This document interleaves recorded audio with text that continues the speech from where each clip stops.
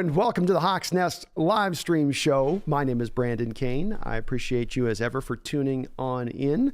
Our general manager last week, John Schneider, went on ESPN, 710 ESPN, and granted a very rare interview. John is not a man that likes to talk very often.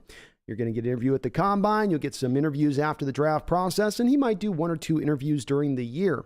So when John Schneider tends to speak, I absolutely do listen. And what's notable about this recent interview is it wasn't him just sort of playing cloak and dagger. He actually gave you some tidbits, a little bit of insight into the Seahawks process and what they're looking to do on into the future. So I pulled out these 7 little clips, 7 little sound bites, and we're going to go through each and listen to what John had to say and see what we can kind of determine from that. And the first one up is John Schneider being asked about what brought about the Seahawks' unique success in the draft last year. How were they able to get so many of these good guys who were able to be so ready to play so immediately? But, really it was, we didn't feel the need to draft for need, if you will. We really were able to get in a comfortable place with the staff and say, hey, look, these are the players. We're going to keep taking good players throughout the draft, and we're not going to reach. And, we're going to keep just plugging away and doing what we do. Very specific language from John Schneider there on that answer. I know he was kind of mumbling around his way to getting to the answer on it, but indeed he did. And I've really spoken about for a long period of time now when asked about it, that I believe a lot of the success in last year's draft came from the fact that the Seahawks pivoted off drafting for need and just stuck more in the pocket of picking the best player available. It seemed like if you wanted to ask what was the main thing that had changed from recent drafts, I've always pointed to and said my instinct on this is it's that. Well, Schneider with this kind of interview and this soundbite certainly does indicate that that is the truth of the situation. That indeed they did pick just simply the best player on the board last year, and that you've got to just laud them for that, number one. But number two, this also gives you a lot of confidence going into this upcoming draft as they now have the method to replicate the process and hopefully bring about the same kind of success. On the second soundbite, John mentions that old value of being a consistent winning football team. So this will be the 14th draft in San Fran, and Arizona have picked 6 times in the top 10, and the Rams have picked 5 times in the top 10, and this will be our 3rd time. So let's these are exciting times, but it's that consistency, I think, that we're all most proud of. Consistency is a great thing, and there's been no doubt about it. If you look over this 13-year stretch of John Schneider and Coach Carroll, there has been no team in the league that's gotten to the playoffs as consistently as our Seahawks, maybe absent the Patriots with Bill Belichick and Tom Brady and their run that was going on at the very same time. It has been wonderful to watch the good brand of football that they put on the football field year in and year out, no doubt about it.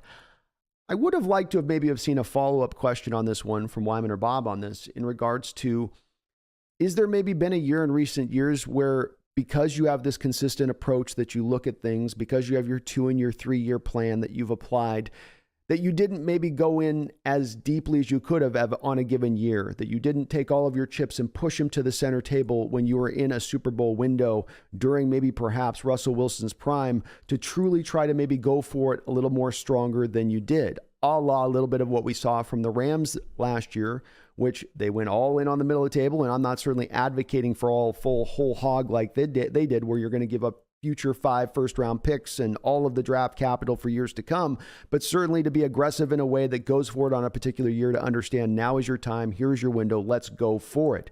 The question wasn't asked, but still something that I will wonder about as we go into the future, and especially when I look back on this period of Seahawks football. On this next question, John's asked about the Combine, how it's changed and how the Seahawks have changed their process with that evolution. The Combine's changed a ton. The height, weight, speed part, we have all these GPS numbers now that, we get from the schools too. So you can literally see how guys are running with their pads on instead of, just training for a 40. This was a very interesting answer from John Schneider. I know the GPS is on its way to revolutionizing football, most especially in the draft evaluation process. There has always been this long frustration held by both scouts and general managers as to having players that are a certain speed when they've got the pads on, but then when you give them an offseason to train as a track star and they can get all of the techniques down for that so that they get their 40 perfect, you have a guy suddenly now maybe running a lot faster 40 than he actually is on the field. And GPS and the installation of GPS is going to be the thing that basically eventually pushes the 40-yard dash completely out of the room. And the way that this is going to be done is just by how John Schneider is describing here. College football programs now are going to insert these devices onto these college players. They're going to gather the data, keep the data, and then be willing to then offload that data to general managers throughout the league so that they can make these better determinations about these players. They can know truly how fast they really are with the pads on, with the ball in their hand, when they're pursuing a ball carrier. And that's tremendous value, as it's going to mean that you're going to be able to be more accurate on a prospect, even just by a little bit. But GPS, it's sweeping the nation. Next up, John's asked about if he can be swayed from combine testing numbers. How much of an effect does this have on him when he sees a given prospect do very well in a given drill? You've got a good or bad feeling about the guy, whatever it is. Have you ever been swayed by the shuttle drill, the 40, the bench press, anything that goes outside of the interview, any of those other things that are involved in the combine? Yeah, I'd be lying to you if yes, absolutely. You know, especially down the line when you have guys graded, say, in like the, 5th, 6th, 7th free agent group, like what are the redeeming qualities? I mean, if there's a short shuttle in there, to your point, or a vertical jump or a broad jump, something that stands out, there's always going to be something that brings us back, to the film. And are these redeemable qualities that we can develop? And so, Patrick Ward and our analytics guys do a great job of continuing to, highlight guys' strengths for us and kind of throw us numbers that we can't necessarily see on film. But at the end of the day, how fast does a guy play on the field with his helmet on, with his shoulder pads on, instincts, bringing it? That's really what the essence of it, and we have to stay true to that. It's been one of the long, hot debates that continues to be contested out there amongst NFL football fans. Does the combine really matter? Do all of those testing numbers and drills that they do really matter? And John Schneider is giving you the answer that yes, they do. They in themselves are not going to be wholly what you utilize in order to make a determination on a player. But as John said, if you go back and see a short shuttle where a guy's really quick, you go back to the film and say, hey, maybe he was that on film. Maybe this is a little bit of a lack of him polished as a player, but he has more of that physical ability than we initially truly thought. So for those that are always saying necessarily out there, oh, the combine doesn't matter, it doesn't impact at all, he's telling you quite starkly here that indeed it does. When asked about Geno Smith, John Schneider did acknowledge that the team would like to have him back and in the fold and sign him to a contract extension, but he also did acknowledge that there is a number that they will not go to. Yeah, but Bob, that's in any negotiation, right? I mean, there's a drop dead number, sure, absolutely. No, we're not going to go there, right? And that's. It sounds cold, but like any negotiation I've ever been in, it's like, okay, that's not happening. Mm-hmm. This is the ceiling. And this one's kind of a no duh, but I think for some out there in the crowd that are thinking that Geno Smith is somehow going to command $35, $40 million a year, this would at least, I think, put some cold water onto that thought. Yes, the Seahawks are interested in bringing back Geno Smith on a contract extension, but it's going to have to make sense for the team. And John's going to have a number he's going to willing to go to, and it's not going to be higher than that. And I have to feel like it's probably $30 million or less minimum, and I still think it's probably going to be less than $30 million on average per year. We'll see how this all kind of bakes out when it's all said and done, because there's a lot of moving parts here. There's a lot of how the draft's going to impact this if other teams come into the fray on this one. It could go a lot of different directions here with the Geno Smith situation, but it's good to hear with him that the team's not just saying, well, we got to bring him back. Doesn't matter the price, just we got to bring him back. We've realized he's this valuable guy. We got to do it. And said, no, we do want to bring him back, but for the right price. On this next question, John Schneider's asked about whether or not he had any favorites from this last draft class, any guys that really have stood out to him, and he's really excited about their potential moving on into the future. And he had quite a surprising answer. Yeah, not favorites, but Tariq Young is really for sure. Yeah, I would love to have seen him have more opportunities. You saw it down the stretch. Any of those guys that one of my favorite players that I ever scouted was Jimmy Smith at the receiver position, who was, went through some personal issues in Philly and Dallas, and then ended up going to Jacksonville and ended up becoming phenomenal, perennial Pro Bowl player. And any of those guys that run down as a gunner, as a receiver, and they're willing blockers and, will come downhill and crack you and, come up, get to the second level and take on linebackers and stuff like that. I just love that. He's a big man. He's confident. He's really smart. Really excited to see his future. He almost broke one against the Rams and got tripped up there. But yeah, would have loved to see him get more opportunities and excited for his future. You made me pick one, so. Well, I bet you weren't guessing Tariq Young was going to be his answer, were you? In a draft class where you've had so much great performance, you've had Tariq Woolen leading the league in interceptions, Charles Cross and Abraham Lucas holding up for a full year on the edges. You got Kobe Bryant with his causing of turnovers early on and his nose for the ball, or Kenneth Walker and his sensational ability to run. And he goes to Tariq Young. Very interesting. And I've got to say, I'm not altogether that super surprised. Tariq really did seem to come along as the year went along. The team started to give him more and more snaps. When he was in the preseason, he looked very much like he belonged as an NFL wide receiver. He's got an NFL wide receiver frame. He's a bigger guy out there. He can move. He can move with the ball in his hands. You can have him do fly sweep stuff. Hell, Seattle had him back there as an I formation fullback at times through the end of the year. So he also maybe provides quite a bit of versatility as well. But take note of this. I don't think it's any small thing for John Schneider to reference the 7th round rookie and saying that he feels like this kid's got a little bit of a future ahead of him. And I love to hear that, especially when we look at this wide receiver core and realize it is a little bit thin at the moment.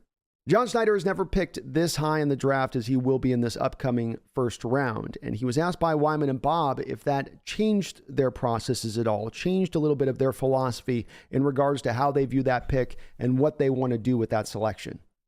Does philosophy change at all with a pick that's this high? Not the choice of player. It's the options that are available to you because it's such a high pick. So, Indy losing that game really hurt. Obviously, Denver winning that game. Otherwise, we'd have the 3rd pick. But even that difference between 3 and 5 in terms of moving around, the value of that pick is really important. I've only been involved with it one time this high, and I think it was actually the 5th pick. We took A.J. Hawk from Ohio State in Green Bay, and we were trying to decide between Vernon Davis and A.J. But the value of that pick, we moved around a little bit, maybe two or three spots, but there's a lot of compensation that comes your way up there. A lot of opportunities, but in terms of when you're on the clock and picking, no, it's the best football player. Ooh, I think John's giving you a little bit of a whisper here. He's telling you, I sure would like to maybe move back. I sure would like to get some of that extra draft capital by moving back a little bit in this draft. I don't think that him saying this just is happenstance. I think there's a little bit of a laying of a groundwork with the fan base here saying, hey, prepare yourselves, get your heart right, because we might come on to draft day and you're watching our Hawks fall back 4, 5, 6, 7 spots in order to pick up future draft capital. And this is one place that I'm actually very much in favor of it if the Hawks do. I know there are some fans that just want to stand tight and just take the best player available on the board. And hell, I just did a soundbite about them having so much great success last year when they took that approach. But nonetheless, the cost would be so great for any team that wants to move up into that number 5 spot, especially if it's to go get their quarterback of the future. And the Hawks could come away with one hell of a haul. I've referenced this many times, but it's the equivalent of getting the genie in the lamp, rubbing the lamp, genie comes out, he says, what do you want to wish for? And you say, I wish for more wishes. And he's actually got to say, okay, I grant your wish. That's the equivalent here. I would love to see it. You'd get a great haul. And John Schneider's already thinking about it. There you have it, folks. Let's see what you guys also think about some of these sound bites and whether you kind of agree with my sort of take on this and how I kind of view them. But what was notable for me on this was the fact that there was just so many little bits in there that usually don't get much in these interviews. It's very much him just keeping the cards very close to the vest, you know. Is anybody looking? Anybody looking? No? Okay. I'll raise you. Here he was giving you a little bit, I think, and especially about his excitement in regards to Tariq. Most especially, I felt like at the beginning, I led with it at the top for a reason, and the thought process I've had for a while with the fact that, yeah, they did something different this last draft. It wasn't merely that they've been just getting so unlucky these last 4 or 5 prior to this one, and this went diametrically different than all of the recent past drafts. That was not the case. Something had changed in their process and the way that they attacked that prior draft. Yes, they did have more picks, but you could see a philosophy change there. And I thought that Schneider there with those words kind of confirms a little bit of that within it. And I know that him wanting to trade back, as I said here at the start there, is going to get some people a little bit worried because they just want you to stand pat. But I think that there's some really good arguments to be made in regards to that. So let me know what you guys think in the comment section. We're going to interact here on the chat and see what you guys thought as far as that goes. But very encouraged I was by what I was hearing from our general manager. I wouldn't take anything out of that and go, boy, I don't feel good about where we're going into the future. Maybe that they're going to be guiding even stronger into the BPA, best player available. They've got a price that they're willing to pay on Geno. You might even feel a little more excited about this draft class if we can get even more so with Tariq Young's future development. There is going to be a price that they're willing to go with Geno, and they're not going to go above that. I think there's a lot in there on that. So we'll see what you guys think. I appreciate you all tuning in. If you like what you're listening to today, please do hit that like button for me. I would really appreciate it. Megan Gok Roger, my lady from Dan Unda, it's good to see you in the chat. I hope you're doing well. And Power Code, hello. Shams, what's up? Adrian X, hey, hello. Mr. Isaac 50, hello, my man. How you doing?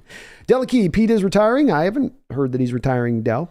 I haven't heard that at all as far as rumor goes. Amari, John Taylor said he's not going to overpay Geno. Well, as you just saw in that video, that's exactly what he's confirming in that. And that's why people have said, oh, no, he'll go 35. He'll go, if I'd even offer 30, I think is going to be too high. So we'll see where all the numbers play out on that. He certainly indicated that he does have some interest in paying him, but there is a price they are willing to go. Ryan Ball says, I can see the Hawks going 13-4 next year. Well, you're going to get me dreaming already, Ryan. You're getting me dreaming already. I hope you're right on that. I think it's going to, for me, I could potentially get swayed to getting to that place as a predicted record for our team next year. But I'll tell you, I'm going to need to see a real strong offseason. I'm going to need to see them knock this offseason out of the park to get there. But it's possible. Delikey says, I'm glad he won't reach. Pete must be the reacher.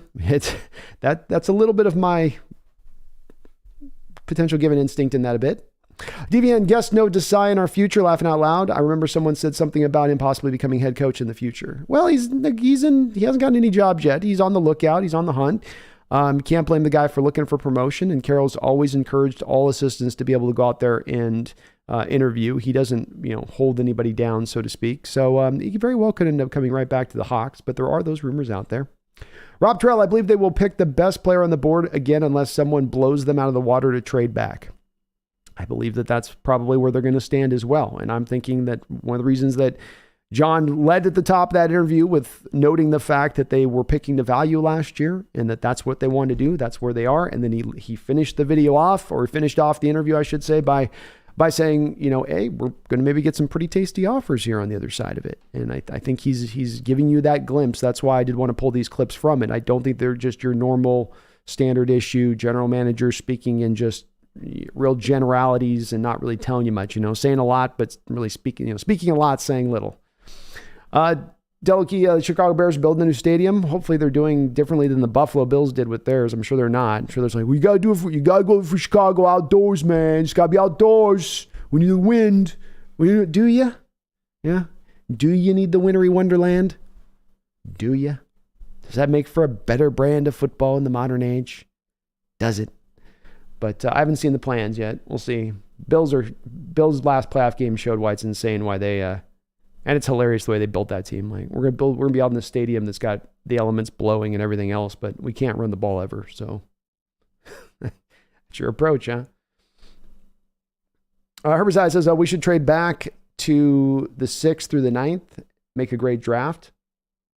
That's what I think that's my ideal as well. I'm working on it'll be the next video we do here this week on the plan. So my members of the channel, keep an eye. I'm going to be posting the article tonight on this one, but I've got 5 given scenarios that I think are the likely clear scenarios early on for our Seahawks as we go into this draft of the ways they could go, like 5 roads that all branch off. I know there could be potentially more than that, but these ones seem like the clear cut one of these ways this will break down. And I'll be doing that probably either on Wednesday or Thursday show, one of the two. So we'll be getting into that very soon with it. But that's my ideal as well at this point, is to kind of move back a little bit. Herbicide, I think you can get quite a decent little haul moving back simply maybe 4 picks. Carolina at number 9 there, looking pretty good.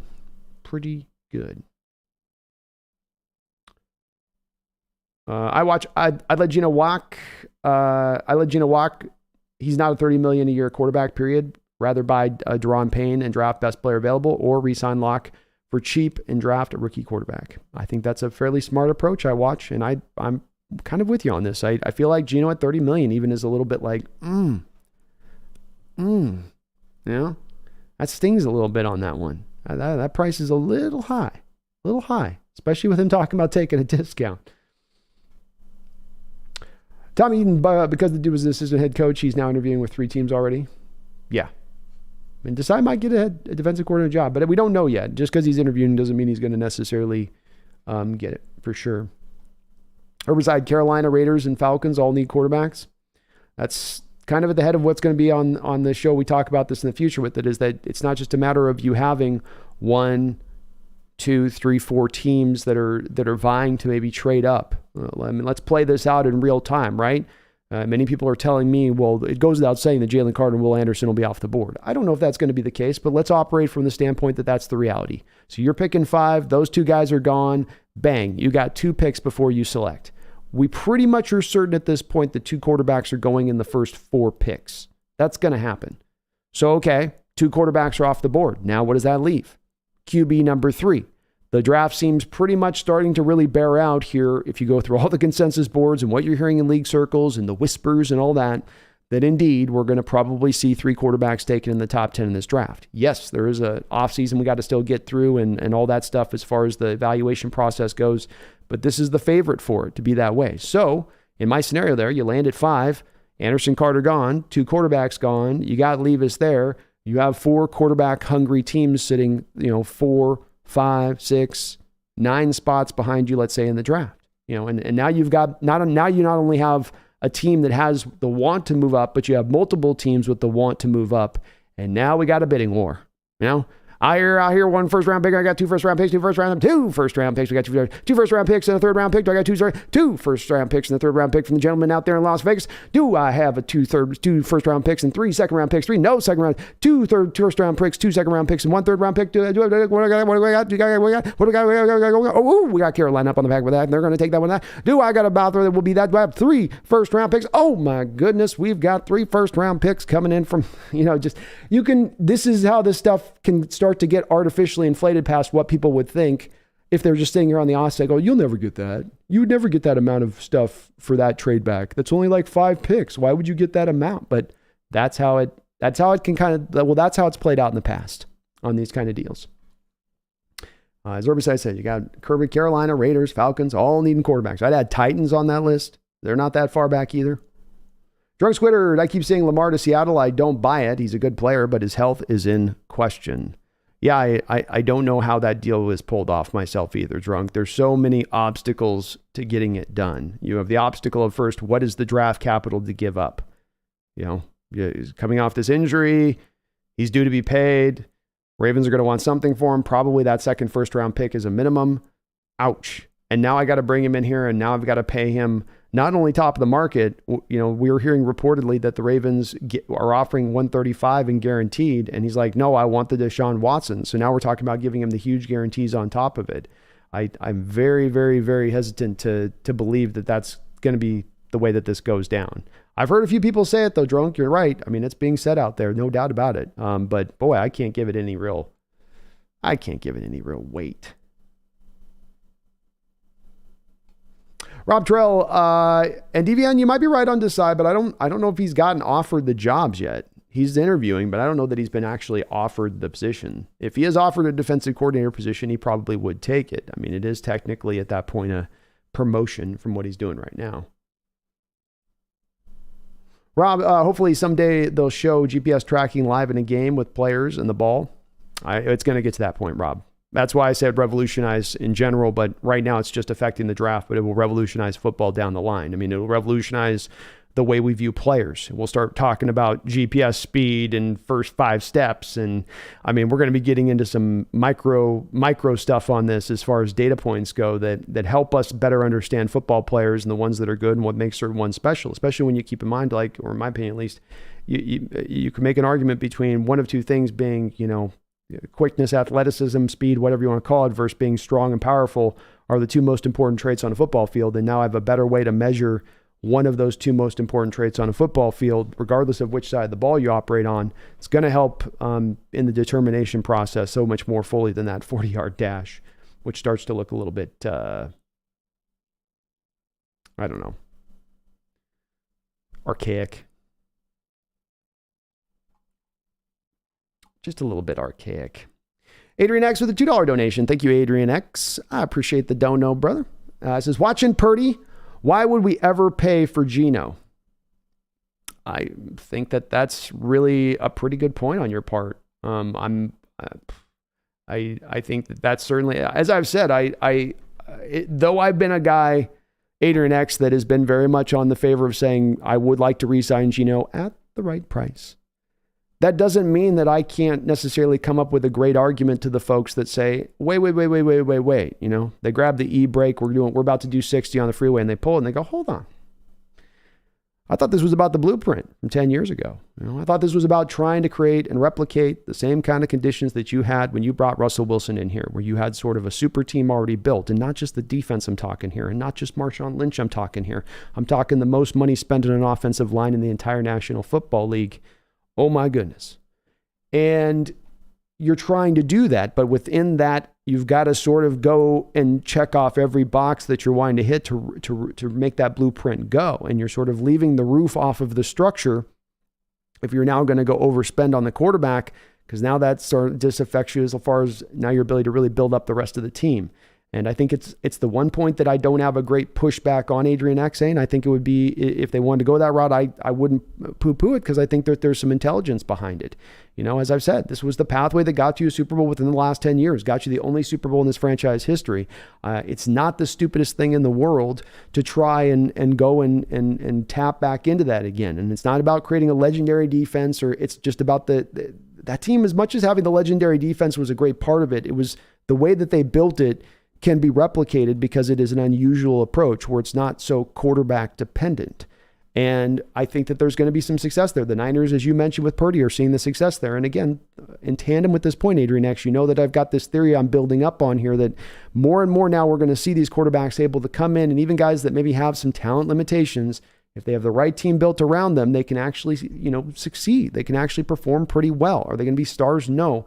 But if you have the rest of the team built up around, they can take that team far into the playoffs, farther than even some of those teams that have the quarterback who's supposed to be the superhero carrying the day for them. And I with me and my theory on that, I'm growing more and more to believe that this is the new evolution of football. This is how football changes every 5 to 10 years. This is the new change that's happening right now. Maybe it'll only last for 5 years, and we'll get right back to the superhero diva quarterback era again. But right now, this is the one that it seems like it's transitioning into, which is that maybe you can get that later round guy to perform 90% of what Geno Smith is, but you're paying him less than 1% of the salary cap, and now you're able to take all those cap savings and build up the super team around. I think that there's an approach there that makes a lot of sense. Drunk says, I see Seattle drafting Jalen Carter and draft maybe Anthony Richardson. I would be happy with that draft. I wouldn't be bemoaning it. Anthony's a risk, but he's got a lot of reward factor to him too.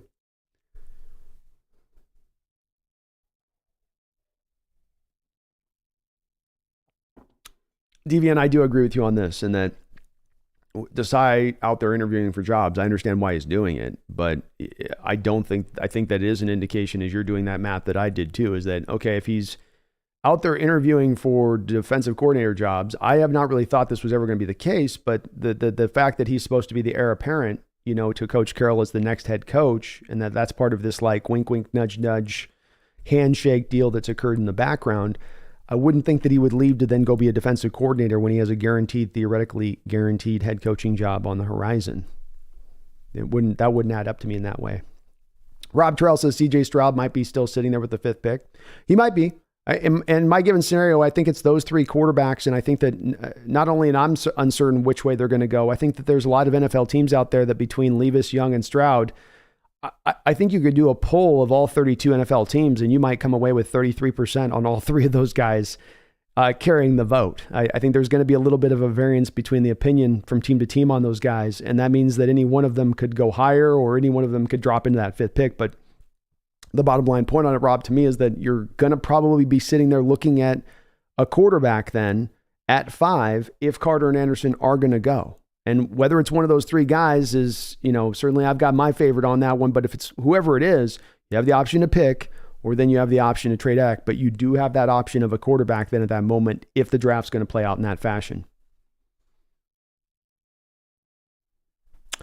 Tommy Eden says, I agree with John Schneider here. Young showed some serious upside. He did. And not only did he show some serious upside at the end of the year when he's coming in there and playing, he showed it in preseason.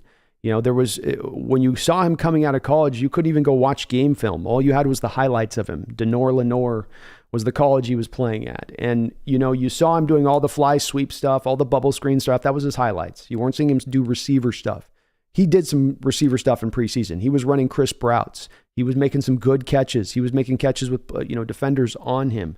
And when called upon this year, I thought he, as Johnson got better and better, found his way into the offense one way or another. Hell, you had him at fullback. I love the idea of in future years of Waldron being creative with putting him back there as that fullback. I mean, imagine the potentiality of you have him in there lining at fullback, and then you end up with him in a linebacker in space going upfield. Or get him the ball with a linebacker trying to come up to him and get up to him quick after the catch, and Tariq can just run around him at that point because it's not a corner, it's not a safety. There's some real cool mismatches you could kind of create if he's able to be that kind of willing blocker also, so that it's enough of a threat of a run there, not just only a pass if he's in there in that fullback kind of mold. But he's a guy that I think stood out to me as well as far as very interesting guy who might even round out this draft class even more. And boy, when Schneider makes the comparison to that cat out there in Jacksonville, who Jimmy Smith,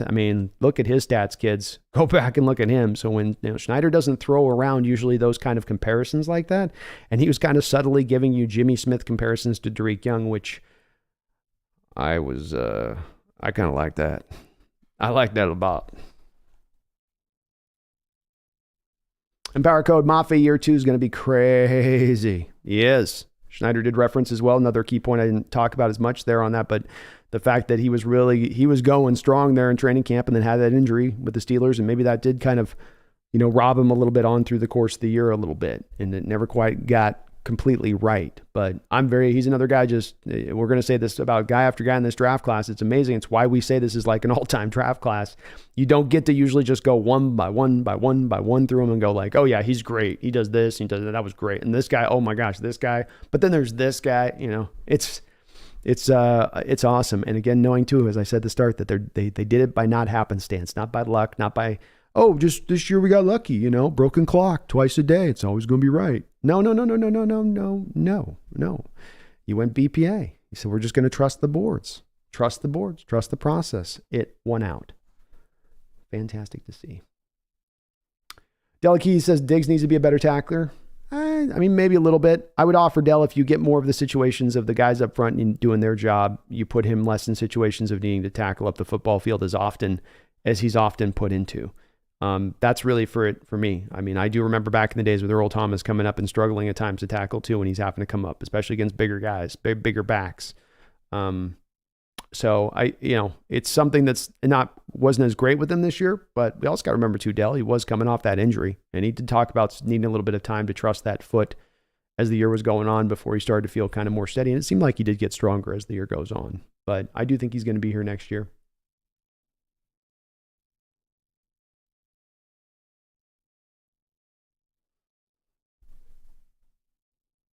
Ryan Ball says, hey, Locke scored 40 points with the second team offensive players to Geno's 10 points with the number ones in the preseason. Yeah, but Ryan, didn't Geno have like 24 drops by his receivers in the preseason?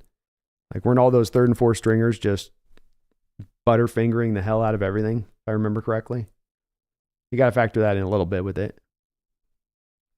But thing with Locke that you got to worry about, that's the part that, showed up in that preseason, is the turnovers. And somewhere Geno was pretty clean throughout the year in that turnover span. And if you're going to be a quarterback of a Coach Carroll team, whether Geno's here or whether you're bringing back, in consideration of Locke as a starter, he's got to get that part as much as anything else cleaned up. He's got certainly a lot of natural talent, but those turnovers are going to outweigh any kind of production he has in a guy like Coach Carroll's mind with the way he views the quarterback position. Herbicide, I wouldn't mind re-signing Goodwin. I wouldn't either. I don't think he's going to cost a tremendous amount. Drunk says, what happens to Penny? What happens to Penny? Is he done in Seattle, or does he come back again to play? He's not necessarily done in Seattle, Drunk. I think it's even, in fact, more likely if he'd gone out this year and ran for 1,000 yards and averaged a high yard per carry again, I think he probably goes out there and finds a free agent deal. But being that he did have another injury, I think it's more of a likely scenario that he ends up back with your Seattle Seahawks. Probably on a one-year deal, one-year prove-it deal. Nate Smokes, CJ Stroud's inaccurate? Maybe when it's off, the play's off script. When it's on script, he's, to me, one of the most accurate quarterbacks in this class. When it's off script, though, when he's got to throw off platform, it's a little more dicey. Nate says, Bryce or no one? Big Bryce guy, huh, Nate? No, I think he'll be one of those top 10, 3 of those top 10. Daniel W., the question was, who will take a big leap in year 2? And he said Tariq Young didn't necessarily mean it was his favorite player, just he would take the biggest leap. Oh, my bad. I was trying to put it together, and yeah, sorry about the car alarm, folks. Somebody's got their car freaking out. Come on, get your car fixed.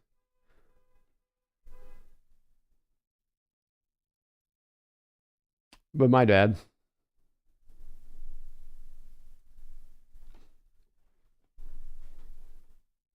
Michael Myers, Tariq Young, or Deebo Samuel? Tom Eden, I think Disley is more like Kittle, but to be honest, Parkinson started to really turn on at the end of the year, and he is a really good blocker too. Yeah, Kittle's kind of he's a unique beast, He's like Kelsey. They're just kind of their own kind of unique kind of cat. I do think Disley, if we're going to make a kind of close comparison, is there, but certainly Kittle better in the open field, just a little more twitchier. But Kittle's also not suffered 2 major lower leg injuries. So, I would have loved to have seen like Disley, no lower leg injuries matched up against Kittle, with where he's at, and seen how that could play out a bit, but Disley's still a pretty solid guy. Drunks as long as Seattle doesn't draft Malik McDowell. No. They will not be drafting that.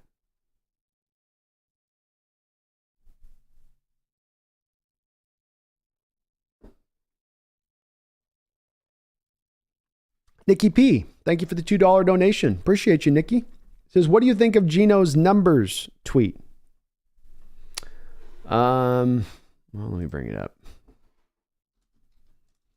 I think I know which one you're talking about, but I want to make sure I'm referencing it right.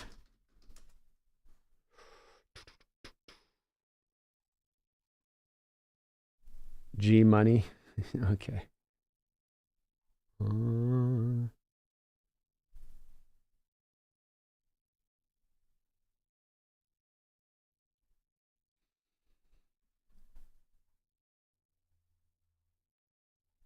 I should just ask my guy that's playing with him what's up with it. I think I saw you on it. It's going to be hard to get the contract done, I think. It is, if he's going to push, if he's going to live up to what he talked about before Nikki, and like we was saying in his press conference at the end of the year, and talking to reporters, he said, okay, well, I understand that this team's had my back, so I've got to kind of, one hand washes the other, let me do for them as they've done well for me now. And so that means I'll give him a little bit less in this contract. I'll take more than what I could go out there and demand on the open market.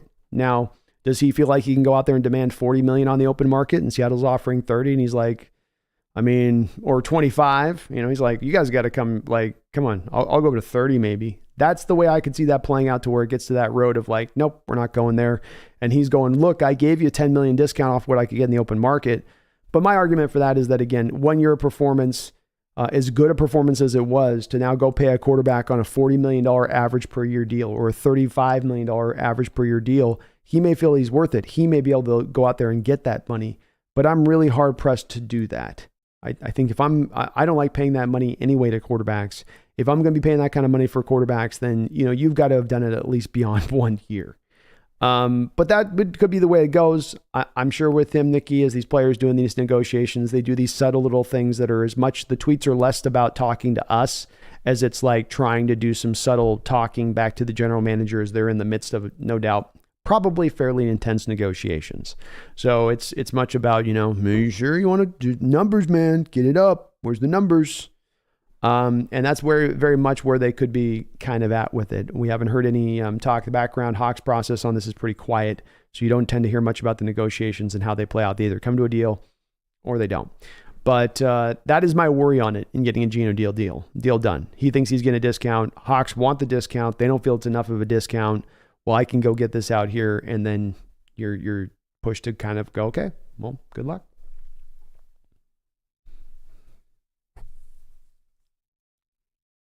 Ryan Ball says, apparently there are some good defensive tackles and edges outside of Anderson and Carter. I think there are. I just think, Ryan, it's to me, you have your tier 1 in this draft, and then you have your tier 1.5.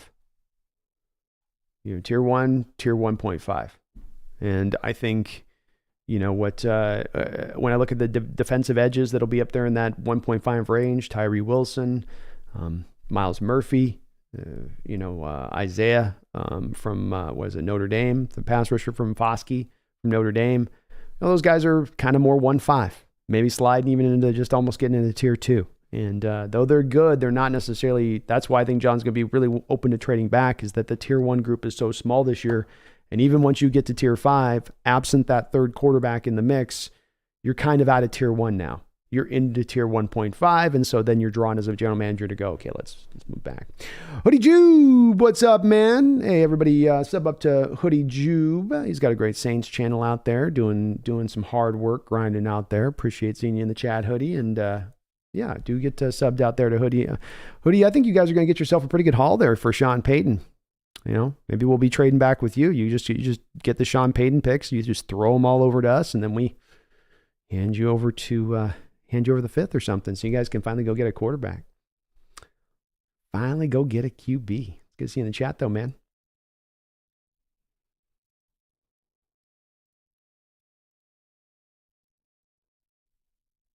Ryan Ball says, I think I'd rather have 2 good players than 1 great one. That's a good question. I mean, that's an eternal debate right there.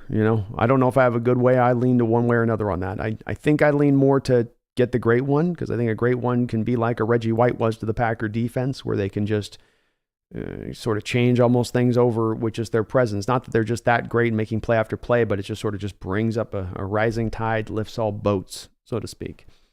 But I think for me, the question on this comes really at 5. It's not the proverbial question of taking a great one versus taking 2 good ones if you trade back. It could very well be, do you want to take 1 good one, or do you want to get 2 good ones? That's, to me, the question of trading back and from 5 at this point. Because there's not that guy that's that difference maker there at 5 who's going to be that vastly different than the guy that was the projectable guy and where he's going to play at 11. And here's the thing, the team trading up with you knows that too. It's not like you're snookering some team. You're just getting a team to trade up and move up to go up there. Why? Because they want a quarterback. So it's more the conditions that are created to allow and cause that. Kevin Mullen with a $2 donation. Thank you, Kevin. Really do appreciate it. Says, if Desai leaves, we move back to the 4-3 under. Ooh, great question. Great question. I think that there's going to be certainly a draw to do so, Kevin, because you have a couple of things also coming into play on this. The shine on Vic Fangio's defense is certainly fading a little bit right now with its real institution across the league on a variety of different defenses. I think it's been a little overstated, the death of Fangio's scheme, just a bit, because I think a lot of the teams that fail with his scheme do one of 2 things. Either A, they just transition from a 3-4 to a 4-3, and like we did, and go, okay, we're done. And then they don't really change it to really his whole scheme. Or the other side of it is that they do also what we did, which is change and then not actually bring in the personnel to fit the scheme. So you have 4-3 personnel right now. You could absolutely make that type of move. It's certainly within reason if he were to go. If he doesn't, you're going to have to go find some disciple. I guess you're picking up the line for recently fired Ed Donatel from the Minnesota Vikings and saying, hey, Ed, hey, how about that Fangio defense, buddy? Want to bring it on out here to help us get this right in the Pacific Northwest? So probably one of those two things, I would say, Kevin.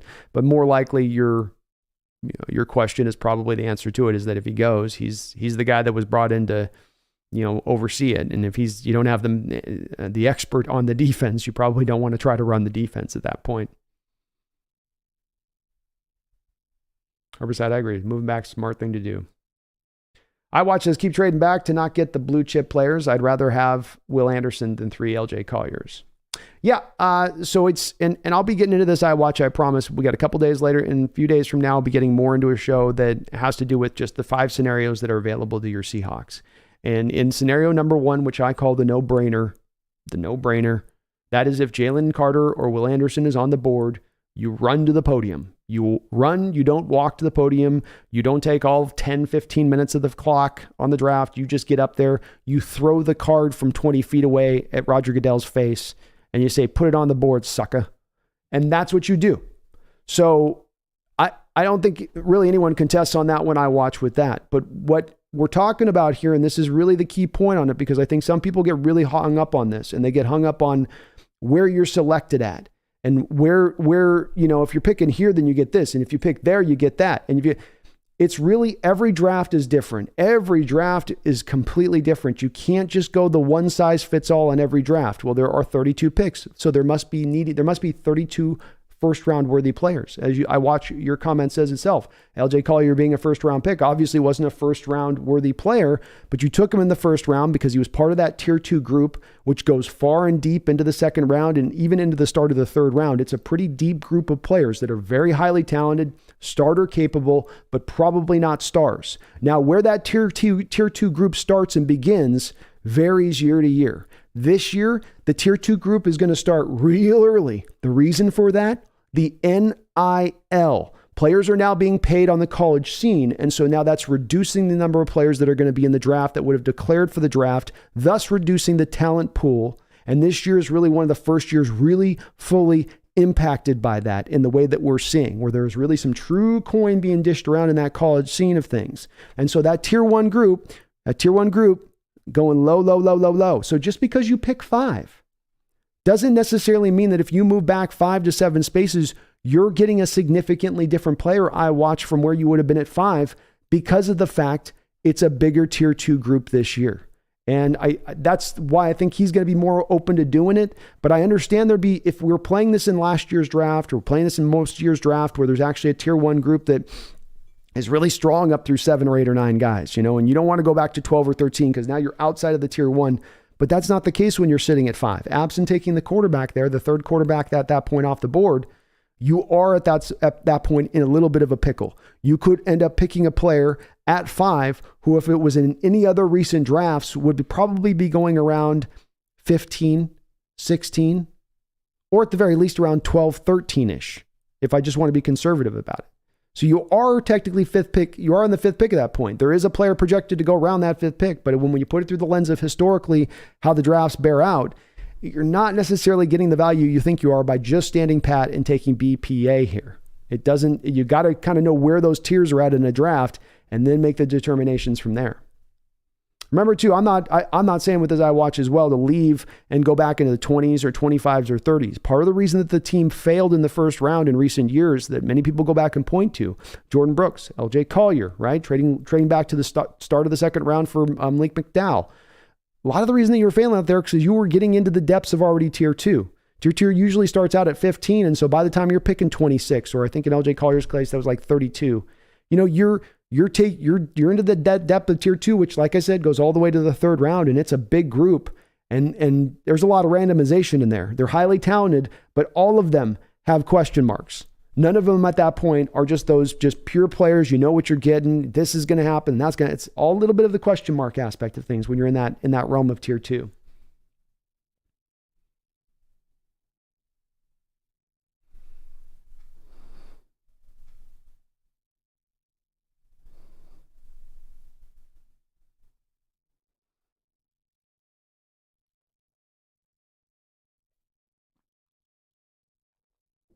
Michael Myers, big fall after top 4 picks, move down a few spots and get an extra second and third. There we go. We don't have to do a big fall. We don't have to do a big drop down. Just a little baby drop. Just a baby bump. 100 CBN, how you doing, man? James Watson, if we're active in the draft, then I see us moving back about 3 times. It's possible with Johnny Boy, you never know. I don't want to get too far into the depth of the first round. Like, I don't end up at like 28 with our first pick, but I'm down to move back a little bit. Jordan, Ika, Simpson, and Murphy with our first 3 picks. You could go that way with it. I gotta get warmed up on Ika. I'm slow. I'm slow to warm up on that guy myself.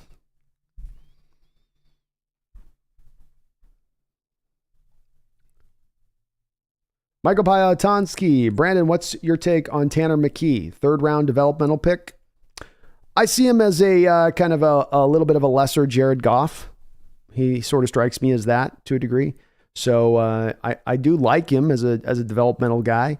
I guess 3rd round is probably about right. I mean, hell, I'm seeing some mock drafts pushing him up into the high points of the 2nd round, and I think he'll have some NFL teams really liking him for he's just got a really strong arm and he can throw really accurately, throws a real tight spiral.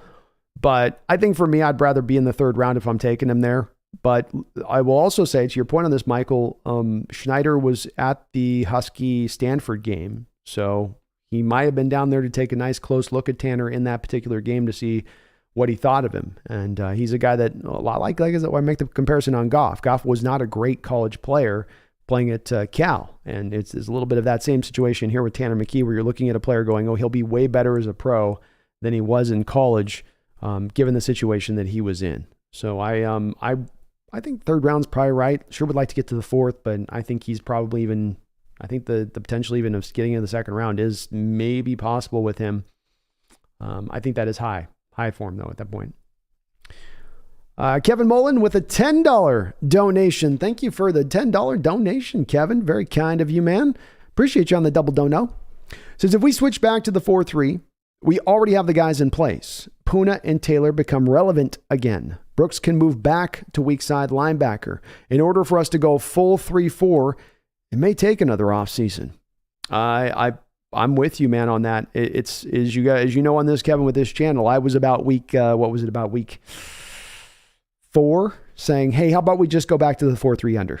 You know, the defense was playing so miserably at that point. They turned around for a four-game stretch against some weaker offenses.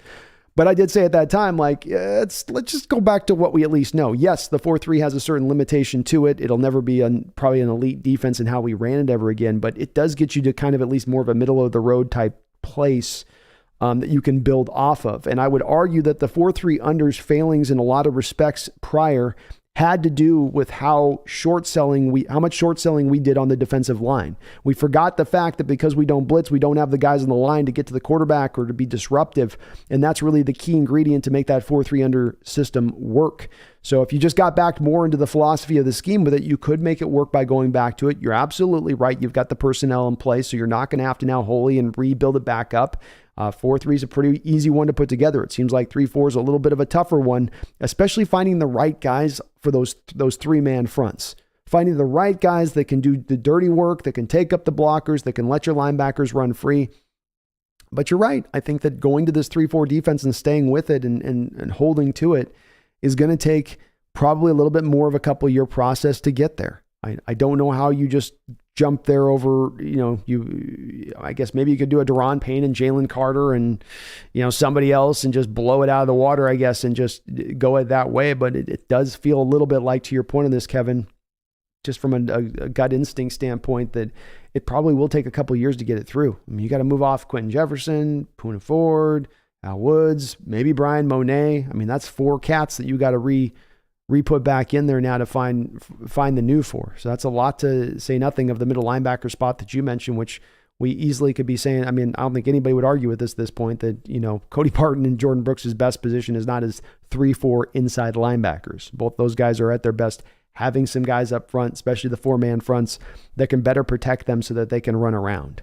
And we'll see what they do, man. But Kevin, I'm in favor of it, man. Thank you for the donation. I'm completely in favor of it at this point. It's sort of what I would call the path of least resistance. You can go this way, which is going to be hard and it's grindy, and you got to look every which way and turn over every stone to find some hidden gem to restructure. But if you move it back to this 4-3, I mean, hell, even a guy like Miles Adams to me would be a great backup 3-tech. Instead of asking him to do defensive end stuff, now he's doing 3-tech stuff. That gets me interested. That gets me excited. So I'm with it. I'm with it if they want to go that direction. And I think it'd be a pretty smart approach. There's nothing wrong with them looking and going, hey, we tried it, didn't work. We didn't like what we saw.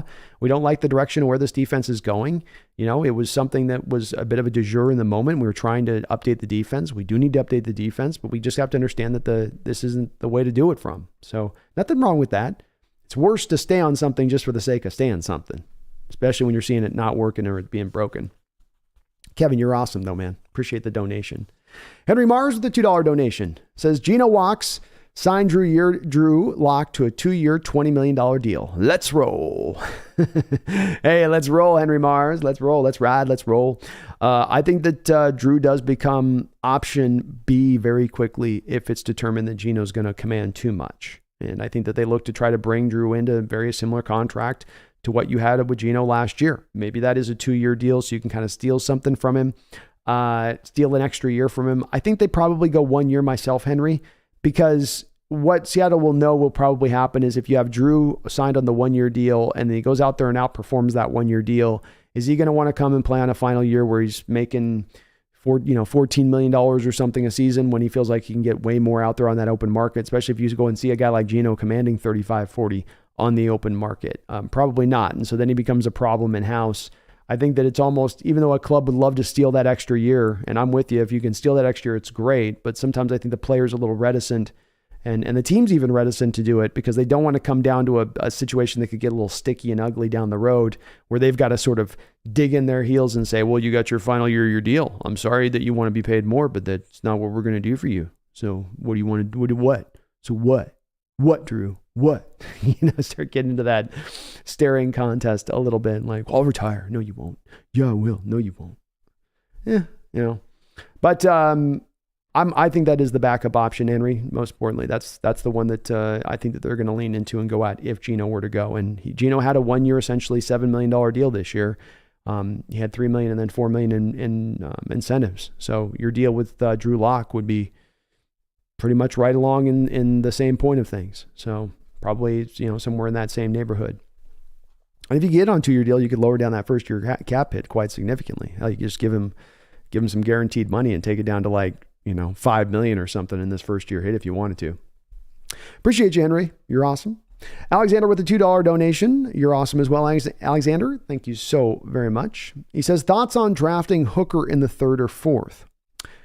I like it. I think I'm a little bit higher on Hendon Hooker than some are out there. I think he's a little bit hard sometimes to gauge as a quarterback because he doesn't look always the most, he's a great athlete. He's just fluid, but it's like how he injured himself. He's kind of like his body sometimes is all going in different directions, as if they're all just sort of disagreeing on where they want to go. But once he gets back from his ACL, he's still going to be, I would guess, an upwardly mobile guy. I thought his arm strength took huge leaps forward this year. I thought his decision-making took huge leaps forward this year. Them having the season they were in Tennessee, to me, had a lot to do with the fact that Hendon Hooker really went back in and put the work in the offseason to develop himself. I thought he, above any quarterback in this past college season, had taken the furthest steps forward. We had so many guys that just kind of maintained, like Bryce Young, or maybe mild steps upward like CJ Stroud, or maybe a mild step backward like Will Levis, or a guy like KJ Jefferson that completely was like, I'm going back to school. But this is a guy that actually, to me, took multiple steps forward in his development from what I had saw on the tape back in 2021. And I took a good look at him in 2021 as a potential prospect. So I like Hendon Hooker a lot. I like seeing the guy that you see the development on him through college. That shows the sign of a hard work. He made himself better as a quarterback. I know he's a bit of an older prospect, but I do think he would be ready to hit the ground running once he got back from that ACL. And if you're doing that as a pick in conjunction with Geno Smith, I don't think that that's the worst thing. It doesn't even necessarily marry you to him long-term as the starter long-term. It almost, you're just getting a chance to, let's see what he is when he bounces back and what he can be, and maybe he's just a really good backup at that point. Great backup to have. And as we've seen in this league with so many of the quarterbacks that have gone down, look, the Niners, they're down to their 3rd one right now. Jalen Hurts is working through an injury with the Eagles. You need a backup. You do need a backup that's at least feasible, if not the guy that would be the starter in the future. So I like Hooker. I probably would like to get him more into the 4th round range, Alexander, because you are getting him off the heels of a late ACL tear at the end of the college season, which means next year he's probably kind of out and already an older prospect. So probably more the 4th round range because of those two factors. But if Seattle took him in the 3rd round, I would be excited about him as a player because, quarterback is a very highly valuable position. And if you knock that one out of the park, if he can become a Russell Wilson-like player to a smaller degree, let's say, then that's a fantastic value. And as I was speaking about earlier, Alexander, it would be fitting to the blueprint, that 2012 blueprint. Appreciate you on the donation, you guys. Thank you so much. You guys are always very kind. Michael Bonikowski, Brandon, what's your take on Tanner McKee? Sorry, I just said that. I'm sorry. I was just answered that one. Chicago, Rob says Chicago could surprise everyone and trade Fields and then select Young as their future quarterback. I'm part of this is where my confidence comes in so highly in saying that I really do believe there'll be 3 quarterbacks taken in the first 4 picks, and that there most likely will be 3 quarterbacks taken in the first 3 picks, which, yes, folks, that would then leave us with one of Will Anderson or Jalen Carter. And I do believe it's going to happen. Chicago could, I think, at the forefront of this trade back, but who's to say that they're not necessarily sold on Fields either? I know he's getting a lot of people that are kind of fanboying out on him a little bit right now for his ability to move and scramble and all that. And I'll be the first person to tell you that guy's not gotten a lot of help out there in Chicago, that they did not put him in a position to succeed when they took him with the number 10th overall pick in the 1st round. Absolutely not. The offensive line, atrocious. Skill position receivers, paltry. The running back position, just okay. Not really very good tight ends. A defense that's waning throughout his time there. But you look at the throw numbers for him last year. You look at the accuracy numbers with him last year. There's some worry there. And if I'm a general manager who's walking in and I'm inheriting Fields and I have the opportunity to take my pick of the litter of a quarterback in a fairly quarterback-driven draft, if there's a team willing to give me that 1st round pick for Fields, is it that I don't take any hit for that? I'm not going to have, nobody's going to blow back on me and go, oh, how dare you trade Fields? I didn't pick him. I inherited him. I'm the new general manager. I get to run this as I see fit. So he can have a little bit of, I think, that goodwill of being that new GM to be able to pull that kind of move in Chicago. And I could absolutely see it going that way too, Rob. I think it's completely on the board.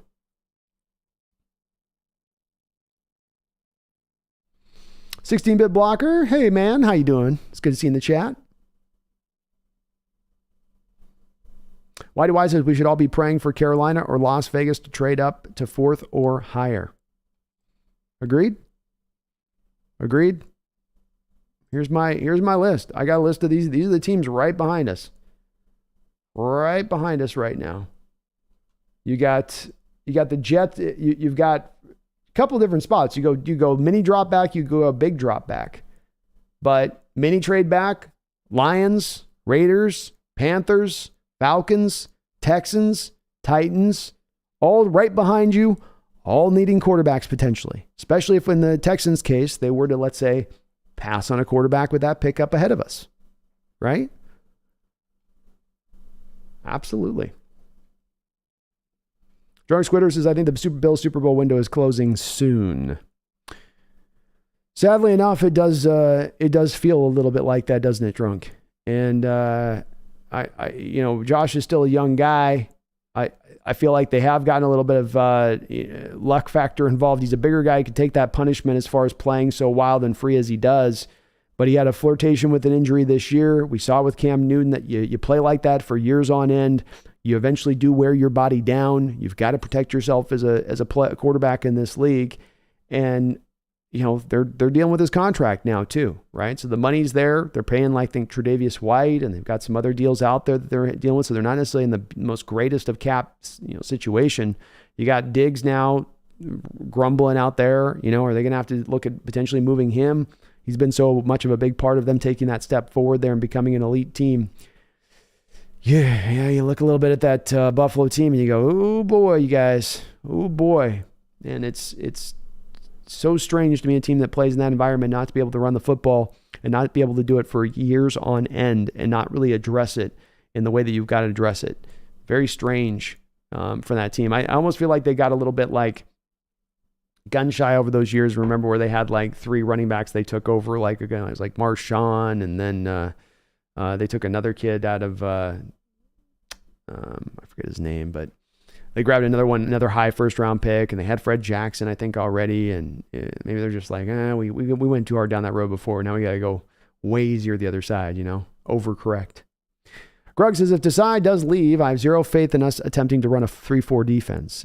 Worst comes to worst, go back to a 4-3. 4-3 is also a lot easier to run and doesn't really require specific player types. Bingo. That is the way I would see it as well. Why do CJ Levis drops to 5. Seattle trades with Carolina for a 2nd, 4th, and a 2024 first. I like that. I do like that. And that's, to me, the feasible scenario here. Why do I? Yeah. That's how that probably plays out. Greg says, Desai should have been the defensive coordinator here in the first place, not hurt. I would have been way more excited by Desai as being brought in as the DC than I was by Hurt. But I was also at a point where I was pretty dissatisfied with just having in-house hires for defensive coordinator positions. Hurt was going to be the 4th in a row. Megan says, not sure what people are missing and what I'm saying. Trading down is insane, and nothing anyone has said tells me otherwise. I think saying insane is a little bit of overstating your case on this. I can say, if you want to say you disagree, then that's fine. You can say you disagree and you just don't. But I haven't heard you counter anything. I've broken down, Megan, here's the thing with this.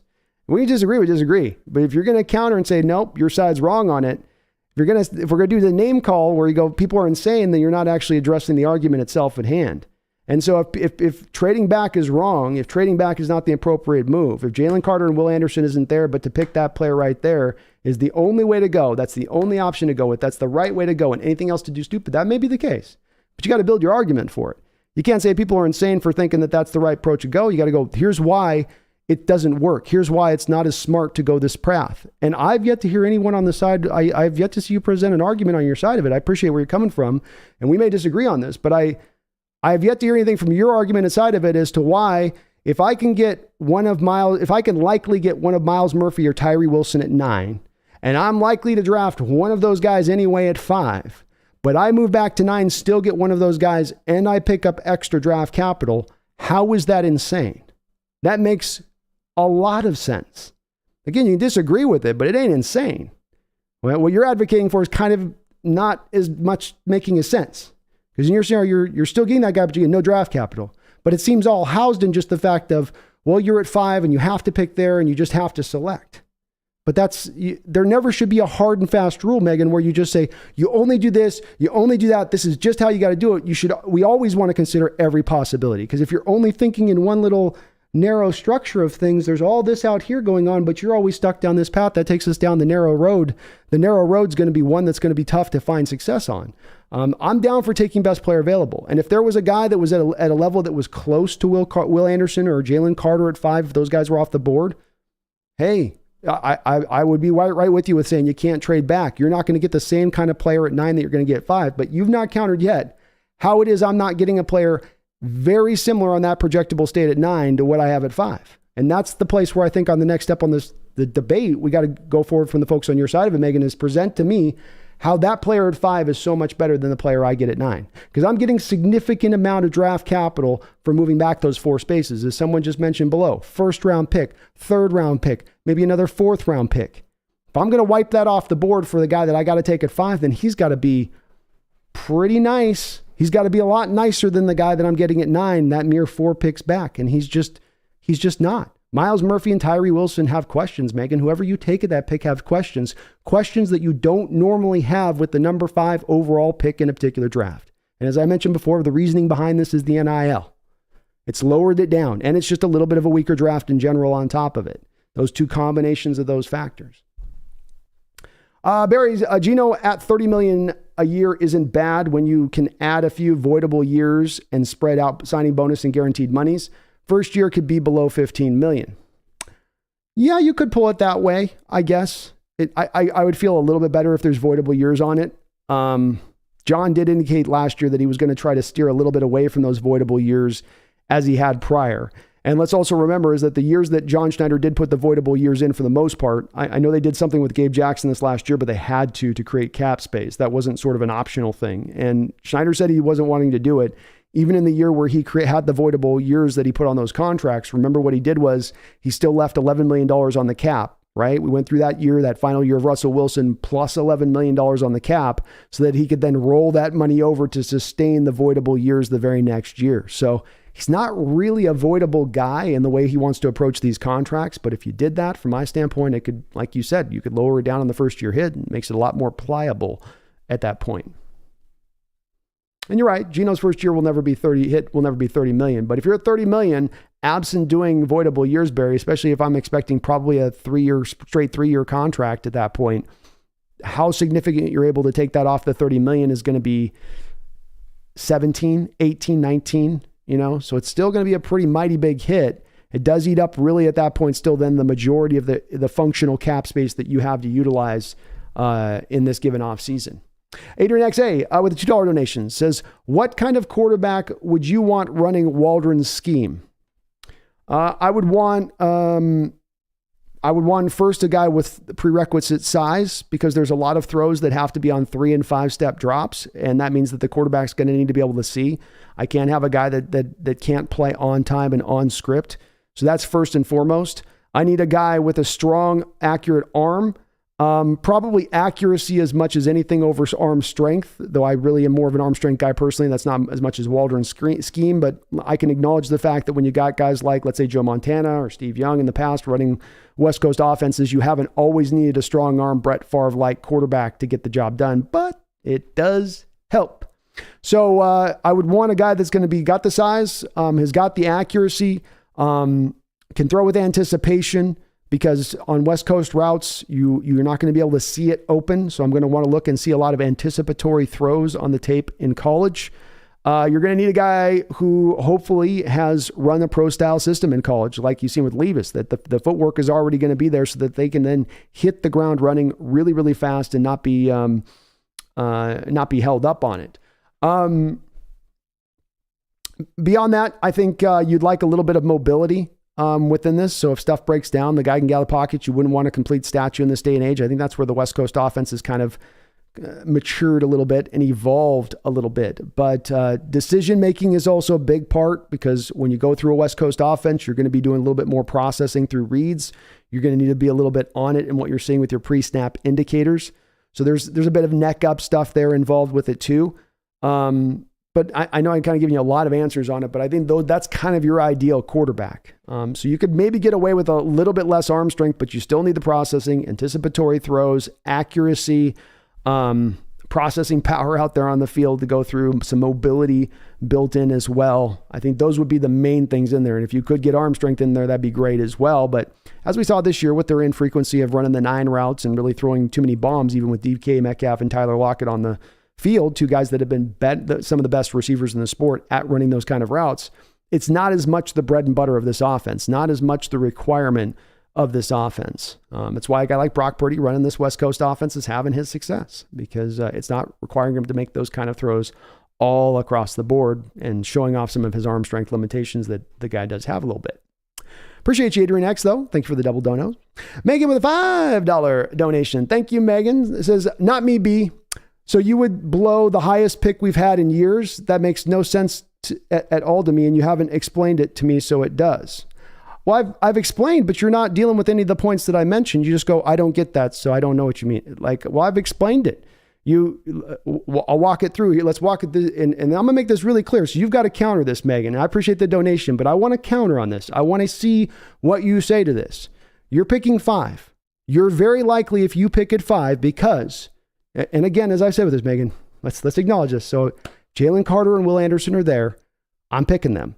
But on my given scenario, on the likely scenario we're dealing with, they're probably not there. So if they're not there at number 5, and then the likelihood is that we're going to take probably a defensive player because we need help on defense. And that player is likely to be one of Miles Murphy or Tyree Wilson. And you move back 4 or 5 picks and you can still get one of those guys. Or you can get a player that's equivalent to those guys in talent level. Okay? Talent level. I feel like you're being a little obtuse with this because I've said this really clearly a couple times and I still don't have the counter on it. It's not that eminently complicated. The player I get at 9 is equivalent. This is really something you're going to have to push back and tell me how I'm wrong on this. The player at 9, the player I get at 10, the player I get 11 is very equivalent in talent to the player that you get at 5, Megan. Very equivalent. You're not getting a significantly better player there just because you happen to be picking at 5 arbitrarily. That'd be an arbitrary reason, right? Well, we're at 5, so this player must be better than the one I'm getting at 11. That's an arbitrary reason. That's not built by anything. That's not in regards to looking at the players or the talent level you have or this type of draft or whatever. So if that's the case, right? If I'm getting an equivalent player, but just to move that back now, I'm getting extra draft capital while still not losing out on the same equivalent player. How is that crazy? I don't see how, I really don't understand how you operate from the standpoint of saying that's crazy. It's to me, it's more kind of the opposite. It's crazy to go, well, we've never been at the 5, we've never been a top 5 pick in all these years. So it'd be crazy just to move off of it because we've never been at that pick in top 5. We've never been at the top 5 pick in 25 years. That's simplistic. You want to make a decision based on many different reasons and many different factors. You never want to come in football to one simple thing and go, well, you only do this because of that. You do this because of A, B, C, D, E, F, G. You go down that line. And if you're ever doing one thing just for one simple reason, then you're going to make a poor choice for just only using that one simple reason. As I said before, Megan, it's a little bit of like looking through and just going like, here's how I'm going to see the draft through this. We got all these other possibilities out there. And if you're only going to go down one line on the draft, you're going to be set up for failure a little bit. If the guy was there, as I've said, Megan, if the guy was there at 5 that truly drew that value out, that was worthy of that value there, that was the guy who you have Will Anderson, and then you got Jalen Carter, and these guys are neck and neck in that talent level, and they're way up here. And all these guys down here like Miles Murphy and Tyree Wilson, they're kind of down here. There's potential with them, but it ain't the same as what you have up here. If I had a guy that was a little bit like right there below, hey, I get it again. Don't want to move back. Don't want to lose that much of a significantly talented player at that point. But that's not what we're dealing with here. I've looked at these guys, Megan. I've watched game film after game film of these guys. You're not getting an equivalent player to Will Anderson and Jalen Carter at number 5. You got to put that out of your mind. That's not the reality of the situation just because you're picking at 5, the arbitrary number. That's not the way this draft's playing out. I backed up what I've said with reasons on this, Megan. It's a weak draft. The NIL, I kind of get countered back from your side of it like, well, that's just crazy. I still don't understand the reasons. You got to give me some tangible of what player is it I'm getting at 5 that I lose out on at 9. That's probably the next point to counter on with that. Megan with a $10 donation. It says, so if all the players so here we go. Megan says, so if all the players are of equal talent, why take him at 5? I guess what I'm asking is why wait as the player may not be at 9? You'd risk missing the player at 5 to wait at 9. Well, I think at the base of this, there's 2 things here, Megan. Number 1, thank you for the donation. I really do appreciate it. Number 1 is this. The player at 5 or 9 that you get, if you lose out on the player you're going to pick at 9 and you go back to, you lose at the player you're going to pick at 5 to go back to 9. Okay. If that occurs, there's a built-in part of this of they are in the same tier. Not all players of equal talent, Megan. And again, I break this down to such an nth degree. I don't know why it's kind of confusing on it. Like I said, there's a tier 1 group in this draft. Think of it like this, Megan. Tier 1 goes 0 to 4. By 5, you're out of tier 1. You're now in tier 1.5. I'll give you an arbitrary number. Tier 1.5 last till pick 13. Okay. So from pick 5 to 13, you're now in tier 1.5. 1.5 is a far cry from tier 1, but all the people within 1.5 all reside in about the same talent level, all have the same projectable upside to their game as you look into the future. Okay. So think of it like that. Think of into tier 1.5, not tier 2, not tier 1, 1.5, starting from 5 to 13. So moving back within that doesn't cost you anything. You're getting the same kind of projectable player by moving around at that point within that 1.5 tier. That's what I'm saying. It's not that they're all equal talent. It's that this draft in the top of the first round, Megan, to put it as succinctly as I can, sucks. I'm sorry to say it. I wish I could brighten everybody up and say this draft's loaded with the top end talent. It's loaded with question marks. It's loaded with uncertainties. It's still a lot of talented players, still a lot of good guys in the draft. But when you look at it right now, especially at the top, it ain't like other drafts. And I do this with every year where I say every draft, every year is built differently. This one just happens to be impacted by a 1-2 punch of it sucks. Number 1, just right off the gate, it's got less talent naturally. But then number 2, You have guys bailing out of this draft. I think we've had multiple tackles bail out of this draft that would have been top 15 players. I think we've had a quarterback that's gone back to college that might have been up there. There's a couple other guys, and I'll try to think of the names exactly, but there's been a variety of guys that bounce back out from your Cooper Bebe's and everything in between. So it's just not as deep a draft. And as I said, man, if I thought that what you got at 5 was going to be so much different at 9, 10, 11, I'd be with you on it. But I think you're looking at it like that more without really seeing the players and going, yeah, they are really different in that spot. You're just saying they're different in that spot because 11 has to be different than 5. If 5 guys go off the draw, I must be getting a way less talented player. But that's not the case because there's different guys that are going to go off the board for different reasons. What about the teams up in front of you at that point at 10 or 11 where you got 2 teams that want to go for a tackle and now 2 tackles go instead that you were never going to pick, or Bijan Robinson suddenly surprised everybody and goes at number 9 ahead of you. And Seattle's going to know a lot about, let's keep this in mind too, Megan, Seattle and NFL organizations do their groundwork. They're going to know who's going to be available to them when they do trade back. When they move back in those 4 or 5 spots, they will know the likely player that then they're going to then pick if they make that move back. They're not just going to do it blind in that respect. So hopefully I got on that one. I don't know. Appreciate the donations though, Megan.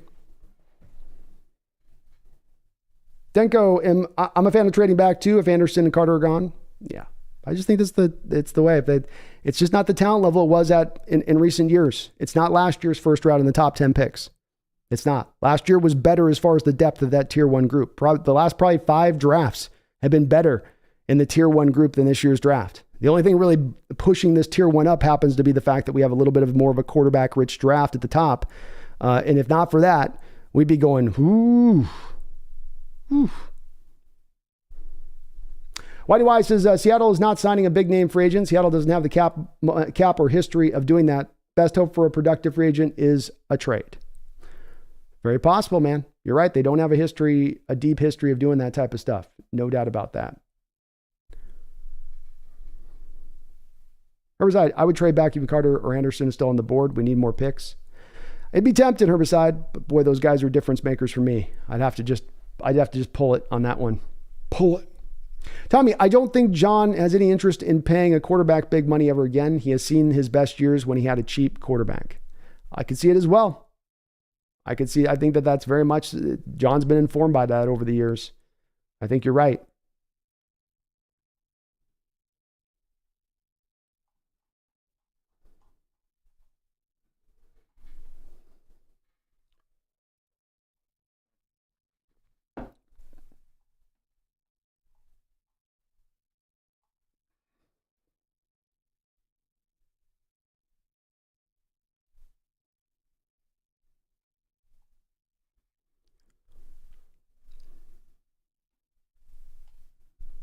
James Watson says free agency could destroy us because of the quarterbacks that are going to be available. Tom Brady, Carr, Baker, Jimmy, maybe Aaron.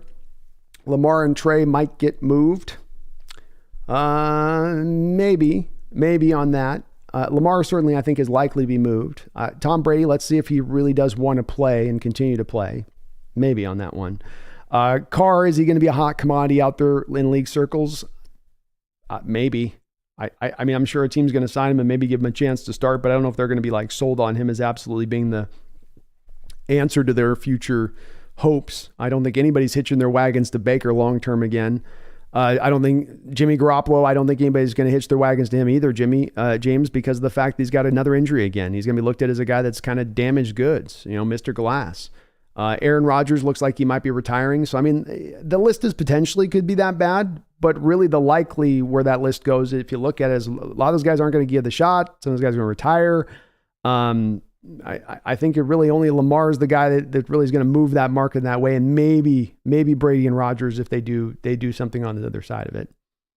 But there will still be quarterback hungry teams in that 5 selections that are about 3 picks back of 5. There will still be a couple in there. Certainly enough to cause a bidding war.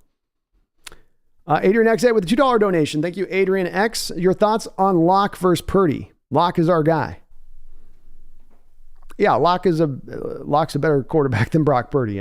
Brock Purdy is playing with all of the right situations up in front of him right now with a fantastic defense, and Brock Purdy is what he is. I hope the Niners hitch themselves to Purdy long term. I hope they move on from Lance and do that. That would be wonderful. Locke is a more talented guy. So, I think Locke's got a lot of potential. I think that Locke is, he's more mobile. He's probably just about as mobile, at least as mobile. He might not be as sudden as Purdy is behind the pocket, but very mobile, much stronger arm, much more accurate, much more higher upside than what you have in a guy in Purdy. But Purdy goes to show you have the right elements in front of you, a guy can be successful. And that's why I do have faith that a guy like Locke could be successful if he's being given the right stuff in front of him to go. Certainly Drew Lock played a lot better for that Denver Bronco unit, which had pretty much the very same unit he got to play with that Russell Wilson got to play with. He did a lot better with them, it seemed like, than Russell Wilson did as far as how he played. And that's still playing behind that horrific offensive line as he was subjected to before, which obviously he's not going to be necessarily subjected to again in his next potential time where he's starting. So I like Locke. I'm very high on Locke, and if we pivoted off Geno because he was going to cost too much to Locke, I would be excited by his future. It's more in line again with that Adrian X, that theory that I have that's kind of ongoing a little bit, to think that this is where the NFL is maybe going to start to transition a little bit more towards an understanding. Look, I need my guy to make some throws, and I need him to do this and that. But rather than having to go find the miracle quarterback, which is hard to find, and then once I do, I become married to him, and I got to pay all this money to him, and it becomes harder to construct the rest of the roster. And then I'm always, dealing with one arm tied behind my back. Rather than that, why don't I try to just build the team and then find the guy that can be functional behind that team? And I think that's a smart approach to go. It's a forward-thinking approach. Adrian X with another $2 donation. Thank you, Adrian, for the quadruple donation, something like that. John Schneider told us he's trading back. He wanted third pick. John Schneider told us he's trading back. He wanted third pick.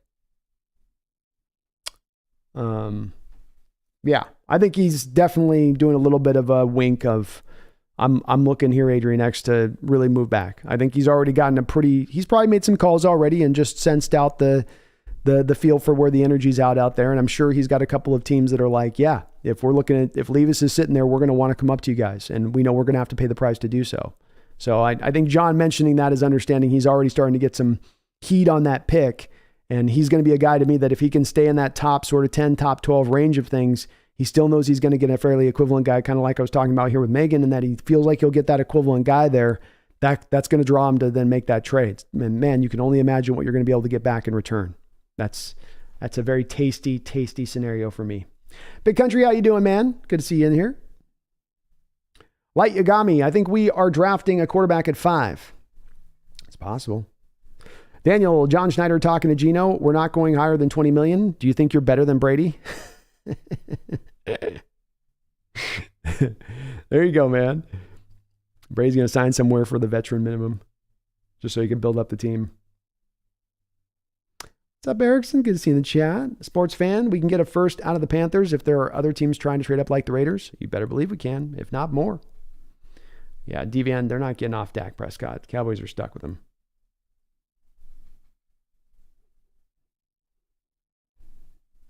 James Watson, I'll take Saquon if he hits the market. Pair him with Walker, and I'm good. Kind of depends on the cost. He's certainly had a good year this year. Can he stay healthy? And I like that pairing, I'll tell you that. That'd be a dynamic duo if there ever was one. So, but what's the cost? Iridescence, trading back is bad. Top 5 pick is hard to come by. It is. And I think Iridescence, you're landing a little bit of where Megan was landing on this. I struggle though to sense, well, you got the top 5 pick. You don't get to have top 5 picks. You never had a top 5 pick. We haven't had a top 5 pick in 25 years. It's a valuable thing to keep in mind with, but it shouldn't inform yourself on what you do with the pick simply that you have a top 5 pick. What should inform you on what you want to do with the pick is, number one, who is the player that I'm getting? What is the draft capital that I'm going to get if I trade back? And then third, is the player that I trade back for a couple of picks going to be pretty close to equivalency of that player that I would get if I just stood pat? That's what informs that pick way beyond simply it's the number 5 overall pick. It's like this ethereal thing. It's a top 5 pick.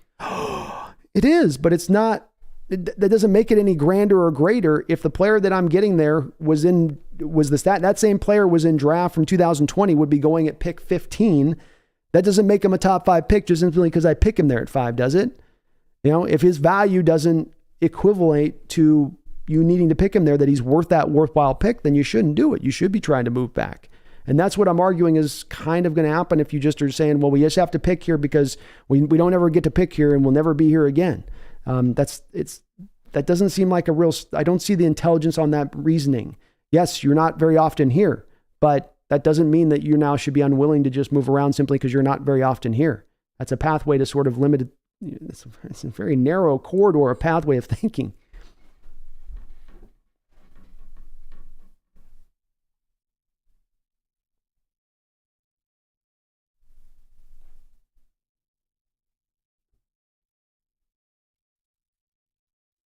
Herbicide says, if we build up enough first-round picks, I would move up to take Caleb Williams in 2024. I would as well. Having that future first-round pick, let's say it's of Carolina and your native first-round pick. I mean, if you wanted to blow the socks off of the team picking at number 1 at that point, hell, you could even potentially at that point offer your 2 firsts in that draft and 2 future firsts and get yourself Caleb Williams if you thought he was that guy. But you have the arsenal to do so at that point. Soon, you're right. Geno will get paid one way or another. One way or another, it's going to get paid. Someone's going to pay him. Maybe another. Jeffrey Ball, 100% on board with moving back, especially for another first round next year. 2 years in a row with 2 first round picks is a huge W. Boy, is it ever. To me, you just continue to, it's like you're compounding the Russell trade assets. Just keep compounding it. And hell, having that future first round, those future 2 first round picks next year doesn't preclude you from continuing to pay it forward into eternity, not theoretically into eternity, but just keep those for, find another team that wants to move up in the draft, get 2 more first round picks from them, keep it moving, keep it going. Why not? If you can find the sucker to do it, then take advantage. You know what they say, a sucker's born every minute.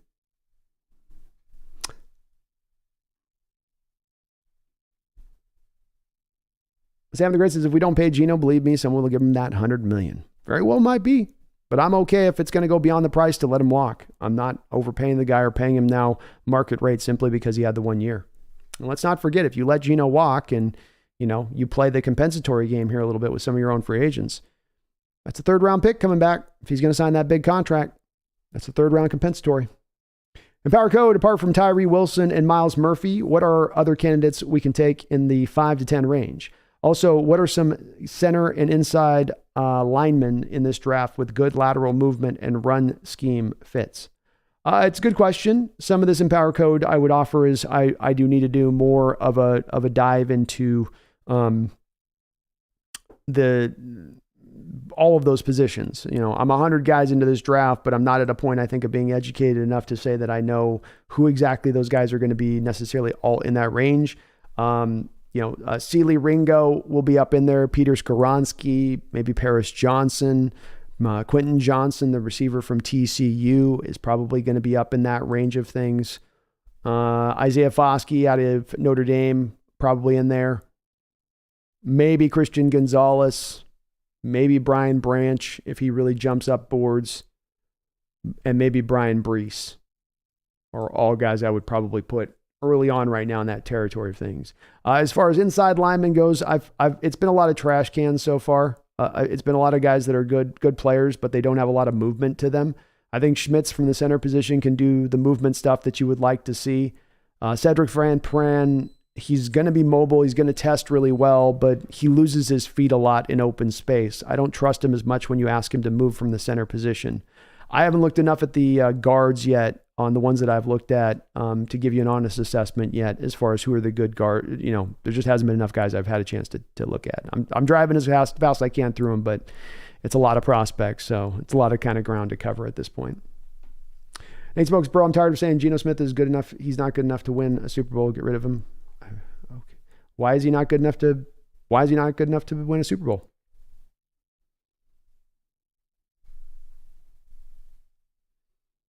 Max Shermit with a $10 donation says, any chance we get Anderson or Carter? Well, thank you for the $10 dono, Max.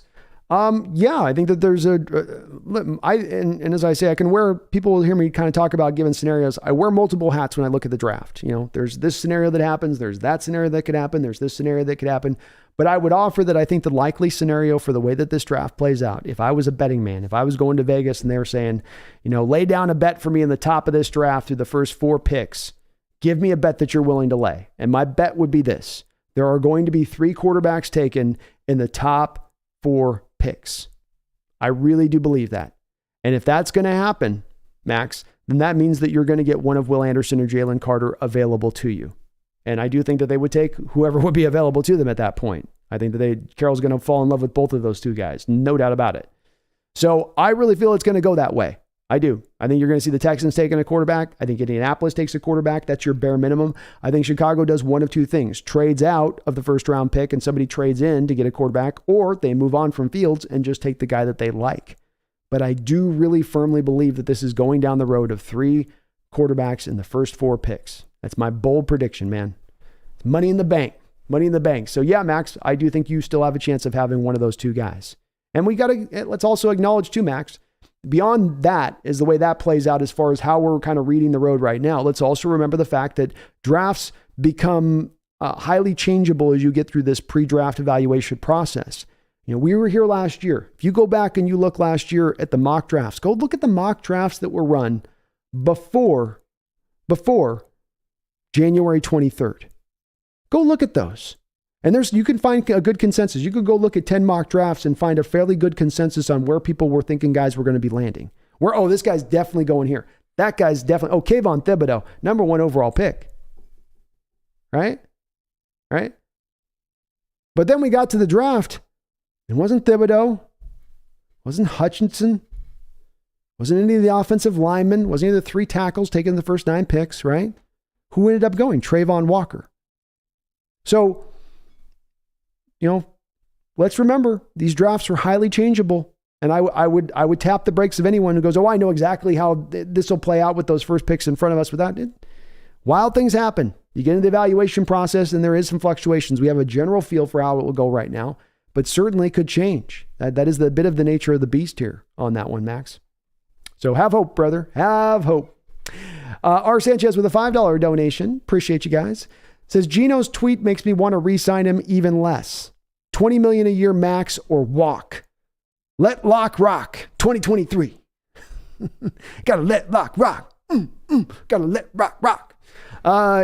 Yeah, I don't need tweets out there. I'm not a fan of tweeting negotiation stuff going on. We've seen players do it, looking for my respect. Like, what does he mean by that? Oh no, he's got a suitcase emoji. Where's he going?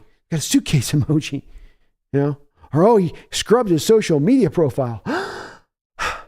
So I'm a little bit of one of the guys just negotiate in the background, get it done, figure it out, or don't figure it out. I don't need to know how the sausage is made on this one, But they're negotiating right now, man. Right now, Sanchez, the negotiations are running strong. So we'll see we'll know very soon, I think. Free agency, I think, is within 2 months. We're going to know within, I think, probably about a month here of whether or not we're going to have a deal with Geno or not. So the clock is ticking. The sands of the hour are falling through. Appreciate you, though, man, as always. Barry Satoro with a $10 don't know. Thank you, Barry. Says, I want John Schneider and Pete Carroll to do the Sam Presti continuous deal. 15 years later and still getting picks and players linked back to the Rashard Lewis trade. You see where I'm going with it, Barry? You can see the intelligence in it. I mean, that's what you start to set the standard for being able to do. And you're in a unique position of kind of stealing these picks a little bit to put yourself in this situation and do it. And it's probably, there's a big draw to just be like, well, just take the picks and just pick. But continuing to get those picks and down the line. Imagine if you could draw this even 3 to 4 years down the line. Imagine this. I know it sounds a little bit nuts, but let's remember, right? This draft here right now, you've got Denver trading us their first round pick. You've got Philly getting the first round pick from the Saints. You've got the Lions getting their first round pick for the Rams. So it's not like teams aren't willing to trade future first round picks, is it? You're going to find some suitors. You're going to find guys that fall in love with certain players. Imagine if you could take this Russell Wilson trade and you could end up finding yourself 2 to 3 years down the line and you're going, well, we got 5 first round picks, 4 second round picks, a 4th round pick, and 2 thirds. because you just kept kind of, as I say, compounding the pick, or as Barry says, just you keep paying it forward like Prestia did down there with Oklahoma City with the Rashard Lewis trade. And that you are able to do that if you can have that patience to do it, and you understand, hey, this is about the totality of what we're able to bring in here, rather than stopping this ball from continuing to roll. Like we stop here and go, oh no, we've had it good enough now. We can just keep this ball rolling and not lose out on that much by doing so. It's the rare door that is opening here on this draft process for us. This is not a usual scenario to find yourself in. That's why I want to take advantage of it so much, is because, say nothing of having these picks as we do coming off a playoff year, but to be able to do so and then to know you can move back like that. You can have the quarterback hungry team that's going to get tricked into wanting to give up all those assets to move up. And then you're not losing on that much of a worse player by moving back. And then you have that potential to keep then compounding it on into the future. Oh my God. How do you not sign me up for that? How do you not sign me up for that, Barry? I'm glad to hear we're of like mind though, brother. Heng Woo Lee with a $10 donation. I hope I pronounced your name right, Mr. Lee. I appreciate the $10 donation. Very kind of you. Says, I think Geno is good enough to win the Super Bowl. He has all the tools, but need a team around him. It's easier to go with an older quarterback. You have to marry the quarterback. You have to marry quarterback drafted. Think about draft. Yeah. No, I do think about that very much so, Lee. And I think one of the reasons, I have a couple other reasons in regards to this too, but I do have the same kind of faith that you do. And I know we got Nate Smokes in the chat and say, no, there's no way that Geno can ever win a Super Bowl, but I don't know what that's based upon. There's been plenty of quarterbacks that have gone out and won a Super Bowl that weren't the most talented of quarterbacks. This has been a road teams have had success on going down before. It's not like you're going to be trailblazing some new path like Magellan trying to cross a globe. Teams have gone down this path. Brad Johnson went out and won a Super Bowl with Tampa Bay. Guys like Rich Gannon got himself to a Super Bowl after he kind of reclaimed his career, just like Geno Smith has, and he went in many ways. John Schneider himself referenced that when talking about Geno, Rich Gannon. Jeff Hostetler won a Super Bowl with the Giants coming in. We've seen Nick Foles win a Super Bowl. We're watching Brock Purdy right now on the edge of getting himself to a Super Bowl. It is possible to be done. It's not the craziest path to think it is possible to get there. If you have Geno giving you this year right now with 2 rookie starting tackles, with a rookie running back for most of the year, although weren't there a lot of those times early in the year we saw him with Kenneth Walker and Walker going the wrong way, not knowing he's supposed to take the ball. Walker got it fixed by the end of the year. But you had to go through those ups and downs to kind of get there with them, right? You get a better interior line with Geno Smith. He got me to a 9-8 year like this and really having to carry the day with a bad defense for most of the year. When I get him a better offensive line, when I get him a better defense, he doesn't take us further. And if he can take you 3-4 more games further as far as the win-loss column, then why couldn't he take you also then on into the Super Bowl? Absolutely, he possibly could. Absolutely, Geno's got the ability to get that done. And he's shown you that this year. Still leads me to a point where I've got a dollar amount I'm willing to spend. I ain't going past it. But it also doesn't mean that I don't also see that there's some faith to be had in that guy and the fact that he could be the guy to roll forward and take you to the promised land. You better believe he could. I agree. Guard Knight, I see your donation. I'm going to get a little more coffee, folks, and I will be right back.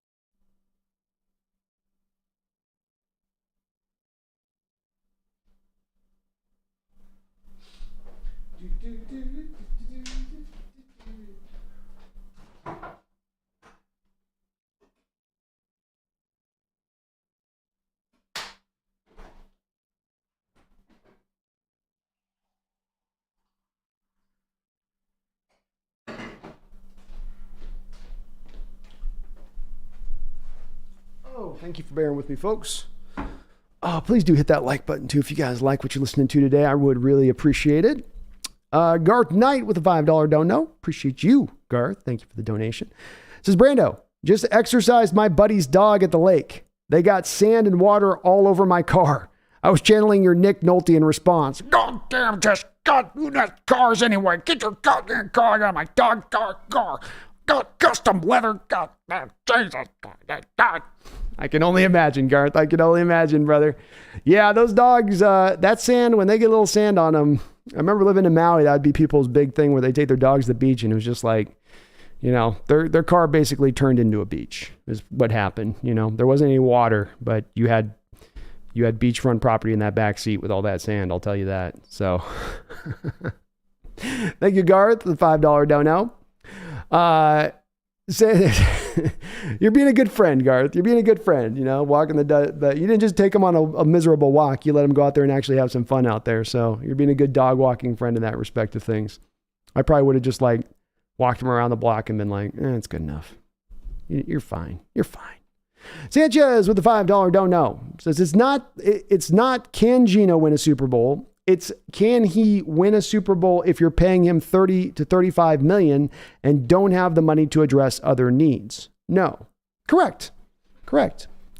But I think, if I talked to, and if we asked, Hung-Woo Lee, if he thought that in what he was saying with his comment on his donation, I could be misinterpreting his comment, but I don't think his comment was that Geno Smith is worth any price that there is to be paid, simply that he has the potential within him to go out there and get it for you. I agree with you, Sanchez. I think Mr. Lee would agree with us as well on this, that there is a price you don't want to go to. And Schneider indicated there's a price we're not going to go to. And I think that when you talk about 30, 35, I don't think John's necessarily going to be as willing to go to that mark, maybe just below 30, but I don't think he's going to be willing to go to that mark. And we do have to see how the deal's structured at that point.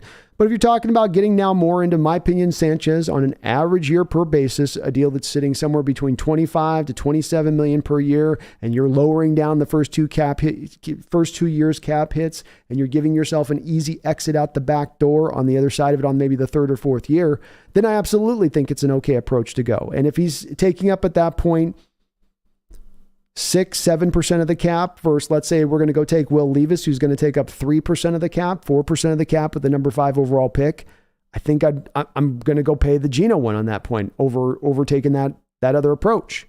And again, keeping in mind, if you're getting him at 27 million, you're truly getting then Geno at that mid-tier contract.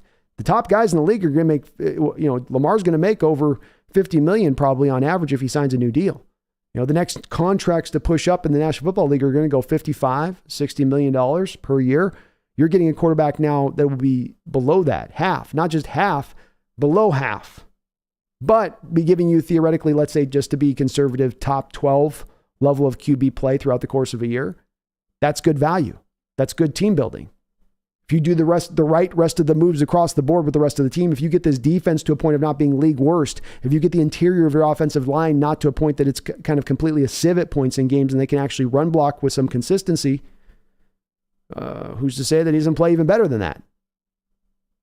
But that becomes more of the question for me at that point, is how you're building the rest of the team out. If, Sanchez, you're getting him on the right priced deal.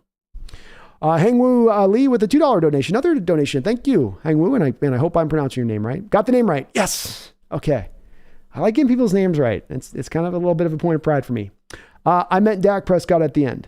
Oh, so you said it's easier to go with an older quarterback. You have to marry quarterback. Think about Dak Prescott. Oh, I know what you said. I didn't address your last comment on that in your donation on that, Lee. And I think what you're talking about here and what his final point on that, which I kind of buried your lead on that because I got stuck on the first part of your donation, is that yes, when you go and draft a quarterback, now you are married to him in a variety of different ways. A lot of people are on board with doing this. As I just mentioned, first off the gate, if I have the quarterback, I'm bringing back Geno on a lower end deal. If I've got him at 25 million, if I'm lowering that first year cap hit, and the first 2 years of his cap hit are something like 6 and 9% versus the first 2 years cap hit of the quarterback I take at number 5 are going to be 3 and 4.5%, 5%. That's not a big difference. That's 4% more cost for a Geno Smith ready to hit the ground running, ready to get going, ready to just shoot right out the chute and fire.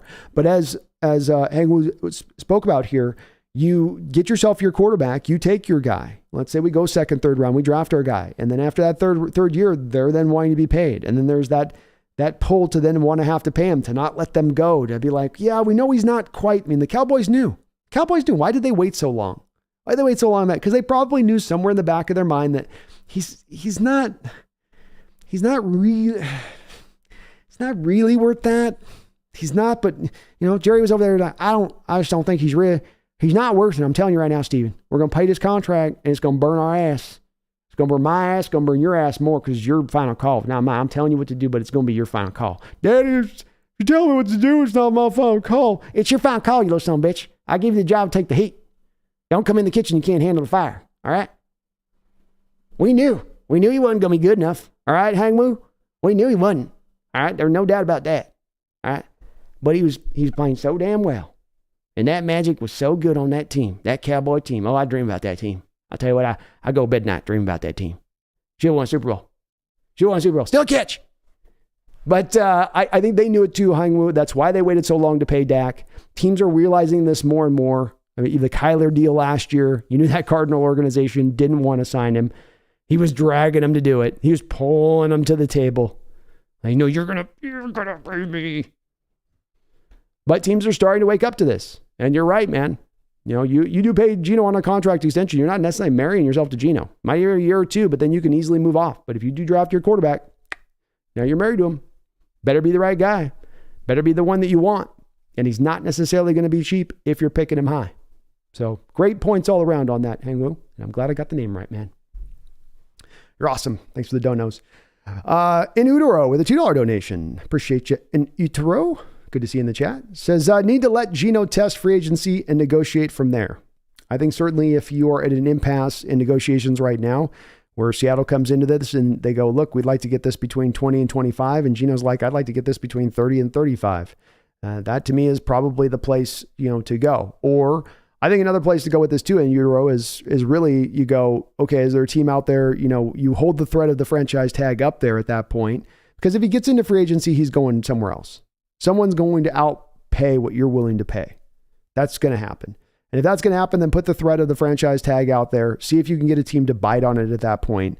If no team does, then you rescind the franchise tag before free agency and you just let them test at that point. But it wouldn't cost you anything to at least put the threat of the franchise tag or hang it over him. And if he doesn't sign it, you can pull it at any time. And so I would just put that out there if I was Seattle at that point. Try to maybe get a second or a third rounder then back if they're going to do that. There's no reason to necessarily have to just let him walk purely in free agency at that point. You can find the team that's going to want to sign him anyway. And then the fact they're not going to have to bid against other teams will then maybe be willing to bring him in. But yeah, I'm definitely willing to let him test if it goes that direction of things. Megan with a $5 dono. Megan, thank you for all the donations on this. I'm sorry we disagree on a little bit of this, but I appreciate where you're coming from on it. Says B, want to know my biggest fear? Trading back for a player and another team takes the player before we get them. I understand that fear, Megan. I do. And I think that my only thing with that fear is that if that fear was based in a place of I'm getting a player, let's put this in, and I know you played some Madden on this, Megan. So, you have Madden and you have your Madden grades. And so we take our projectable grade for a player right now. And Will Anderson and Jalen Carter probably project as like 97, 98 grades. Tyree Wilson, Miles Murphy, they're going to be projecting more like 88, 89. And normally you pick top 5, you want that 90s, 94, 95 range of things. And to me, beyond being caught up on with Miles Murphy or Tyree Wilson, it really becomes about the equivalent of a guy that I get. Maybe it's Isaiah Foskey. And right now we don't look at Isaiah Foskey and we go, well, he's nowhere near Miles Murphy, or he's not as good as Miles Murphy or Tyree Wilson. But Miles Murphy's got questions to his game. He's not a bulletproof prospect. He disappeared this year. He didn't take steps forward in his game. And Tyree Wilson, his 2021 tape that I'm sifting through right now is not awesome. He disappears for large parts of the game. He looks unrefined. He looks a little bit clunky at times with keeping his footing right. He got way better in 2022, and he's a guy on the rise, and he's freakish. I like him a lot, but he's a risk too. He's not a certainty. With Anderson and Carter, he just gets, to me, Megan, so much more certainty, which is like when you talk about that 5th pick and you reference like that, I think what you're talking about is the certainty I do. It's the certainty of the player I know I'm getting at the 5th overall pick. And I'll tell you, I just feel like this year, that certainty is missing at that 5th pick. It ain't missing at 4, it ain't missing at 3, it ain't missing at 2, and it ain't missing at 1. But it's missing from 5 onward as far as the guy you're getting. There's a lot of question marks there that are not normally applied when you're picking at number 5, and it makes me mighty nervous. Your fear is my nervousness. My nervousness is picking a guy at 5 who I could have gotten an equivalent like player at 9 and losing out on a 1st and a 3rd round pick, simply because, well, we just got to pick at 5 because we got to pick at 5. That's what would make me nervous. That would make me fear. I wouldn't be fearful, but just make me nervous. You better be certain on those guys. They better be real sure on a Murphy or Tyree at that point if you're going to make that move and determine that they are, no, these guys are that much better. How? By what method? Because it hasn't exactly been there wholly on the tape. It's a lot of extrapolation and projection. But I appreciate you making on the Don't Knows, all of them. You're awesome as you ever are. Chad Hart with a $5 donation. Appreciate you, Chad. Says, let's celebrate the Seahawks' chances for next year. Donation for the Seattle's best coffee. Seahawks Super Bowl champions 2023. Oh, I like your confidence, Chad. Let's go. Super Bowl year next year. Let's get it. Let's kill this offseason. Take the steps forward. We already shocked the world once this year. Why not come back and shock them again next year? Coach Carroll can definitely not have this team ready already after 1 year on a rebuild. I mean, yeah, they were good last year, but they can't certainly be ready to be elite quite yet, can they, Bill? No, they can't be yet. They're way off. There's just no way. Week 1, win. Week 2, win. Week 3, win. Seattle's really coming along here, Bill. I didn't understand how they're doing it. Man, Pete Carroll's really got them. We just keep underestimating that Coach Carroll and that team. Another win. Boy, they might be actually pretty good here. No, they'll fall back to earth at some point, Bill. You just hold on and wait. So I love it. I hope we can get there next year, Chad. If you kill it this offseason, if you have a wonderful draft, if you spend your money right, the baseline is set. The foundation is placed. The foundation is in place. Now we just need to build the statue to the Lombardi. And so that's the next part of this. Base in place, statue now up. And the faster they construct it, the faster that we can get there. It is possible. It's going to mean that they're going to have to hit a lot of their decisions out of the park this year. They're going to have probably near an equivalent like draft to what they had last year. They have way more money to spend this offseason, so that's going to help. But why shouldn't you think that, Chad? A rebuild year, you got to 9-8 this year. You're not going to have any substantial losses going into this offseason from a personnel standpoint. You're getting back potentially Jamal Adams. You're reloading with all this draft capital. You've got all this money to then spend. Why shouldn't you have that confidence? Keep that energy, man. And thank you for the donation for the coffee, man. It gets me through, brother. Gets me through. Jeffrey Ball with a $5 don't know. Thank you, Jeffrey. Says, my chat pushed it down a little bit. Says, love the channel. What are your thoughts on a Clemson duo of Breezy, I gotta learn how to say this guy's name, Breezy and Simpson, if trading out of the range of the edge market gets us solid returns? Breezy, I think, is the guy that has me a little more intrigued by him. Number one, obviously, because he fits more a little bit. We have a need at both positions, but he fits, I think, as much a big need. And when you go back to Breezy back in 2021, the tape is awesome. I mean, he looks very close to almost a Jalen Carter-like presence. They do it a little bit differently.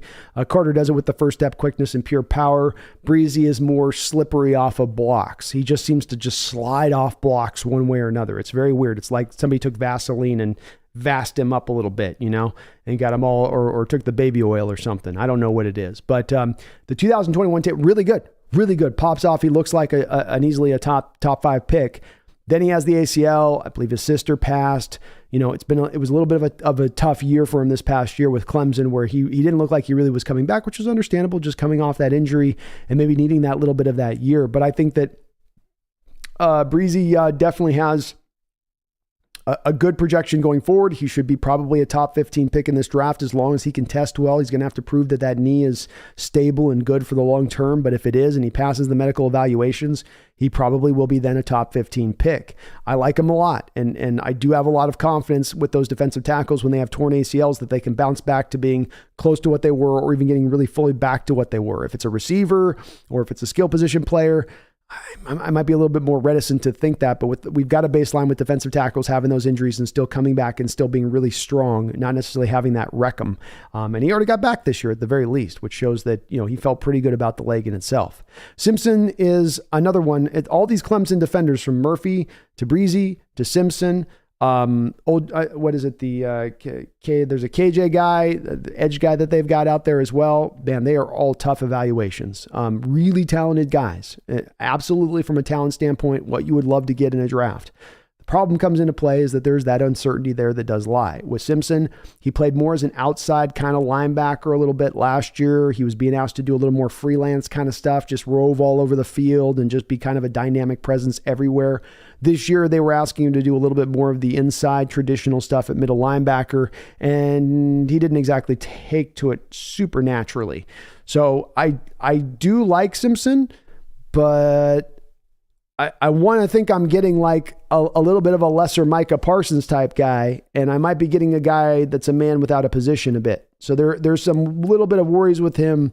Quite frankly, on that one, Jeffrey, I need a little bit more tape with Simpson. I have a better feel for Breezy to know that if he comes back off his knee and that thing gets back to full health, which is likely to happen, he should be he should be at the very least good to upper level player at the defensive line for you moving into the future. With Simpson, hard to say. He's a little bit lighter.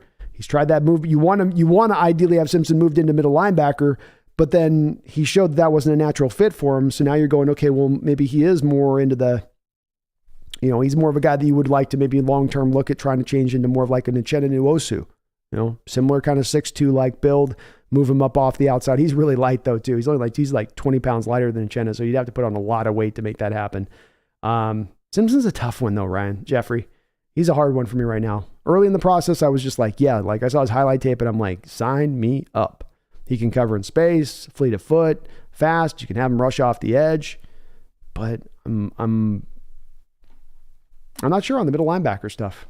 I think it is a question mark, but Breezy, yes. And thank you for the donation, Jeffrey. Appreciate you. And the kind comment, man. Hangwoo Lee for the $10 donation. Thank you for the triple dono, Mr. Lee. You're awesome. Says, one more for funny impressions. Geno contract will eventually fall around $25 million. $35 million is just comparing with Goff. Goff has had more of a track record. 1 year doesn't warrant the same. Well, like we've been on this down the line with your comments on this. Thank you for all the donations, Hangwoo. And we're going to bounce back now, Mr. Lee. All right. Don't you start going to bed on my Cowboy team now. All right. All right. We lost this year. All right. We lost last year. All right. It's been 30 years since we've been in the Super Bowl, but we're right around the corner here. All right. We're just around the corner. I got the most dominant defensive player in the entire NFL. That resides in Dallas. That's in Jerry's world. You better believe that. I agree with you. I think the $35 million is where Goff was at. Goff had a little more track record. Goff had been to a Super Bowl at the point in time when he had signed that contract. So he was at his high. Goff's value was as highest of highest, and certainly Geno's is as well a little bit, but Geno's just has that 1 year. I feel like you're in the right on the spot with this, Hangwoo. I mean, to me, 25 has seemed like the right middle ground number the whole way around on this. People are telling me, no, he'll last 30, 35, but it does come down to like, well, we want a deal that makes sense for the team. It makes sense for Geno. You go to 25, you give him a tremendous amount of guaranteed money in the deal. Hell, make the whole deal fully guaranteed if you need to sweeten the pot, right? 3 years, $75 million, we'll go fully guaranteed on it, Geno. You're getting every last dollar of that $75 million. I wouldn't be necessarily even opposed to that. I wouldn't be opposed to that either.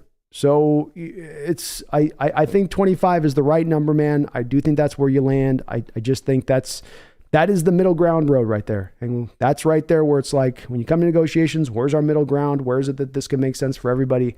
And especially when that goes in conjunction with what Geno said, being that he seemed to indicate, whether this is the reality or not, he did seem to indicate in that last press conference at the end of the year that he was going to be willing to take a little bit more of a team-friendly deal. I guess we'll make of that what that will. We'll see where that really bears out, but that I'm going to trust the man on his word with that, at least at the moment. Hawks fan with a $5 donation. Hangwoo, thank you for all the donos, man. Hawks fan, thank you for the $5 dono. Says, imagine if we signed Daron Payne and Jalen Carter fell to 5 and drafting Trent Simpson at 20. Mind? If we get Daron Payne and Jalen Carter, you guys are probably going to have to keep me tamped down for getting too hyped. I might go really quickly from like, this is going to be a 2-year process to get to elite to, we're going to the effing Super Bowl, mother effers, let's go. Here we go. You know, like I'm probably going to go over the top a little bit if we got both Payne and Carter. I might need the chat to kind of reel me in a little bit on that one. Okay. So I'm just putting that out to you guys right now. Just eventually going to have to reel in the Hawks Nest if that move comes down the pike with both of a Payne Carter combo. Oh Lord. Oh Lordy. You talk about revitalizing a defensive line instantaneously. Yeah, that would do that. Trent, and then at 20, I think that's about the right value for him. I spoke a second ago about some of my reticence with him and worry with him, Hawks fan. But look, the kid's going to test awesome. He's probably going to run like a 4.5 40 at least. You know, he's going to jump 39 inches. You know, he's going to be explosive as hell and fast. He's going to have a great 10-yard split. He's going to have the versatility that he brings onto the football field. It's kind of a little bit of like that guy that was a little bit like the former also guy that went to Clemson, you know, the Simmons kid out there in Arizona. You pick that player and you got to just understand you're getting kind of a positionless player a little bit. It's about using him all over the field and putting him in these different positions and making the offenses have to kind of account for him a little bit, less than it is about fitting him into a box. You know, you got to be your middle, you got to be your box linebacker. I need you as my middle linebacker or my will, you know, a little bit of, no, move him all over the place. Sometimes even have him rushing the passer.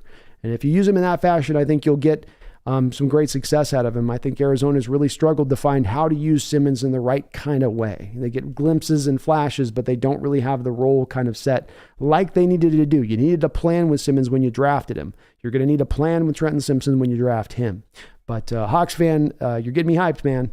I would love to pull both of those two guys out. I mean, that's Deron Payne and Jalen Carter. No one's running on that defensive line up the middle.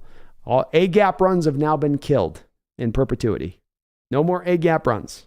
Those are gone. Bye-bye. Bye-bye.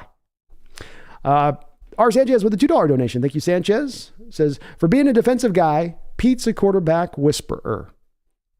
I'd agree with you on that. I think Coach Carroll's got a really long track record of getting the most out of quarterbacks and able to bring them along. I think part of it is a bit of just his mentality that he brings, being such a positive guy as he is, and really accentuating the positive, not dwelling on the negative like a lot of coaches do, not sweating the small stuff, you know, and very aware at all times of keeping his not just his quarterback, but his players in that proper mental state to be successful.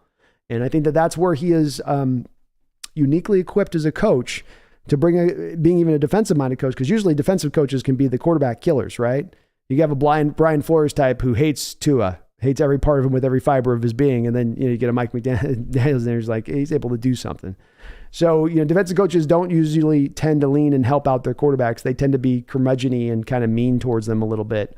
I think about the relationship between like Chris Sims and Bill Parcells in New York back in the day, where they'd bark at each other and it'd get kind of dodgy.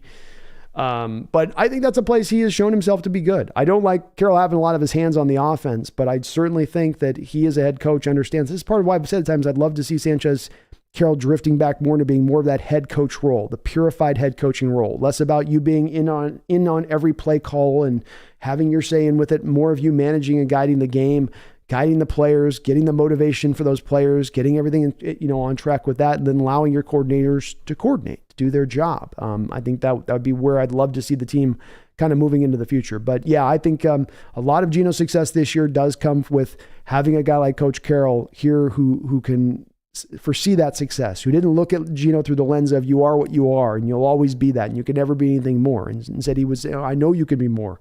But just trust the process, stick with me, and I'll trust you. And that stuff, you get that confidence from a player, and you start to foster that positivity. You start to foster that momentum. You start to create the conditions then for success in a lot of ways. And I would absolutely give Coach Carroll a lot of credit for that. That's one place that he has remained consistent as a coach, I think, of being really good in that aspect of things. And certainly watching Russ kind of drifting down as he has now outside of the umbrella of Coach Carroll for the first time in his career, that would seem to be even more proof to that particular pudding.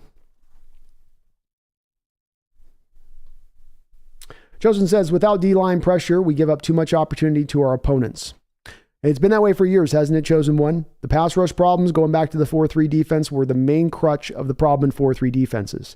Yes, the simplicity of the coverages were a problem as well. Teams knew what they were going to get with the cover 3 looks or cover 2 looks, But really beyond that, it was more of the fact that the defensive line could not consistently on a weekly basis generate consistent pressure. And that was because you didn't have a good enough talent, because every single offseason, you always just kind of go just good enough.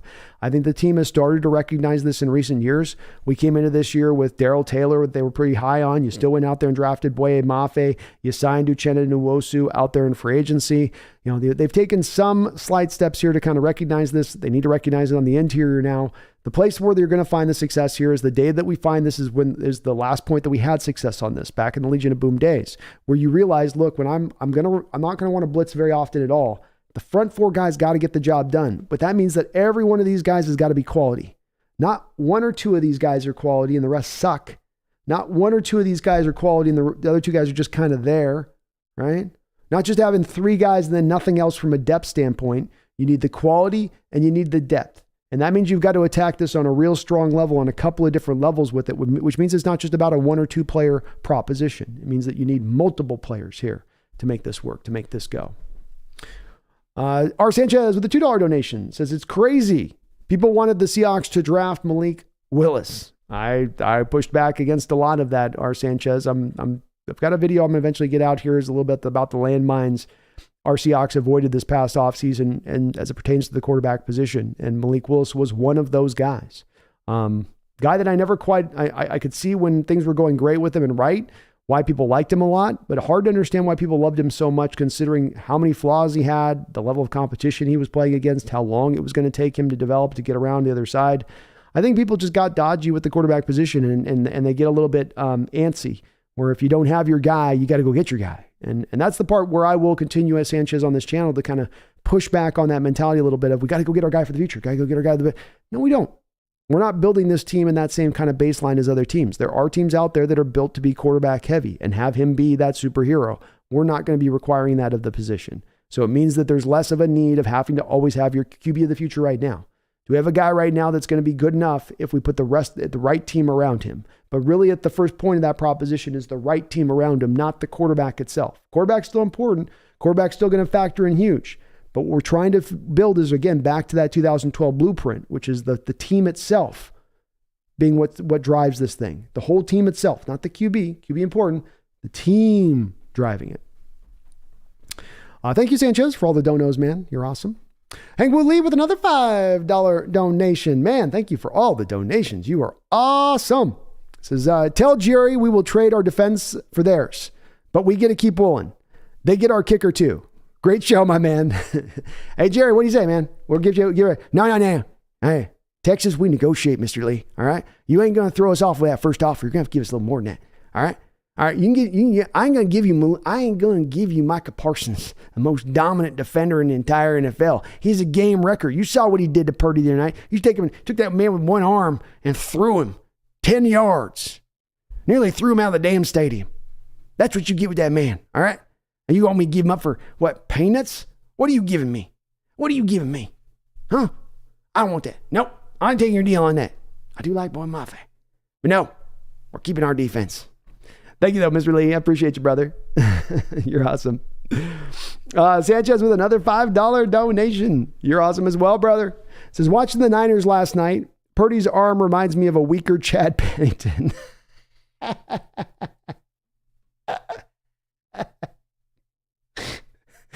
Oh, Lordy. Sanchez firing shots. How is this guy succeeding? I don't know. The scrambling is, I think, bailing him out, because when he's not getting through his reads and he's not able to make that throw down the field, he can just kind of get out of problems. And he's benefiting from it at points, with the defense is also, look, they're running they're not only playing at their best right now, they're playing phenomenally as a defense. Like, that's just a game-wrecking defense. That's like a defense right now that's acting like it can't be denied. And so it almost starts to not matter what you have offensively, and especially when offensively you have so much success with just running the ball when you want to do so, at least grinding stuff out if you have to do so. So he's just not being put in a position of having the game put on his arm, Sanchez. That's the main thing that the teams have not forced to have happen. No team is getting up on them. No team is putting him in a situation where he's got to get a drive done. You got to make it happen now. Everything's on the line right now. He's not really being put with his back up against the wall. It's sort of like every time he's being started out every game, it's like he's starting to go downhill in a good way, right? Like he just gets that instant momentum from the defense and the running game, and then they get up on teams, and he's just not feeling really all that, worried, so to speak, throughout. So he's comfortable. He's not too nervous about it. Certainly he's got enough success here early on where he's feeling pretty good. And that defense right now, Sanchez is they're a juggernaut. They're rolling right now 150 miles an hour. And I don't know if there's going to be a team that's, even the Eagles with what they do, I don't know if there's a team out there that's going to be able to deny them on that this year. They're really, really good. Really good. Thank you, though, man, for all the donos. You guys are amazing, man. Angwu Lee, Megan, Mr. Sanchez. Goodness. You guys are awesome.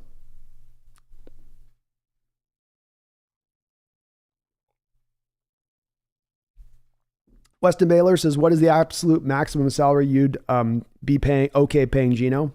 $27 million a year is as high as I go. I don't go beyond that. I'll go to $30 million if you can put a voidable fourth year on the deal. If Schneider's willing to do that, and then I can lower down all the cap hits across the board significantly, especially with the bonus money. I'm open to going that way with it. But on a basis of, I think $30 million just gives me heartburn. I don't really want to go that high for him. Not off 1 year, but 20. I know it's only a $3 million difference, but yeah, I would be willing to say even at 27, I'm still going, It's more like at that point, a $5 million difference for me. And that's a substantial player to me that you're able to pull in differently from that amount of money. And I just don't, 30 million is too much. But if I can say I'm getting Geno and I'm getting him basically a half on an average year per basis, half what the top end quarterbacks are being paid, I think I can walk away from that feeling like that's good value, Weston, at that point.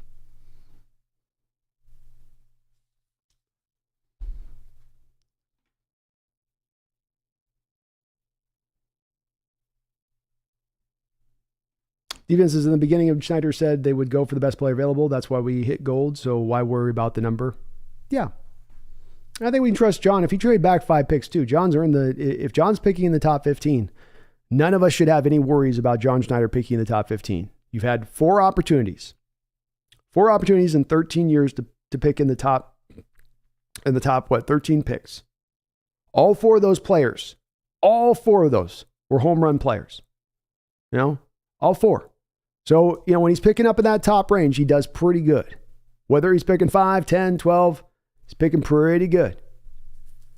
I'm going to trust him on it. I trust him on that like I trust Carroll with cornerbacks. Sam the Great says, we got a sucker in the Raiders or Panthers to set up for a king's ransom. You're right. But that's all it takes. Take 2 teams going back and forth. You get the crazy, pilled up Raiders owner with his kind of, methy looking face. Like, let's do it. Let's do the deal with Seattle. We couldn't get Brady. Absolutely.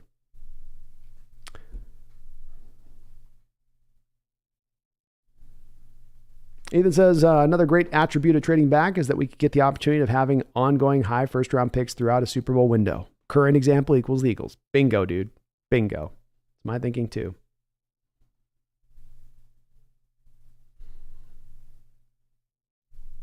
16-bit blocker. Young is 5'6" and 165 pounds. He's going to get crushed in the NFL. I'm going to be very interested, 16-bit blocker, to see what his height is going to be at the combine. And I'll tell you this. It ain't going to be near 6 foot tall. It ain't going to be anywhere close to 6 foot tall when Bryce Young gets measured at the combine. I guarantee you that. They're making up those numbers if they're doing that. I watch as Levis ran in Seattle's offense, most pro-ready to me. Me too. I watch. I'm much higher on him than a lot of people in my chat here, though.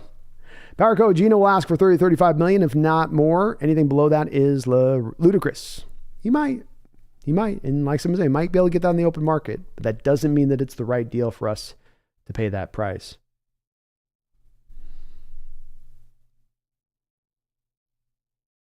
Shrimp is right.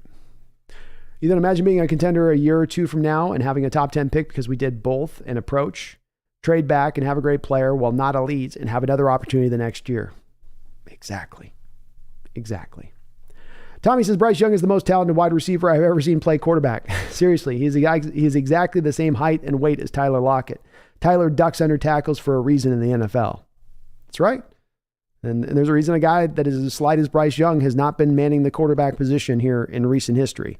I mean, we've made this great changeover in the NFL. Like Russell Wilson ushered in this time period now of smaller quarterbacks being able to come into the league. The former guys like Doug Flutie, who could never get their opportunities, and the league said, you'll never be able to do it, you're too small. Now the league's saying, no, these guys can. But even in that environment, we have still yet to see the guy who is that small and that slight.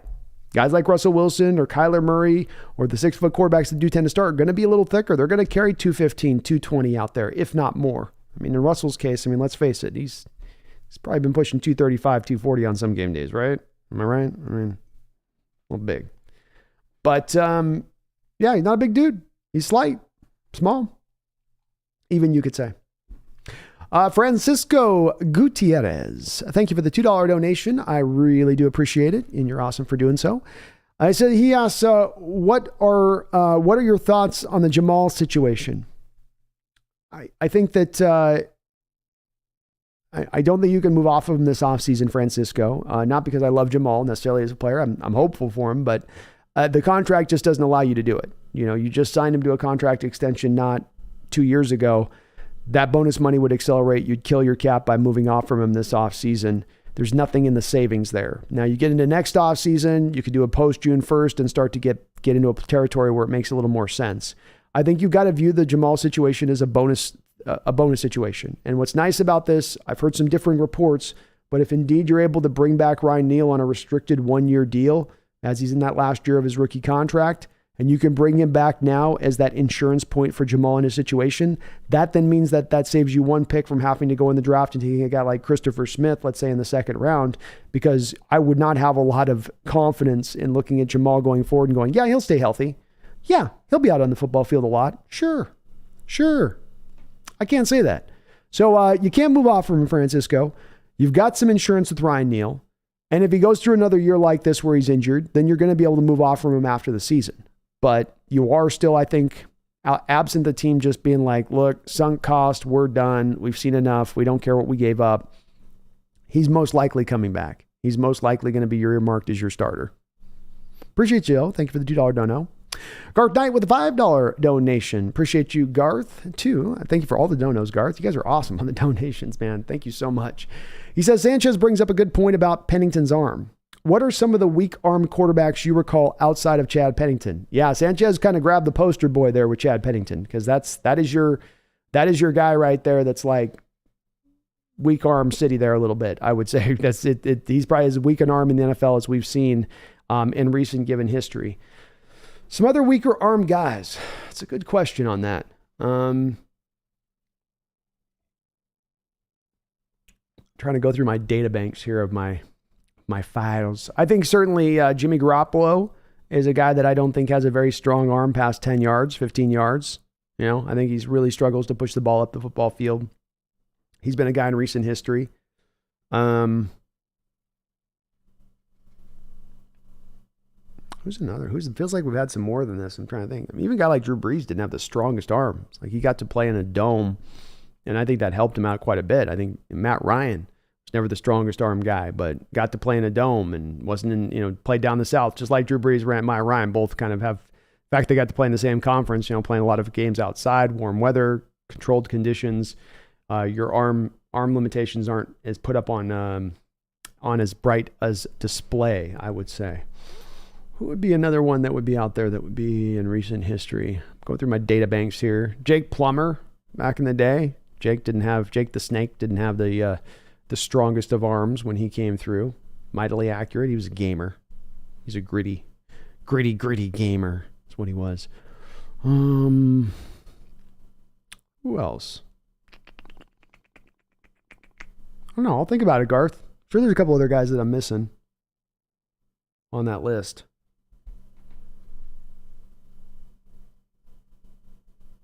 I don't know. I remember thinking Tim Couch was one of the weakest armed guys I ever seen picked at the number 1 overall pick. That was a surprising one to me with that guy's arm strength at the time. But there haven't been a lot. There have not been a lot. It's one of the reasons I do say, Garth, that arm strength is one of my main prerequisites I look for in a quarterback. You know, it's kind of cliche, but it still is a very important thing to have a guy that can make all the throws. Chad did what he could with the throwing with anticipation and, you know, leading the guy, you know, throwing him open. But eventually your lack of arm strength will be brought to bear one way or another. You know, there's nowhere to kind of run and hide when you have that going on, I would say. I feel like there's some more other ones I'm missing, though. I'll think about it. Bud Inlet says, Stroud all day reminds me of a more athletic Mahomes. Ooh, I like that comp there, Bud Inlet. Maybe not quite the arm strength of Mahomes, but accuracy and throwing with anticipation.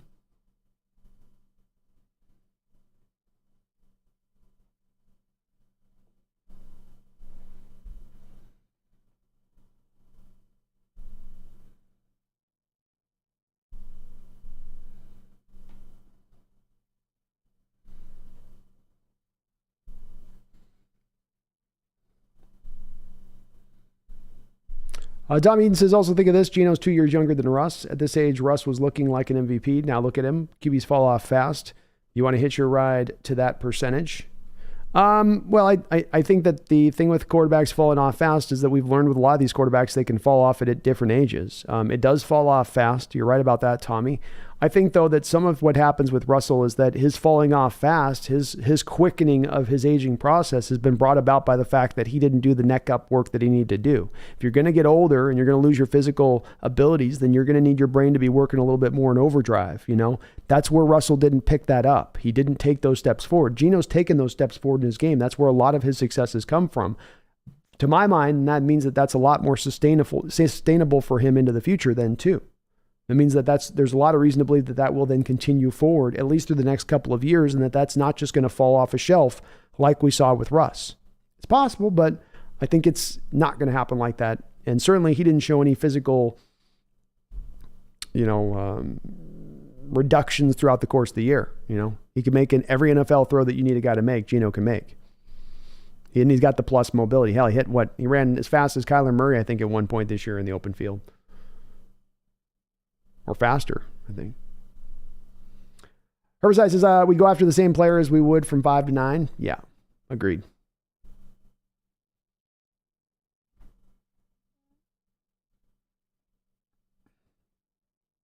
Hangwoo Lee with another $5 donation. Man, thank you for all the donations. You are awesome. CJ Stroud won't work with NFL offense. Ohio State has hit the go route or dump off playbook. See how open Harrison Jr. is. It's a big worry. It's a big worry, Hangwoo. And let's face it, you look at the recent history of Ohio State quarterbacks, it's not been great. And there does feel like there's something to that with certain colleges that just don't produce guys at certain positions, even when they have a lot of success at the college level of things. And I do worry with both Bryce Young and CJ Stroud with kind of what they've had built up in front of them to allow them to do what they do. And especially in CJ Stroud's case, that they're not going to be able to have that at the NFL level. And with Stroud, he really has only that Ohio State game to really pin to as far as, oh yeah, look, I can play off script. Oh yeah, I can throw off platform. Oh yeah, I can improvise when the play breaks down. Because when you look through a lot of CJ Stroud's tape throughout the course of the last couple of years, it's all on script. It's all on time. It's all 1, 2, 3, gone. 1, 2, 3, 4, 5, gone. It's all just bump, and a bump, and a bump, and a bump. It's like a symphony. But the second things kind of start to break down in front of him, it's the decision making gets a little lack. The throws get a little bit off. The accuracy starts to wane. And then to your point on this, Hangwoo, when you go into the NFL, it's more often than not going to be in that kind of situation where things aren't going to be clean and easy for you, where you're going to have to improvise. You're going to have to learn to play off script and play well. He showed you a flash of it there against a real good Georgia team. That's a hell of a team in Georgia to start to show off those skills that have been so absent from you over the last year. But he is a pretty mobile guy. They may be there with him, but you are right to say that that's the big worrying concern that you have when you look at CJ Stroud and to pick him in the pro level is that, is he going to be able to do that stuff? It's very much an uncertainty at this point. He's got a lot of talent, but that could be the thing that eventually causes him to be upended as a top-level quarterback in the sport if he's never able to develop that side of his game. And there have been quarterbacks in the past that are in that level of things, where they're guys that can play really well on time and on script, and then the stuff starts to break down, they fail, and then those guys are never able to get very far because that thing always ends up becoming the thing that kind of pulls them back just a little bit with it. It kind of feels like with Derek Carr, that feels a little bit of kind of the case right now as we've gone along a little bit. As it's not just kind of clean and easy for him, and it starts to, he's got to do a little bit more of the off-script stuff. He gets a little more uncomfortable with it and really becomes reduced as a quarterback from what he could be when things are rolling right and he's got things really clean in front of him. Chosen one, you're right. Carroll does like diamonds in the rough, man. Tommy says, also, guys, don't forget somebody at the combine is going to rocket up boards. We might be sitting pretty if one more player looks like a top 5 pick. Bingo, Tommy. And you're right. The Trayvon Walker situation from last year should have taught us that this is absolutely a potentiality. Greg says it's pretty hard to screw up this offseason. Lots of paths we could take here. I'm so excited. Me too, man. I normally have a fixed path where I'm like, this is about the only thing that's going to really bring me to a point of being happy or excited with this team. But they can go down a lot of different paths this given offseason, and I'm going to be very excited about a lot of different ones of these paths. Very hard for this to be screwed up on this one from my standpoint of things. Robert Craig, yeah, but Geno doesn't have all the abuse. He has the physical wear and tear of a QB 5 years younger. Great point, Robert. Great point. And you're right. There's not the torn ACL from 15, right? There's not the torn bicep from 17. There's not the high ankle sprain from 14, right? That he would have probably sustained if he had been a starter throughout those years. So he's not your everyday, normal, average 32-year-old quarterback, is he? Good. Great point. Great point, Robert.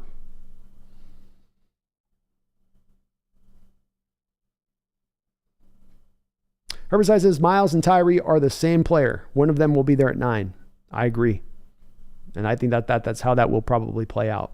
I think if you move back at 5, you're going to see a couple of tackles probably taken in those picks. You might see an Anthony Richardson taken. You might see a Bijan Robinson taken. You might see a Quentin Johnson taken. There's a lot of other guys right there that then get picked in front rather than those two guys because of the needs of the team behind you there.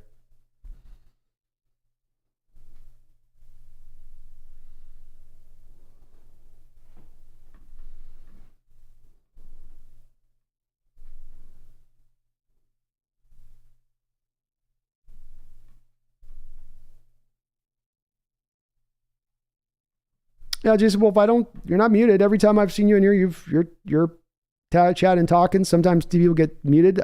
Usually before anybody gets muted, my mods are going to give a warning and say, look, just keep it above the belt. So sometimes we get people in there that'll go a little bit crazy on things with stuff, and we've got to keep it settled down, Jason, because if it gets too nuts in the chat where people get too vitriolic, it can kind of take away from the subject at hand that we're trying to discuss a little bit.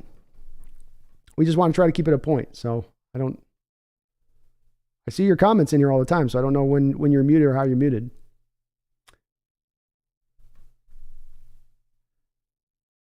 Dwayne Rankin, my question is, who equivalent to Tyree Wilson 5 spots later because Myles Murphy will also be gone?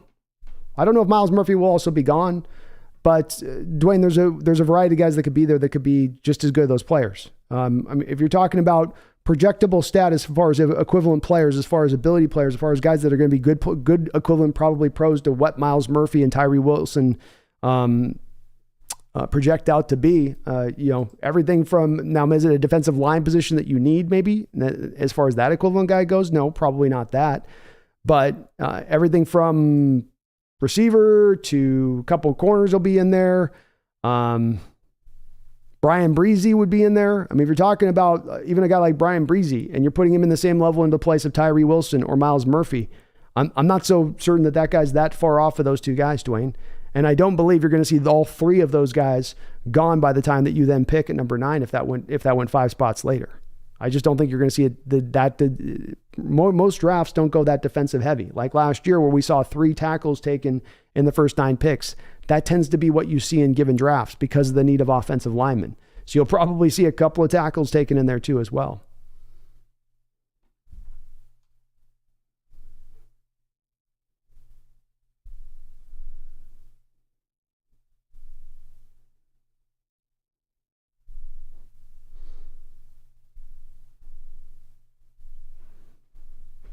It looks like we got Jason Wolf. Well, Jason Wolf, if you're in here again, as Megan describes on this, there's times you're going to get warned on it if you're kind of towing past the line.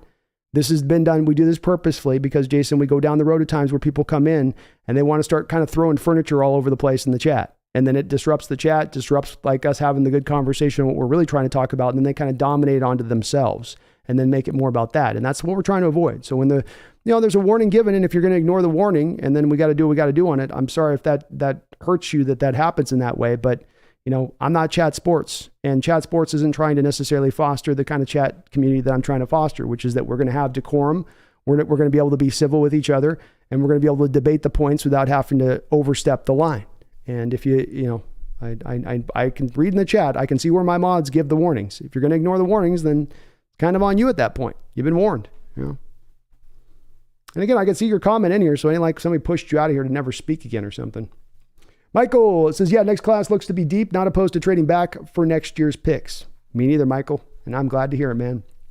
Glad to hear it. Hang Woo coming in again hot with another $2 donation. Man, Hang Woo, you're killing it tonight on the donos, brother. Thank you so much. I salute you. You're a gentleman and a scholar, sir. It says NCAA wanted a tight game. Carter was held all game. Yeah.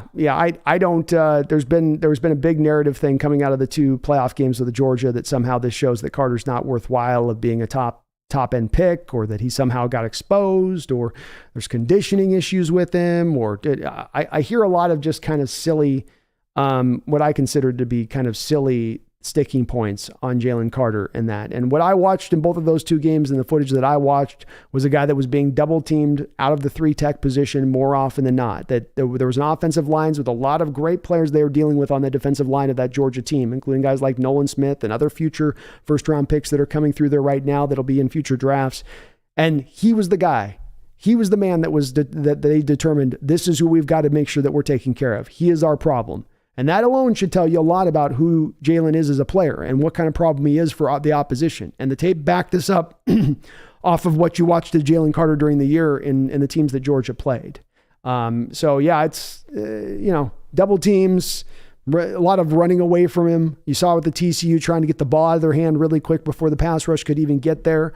All of these things are going to make it hard for him to have that kind of level of impact that I think people were going to want to see for where he's diagnosed to go in the draft. But Carter is awesome. I feel as certain about my evaluation of him as any player in recent memory. He is going to be a great player at the next level. He just is. I don't know if he'll be a superstar or something like that, but he will be a great player. He'll be at least what Daron Payne has turned into, let's say.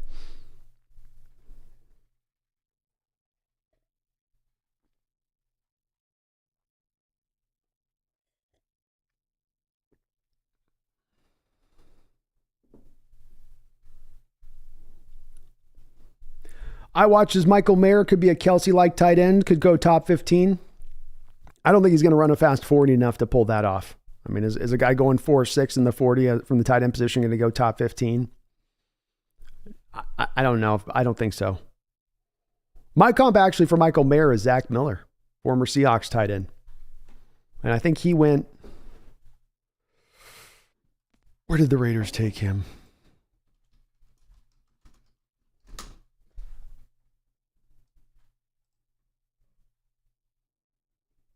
So the Raiders took him. Not that Zach Miller. Where's the other Zach Miller?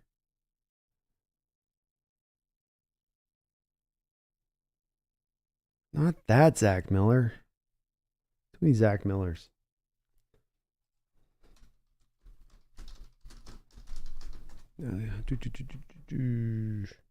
Second round. So they had him in the second round in that draft. That seems more right to me. That seems more on point with where Mayer should go to me right at the top of the second round. But I just don't think that he's sudden enough as a tight end to be picking in the top 15. He's a good player, great hands, runs some great routes. He's got the one thing that's Kelsey-like with him is, where Kelsey can get the top of the route and you can't tell where Kelsey goes. He's got the receiver-like body control to sort of change direction one way or another and get you sort of leaning, and then he can kind of pick off the opposite way at the stem of the route, at the top of the route. That is the place where Mayer has a lot of Kelsey in him in that realm, where you can see some of that's maybe comparable. But I don't think he's quite to Kelsey's dynamicism as far as a receiver goes. I think Kelsey was probably a little more faster too. But we'll see on the testing with that too. Yeah. Testing on that will play out. I watch Phillip Rivers. Yep. There's another one that I would say is probably arm strength limited on. That's a great one, man. I like that.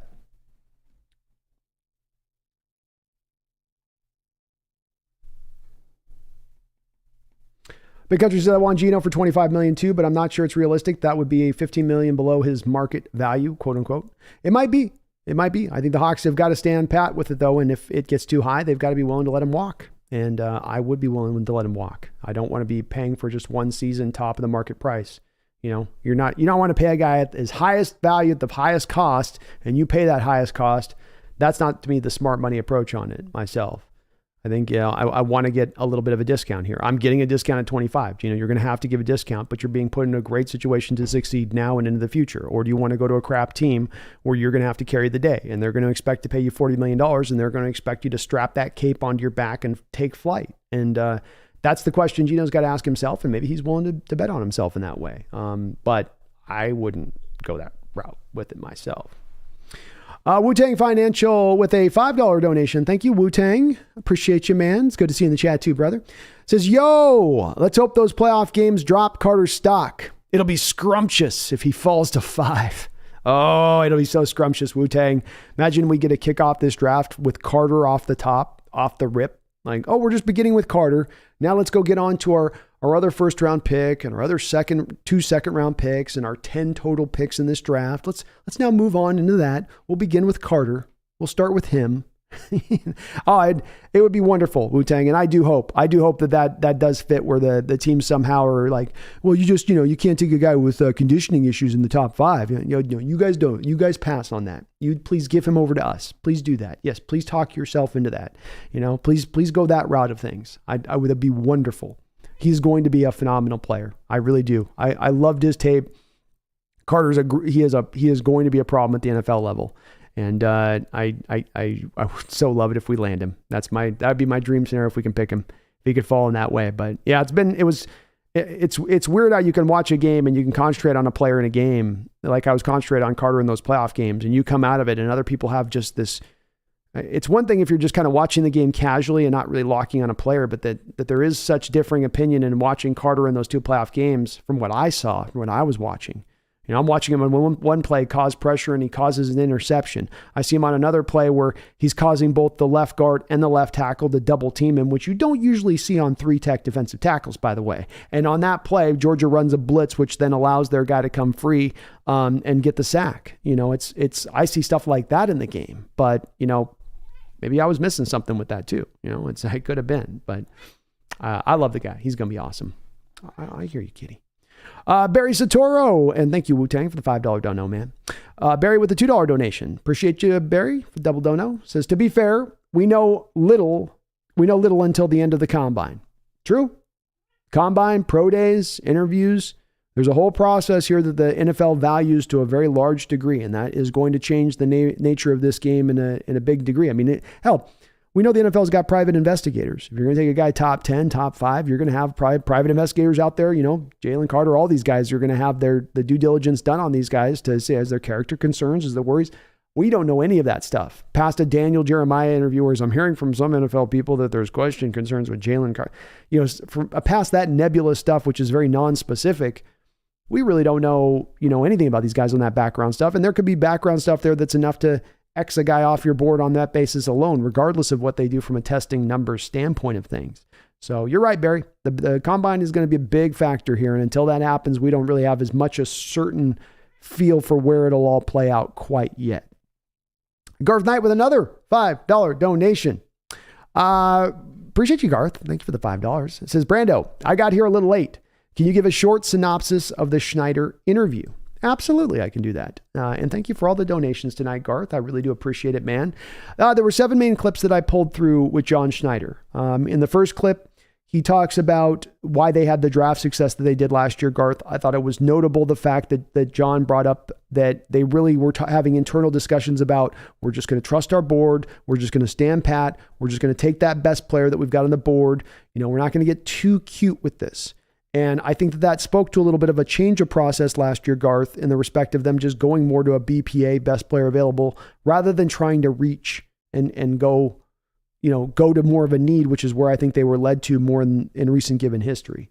The second soundbite was Schneider mentioning a little bit of the value the organization places in consistent winning, which, is fine being a consistent winner. I push back on this a little bit and wondering, were you maybe being just a little bit too busy being consistently winning through that Russell Wilson prime window, and that you didn't have a season that you should have been more like the Rams, where you had to go all in it, push all the chips to the center of the table kind of situation, and really try to maybe go for it in a given year a little stronger than you did because you had more of that 2 or 3 year plan, because you put so much value in just remaining that consistent winning football team. The third thing was John was asked how the combine had changed and their methods and evaluation around it. I think the main thing he mentioned here, John, is the transition, or Garth, is the transition to GPS, and that they've got these players at the college level now being tracked up with those GPS units. They're getting the data from college. You're being able to get to see how fast a player is running in pads, and that's helping inform them so much better than the 40 times with the players training to be track stars during the offseason. John was also asked about whether or not he could be swayed by testing numbers. Garth, oftentimes people tell you the combine doesn't matter and the testing drills don't matter, and it's all just them in tights, and it makes for good TV, but the teams don't factor it into their evaluation process very deeply. Schneider said that's actually the opposite is the case, that a player running a certain drill can take you back to the tape. And so I thought that was notable, and that here's a general manager telling you, no, these drills do matter. They do factor in. They do inform us. Number 5 was, is there a drop dead number for the Geno Smith negotiations? No long answer here, Guard. Just yes. Sean Schneider said essentially there is a drop dead number. We have it. We're going to sit there. We're not going above it. It's good to hear. Certainly nothing that isn't kind of a no duh, but I think at least then tells us that they're not going to overpay for Geno. Number 6 was, does John have any favorites from last year's draft? Or I guess as someone else said, really the question was posed to him of who does he see taking a big step forward in year 2 of this rookie class? And the guy that he pointed to, Garth, was actually Tariq Young as that guy of all these rookies who will be taking the big leap step forward this next year if he had to pick a guy. I thought that was very interesting that he grabbed the 7th round final pick of this last draft with so many of the other guys who had popped and sparkled so much in this prior year. And the final question was does Schneider's philosophy change with picking at the number 5 spot versus other years? Does he do something differently in this year in how he approaches this draft, because he's never picked this high? And Schneider essentially said, no, he's not going to do anything different. But he also said that the business is open. If somebody wants to come in here and offer me a king's ransom at that point, then I will be willing to move back. And that was kind of what he led with, Garth. And I thought it was a little bit of him laying a bit of the groundwork here for making that trade and getting the fans a little bit, prepared in their heart, soul, and mind to be able to accept that fact that we're moving back, but it's going to be for the benefit of this team. It's the right move to potentially make. Not saying he will trade back, but that definitely that he's already open for it means he's already kind of thinking about it, that he's already, already touching that trigger. He's already like, maybe I can get some good 1st round picks, 3rd round pick, Garth. Thank you for the $5 dono though, man. Thank you for all your donations. Sanchez with the $2 donation says, put in lock. Got to re-sign him first, Sanchez. He's currently not a Seahawks. He's a free agent right now. We got to sign him first. PTHV, is our defensive line really this bad, or is the defensive coverage that we are in that makes them look bad? No, the defensive line is really that bad. Soft zone coverages are going to be informed by defensive lines that are elite. And, the Niners run soft zone coverages too, but they have success because they have guys that can get home in the pass rush. So you've got to pair one or the other. You're going to be a soft zone-based team that doesn't want to blitz. The front 4 then has to get pressure and get very early, quick pressure in order to accommodate that soft zone. But we don't get that, and we haven't gotten that for a while. Sam the Great, yep, Chad Brown. Chad Pennington was drafted by the Jets. Indeed he was. Vinny Testaverde? Yeah, Vinny had a kind of a strong arm, didn't he? Yeah, Vinny had a strong arm. He was a number 1 overall pick at one point. And yeah, Sam the Great, he played really late. Parcells had him starting when he could barely move on the football field. It was painful to watch him walk. I thought he always had a pretty good strong arm. Wu-Tang Financial says, facts B, Schneider hasn't missed in his high picks. He doesn't miss. It's part of why I have a tremendous amount of faith in him. As you guys know, I do enough bitching and moaning about the team and the coaching staff in certain respects of things that I do not have just ultimately blind faith when it comes to the team or the front office. I'm quite the opposite. But there are some places that I would apply some blind faith to both the coaching staff and our general manager. And when it comes to our general manager picking a quarterback, for instance, I think he's got a pretty good eye for quarterbacks. When it comes to our general manager picking in the top 12, top 13, I'm going to have faith in that. He's hit everyone out of the park in the 4 times that he's had an attempt. When it comes to Coach Carroll, training up cornerbacks, I'm going to trust Coach Carroll with cornerbacks, right? There's those certain places where there is some bread and butter there. And yeah, I do feel that way with Schneider.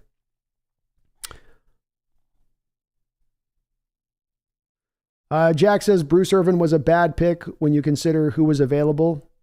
Well, it's kind of moving. You're kind of moving the line a little bit on what makes a successful pick or what doesn't make a successful pick. To me, a draft pick is not successful by who you didn't take, because just because a guy like Fletcher Cox goes to the Eagles or Chandler goes to New England doesn't mean that they would have been successful here. Chandler Jones wasn't a down 4-3 defensive end. So you saying Chandler Jones, that doesn't make any sense. He's an outside linebacker rocking wide 9 technique. You're not going to bring Chandler Jones in and then have him put his hand in the dirt when that's not what he's best suited to do. Cox would have been maybe a good player here, but again, you don't. What determines whether it's a good pick or not was that player productive? Did that player help you win? And if you look at Bruce Irvin's career and you look at his time here with Seattle as a first-round pick where he was selected, and he's not a top 5 pick, he's not a top 10 pick, he's a top 15 pick, he gave you mightily good production from that slot.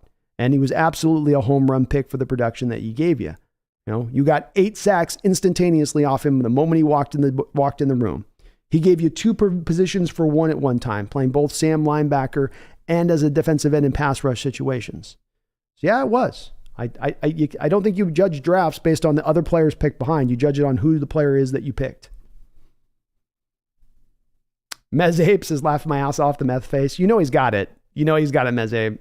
You know that I'm sorry. But you didn't get that face by just staying out in the sun too long. Dan W says, oh my effing God, I'm dying. The methed up Raiders owner's face. I'm laughing for real. His face reminds me of the Texas Chainsaw Massacre guy. It does. He's earned it, man. I can see the number of pills he's taken by his face pock marks. I'm sorry. It is what it is. So it's tough world being a rich owner, I guess. It's very stressful. Just, you know. Might have crossed the line with that comment. Might have got a little pass on that meth face comment. In utero, we need Adams healthy and his presence at the line. We do indeed. It's for our benefit if he can get on the football field. Jack, Bryce is 5'10". Agreed, man. That's what I think he's going to measure in at. Nowhere near 6 foot. OD Death Metal, I think the Ravens might be willing to give Geno the 30 to 35, 33 million given their situation, and there's 3 to 4 other teams that might be willing to go that high. I agree there will. I definitely think that there's a potential that there's other teams out there, and it's maybe in a likelihood there are teams out there that would be willing to go past what cost we're willing to give him. But that if just because they're willing to make that, if they make that move and they're willing to make what I would consider at that point kind of the mistake of that situation, then you got to let them make that mistake. You can't. It's one of those like if your friend jumps off the bridge, would you too? Really? No. Yeah. But Endless says I'd be higher on Will Levis if he wasn't 45 years old. Sam the Great, I expect that stupid ass Raiders making a ridiculous trade to get to number 5. You know he could. He pops himself a Viking in the morning, a little bit of his vodka and orange juice, right? He's like, do the deal. General manager's like, we can't do the deal. He's like, this is why I ran off Gruden. You get the deal done now. I thought Gruden went because of the scandal. That's just what they wanted you to know. He said no to me, and I said no to him. Addicted to Hawks, Brandon. Yep, trade our number 5 to Las Vegas or Atlanta, 7 or 8, for tons of future number 2 and 3 picks. Use those future picks to grade back into 2023. There we go, man. Pathway to success. I watched as Young's going to be throwing up gang signs like Tua was. KO'd.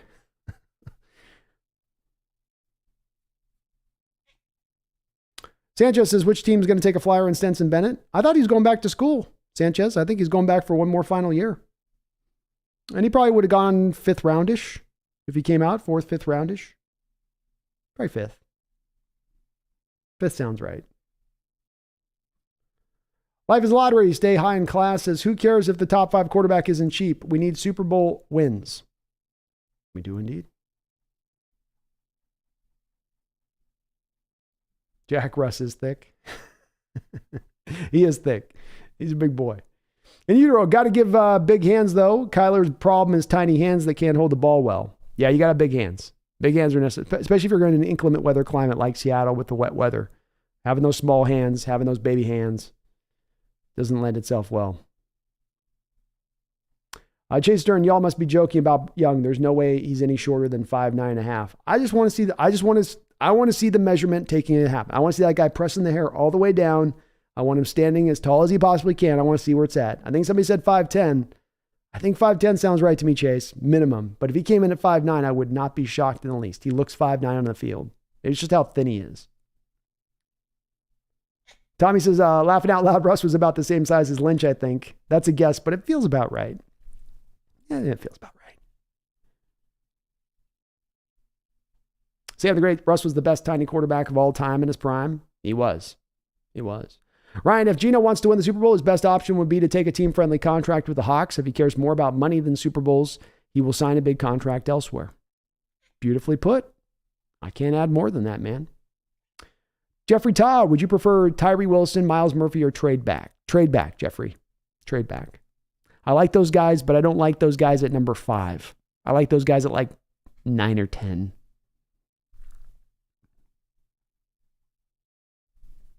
LNG Lived King says Geno's best plays comes with his arm. I'd rather pay a quarterback for his arm other than any other dimension of his game. I'd say around 29 to 33 million is on the low side. Could be right around there. It could get up to there. I wouldn't be shocked. Chad says, Geno, what made $14 million a year as a backup quarterback? I'm drinking around $31 million with a 5-year deal would be more reasonable. What was made 14 years backup? Thinking around $31 million a year on a 5-year deal would be more reasonable. Could go that route. 5-year, 30. It's $150 a year, right? $150 in total. That'd give you a chance to really move the numbers around on a 5-year deal. Tommy says, yeah, Lynch was 5'11", 215. That is about what Russ was, and both ran around a 4.5. Think of trying to stop that back in the day. Must have been a nightmare. Lynch was the thunder and Russ the lightning. Yeah. Russ had that short area burst too when he was young. Really, really sudden in short spaces. On top of having that 4.5 speed. Guard Knight, good call. Matt Ryan, pop gun arm. Yeah. Big time. In utero, Russ was never the best quarterback, not even close. He was the most efficient when he was a game manager in his first 5 years. I don't know. I think he had a 3-year run where he was pretty close to being in top 3, top 5 territory at least. Maybe not a long run, but at least a little run.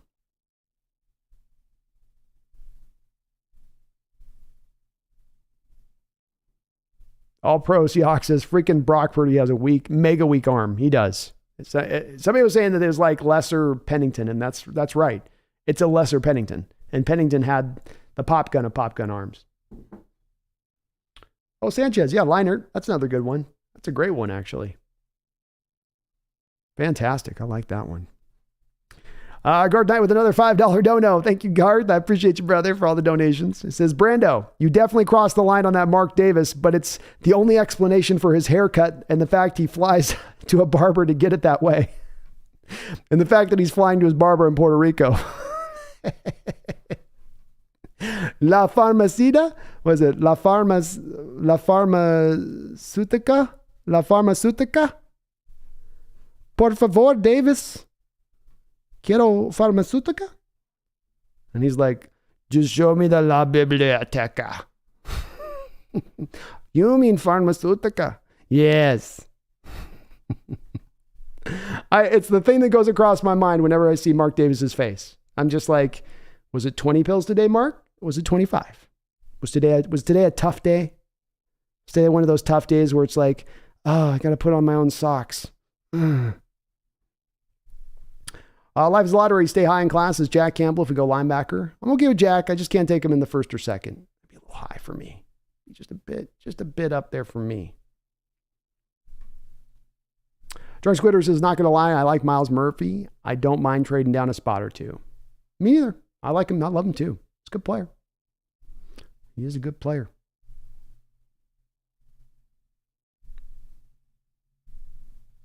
Ray Barrios says, haha, Kirk Herbstreit, not great.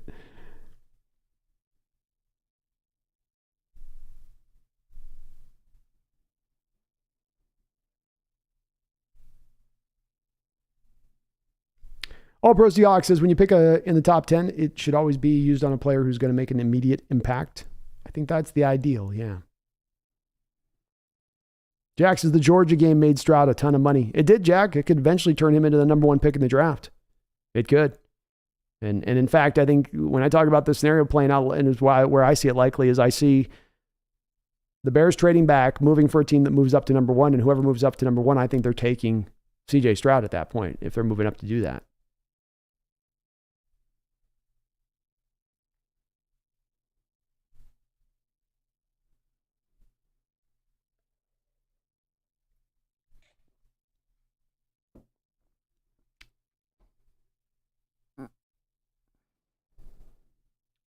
Deadly says, I hated seeing Collier playing last game. I was like, why is he playing in the most important game right now? They couldn't quit. It was like, what, that movie Brokeback Mountain? Like, they couldn't quit LJ Collier, despite the fact everything, I wish I could quit you. That's what they couldn't do that on LJ. And I was the same way. Every time I saw him on the football field, I was just shaking my head. And it's hilarious because you go watch the Pro Football Focus scores, and they don't have any dog in the fight with Collier. But they go through the Pro Football Focus scores, and it's every single week he's out there. Even if he's out there for 12 snaps, he's poorly rated. And usually the sample size snaps you can usually like get yourself, you can kind of like trick the numbers a little bit and have a couple of good snaps to get yourself into like the 60s or 70s. But every single week he was in, it was like 30, 35, 40. Just doesn't give you anything.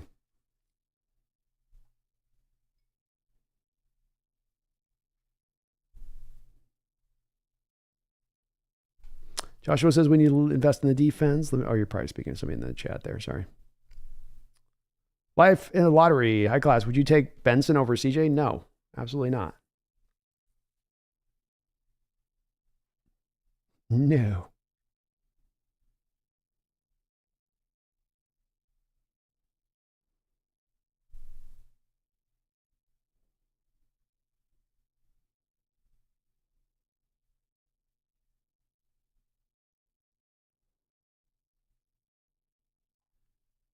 Sorry, a lot of chat going in the chat, so I'm trying to find where the questions are.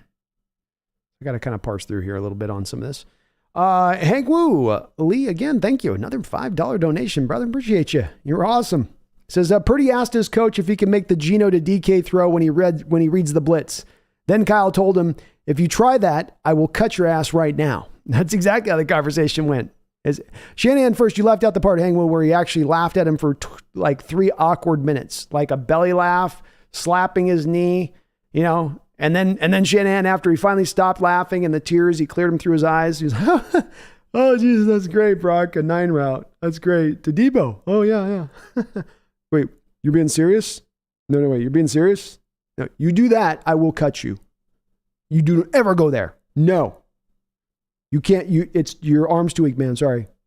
I saw you in the bench. You couldn't put up 135 last week. No. It's got to be inside 15 yards, man. If it's not there, just run it. Throw it away. You're absolutely right, Hang Woo. Kyle said no to that one. Says, that's not why I have you on this football field. Don't you dare. Thank you, though, Hang Woo. Thank you for all the donations, man. I really appreciate it. Taker610 with a $2 donation says, if Young or Levis are there at 5, take or trade.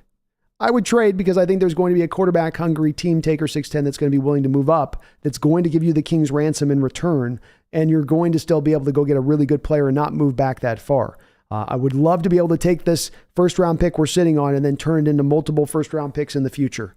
I'm really sort of, that's really kind of caught my imagination a little bit in this scenario. And I think you're uniquely aligned this year because you'll be sitting at 5, because there'll probably be a quarterback there that some team picking just behind you who is desperately needing a quarterback will then be willing to move up to go get. There's a lot of things that have to kind of set that stage for that to occur. It's all set up in front of you right now. You could be picking there at 5 and have a quarterback and not have the teams at 9, 10, or 11 that want to move up, right?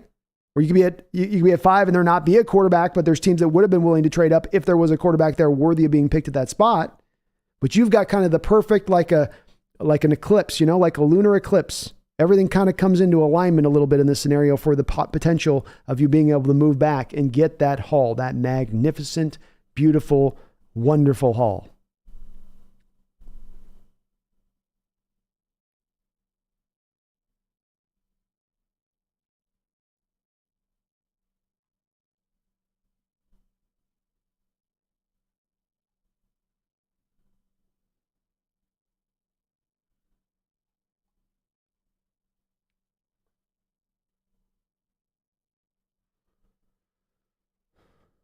Why do I? Thoughts on Zay Flowers? I see people talking about him as a first-round pick. Dude's 175 pounds and had a breakout year this season. How could he hold up going over the middle a lot? Also, 11% drop rate. Yes, I don't have him that high on my board. Where did I have him put? Oh, I didn't mark him in there. I think I've got him more in the third round range myself. Is where I would put him. There's a little bit more of a track record with him than just this year. Why do I? He certainly had a bit of a breakout year, but I think like the previous year he had 750 yards receiving. The prior year to that he had 500. So he has produced a little bit along the way. I do think he's probably just a slot guy at the next level mostly. I'm not sure if you're going to be able to get away with having him on the outside. Certainly we've seen a guy like Devontae Smith in recent years be of equal kind of size and get it done out there with his weight. But he's got to do a lot when he's working outside at the college level to get free off press, because college teams were pressing the hell out of him at his size. And so he's got to do a lot of this, juking and setting up his route in the first couple of steps. And it's kind of one of those things where he's not going to be able to do that at the pro level. He's going to have to just get off the line clear with a step or two. He's not going to have 5 little steps that he can take to then kind of get free into his route. And he's got to take those steps to try to get some space around these guys, because they're trying to chuck him up at the line of scrimmage. So I do tend to look at him and I think mainly he's only going to be able to play on the outside at the next level. And if I just get an only slot guy, he's got to be real dynamic to be taking him in the first 2 rounds. He's got to be kind of like Jigba is. And Flowers is not on Jigba's level as far as that goes. So I do think he's a little bit below him on that. I do think he would be an upper level slot-like receiver. He'd be a great addition to us if you could get him a little bit later on in the draft at that point. I love his skill set. He's very sudden. He's very good with the ball in his hands. He can do the fly sweep stuff, the bubble screen stuff. The drop stuff is a little bit there with him. You're right on that. That's to be worried about. And look, we crossed this bridge with Eskridge recently, so it's something not only worth talking about, it's something worth being a little bit worried about and concerned with as well, in addition to.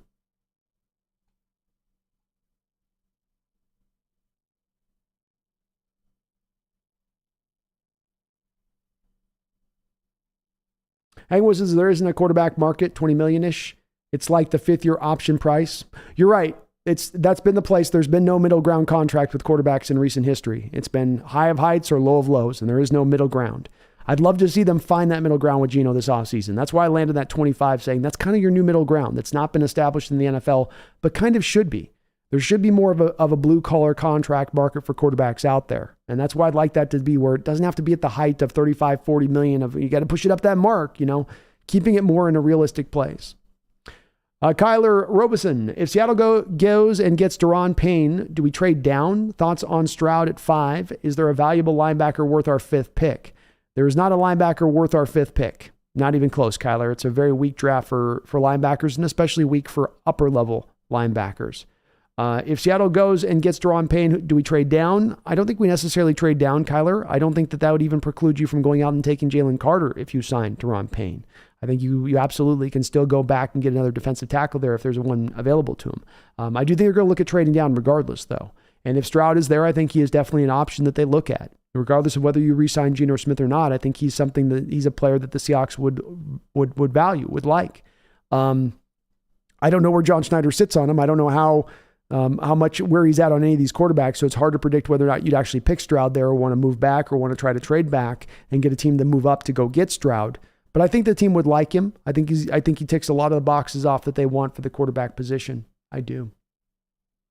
Deadly is the only thing that gets me going crazy in chat is all the blind Geno hate. I don't mind people disliking him, but the blind, arrogant hatred towards him makes me lose my cool. I get it, man. I've been fighting this battle going back to the start of the preseason with the Geno folks that told me he was what he was.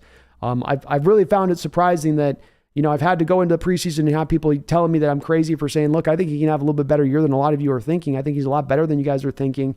And you got the people that are so certain and they're telling me that I'm being crazy for having that take. And then you get through a year of him playing like he's played. And now you see a lot of these people kind of pivoting off their spot a little bit, sort of subtly changing their take. And it's like, well, no, he's fine. But no, I thought you said he is what he is. I thought he was the 39th best quarterback. I thought he was this career backup that could never be more. And it's, as I always say, we all have our takes. We all have our places that we go, this is how I think this is going to play out, or I think that's going to play out. And you know what? We're all wrong. We're all right. We all have our points where we're going to be on all ends of that. No one is going to be perfect. No one's gleaming that cube. The key is to not necessarily be wrong or right? You want to try to aspire to be right, but if you get it wrong, change with the data, change with the updated information. Take it in and now move off of your position. Don't get married to your position just simply because you were married to it to begin with. If you get more data that instructs you to move off of it, then you should move off of it. And I think with a lot of that, that's been tough. That's been a tough bridge for some folks to cross when it comes to Geno. And they have him affixed in their mind in a place, and he's not going to move off that affixed spot. And it's unfortunate because I think he has proven and shown a lot of reason why people should. I'm not saying he's a superstar here, but he certainly isn't what he was, or we know what he was, or career backup, but he's not going to suddenly turn into a pumpkin. He's a top 13 quarterback in this league, minimum. Hang with Lee, edge rusher if we have Payne, that'd be a good way to go. I'll tell you, if Carter's there though, and Anderson's gone, I'm going Carter, Hangwoo. Tyler Muir, people thinking Jalen Carter isn't a top 5 pick is great for us, though. We might actually get him. Laughing out loud. That's true. U2K, we don't have to worry if Carter is problematic. He won't be there at 5. Yeah, we'll see. We'll see. Maybe.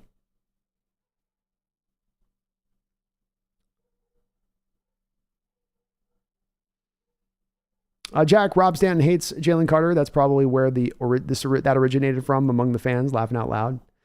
Could be. Rob's got some sway in the community on that. So that certainly could come from where some of that is with it. But yeah, it's been one of those ones I've not quite been able to wrap my head around. Yeah. Hates everything. That's hilarious in utero. Oh my God. Riverside says, I don't know about that pain of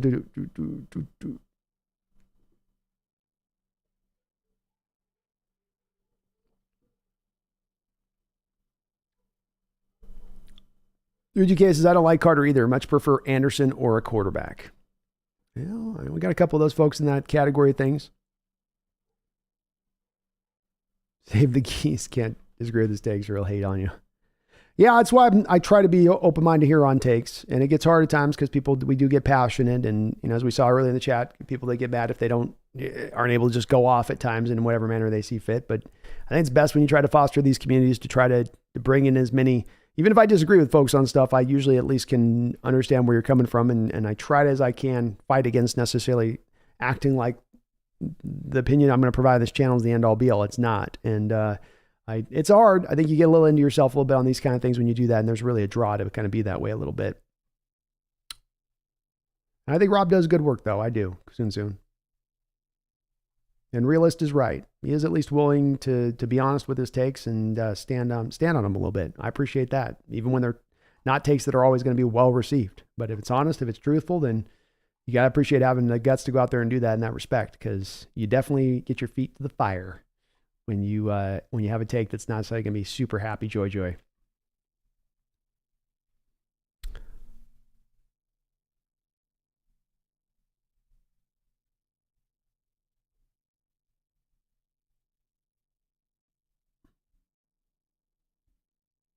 I dig the docs, Brandon. Funny, I did that in the mock simulator. Got a King's Ransom for number 5. It works. I feel like it will. And I know the mock simulators are a little bit odd at times in their accuracy and how they seem, but I just feel like if you look at the track record in recent years and this kind of situations and the parameters that are set up for them to allow them to happen, quarterback hungry teams picking just a couple picks back, you picking at 5 with maybe your quarterback and a guy like Geno already on the roster, so you're not as married to have to make the quarterback pick. Then we start to open that door. Teams bidding against each other, you being willing to move. Here comes the King's Ransom. I could see it that way.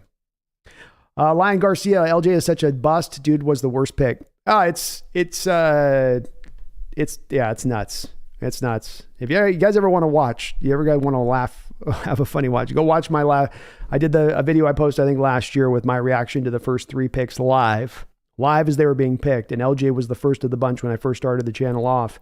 And I hated the pick at the moment. I hated it from the moment we picked him. And I usually will not always have that reaction with guys that we select, but that one was just, whew. Hang with Lee, there were not a lot of home runs after LJ. We got DK. We did. At least you got DK out of it, right? If you just thought of it like, well, we took DK at 32, yeah, and we took LJ at like 2 or something. My cat is like twisting up and over. Okay, kitty. I understand you're trying to get comfortable.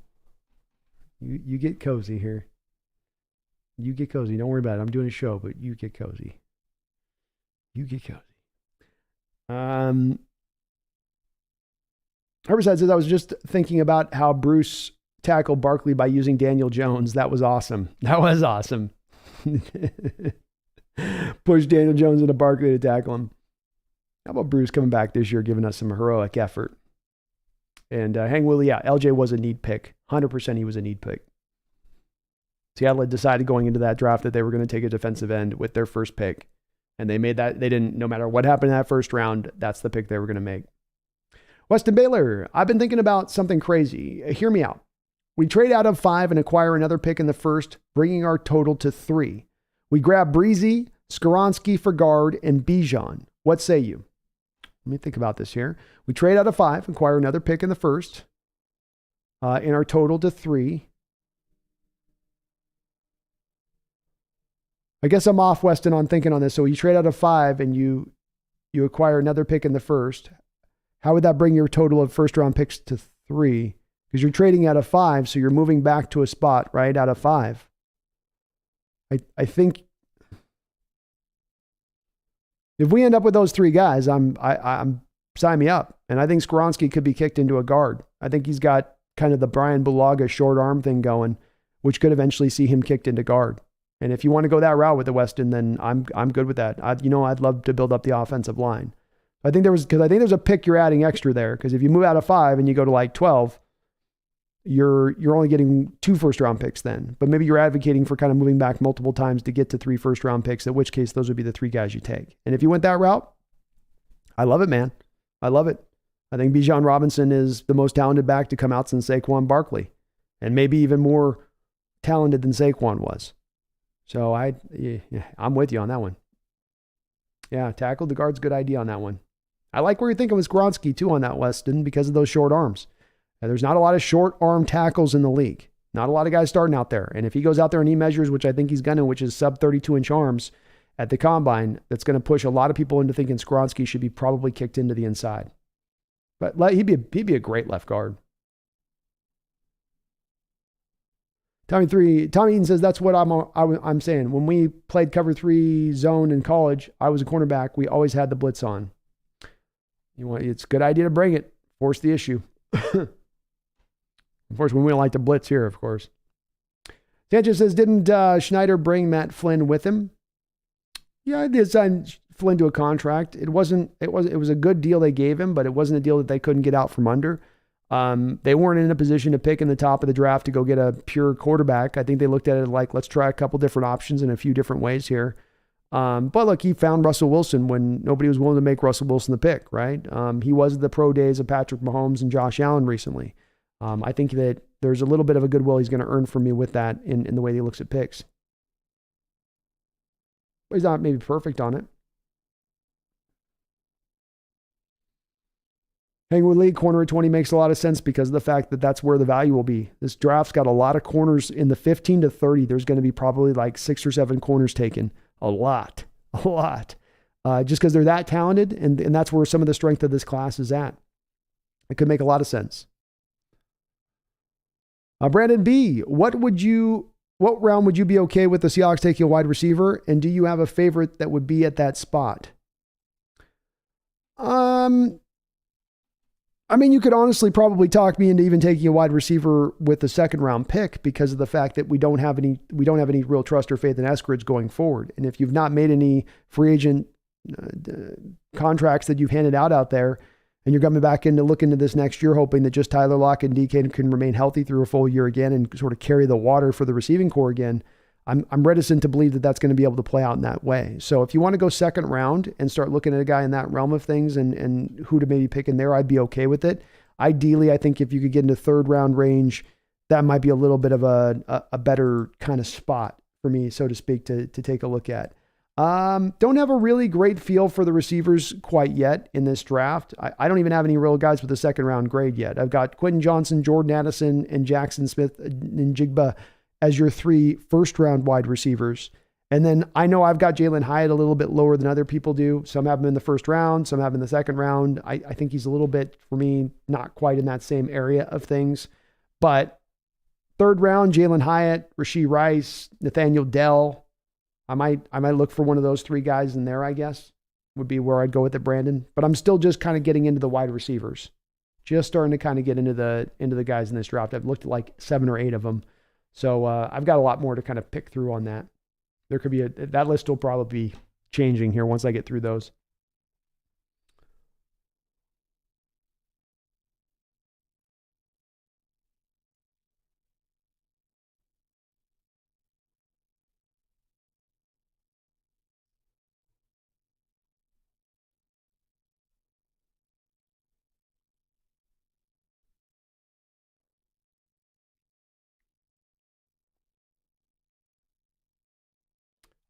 Thomasina Alexander, thank you for subscribing to the channel. I appreciate you. Welcome aboard the Hawks Nest.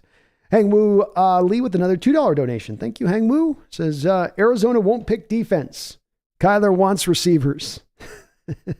It's possible. I don't know, Hang Woo, how much sway Kyler's going to have going forward. He's on that monster deal and certainly did seem to kind of regress a little bit this year. And they have catered a lot of that team, not just the offense, they've catered that team towards the offensive side of the ball and giving him a lot to work with, and they've not gotten a lot of returns from it.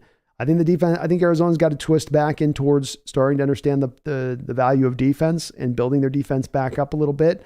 I think Kyler's going to have to kind of make do with what he's got. They gave up a first round pick last year for the Hollywood Brown trade. DeAndre Hopkins is still costing a lot of money on that roster. Rondale Moore is a guy that they just put a second round pick on a couple of years ago. You know, he's got a couple of other tight ends. They drafted Trey McBride last year, you know, on top of signing Zach Ertz. So I don't think they do that. Although I got to acknowledge Hang Woo Lee. I didn't think they would have made the Hollywood Brown trade last year after all they'd already put into the position. So, I guess it's possible. Arizona certainly likes themselves receivers, man. They do.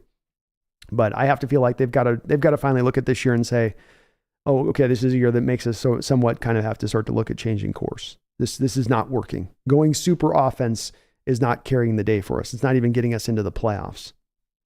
Garth Knight with another $5 donation. Thank you, Garth. I appreciate you. Says, good to see newer cats like Hang Woo Lee in here supporting Brando's work. I love me some Will Levis, by the way. Where does he rank versus other quarterback prospects? Well, I can only give my assessment on this one, Garth, and I know this one goes in wide difference the chat. I know I always get people freaking out in the chat when I say this, but it's my personal opinion. It's my personal feeling on this and what I like about it, and I'm allowed my my opinion on it. So I put Will Levis I think just behind CJ Stroud as the best quarterback in this draft. He's number 2 for me on my list. I would give Stroud a little bit of the nudge there, I think, because of the fact of the consistency there and some of what you've seen from him that's at least maintained, whereas Levis definitely started to kind of fall back a little bit and play a little more wild this year with that supporting cast starting to take a step back. There's a part of me, though, Garth, that wants to say Will Levis is the best. There's a part of me that wants to say Will Levis is QB number 1 in this draft. There really is. But I just can't quite do it with as wild as he is. It's very neck and neck between him and Stroud with me. And I think they're 2 different guys that give you 2 different things to your football team. But for Stroud's long-term development, long-term upside, I like that a little bit more than having a Levis who's a little bit older, but I still have to take some of the wildness out of his game and get him cleared of that a little bit. So, I've got him number 2 myself. I do have him ahead of Bryce Young and the other guys in this draft, though. Levis, Garth. I like Levis a lot. I give him a lot of the benefit of the doubt for when I say he has a horrific supporting cast there in college. He had a horrific supporting cast there at college. You know, it was bad. Appreciate all the donations. And yeah, it's great to see Hang Woo Lee in here, man. I appreciate having some more support on the channel as always, guys. You're amazing. Amazing in that respect of things. Taker610, super chat at $2, says, ouch, when those 2 Bills players collided.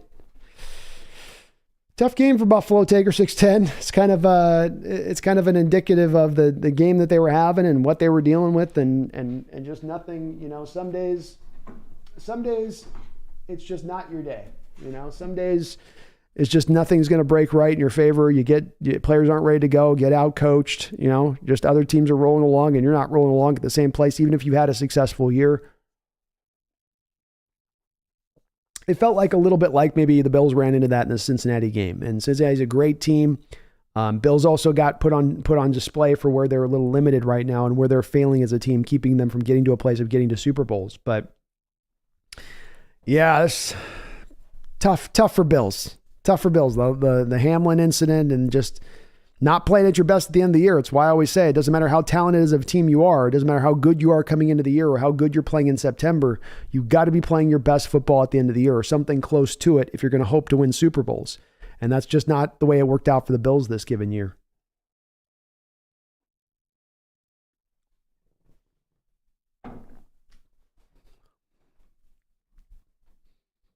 Sanchez says Stetson Bennett is 45. He's got no eligibility. Maybe he is. I saw a tweet of him saying running it back or something. So maybe I saw the tweet wrong. But I think he's coming back, man. Deadly. You know what they say about big hands, right? Big feet. Hang Louie, people want to remember old Geno. They do, Hang Woo. I mean, what they want to do is put him in a box. And people we are all really busy all the time, so we're always trying to put things and label it and put it in a category so we don't have to think about it anymore. And I do think some of where the Geno hate comes from a little bit of, I already labeled that. I already thought about that. I already gave that thought and I've already considered that and I've put that here and that's where that's at. And it's like, once you've put that in that box up on that shelf, it's not coming down. And I do feel like there is a little bit of that with Geno. I mean, he set franchise records across the board. I know he had the extra game in the season, but even if you take the franchise record, he set like yards per game.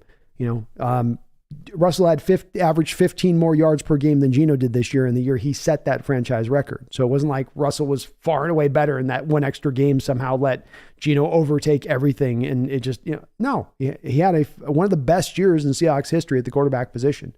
But you're right. We still have, in a lot of respects, have to kind of explain how, no, he's actually pretty good. No, he's not. He's a tough sell for some fans, man. Sean Lay says, no Dave Craig hands, please. Laughing out loud. That's right. No baby hands, man. Not in our stadium. We play in wet weather, man. You got those baby hands and that ball just slides right off in that wet weather.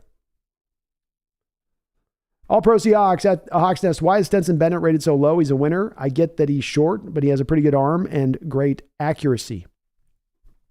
I don't think the NFL people, I mean, this is the thing where I think there's a little bit of cognizant dissonance being applied. So I think there is a good point within your question. For instance, why would a guy like Bryce Young be considered, this top 5 pick and Stetson Bennett's going to be struggling to even be drafted when they have very much similar size kind of ratio to them. And I think that it's very odd to see teams, to your point on that, bumping and knocking on Bennett while at the same time giving Bryce Young a free clear pass here. It doesn't seem to quite add up to me either on that. I just think that they don't trust the arm to be strong enough. And I don't think they think that his body type is going to be able to sustain if he's asked to start very long. He is a very kind of slight guy and smaller guy. And I think that that's going to have him then drop. He's been amazingly productive, but as well, let's also remember with this too, all Pro Seahawks, he's been amazingly productive with a stacked football team across from him. He's having, everything set up in front of him to be successful at that point. That's going to help him have his shine. It's going to make him look really, really good. And I think teams are also taking that a little bit in their assessment. This is why, for instance, I have myself Levis over a guy like Young. Young gets the same kind of benefit there on that respect. Stroud does too. I think Stroud's just done enough on top of having that stuff he's getting to work with to kind of prove to me that he's a little bit more of a tiny bit more of a cut above. But even him and Levis to me are neck and neck. But I just don't think that body style is going to hold up, all Pro Hawks. And I do think when you come to his arm strength and really pure arm strength and whether he could, I think he's a little bit in that kind of Brock Purdy kind of range of arm strength a little bit, maybe a little bit stronger, maybe just a little bit, but not a lot of it. Not a lot of it. And Euro says, all I mainly remember about Craig is all the fumbles. Well, the fumbles were because of the baby hands. That's why, the play defender he'd have the ball barely hit out of his hand. That thing was gone, and I love me some Craig, but he couldn't hold on. He couldn't hold on to a ball for his life if he got a blindside hit. It was over with. It was game over. DVN says, Geno's in the gym. That arm's about to be insane. Yeah, King. Dave Craig made me hold my brother every time I was tackled too. He always looked like he was getting into it. He was kind of slider guy too, so it always looked like he was in a car wreck. It's the same thing you get kind of with Tua at times, right? Tua gets hit on some of these hits and thrown around and dropped to the ground. His head bounces off the turf, and it's not like the defender's doing something egregious. It's just he's so light and small compared to the guy trying to throw him and put him to the ground, and it's just like you get ragdolled when there's that size difference. And Craig would definitely have his ragdoll moments. UE2K says, why would the Falcons or Raiders trade up for? Who? They would go for the third quarterback that was remaining on the board, Huey. So under my given scenario, you have Anderson and Carter go. Then that leaves at that point 2 quarterbacks taken in the top 4 picks ahead of you. So then that means you're left with one of the third quarterbacks. And I know that there's people that are out on Will Levis or whatnot, but whether it's Levis or Bryce Young at that point, you're going to probably have a team that they'll trade up to go get that guy. So a quarterback, that's who.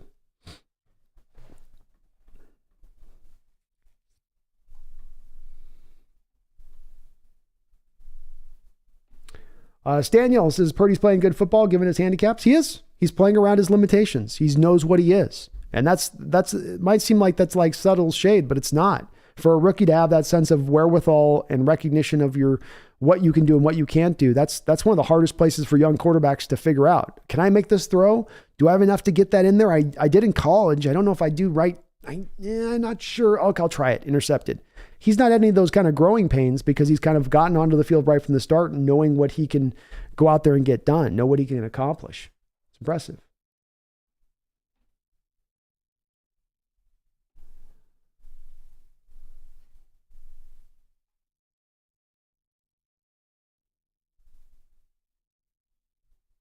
Jack says, keep working on that Spanish. Yeah, it's no bueno, Jack.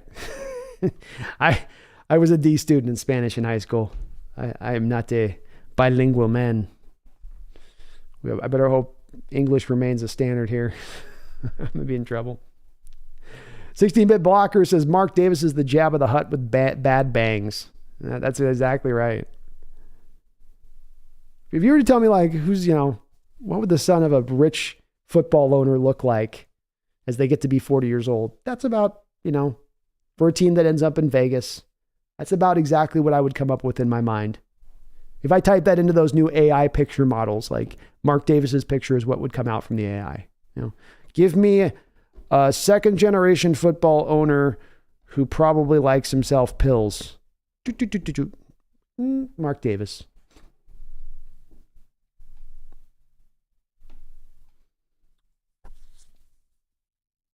Swole Cole, is there any good free agents that we can pick up? I got a couple guys out there for you. You've got Mitch Morse with the Buffalo Bills center. Could give you a good center option there right from the jump there. Help out that center position, give you a really nice upgrade there. Obviously, a guy that we talk a lot about is Daron Payne-Swole, Washington Commanders defensive tackle, who's going to get paid a lot of money, but he's a really good player on top of it. There's not a ton of options out there. Free agency is pretty limited for what your needs are, I would say. You're looking for defensive linemen. There's not a lot of defensive linemen. There's not a lot even right guards you need, middle linebackers. It's all pretty thin. Denzel Perryman's a guy I've thought about there. Maybe you could take a look at middle linebacker. Be a good hedge until you get Jordan Brooks back and a good backup to come in for Barton if he kind of starts to underperform again.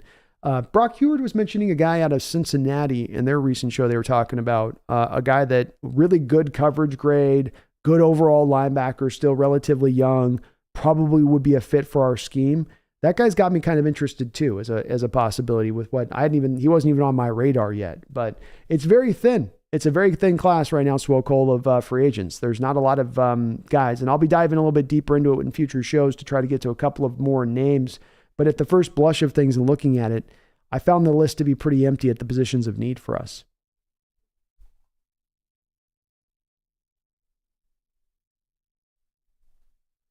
Spaces, do we have any good picks next year from Denver? Nope. It all ends after this year. Tom Eden says, thing is, what did Geno come back from? Sucking for 9 years? Oh, about the comeback player of the year? Yeah.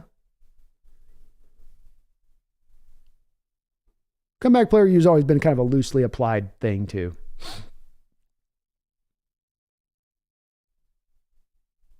Herbicide says Locke is at least will be better than any quarterback we can get in the draft. Yeah, maybe. I could hear that argument. I could probably be talked into it.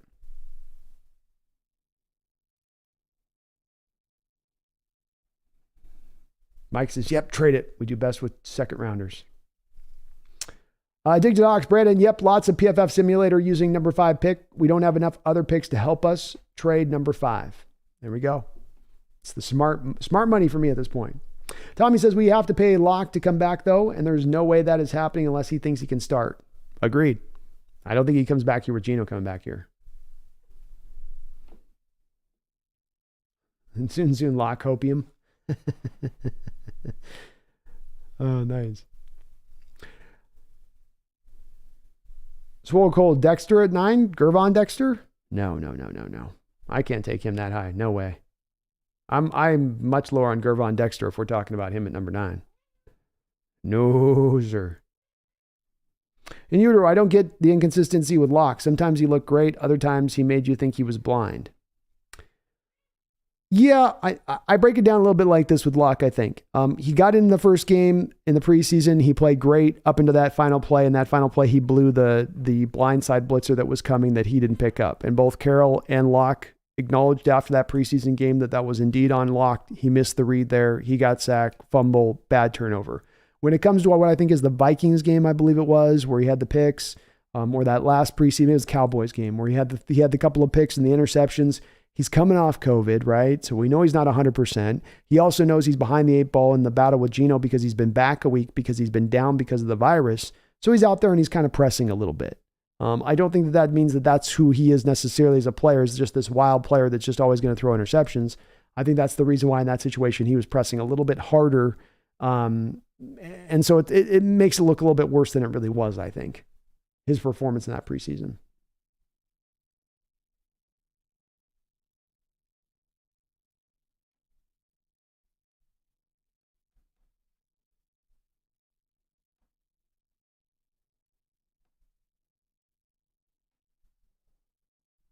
Herbicide says Dexter is hella slow off the line. It takes the man a minute to get going. That's in my notes too, Herbicide, on him. I've got him as a 3rd round player. So if you're talking about taking Gervon Dexter in the 1st round, that would be annoyed. That'd be annoying. That would be annoying for sure.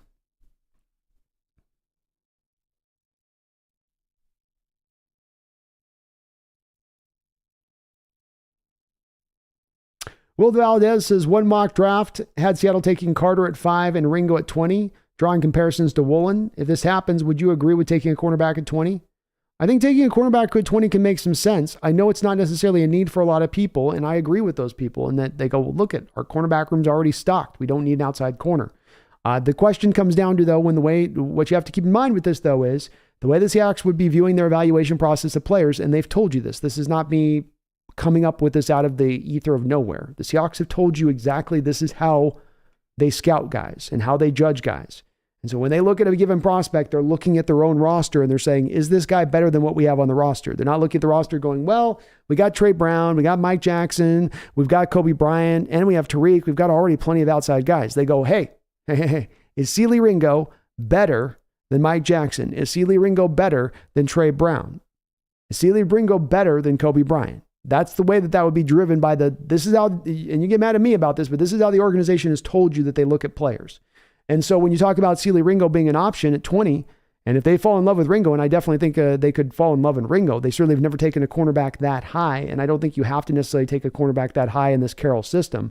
But if they were maybe looking at wanting to go to a little bit more of the man-based coverage principles, you could do that. I think to agree. The one place where Sealy kind of struggles a bit, of course, though, has been this last year. He struggled in man. He's really best as a zone defender, but he would be a fit for our scheme and what we ask, our corners to do by and large. So I would be okay with it. I like Ringo quite a bit, Will.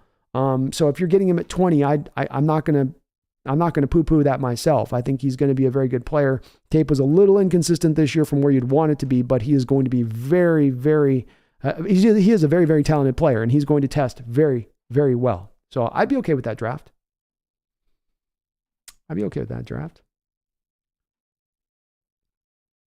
agree. Will Anderson is worthy of the top 5 pick. And yeah, Herbicide paying around 15. He might get up even to 17-ish, but that's about right. Tommy Eden says, Geno gets the what the F, where did that come from award. They should have that award in the NFL. That'd be way more exciting than the Comeback Player of the Year award. Way better.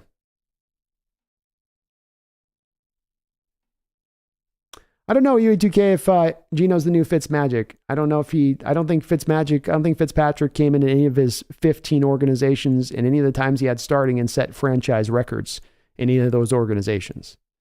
I don't think he did that. I don't think he was, and he had a lot of different attempts to do that, and he never got close to doing that. Wilbur Knight, salute Brandon, Seahawks fans. Thank you, Wilbur Knight. Appreciate you, brother. Ryan Myers, the Simpson, round one all day. Not dropping out. No way. No, he'll be a round one guy.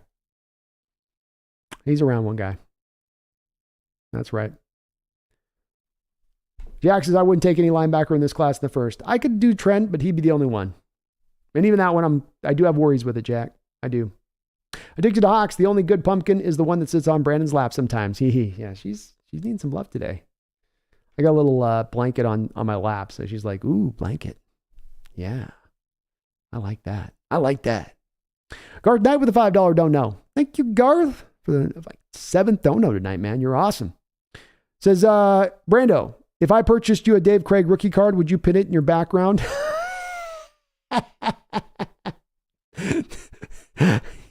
You might have to get a Zorn one too, or Megan's going to just start lighting things on fire. Oh, that's awesome. Sure I would, Garth. Why not, man? Why not? We got to get the legend of Dave back there. You know, Megan would have an overnighted Zorn card sent to me. Like, well, if you're putting up Greg, you're putting up Zorn. You're definitely putting up Zorn too, right? Oh, God. Man, you got to laugh at that one. That's funny. Dave Craig rookie card. Sure, man. Hell yeah. We're looking for the donation, man. Making me laugh. Megan says, I was firmly on the lock train in the offseason and thought Coach Carroll was out of his GD mind when he started Geno. I have never, ever been so happy and glad to be so wrong. Now, you've changed on your spot with that one, Megan. You have. I can't accuse you of not being willing to move when you saw the data, you saw the change, you saw 12 straight weeks of good to great play from the quarterback position. And I think we all got to do that in that situation. You know, as I said, no one's ever going to be right all the time. We all are going to get our wrong moments, but you gotta know when you can move to being in the right and not just stay on your place with it because you've become married to it. And I do the same, these same things I potentially accuse other people of. I certainly am guilty of. I can become married to an opinion too that I need to look at moving off the spot of, or there's been new information that's come down the track. But no, Megan, you moved off, and you moved off it early too. You didn't take a long time to stay on that point. Brandon, you should let people know to put 3 question marks before the questions so you can find them easily. I think that's probably a good idea. I do think as we kind of go forward, we're going to start to get more of a standard in place, Ryan, on that, so I can kind of pick through the chat, because it does get hard sometimes where I'm trying to parse between who's having internal discussions and then where's a question or where's a comment somebody's wanting to say. But yeah, I think as we go forward, it'll probably be more driven to just, if I see a question mark, I'll kind of respond on that as much as anything, especially as we get 300 people in the chat. It's hard to get through everybody. Great suggestion on that, Ryan. I think we'll probably go to something like that. And you might be right. All Pro Hawks, Deron Payne might make 20. He might.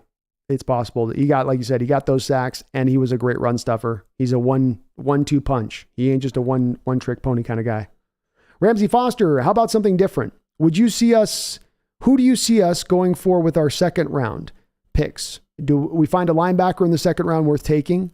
I think Ramsey, to me, the potential here, Ramsey, is to go and look at linebacker in the third, because these middle linebackers are just not that great. And if you're taking one in the second round, you're probably going a little bit higher than you want to go because you're going to need. You're picking for need at that point. If I was looking at second round where you're going to have value at, there's running back value in the second round. A guy like Schmitz, you could get the best center in the draft in the second round. You could probably get one of the best mobile guards in the second round. Then if you want to really address the offensive line specifically there on those 2 points of need. Defensively speaking, there's some really good edge guys that I think are going to be around in that second round range of things. I think Tula Pulutu out of USC, BJ Ojolari, Andre Carter, Mike Morris from Michigan. I think all of those guys will be in the second round. So if you want to go back to edge, but when you come to it, it took me a while to get to this point of this grade, and I'm going to get some pushback on these grades that I handed out. But when it comes to Jack Campbell, Drew Sanders, Ivan Pace, and Henry To'oTo'o, who are 4 of your better middle linebackers in this draft, I got all those guys in the third round. I think all of those guys have too many question marks to be talking about picking either of those guys in the first or second round. Campbell, not fast enough, doesn't move well enough. Drew Sanders disappears in football games. Ivan Pace can blitz, and I don't know what else he really does. Pretty good tackler, and he can blitz. Henry To'oTo'o is kind of slight and not always the most certain of tacklers out there. So I got more of a third round kind of grade with it. But I think Ramsey, really offensive line specifically, is the one that stands out to me there. Or if you want to go edge, there's some value there. Or if you want the third item, let's go cornerback, where there could be some really good value at corner. Even though, and again, I know we don't take corners high, and I know that's not a need. But if we're just picking from best player available on the board, that could be where you're a little bit drawn from. Photon RT says, been watching your content for a while and didn't know I wasn't subscribed. Laughing out loud. My bad. Hey man, no worries, brother. As long as you're getting subscribed at some point along the trek, that's all I care about. As long as we're bringing you into the fold at one point or another, that's the most important part. So appreciate you watching the channel as you do, and thank you for jumping on and subscribing to the channel, man. You're awesome for doing so. Jason Judas is laughing out loud. Rob doesn't hate Carter at all. He just has some concerns. Man, some of y'all just love to exaggerate. Yeah, I don't think Rob hates him. I don't think he's got some concerns with him, and I get where Rob's coming from. You know, he's got some valid points on it as well. The percentage of snaps that Carter ran out there over the last couple of years at Georgia, you know, on some of it. So yeah, he doesn't hate him. That's right. We'll put it in the right. Got to put it in the right level of things. Have a good night in utero. Appreciate you, man. If I do miss your question, we got a lot of people in the chat tonight. So if I do happen to kind of miss something, sorry, but a lot of people in here. So it's definitely a possibility here. I might miss some comments in here. Sorry if I do, not meaning to. Definitely not meaning to.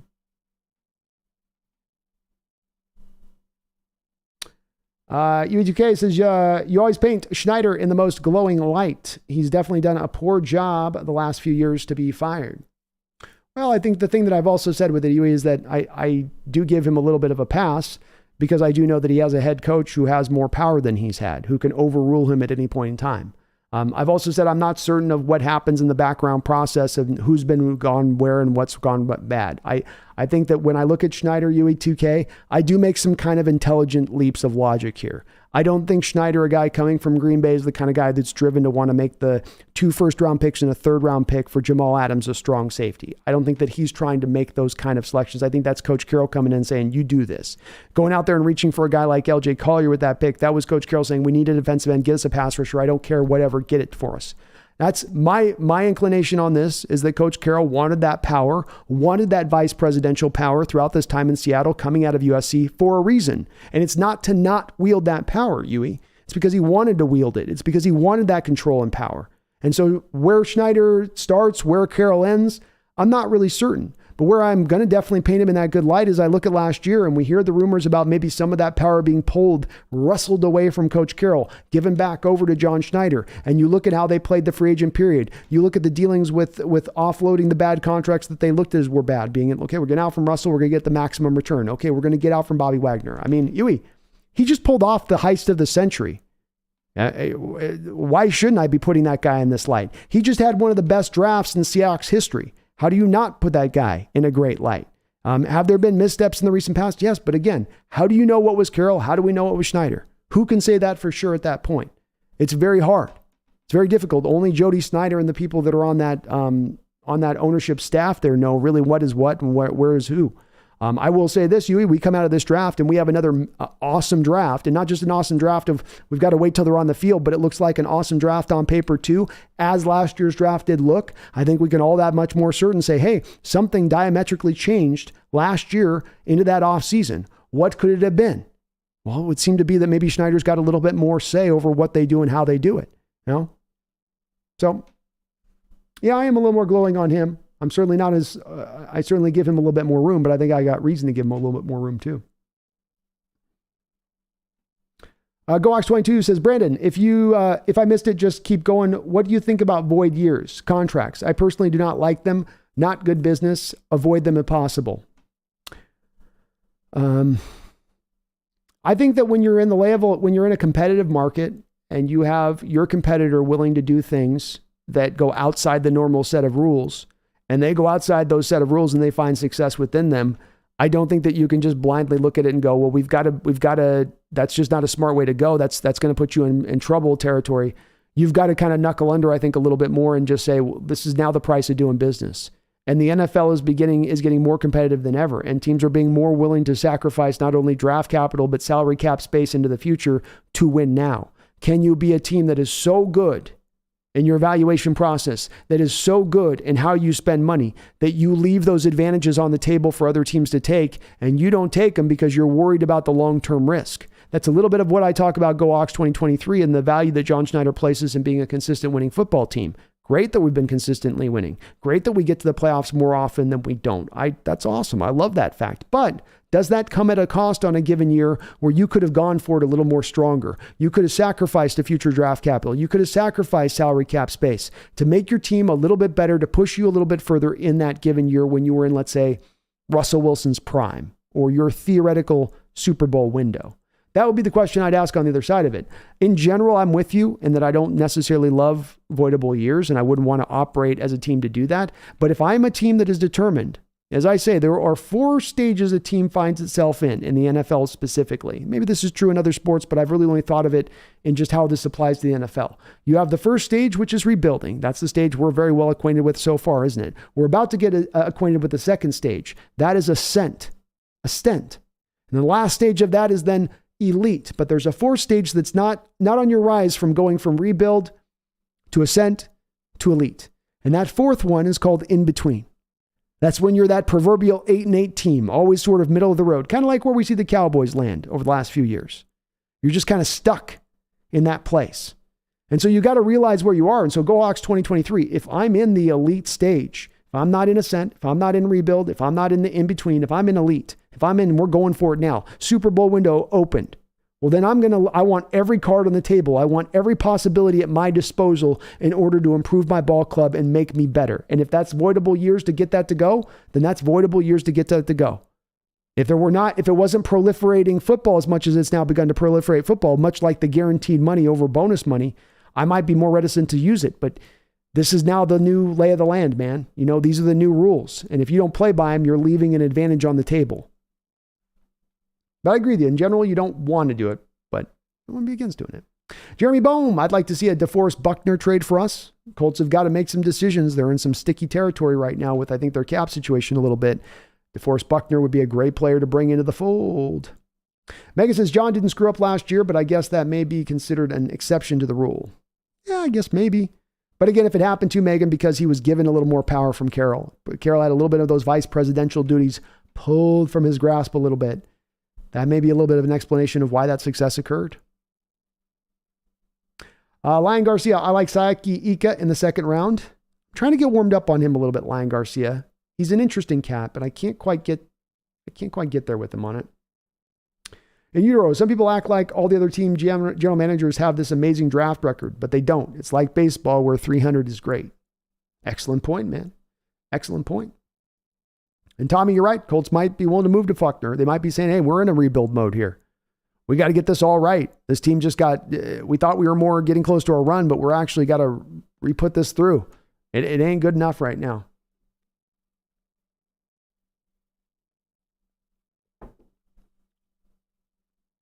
Brian Myers, Ringo goes mid to late first, that's for sure.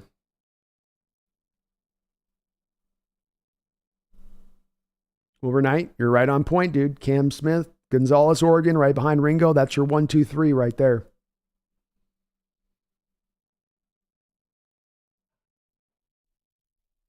Yeah, but do 2K. So I know you're saying, Megan, you know damn well last year was the outlier. Track record, his next good draft will be 2032. But why did the outlier happen last year, Yui? That's the thing that we don't know. And again, if we put 2 and 2 together here a little bit of saying, okay, we've heard rumors last year that Carroll had some of this power wrestled from him, the same power that, walk through this process with me, Yui, and just walk through it. This may be the reality, it may be not, but you or I don't know on this. So I will accept I don't know, but you've got to accept you don't know on this either. Coach Carroll's been going through this last 10-year period. Right? He's had all that goodwill from the Super Bowl years. He's got all that power riding high. He can wield that power over John Schneider. John Schneider is a subordinate to Coach Carroll during that time period. Yes, he has the general manager title, but you don't know what is what pick. So what if we'd been going through all these years? What if we've been going through all these years and Carroll's been coming in right and left and in between and saying, no, I want that guy. And so you're going, no, this is the value here. And you go, no, I want that guy. And he goes, no, I want that guy.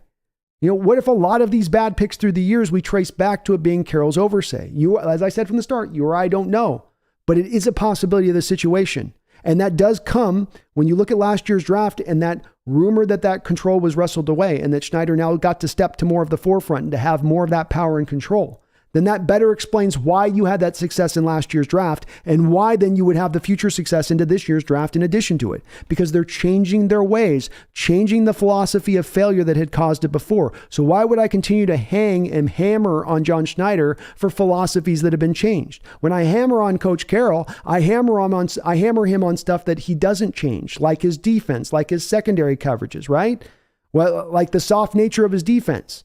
The stuff that is just not changing and that comes up year in and year out. But here in Schneider, you have evidence of something being changed, evidence of them doing something different. You don't go from the place, UE2K, of having such poor draft results over the last 5-6 years to having such stunning results this year without something changing in the philosophy. So what was it? Was it just luck? Was it just the broken clock is right twice a day? I can't get there on that one myself. James Watson says Josh Downs is the next Tyler Lockett. Let me add Josh Downs to my list of guys to take a look at, man. I think I might have him on my list already, but let me make sure I got him placed up there, James. Thank you for the suggestion. Addicted Hawks, Brandon, is DeAndre Hopkins asking for a trade? If so, do the Cardinals have to switch from first-round defensive pick to receiver? He can ask for it, but he just got paid, and the Cardinals aren't going to move him at that point to eat the dead money to move him. So, he's got no real, there's really no draft capital return you're going to get a lot for DeAndre at this point. Getting older in his career, carrying a high base salary, coming off the suspension last year, he's stuck there. He just signed that deal. Hangwoo Lee says Levis has potential, but Drake May next year. Drake May and Caleb Williams are more talented, Hangwoo, than any other quarterbacks in this draft. They're better draft prospects than these quarterbacks in this draft class, to your point. Both of them are, I think. Yeah, he's better. Soon, Ringo gets beat like a drum. He definitely has his moments of getting beat. This year wasn't the greatest of tape, but the potential is there with him. He's a fit for this defense. He's got the zone familiarity. He's got a pretty freakish skill set that he brings to play. You trust that you're going to be able to round him out as a player with what he shows when the flashes on tape.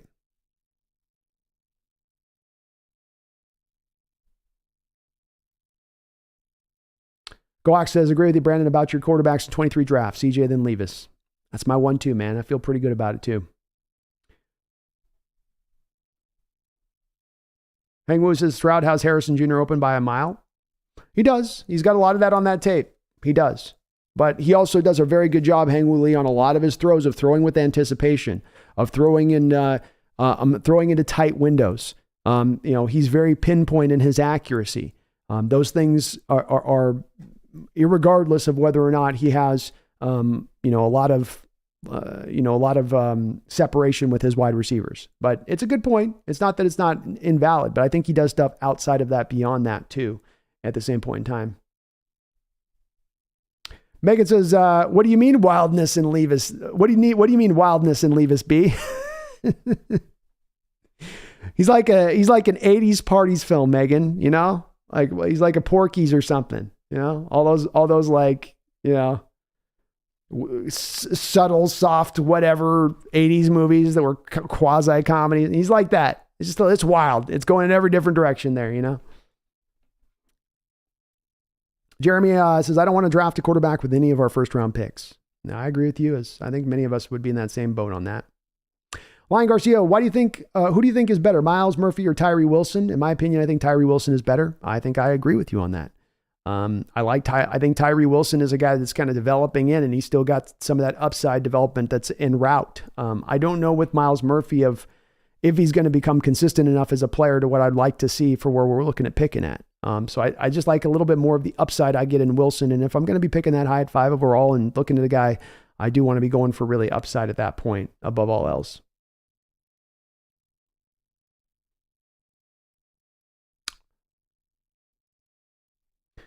Malky says, do you think Leighton Vander Esch is worth picking up in free agency? No, he's never been that good. Gar says they do have to sign Locke, though, if Geno Gibbstown. Wonder what Locke gets on the open market.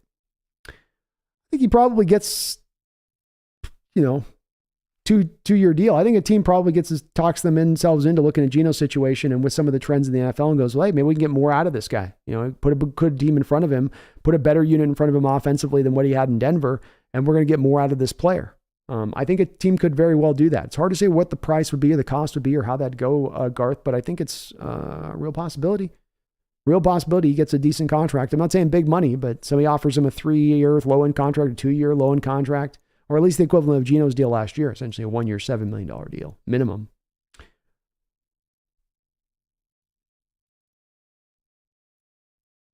Yui says, no, John is not that good.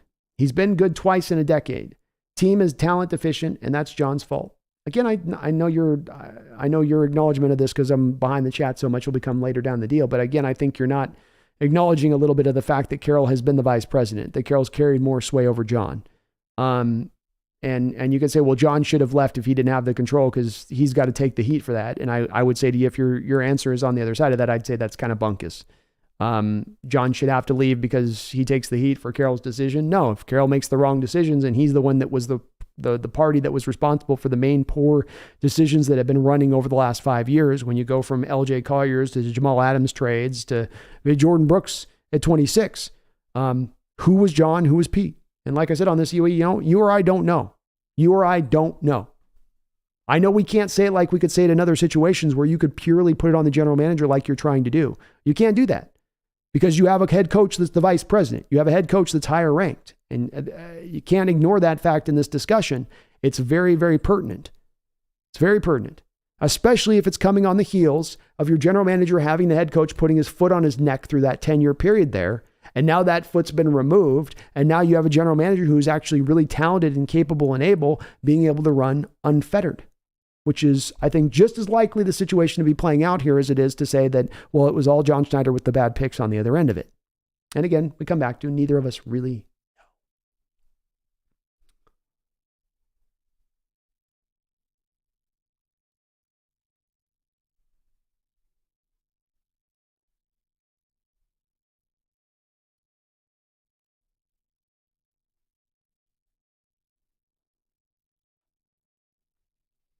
You two guys, as Pete and John are the same to me, would have fired both years ago. Definitely think Alan would have too. Were he still alive? Well, I don't know, man.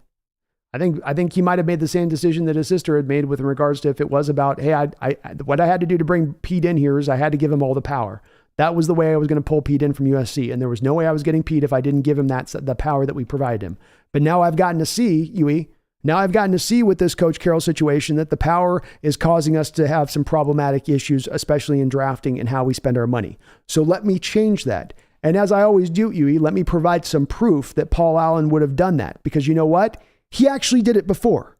So unlike you kind of basing this off nothing, I can base this off a track record of what Paul Allen actually did. Because Mike Holmgren was also like Coach Carroll, and he came in as the general manager, and Paul Allen realized, hey, this isn't working with you as the general manager and head coach. So Yui, did he fire Mike Holmgren at that point?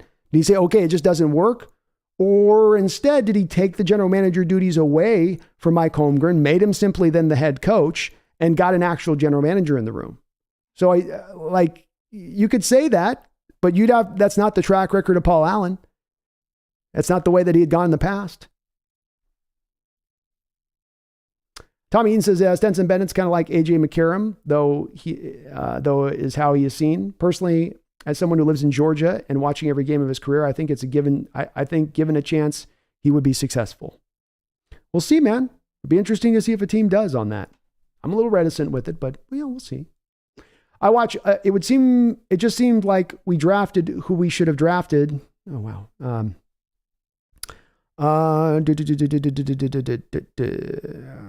Garth Knight with another $5 donation. Thank you, Garth. I appreciate you, man. Says Brando, you got a P.O. box I can mail a 14 card Topps 1984 Seahawks set to? If not, no worries. Yeah, Garth, let me, I've got you on Twitter. So let me DM you on Twitter, my brother, and I'll get you an address that you can send it to on that side of things. So that'd be awesome, man. I appreciate that. But yeah, 100%. I've got an Addy you can send to on that. So let me DM you though. I'll DM you on Twitter with it. So, and Megan, I'm expecting the Zorn card to come from you next. Oh, that's awesome, Garth. Thank you, man. Appreciate you. Furlack 22 has been a member of the Hawks Nest for 10 long months. Thank you, Furlack, for all of that support. 10 long months, man, almost a year. Says, hey, Brando, in a perfect situation, who you taking at 5 and what's your take on the Geno tweet? Men like women, men lie, women lie, numbers don't lie. Well, I'll go with the second part first, which is that I think Geno's doing the time-honored tradition that we've seen in the NFL coming from players where they're doing some subtle negotiations in public through their Twitter or Instagram accounts. We've seen this come out in the form of players scrubbing their Instagram accounts of anything having any connection with the team, that somehow that they do these broad strokes and they will have somehow kind of have some impact on the negotiations. I don't know if it's an agent telling a player to do that. I do find it to be pretty silly. I don't think that it's going to get you $1 more by the tweet that you posted about wanting money. I don't think that improves your situation one iota. Maybe it sets the stage for you to be able to come back and say Seattle just wasn't willing to come in with a marketable offer here, but it certainly isn't going to get you more money. It certainly is going to help negotiations. It can, in a lot of ways, put hedges in negotiations when you're trying to go through that type of stuff. So, they're probably offering him not a low ball offer, but below what he wants to be paid. He's never been given a big contract. He had a lot of big talk about taking a discount, but I got to be honest with you. I don't see a lot of players in the NFL willing to take a discount in any given situation, even on teams that they love, even in situations where they're having a ton of success, even for players that have had a lot of money that they've made over the course of their career. It's a very small, finite amount, a number of players that are willing to be like that. So yeah, I if the numbers are not to where he wants, then you just let him go into the market at that point. I don't think you just can't overpay for Geno off the 1 year. I'm not willing to do that. There's got to be a dollar amount, and Schneider indicated this recently. There's a dollar amount he'll go to, and he's not going past it. In regards to your first question there, in the perfect situation, who am I taking at number 5? Jalen Carter. My perfect ideal situation, my top rated player on my board in this given draft is Jalen Carter. That is my guy. So if he's there at 5, I'm jumping on him all day long. That's my dream. Anderson's my number 2. And he's a very close number 2 at that. He's not a far dip down number 2. He's a right there, step for step number 2 right behind him. So that'd be how I'd go with it. And thank you, Garth, again for all those donos, man. I will get you that address on the tweet machine. I gotta get a P.O. box. About time.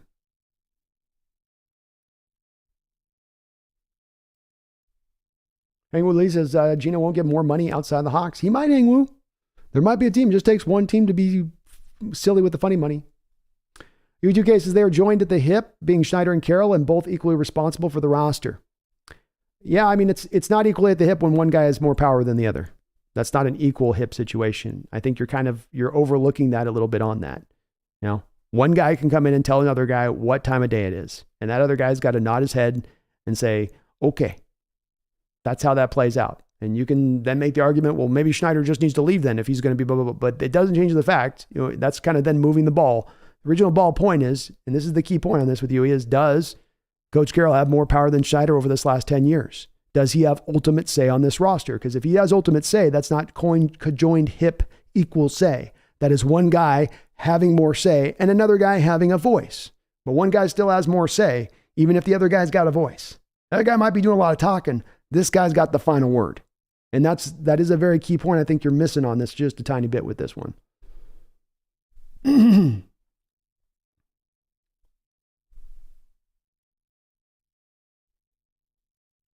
yeah, Hangwell, we probably should have moved on from Russ back around the 18 period on that contract. We should have. Rodney Prescio says, who we talking, Brando? What's your gut tell you from John, what John said? I think John gave you indications he's going to trade back, Rodney. I think he thinks that he's got a couple of situations that could go play out here, but I think a very likely one is that he's sitting there with a quarterback on the board that some other team highly values, and they're going to give you the king's ransom to move up. And I think he's already licking his chops. He's got that meat in the smoker. He's slow cooking it for 2 months, and then he's going to put it out and set it out on that nice ciabatta bread.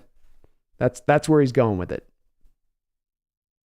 And you're right, Hwang Woo could have gotten a huge return off Russ if you'd moved him in his prime. That would have been insane. More than 3 first-round picks even, I think.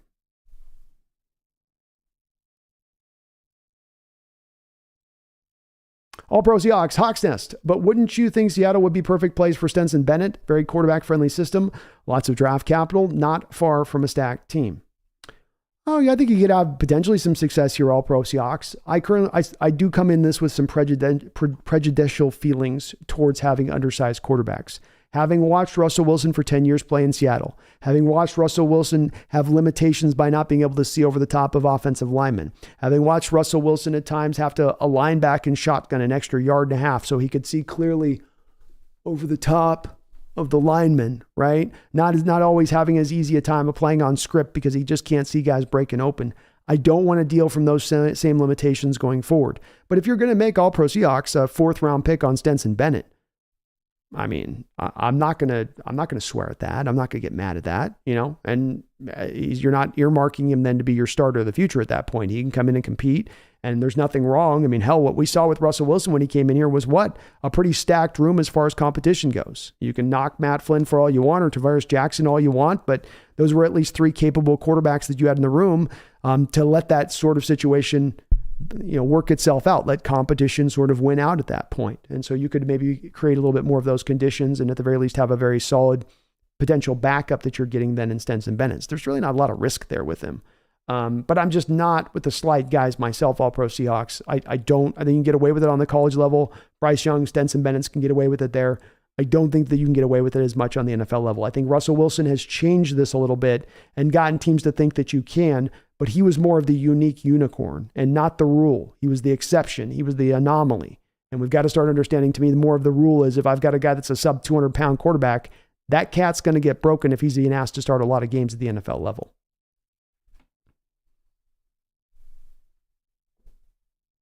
Tommy says, no habla English. No cerveza, no trabajo.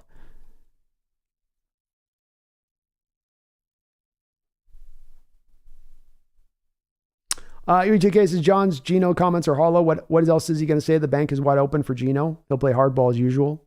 Yeah, I mean, I said it was kind of a no-duh situation to the fact that was probably not a big thing, but it also is, he could have said things like, Geno's the highest priority this offseason. We've got to get Geno back in this room. There's got to be a way that we find him back in. We just got to find a deal that can make sense. Being more, I guess, there's just less of a doors not open for him to have to leave. More of the way I took his comments to be like, look, there's a price we have for him. There is a price for every player. We like Geno. We like what he's brought, but it's got to fit within the parameters too. Save the geese. Everyone email John to draft a center. Yeah, Jerry, Zorn was a different talent than Craig. Zorn could run. Craig ran Chuck's offense better than Zorn.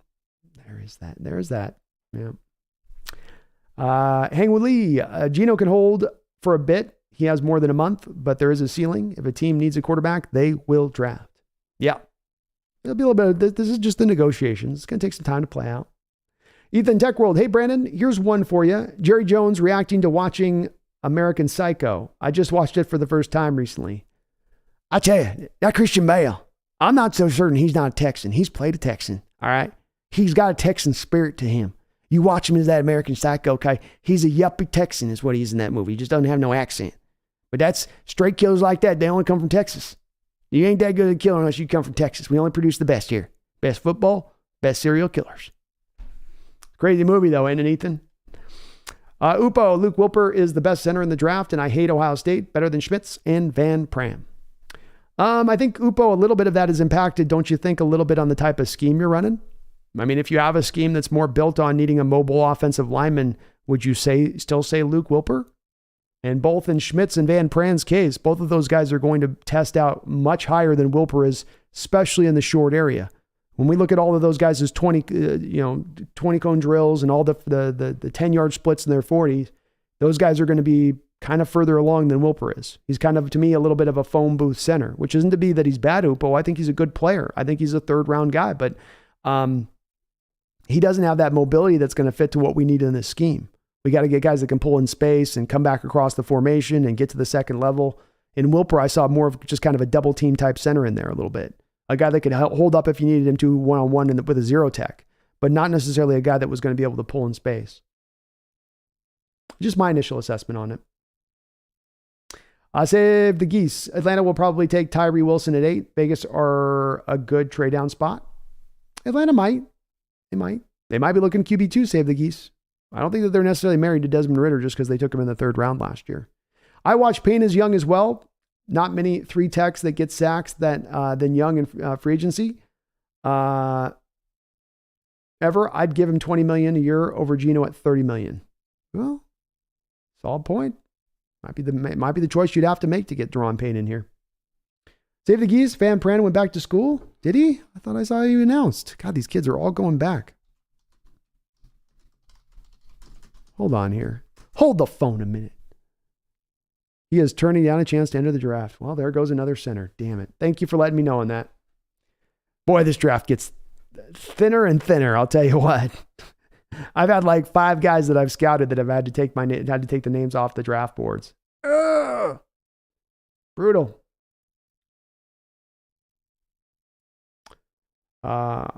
Tommy says it's true to say Locke knows the offense better than any player in the draft, but we can't really say he's better than any player in the draft. It's true. Hangwood Levis is the best quarterback in this draft. Doesn't mean he has that much of a ceiling. It's true. He's maybe not got a high ceiling as some of the other guys. I think like Richardson and Stroud probably have a little bit higher ceilings.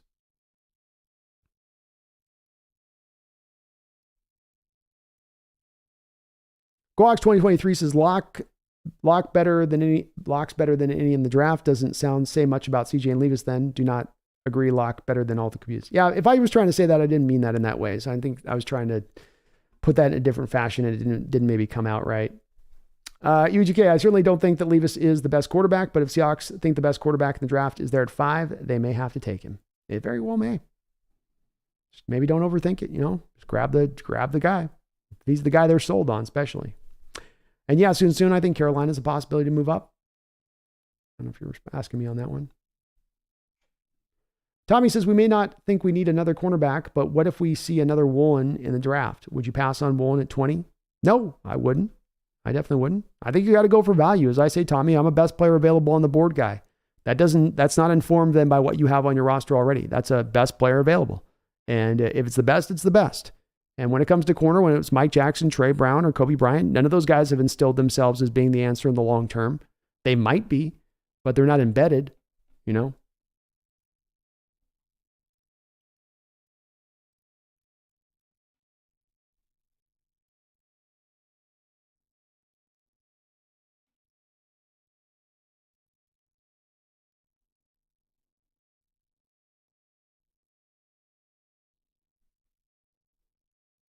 Wolverine Knights is the linebacker from Oregon. Reminds me of Fred Warner a little bit. Look him up. Yeah, Noah Sewell is who you're talking about, unless you're meaning Justin Flo, his linebacker mate out there, Wilbert.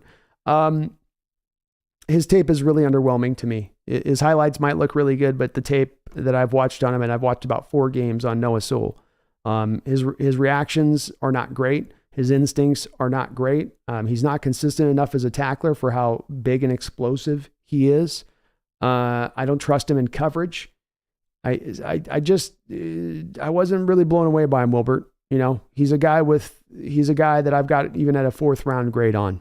I think he's got he's got a first round build and physical makeup, but the play on the field doesn't match it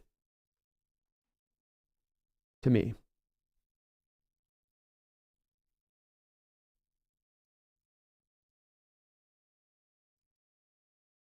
All Pro Seahawks at Hawks Nest. I really believe Pete and John both think they can win a Super Bowl with Geno at the helm, so I really don't expect them to draft a quarterback at all in this draft. It will be mostly in the trenches. And sign me up for that, All Pro Seahawks. And I agree with you. I think they can get it done with him too. I do. I think they do, and they've got a lot of confidence in that. So, hey, if they want to go that pathway, I'm with it. Save the Geese says Drew Sanders is going in round 1. Boy, I would be blown away if that happened. Blown away. Benelli says Drew Sanders is a beast. I'd be happy with him. So I've and hopefully Benelli, you can point me to it. I've asked on a couple times and occasions. I'm yet to get an answer because I've had a lot of people say, "Hey, Drew Sanders, get on Drew Sanders," and I want to get on the Drew Sanders train. Okay, all aboard. Here's my ticket. I'm gonna go sit in the back. Let's go. I want to get on the Drew Sanders train. But the thing that I need, Benelli, from the folks that are Drew Sanders believers. Give me a game to go watch Drew Sanders and say, you want to know what kind of player you got out of Drew Sanders? You want to know who he is, what kind of cat he is on a football field? I'm not going to show you his highlights. You're going to go watch this game. And this is the game that puts him on display for what he can do. Give me a game if you can, Benelli, because I've gone through, much like with Noah Sewell, I've probably gone through 4 or 5 games with Drew Sanders. I think he was at Alabama first and then went to Arkansas this last year. I can't find a game where he stands out to me. I can't find a game where he doesn't just look like to me as another guy. He's tall. He's 6'3", and he moves pretty well, I guess, but he doesn't do a whole lot on the football field play in and play out. He just kind of is there, But I'm open to, maybe it's just there's a game I haven't watched yet of him, But I've yet to get an answer on that one either. Drew Sanders had 9.5 sacks last year? What? No, he didn't. No way.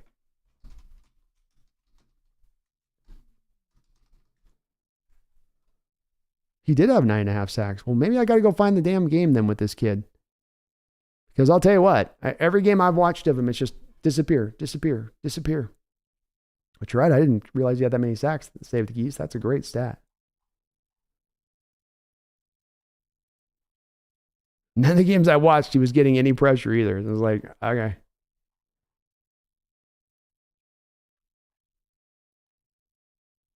Holy mackerel, I'm behind the chat. Sorry, folks. A lot of people in here tonight. Jeremy Bone, hey, Brando, what's your take on Brian Breezy? I think if he can come back to what he was in 2021 before he tore his ACL, he certainly is worthy of being a top 12 pick, top 13 pick. He didn't necessarily play like a top 13 player last year at Clemson, but the potential is there. He was really good in that 2021 season. A lot of times those guys are able to bounce back off those knee injuries.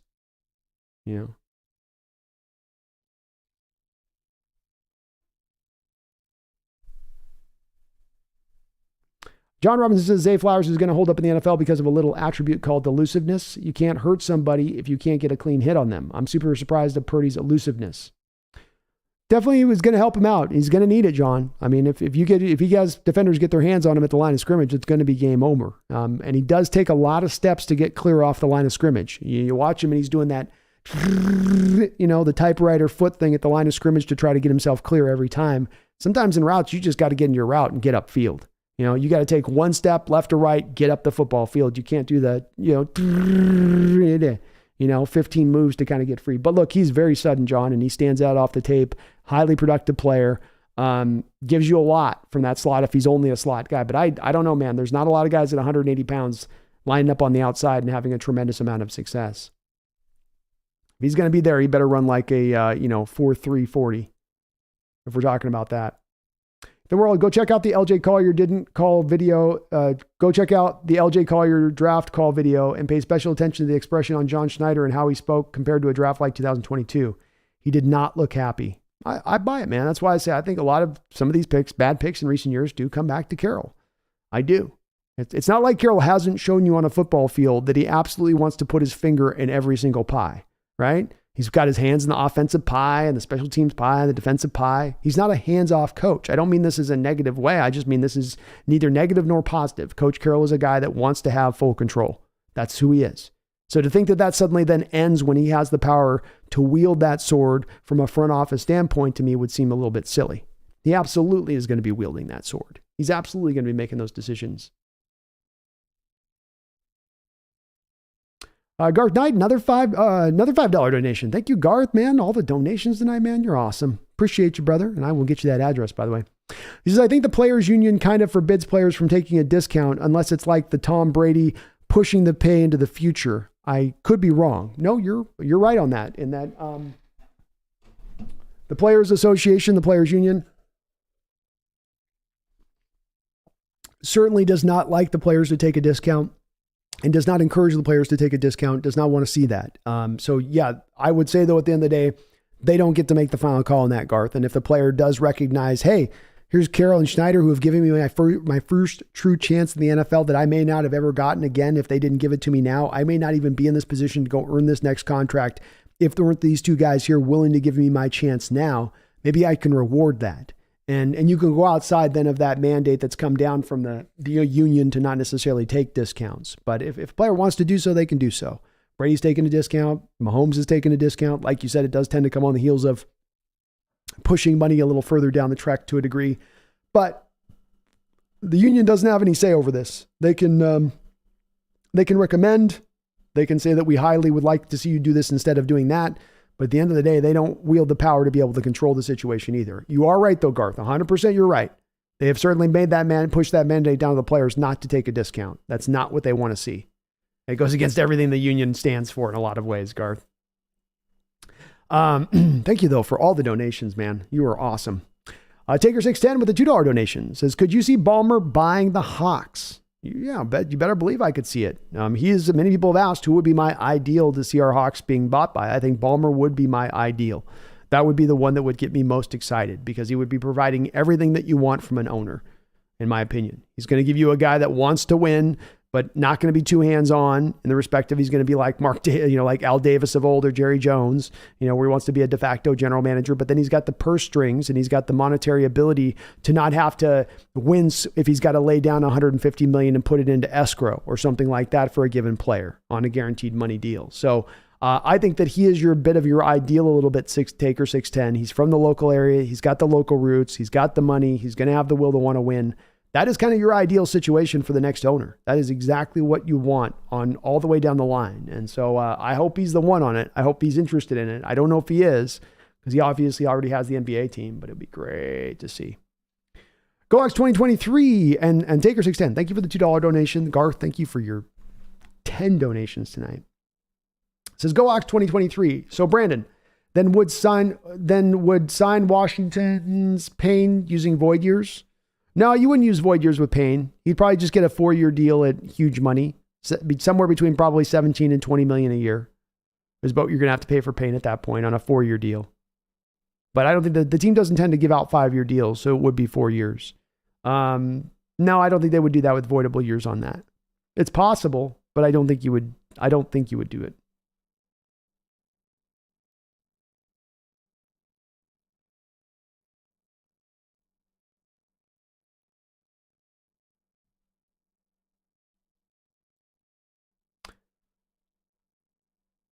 John Robinson says, why do I think Quinn could fix our defense? Maybe he deserved more credit than we thought than Carroll in our Super Bowl run. I don't know on that, John. I don't know on that. I think Dan Quinn has done the most of any of Coach Carroll's former defensive coordinators since he's left the team to evolve the scheme that he kind of learned from Carroll and the standard that he learned from Carroll. I think he's taken some great big steps forward, and I think he's a bright coaching mind. I don't think that he did something all that exceptional here with this team when he was here on the first run. I think you had an insane amount of talent on that defense. I think a lot of defensive coordinators could have gotten the job done. Gus Bradley did pretty good when he was here as a defensive coordinator before Dan Quinn, right? So I think Quinn's a great coach, Sean. Don't get me wrong. I think he's a great coach, but I don't think that he was somehow the secret sauce to the defensive success that we had back in the 2010s. Bong Bing, how do I feel about Desai leaving possibly?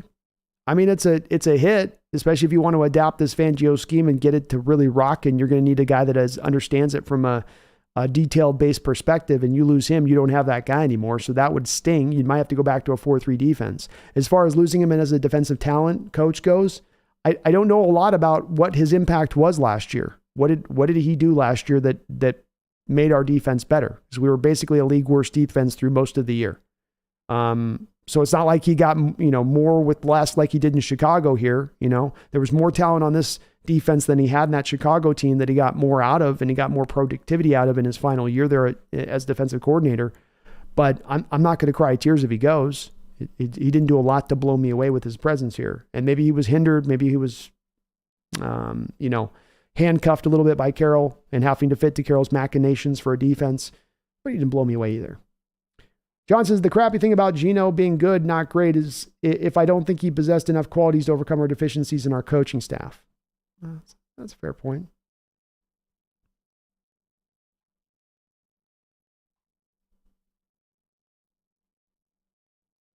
Space, who's our third string quarterback? We don't have a third string quarterback, right? I mean, it was Sean Mannion. Sorry. We do have a third string quarterback, but I think he's a free agent.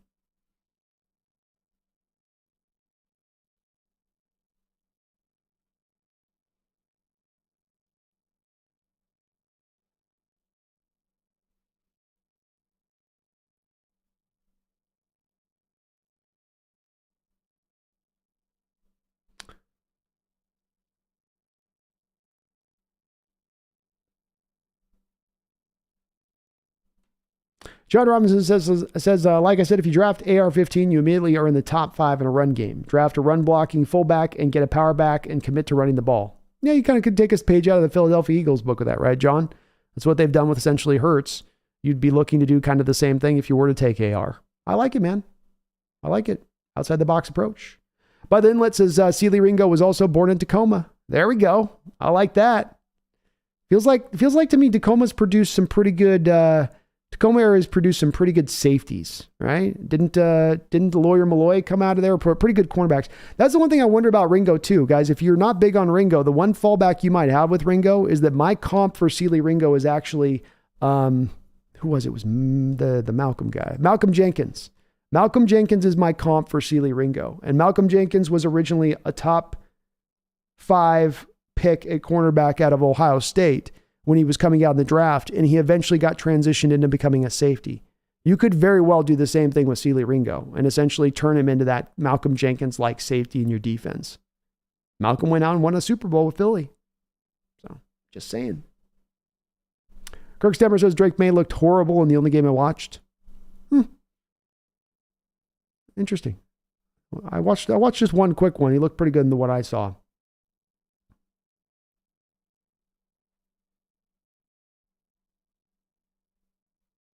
Tom Eden says, nobody's talking about the real reason Levis is wild. It's the mayo in the coffee. With that kind of creamer tang, you'd be chucking balls all over the place too. Well, don't forget too, Tommy, he eats his bananas whole. So that's also that. You know, you picture it. He's taking one bite off the banana with the skin still on it, and then he's drinking a big old gulp of coffee with mayonnaise inside of it. I mean, how can his decision-making be right at that point?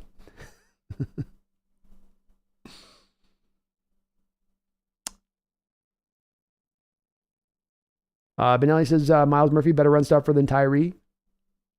That's probably that might be right. That sounds right, Benelli. Save the Key says start lock and tank for Caleb Williams. Well, there's an approach. Whatever it takes to get Caleb, man. Whatever it takes. John says, I think it's foolish for those that absolutely don't want to draft a quarterback early, especially if that is where the value is. If we roll with Geno, we might never draft this high again. Possessional value is real. I think you got to be open to doing it, John. I think we should be open to all possibilities, and then it's about picking the right one. But I certainly would say that you're right. You've got to be open to the possibility of it. Certainly.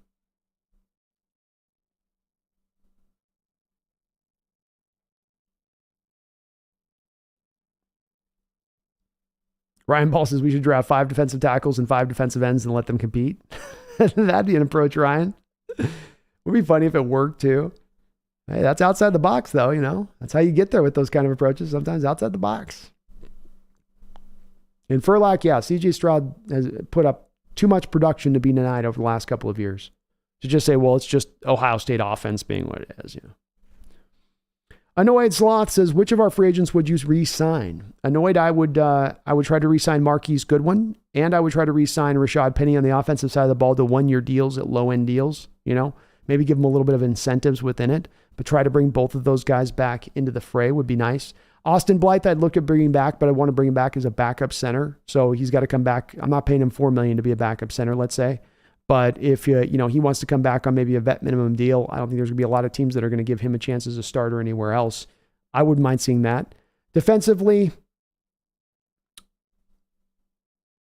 everyone can walk.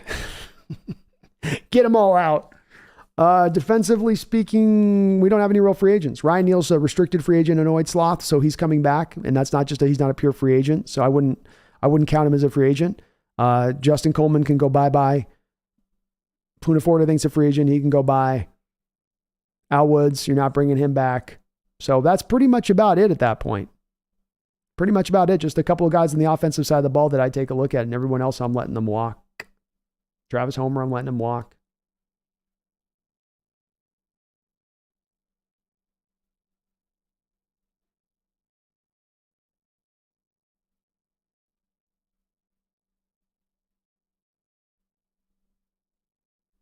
Volcano Joe says, nope, Dave Craig can go up. We have to leave Zorn in the past.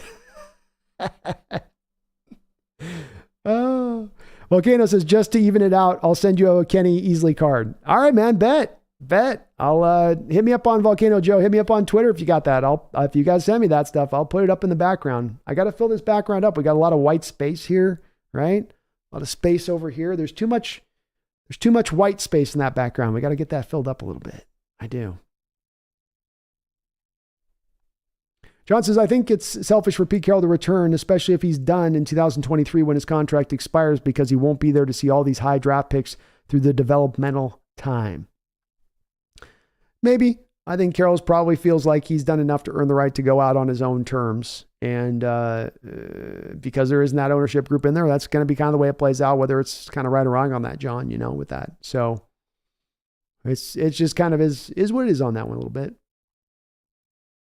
Fortune says, anyone else ready for the Bengals 49ers Super Bowl? It's going to be a good Super Bowl, but that one looks like that would be my pick. I think it's going to go that way too. Hard to see Mahomes pulling it off against the Bengals when that ankle looks dodgy.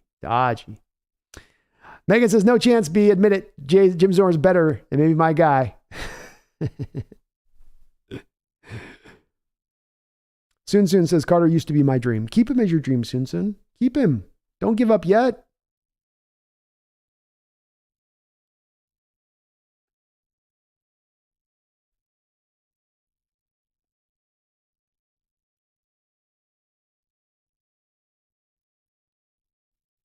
Jonathan Magana says, do you think Saiki Ika would be a good pick for us at 37? I'm a little bit worried that Saiki's a lot like a lot of the other zero-tech defensive tackles I see in this draft. The nose tackles that are in this draft. Maze Smith, Saiki Iki, Keanu Benton, Tavondre Sweat. These guys are just kind of space eater type guys that are really just run stuffers. And I don't know that they give you a lot as far as the pass rush goes. Saiki's got 4 sacks on the year this last year, but if I'm not mistaken, his prior couple of years, he had 0 sacks. He was getting no pressure at all. He's a legit 350-pound guy. I mean, and those guys can oftentimes, with that size, not give you much as far as pass rush at the next level. And if I'm just drafting a guy like Saiki, who's then only going to be a run-stuffing defensive tackle, albeit a very good run-stuffing defensive tackle, isn't the value of that more into that 3rd round range than at that point versus taking him in the 2nd round? And if I'm going to take that zero tech in the 2nd round, he better be more of a pass rusher. I think the kid out of Connecticut last year was better than any of these zero techs in this draft. Maze Smith, Saiki Iki, Keanu Benton, Zach Pickens, Tavondre Sweat, Keandre Coburn, Adawan Moore. You can go through all the list of the defensive tackles in this draft. In my opinion, that kid out of Connecticut last year was better than all of them. And he went in the 3rd round in last year's draft, which was a lot of a thinner crop for zero tech defensive tackles. You had the kid out of Georgia, and you had that kid out of Connecticut, and then it was a huge fall off, deep drop to like the 5th round when you're going to be taking your next one. So that's where it hits it for me, Jonathan, where I just feel like there's a little bit of a reduction in Saiki's value when you factor in he's probably not going to give you a lot of pass rush at the next level. Buck 360, I don't think Pete had much control of the draft like everyone thinks. Go back to the video when DK got extended and listen to how John explains how Pete wasn't in the room when they traded picks. Maybe. As I say with this, Buck, I have a guess that I make on this, that I have an inclination of how I feel like it was going to some degree in the background of it. But as I also acknowledge with this, no one knows for sure. The only people that know for sure are John, Pete, and that ownership group and Jody Allen as to, who really had the final say over what. I do think, though, what did occur, Buck 360, is I do think what occurred last year was there was an honest internal assessment made by Jody Allen, and you heard a lot of comments come out about this, that she was taking this seriously, and they were looking at what changes might need to be made here with the Seahawks team. And I think some of that was in that was a little bit more of, we got to change a bit of our process here. And if that's Carroll having not full control over, having a little less control, John having a little bit more control, I don't know. But something to me changed, and that's why you had such a difference in success in this last year's draft than what we had seen in other prior drafts.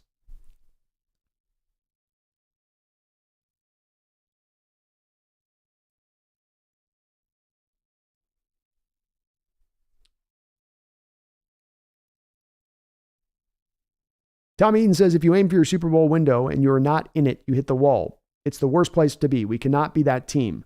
Buy your time and get closer to the window before jumping through it. Well, it's, as I say, the worst place to be at, I've got my 4 places that an NFL team finds itself. You as an NFL team are in one of these 4 places. You are either A, rebuilding, 2, ascending, 3, elite, or you're in between. And being in between is the worst state because you can be stuck there in perpetuity. You can be stuck there for infinity if you don't come to a recognition of we need to pull this down to the studs and get back to a rebuild. And a lot of teams fall prey to this. A lot of teams fall into this kind of trap.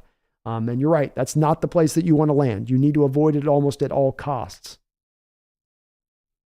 Jonathan Mangana says, who do we pick at 20? Not a fan of Trent Simpson. I like Jack Campbell in the 3rd round. I'm with you on your assessment on both of those two guys as far as that goes. Hard to say at 20, quite frankly. Hard to say. You could go, there's some cornerback value if you like some cornerbacks in this draft. They could certainly look at maybe more of an edge guy at that point if they haven't taken an edge guy with their first one. There's a couple guys like Isaiah Foskey. I don't like Andre Carter going in there at that point, but you could kind of look that direction. It's a little early in the process to know at 20 at this point, Jonathan. I need a little bit more of I need to go through a few more names to kind of give you somebody that's, going to be good for that spot or who would be more, maybe an ideal.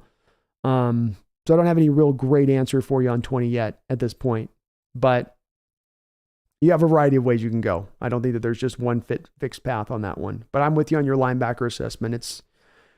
It's a weak year for off-ball linebackers. Space, is Russell going to be Denver's quarterback next year? Yep, but he's only maybe going to last one more year there in Denver. Addicted to Hawks, Brandon is correct. Schneider is playing poker with Geno. Better than Pete's we must have Geno approach. Yeah, thank you, Addicted Hawks, because that's the way Geno kind of Carroll would talk about that in years past, where this guy's got to come back. He's a part of the future. He's a key part. He's got to, Schneider instead doing a little bit more of hedging. Like, yeah, we'd like him back, but there is a price. It's a price we're willing to go.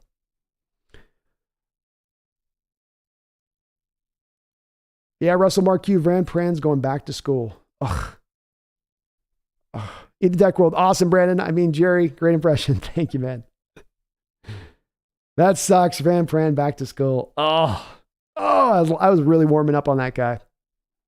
He was really starting to buy me in it. John Smits now. That's right, Jonathan Magana. John Smits is the way now.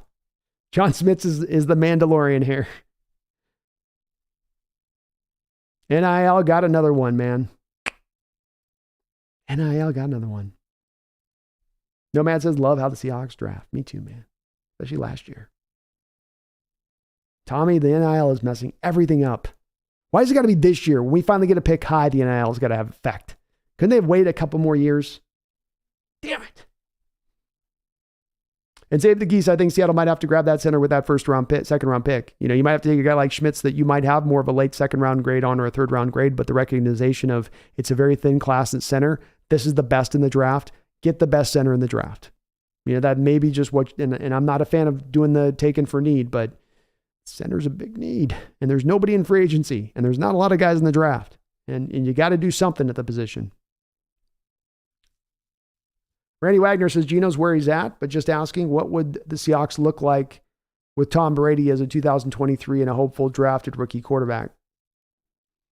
I think the key with Tom Brady is that you have to have two things to make it work for him. Number one, you're going to have an offensive line that can pass protect like nobody's business.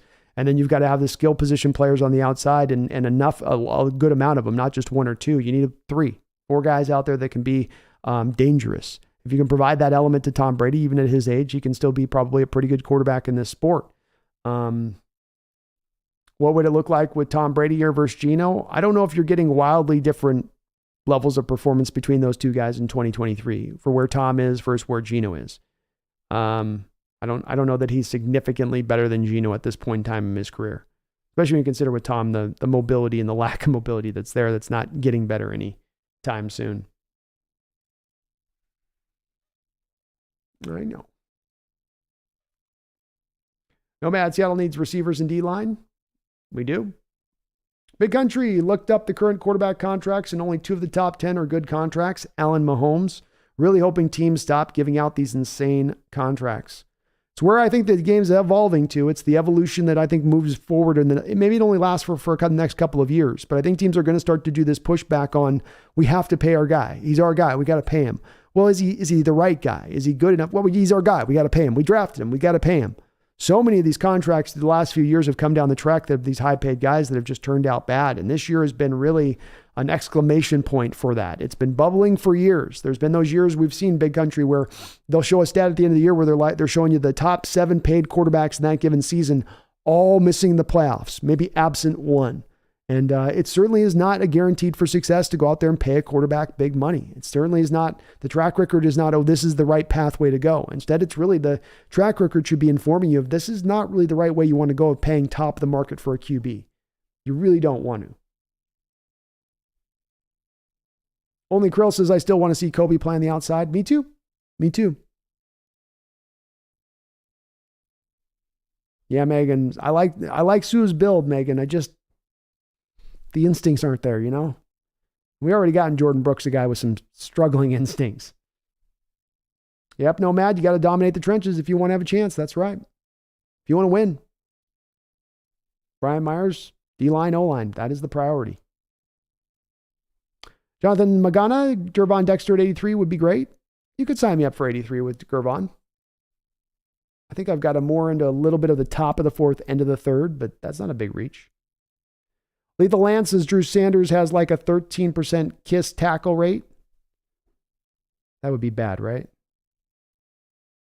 There we go, Lethal Lance. Yeah, he says we already have enough problems with tackling. No thanks. That matched up to what I saw from him. Just not enough popping. I didn't know he had the 9.5 sacks. That's impressive. I gotta be honest. That one totally kind of knocked me off a little bit on that one. But boy, I've watched the Cincinnati tape. Like you can go watch right now the Cincinnati Arkansas first game of the year tape with Drew Sanders in that game. Just concentrate on Drew Sanders, and you can just type in Arkansas defense 2022 or Arkansas defense Cincinnati. It'll take you 10 minutes to get through that tape. 10 minutes. That's all I'm going to have you take of your time to watch. Go watch that 10 minutes of that tape with Drew Sanders at Arkansas this year and tell me that that's a guy that you want to take in the first 3 rounds. He's completely disappears in that whole game. I had a hard time at times just finding where he was on the field. Like where, okay, he's over there. Oh, he's right over there.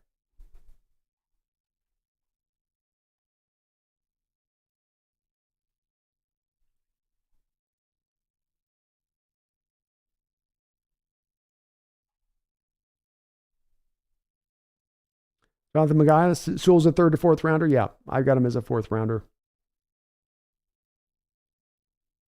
John Robinson says the thing about evaluation, Drew Sanders, is you can't really evaluate how he is in coverage without the All-22 tape. It's a fair point. It's hard to do so without that, that's for sure. Rambo, that's right. PFF has us taking Tyree Wilson. What do you think, Brandon? Makes sense. I like him more than I like Miles Murphy. So if we end up with Tyree Wilson at 5 and that's the selection that we make, I'll be okay with that. A lot of potential in that kid. My comp for him is I feel like he's Julius Peppers minus 20 pounds. That's my comp for Tyree Wilson. I think he can give you some inside stuff if you need him to, Ryan, right? So he's not just an outside guy, but you can move him in a little bit too because of that size. I mean, he's legit 275 right now.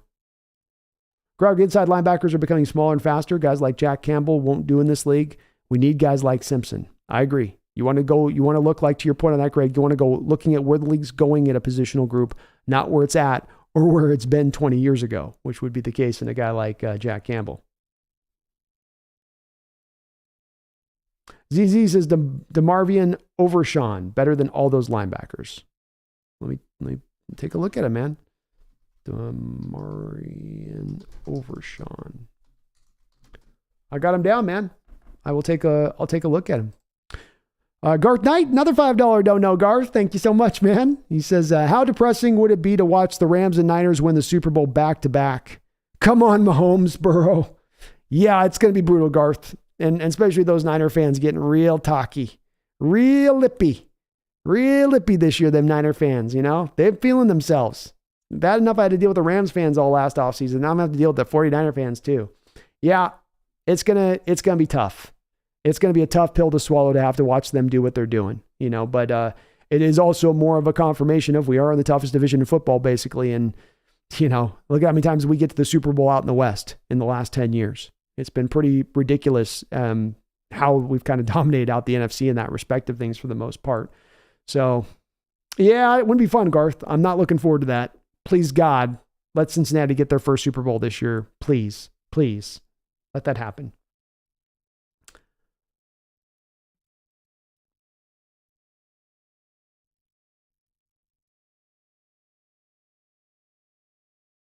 Overshawn. I got to go check out this Overshawn guy. Got me hyped up on him now. Tommy says, I think that the plan when they traded Russ was always a 2-year plan and always to rebuild the trenches. Offensive line last year, defensive line this year. Geno just mucked things up being good. Yeah, that sounds right. Ooh, Overshawn. Okay, thank you, ZZ, for putting me on that one, man.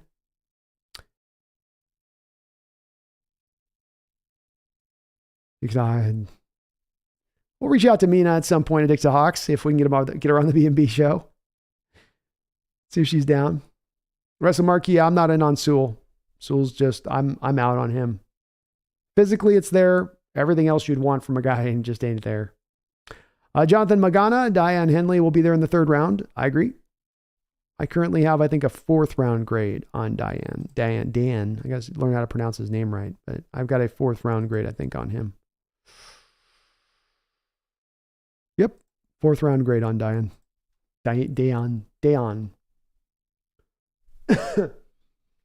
John says Flowers is a rocked up 180, though he's not skinny like Poo-Poo Atwell and has a frame to add more mass. You're right, though, about his release. I don't see our team motioning to get him clean releases. No, and it's where I see more. It's not a bad thing. Like in Jigba, John, is going to be a 1st round pick, and all he does is play out of the slot too. So even if you talk about a guy necessarily in the value of saying, okay, he's only a slot guy, that's not necessarily the worst thing with it.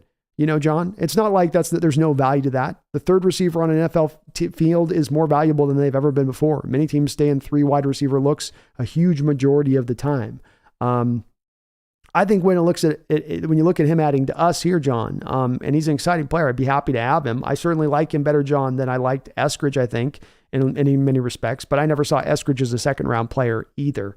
But yeah, the release thing gives me a little bit of worries with how many steps he's got to take to get himself free and clear. And it leads me to believe at times like he's really worried about getting pressed and he's trying to avoid that at all turns. And sometimes in the NFL, you just don't have that extra beat of time to get yourself clear off the release. I'll give you one other thing that he's really good in, John, that stood out to me in watching the tape of him a couple nights ago that you had mentioned that I really do like about him as well. Really good blocker. And what he does that's really interesting, Zay Flowers, and how he sets up his blocks is so he comes off the line. We're gonna do some live action work for you guys. I want to show you this Zay Flowers release. So Zay Flowers is going to come off the line, and what he does off the line is he does this.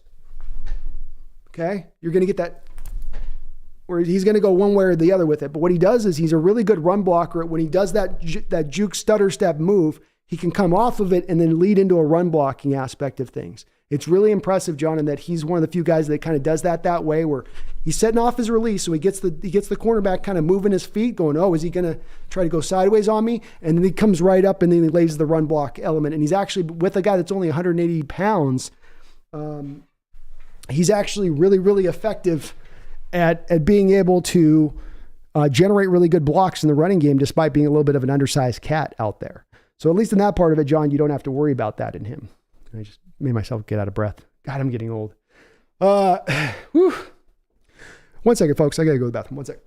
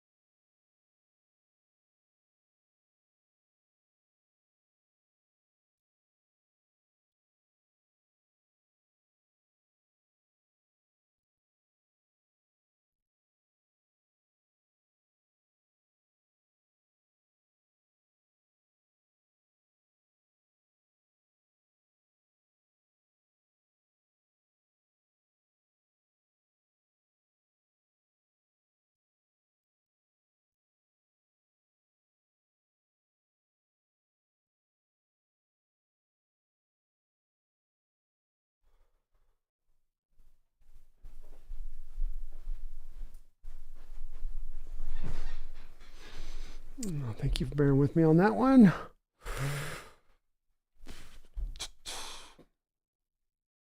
Lethal Lance says Dan Henley from Washington State has only a 5% missed tackle rate, is a former wide receiver and understands passing concepts. Would like him to bulk up a little bit, but he's my pick for linebacker. Impressive player for me too. I'd like him a lot as well, Lethal. I'd be way more on Dayon than I am on Drew Sanders. So You can sign me up on that one. Digger Hawk says, yeah, Ballmer takes over for Jody. That'd be awesome. I think that'd be my ideal if you could do it. Russell Mark Hughes says, we're going to need to negotiate with Geno like the guy from Pawn Stars. That's right. We got to get like an outside negotiator, come in like an expert type, look Geno up and down like, what you got here, Geno, is you got a 32-year-old journeyman quarterback who's had one good year, okay? I know you think it's got higher value, okay? But just because your granddaddy owned it, don't make it better, okay? So you're just going to have to take what Johnny Boy there is offering behind that ticket, and that's just the way we're going to have to call this one. Exactly. I love that comparison. John says, I guarantee Flowers will be a star and a playmaker in the league. Watch the Chargers draft him in the 20s. Flowers just plays the game differently at a different speed and intensity. He will run a 4.3. He very well might. I do see a little bit of the comp. He's a better route runner than Eskridge, far beyond him as a route runner, John, but there is some similarities there with him and Eskridge. And that drop rate's a real thing too, as well with him. But I could see him being a very productive player in the league. I don't know if I could see star, but I could see being a very productive player in this league for sure.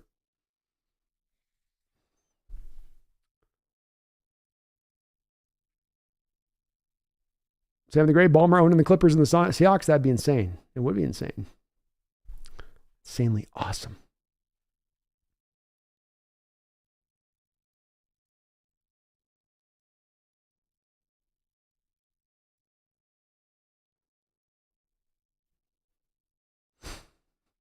Irish Seahawk, I would like to see us sign Deron Payne and draft Tyree Wilson to jumpstart the Steel line. That would be a dream scenario for me, Irish Seahawk. Whew. That would be amazing if you could pull that 1-2 punch off. I mean, you'd be significantly restructuring your defensive line with just those two guys right there.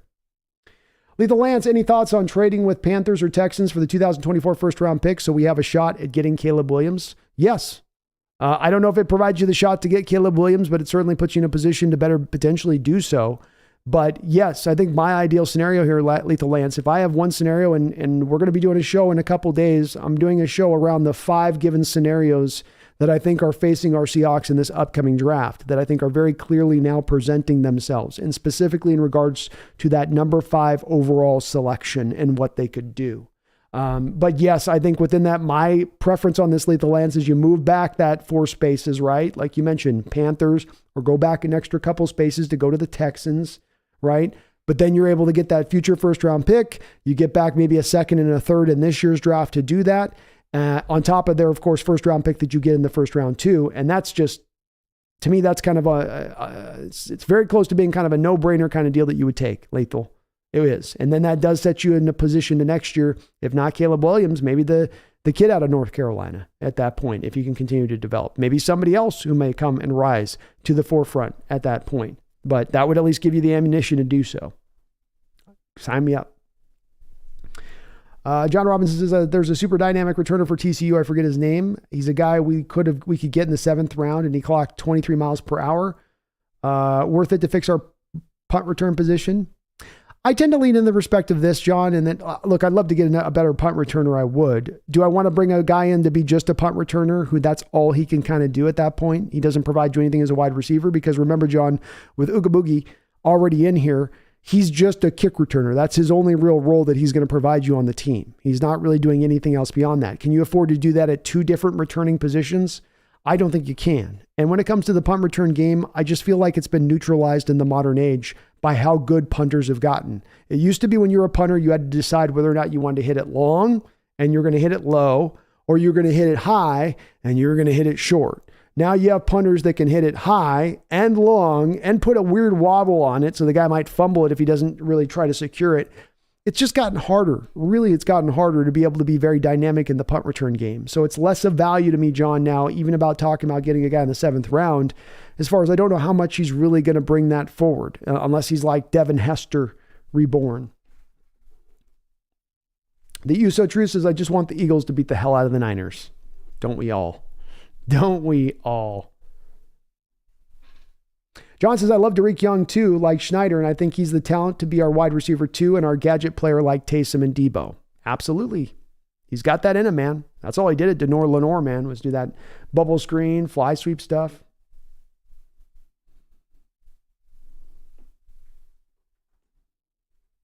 Overnight, let Geno walk. What y'all thinking? If he's going to cost too much, man, Can't ask for everything. Tom Eaton says, dude, I played receiver for Timberline when Malloy was a safety at, I think it was Lincoln High School in Tacoma. He made me see stars once. That dude hit hard. Yeah, he was. Lawyer Malloy is one of my all-time favorite Huskies. One of my all-time favorites. He's right up there with me with Mario Bailey and Empman and Warren Moon. And yeah, he's a fun player.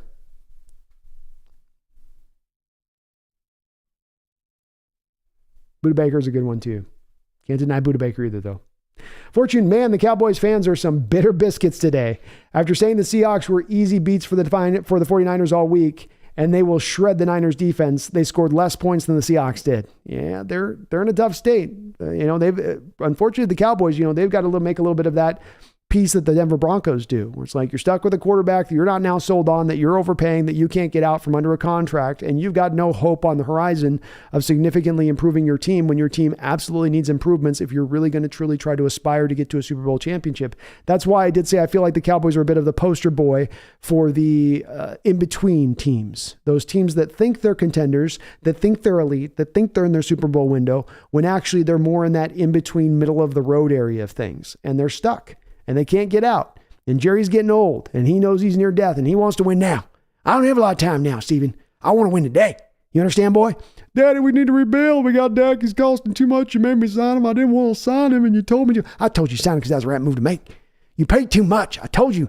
That's too much. Daddy, we had to pay him. We pushed him out past the rookie deal. We didn't have any more money. You always say it to me. We couldn't do this. Couldn't do that. That's why you're not a winner, boy. That's why you will always be a loser. Unlike your daddy. Championships are what I brought. What have you brought, Mr. Vice President? Wilbur Knight, I can't sign off on Bryce Young, man. CJ Stroud, yes, but let's not go with another undersized quarterback for another 10 years. Please, no. Please, sir. Please, sir, no. Tommy says, we got 2 more chances for the 49ers to lose. Gods be with us. I don't care what we do in the draft. I can't live with the 49ers raising Lombardi. It's a fair point. John says, I honestly think Schneider is glowing for Levis and Richardson. These are exemplary human beings with super character and physical attributes. Plus, they are both strong Christians, which John values. I could see him falling in love with both those two guys. To your point, definitely. Russell Marquez, imagine if we trade down with the Raiders and get their first round pick next year and they draft Levis. Levis is terrible and we get Caleb Williams. Bingo. That's a big part of why I'm in favor of this. The team that's trading up is going to have a rookie quarterback who then they're expecting to come out on the football field and play sensationally right from the jump. I'll take those chances. I'll take those chances that quarterback's not going to be ready to take those steps, especially being the 3rd quarterback taken in this given draft. Man, yeah, you're right. You could be setting the stage. We've learned this with recent teams here, Russell Marquez. I mean, just look at this recent draft. Do any of the 3 teams, being the Denver Broncos, the St. Louis Rams, maybe the Rams because they got a Super Bowl out of it, but they certainly don't feel great about it, giving now the Lions a top 10 pick in this draft, right? How do the Saints feel about moving last year and giving up a future first-round pick for Penning, who didn't even play but half the year? These teams that end up trading out, it doesn't look good on them in retrospect. They don't feel great about the decision a year out from then. The team that moved, the team that made that trade, they feel wonderful. More often than not.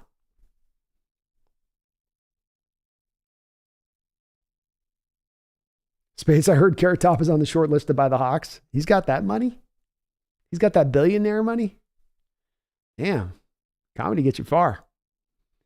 In utero, the Eagles' defense is pretty good. They have 75 sacks, including the playoffs. The last team to do that was the 85 Bears. They do. They can get to the quarterback. They can. The key on this one, though, is because the Niners run on them. And if the Niners can run on them, they're maybe not going to have to throw as much to be put in those situations to be then sacked. But that's going to be a big key on it. Can they force the Niner team to have to throw?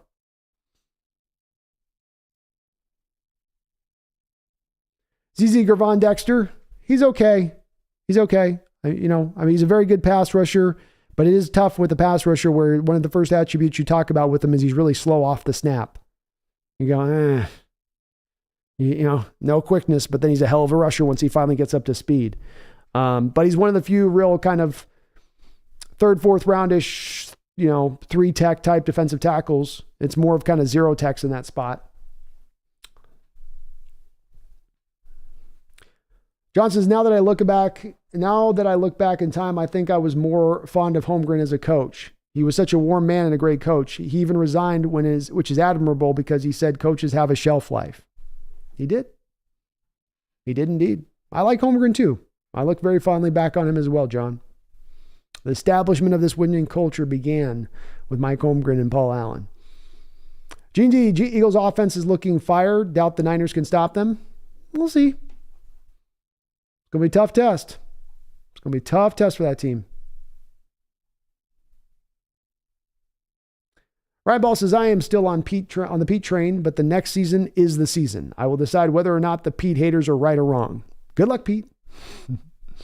John says, the Niners look like we used to look as a team. So crisp and knife-like, moving with a purpose on every play. Go back and watch the LOB. They do. They do have a lot of similarities to that team, defensively speaking. And they are playing as good a defensive football as I've seen in recent history in the NFL.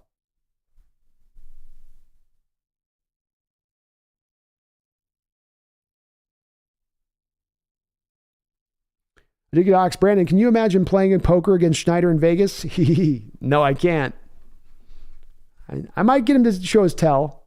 You never know. But he is a good poker player. He keeps the cards close to the vest. And Utero's got his Joe Burrow rookie card, so he's heavily invested in the Bengals winning. Gene D says, we need to score more touchdowns in the red zone next year. We kept stalling this year. You know, they say, the old saying goes, you throw between the 20s and you run to score. And I think, Gene, if you have a running game that's highly inconsistent, I would offer, Gene, I'd offer these two go together. You show me a team with a highly inconsistent running game, I'll show you a team that's not good in the red zone. Those two things to me go together. And I think this team wasn't consistent enough in running the football over the course of this year, and that did impact a little bit of those red zone struggles. He certainly also took a lot of chances on those fade routes to DK. There must have been about 10 or 11 of those throws throughout the course of the year that never hit, which was frustrating too. But yeah, it is a place that you do need to improve upon. And Goaks 2023, yeah, I think Russ plays one more season in Denver, and I think they move on from him at that point. I do. And Goaks 2023, I think they make him a post-June 1st cap designation next year. That's the key on it. So it's like you push it forward to the next year.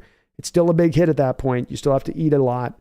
But if he's not the right guy, if he goes out there and shows the same kind of performance this year they used the prior year, are you going to be like, well, we're married to him because it's just too much money? Or are you going to go, this ain't working?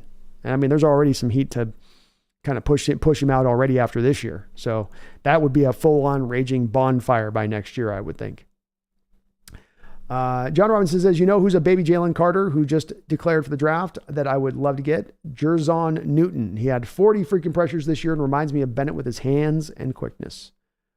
Jerzon Newton. John Robinson, I've got him down on my list, man. I will take a look. Seahawks Dub. B, would you prefer Miles Murphy or Tyree Smith? Tyree Smith is the one for me. Or Tyree Wilson, I think, is who you were meaning. So Tyree Wilson would be the guy for me. I like him a little bit more than Murphy. Both very close to each other, though, as far as where I would grade them. Russell Marquis says Kyler's contract is going to go down as one of the worst in NFL history. I think there'll be a collection of them right all together, Marquis, right? You got the Russell deal in there. You're going to have the Deshaun Watson deal in there. I think they'll all kind of go together and be thought of as one of just horrific deals. Bad signings.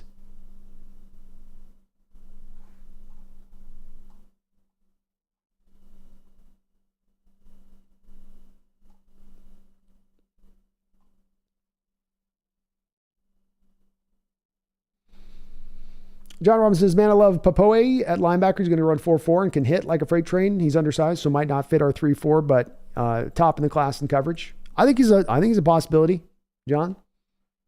Maybe a little undersized, but I think he could work.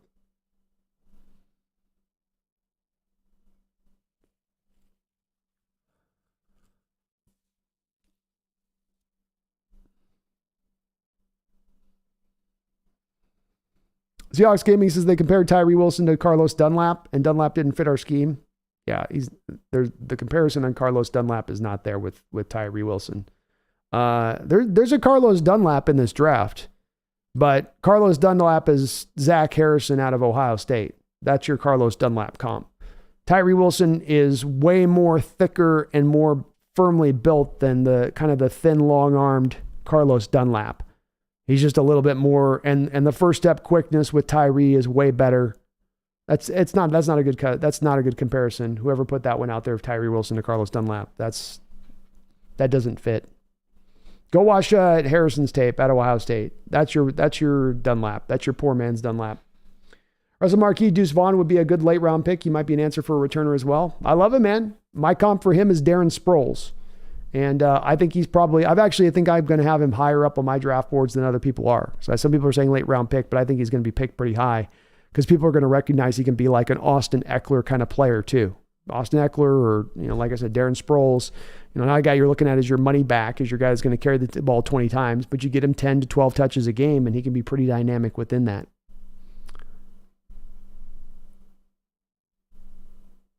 John Robinson says, oh no, hell no, Tyree is too stiff and not sudden at all. The Julius Peppers comp, Peppers was a freaking monster. Tyree's lower half is slight. He's like a baby deer out there. He seems like a pure 5. Well, I did call him 20 pounds lighter than Julius Peppers. So I did say Julius Peppers minus 20 pounds, John, not Julius Peppers. And, maybe not as freakishly talented as Peppers was. I would give you that. I think Peppers was like a top 3 pick, and we're talking about Tyree probably being picked more in the top 10. But I think it's a pretty fair comparison, man. And what I've seen from Tyree is that there is good quickness there. So for a guy his size, there's really good quickness there. You don't tend to see guys that's 6'6" tall, that big with, that much weight on a move like that. So is he quick like a guy that you're looking at that might be 6'2", 6'3"? No, but at his size, the way he moves, very sudden.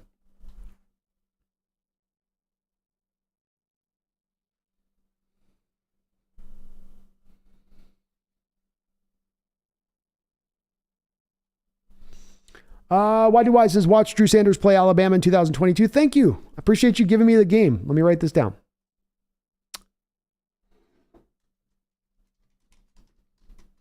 Alabama film. Got you, YDY. Thank you for the mention on that.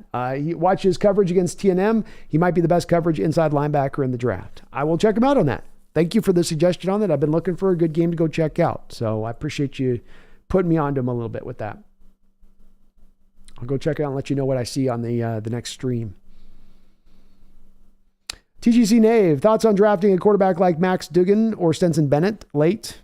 I'm okay with both of those two guys late, TGC. I think Max Duggan has some elements to them that's almost very much Russell Wilson-like. I think he's played a lot of football. I think he's got a lot of experience. I think that you have that guy to go in and run an offense, and he's got some help around him. He might be able to do something. I'm not saying he'll be star or anything great, but again, we're talking about late round guys here. We're talking about guys 5th round and on probably. So either of those two guys I think would be interesting cats, because when you're drafting a quarterback 5th round and onwards at that point, you are basically drafting him to be a backup quarterback, not your quarterback of the future. And as we've learned in the NFL, having a backup quarterback is very beneficial. It's very important. You need it. Crazy Legs Brando, that's right. I got some footwork. I got that footwork. I'm struggling with the Miles Murphy comp, Seahawks Gaming. Stephon Tuitt is one that I've heard. I didn't love it. I didn't love that one. He's kind of like he's like 2 inches shorter and a poor man's Richard Seymour. That's kind of been my best comp for him, I guess. Seymour was a lot more higher end guy. It's kind of like my Peppers comp to Tyree Wilson. I'm trying to find a guy that's a guy, but I'm obviously picking kind of a legendish kind of guy a little bit. So it's not going to fit as much of a comp like that, because I just don't think Murphy's top end is quite to that same level. But I think that there's a reasonable point of comparison there with either of those guys. And Delavikia, I love Peter Skoronski, man. He moves so well for a guy his size. And you're talking about moving him into guard, you're going to have just an upwardly mobile guard in there with some real good power and strength.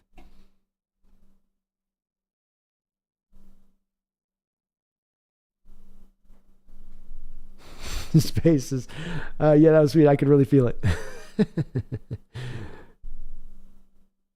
Soon, no longer a Carter fan. Guy also thought he could get into shape in 1 week doing sprints every day. I mean, I don't know. Yeah, that one doesn't hit me as hard as I saw that one got stuck in the craw of Stanton a little bit.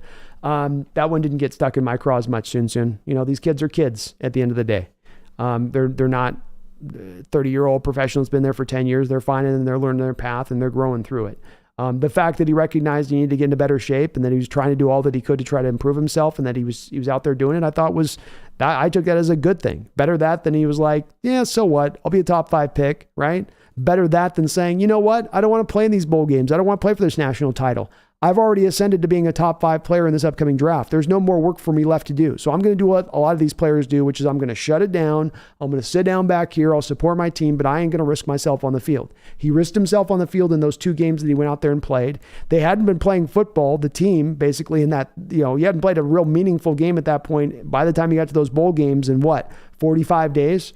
We saw the same thing in a lot of respects, and even like the bowl game between between Texas and Washington, where you saw 2 teams that hadn't played in a month and a half. Everything looked a little bit rough at times. That's going to be the nature of football. If you have teams don't play for 6-7 weeks, that they're going to be a little out of shape. It's very hard soon to stay in game shape when you're not playing games. Players often say the only thing that replicates getting into game shape is playing in games consistently. Playing with that level of intensity. But I don't hold it. I just don't, that one doesn't get my stuff, that doesn't twist my boxers into a bunch on that one. Yeah, Howard Schultz does not get to touch the Hawks. Howard Schultz no longer ever gets a professional sports team in Seattle again. He needs to sit in the back of the class and learn what he did. Learn what he did wrong. Overnight, what about Flex Onaduki?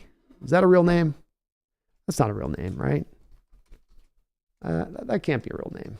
No mother named her child Flex Onaduki. Actually a pretty cool name, though. Maybe. I'll write it down. If that's a real name, Wolverine Night, I'll check him out.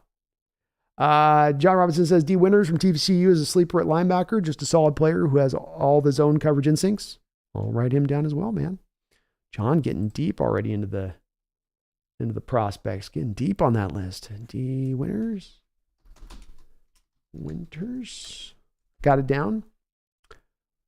Even Deckwell, by my assessment, Brandon has too much agility that he needs to use the bathroom after his quick burst. First round pick. Oh, I'm in short bases. My 2 steps left to right. There's not a quicker guy you're going to find with those first 2 steps. Now, step 3, 4.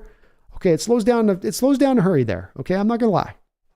It gets a little pedestrian at that point, but those first 2 steps, the amount of separation I created in those first 2 steps, I'm just saying I would have been a strong slot. Able blocker, quick with a short area burst, hands like you wouldn't believe, sticky. Ika at 5 is way too high. That would be insanity. That's higher than I think a Lodi Nada went. No. John, we're just missing the guts on our team, heart and soul guys who motivate and push players to be great. I think they focus on this in the build round. I do too. Delakey, I was reading about a little bit about Brian Breezy. He's got great potential. He does. And we do, as you know, like when I look to, can we see a player that's gone through this and we've had a player go through this and actually gone to have great success? We have with a guy like Brian Breezy. You look at a guy like Richardson with the Tennessee Titans, who's become one of the top 5 best defensive tackles in the sport. A guy that tore his ACL in college, but is able then to bounce back and eventually get that leg right and come back and make an impact, be one of the most impactful players at his position in the entire sport. Could certainly see that same kind of pathway for Breesy.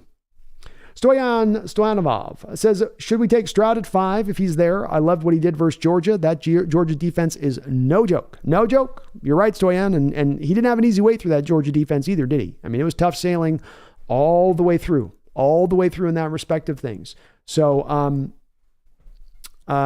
yes, I would be willing to take Stroud at 5, Stoyan. I don't think you just have to take him if he's there and that there's no other options and you shouldn't consider other things. But if they were to land on CJ Stroud and make that their pick, I'm going to applaud it. I would. Megan Gok Roger with a $5 donation. Sorry, I'm a little late in acknowledging there, Megan, but I appreciate the $5 dono. You're awesome. Says B, already have a Zorn rookie card and no, you can't have it. You say that now, Megan. But wait till Garth puts that little Craig button behind me. When you say that now, but what happens when Dave Craig's right over my shoulder, right there? A little bit of that blue light shining all nice around the edges of him, right? making him look a little bit epic. You say that now, Megan. We'll see. We'll see your faith. We'll see when your faith is shaken, when he's sitting behind me just looking pristine and he's got that mint. That's what they call those cards. They say, oh, look how mint that card is. So mint. Megan with another $5 dono. Thank you, Megan. You're awesome for all the donations today. I appreciate you. Says, oh no, B. Oh, B. Congratulations, by the way. John Schneider traded up to pick 1 and took you at that pick based on that run. You are now the Seattle Seahawks number 1 pick. Hey, it's a lot of pressure. You know, I'm going to just take one day at a time. I really like the fact the organization had this faith and trust in me. I'm not going to put that to waste. They're going to get 100% energy out of me, 100% level, 150% every day. I'm going to give it all day, every day. I'm going to be a leader in this locker room. You know, I'm going to rise and shine with this team. I'm going to live this team. Football is life. You know, when my contract comes up, I'll be taking a discount for the love of the team. You know, that's just who I am. I'm a team guy. I'm a team dude. Thank you, Megan. That's all this channel is just to show off my athleticism for John eventually. Just like I'm that great athlete that went undiscovered, you know? And I'm just trying to get those little moments in where I can show him it. Oh, look at this footwork. Look at that. Oh, didn't know I had that. Oh, didn't know I had that. How about, oh. Look out. Look out. He's pretty quick.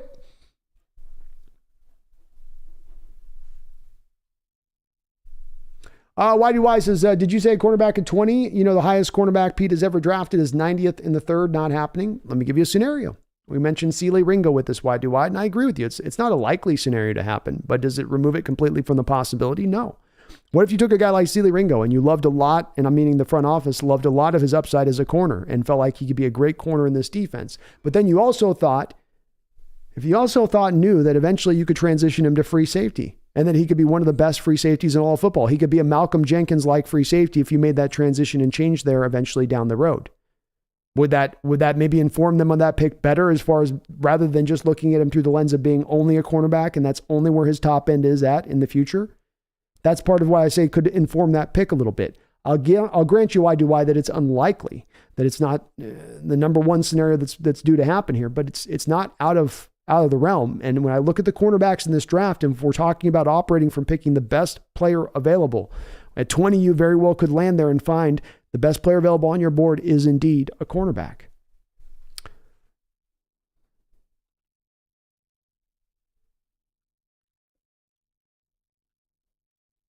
Tommy Eden says we have to look at the Panthers' schedule next year and guess what the projected strength of schedule is. It might be even more enticing to move back to them. Raiders could also have a rough strength of schedule. We do have to kind of take a look at that. I'm not sure of who they play, so I'm not sure which one they've got to go through. Kind of feels like it's the NFC East that they've got to go through next year.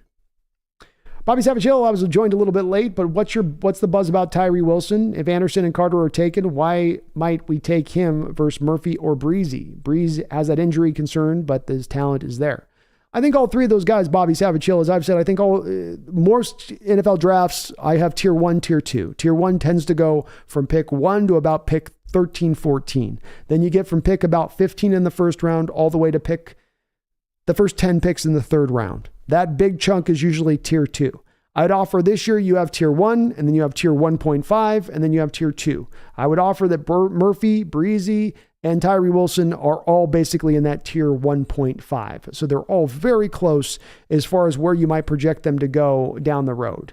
I'm more of a Tyree Wilson guy than any of those other three guys.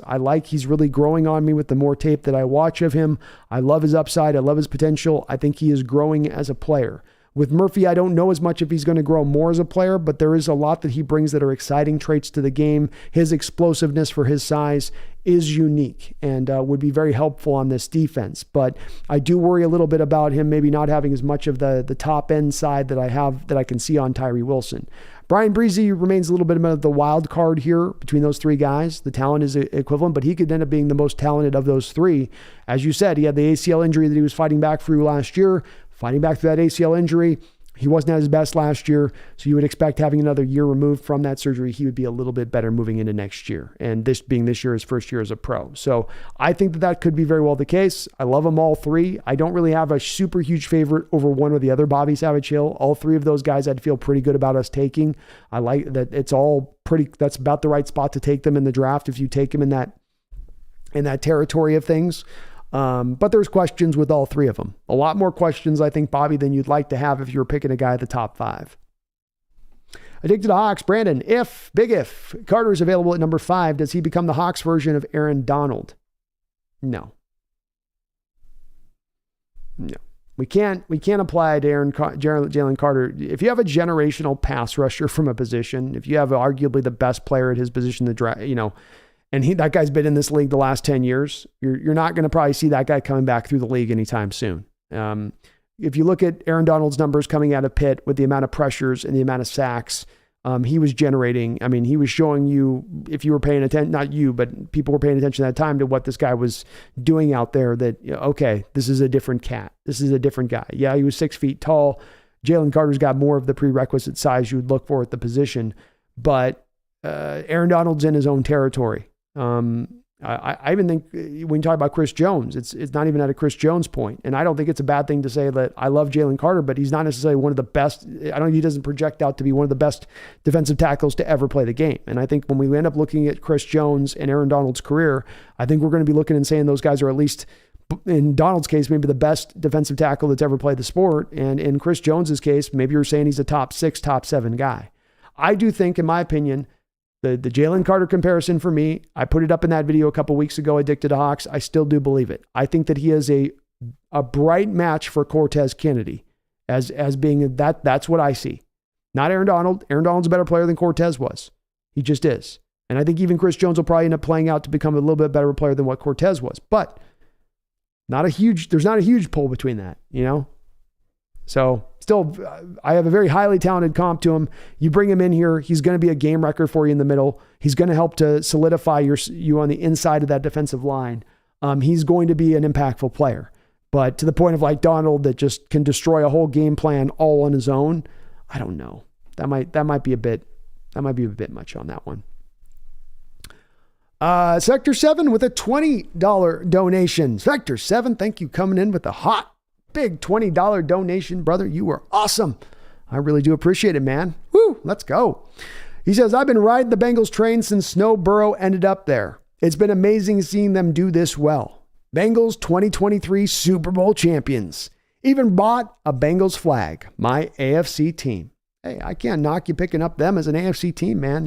It's easy to go pick up an AFC team like, oh, I'm a Patriots guy when they had Brady, or, I'm a Mahomes guy now, right? When they're on their run right now, but it says something to pick one of the lesser ones that have had, right? That haven't had that kind of success. And the Bengals pulling off what they're pulling off is nothing short of miraculous. Especially they get to the Super Bowl, and especially if they win the Super Bowl. You talk about a team accomplishing what they're accomplishing with one hand tied behind their back. They don't sign free agents. They barely re-sign their own players.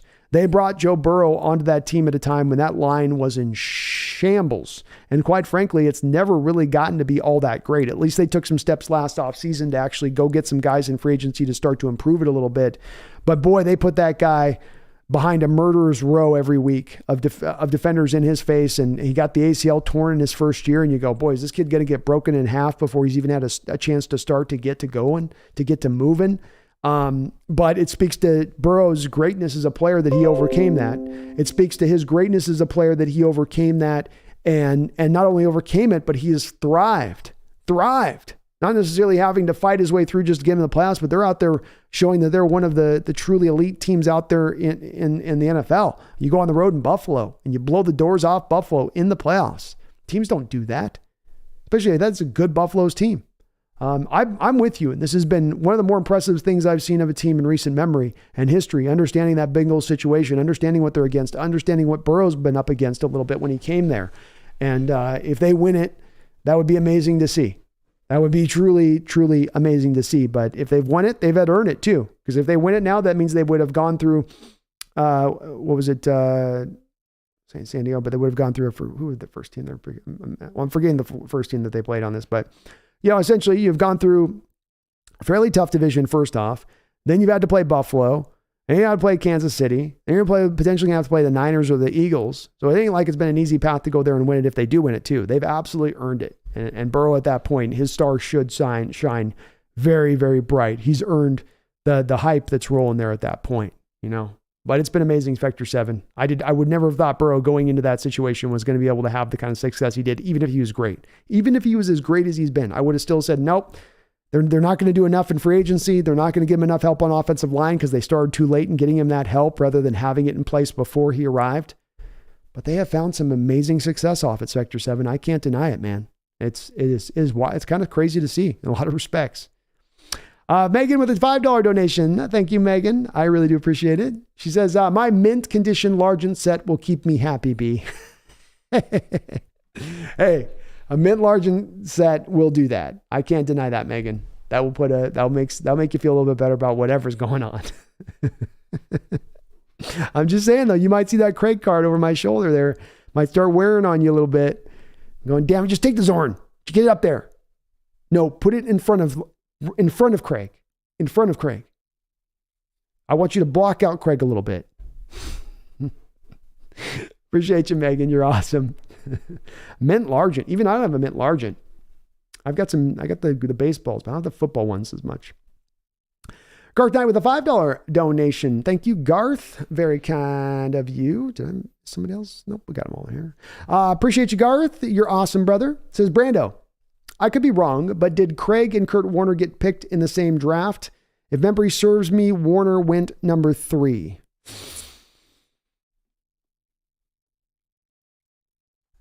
Let me double check on this one.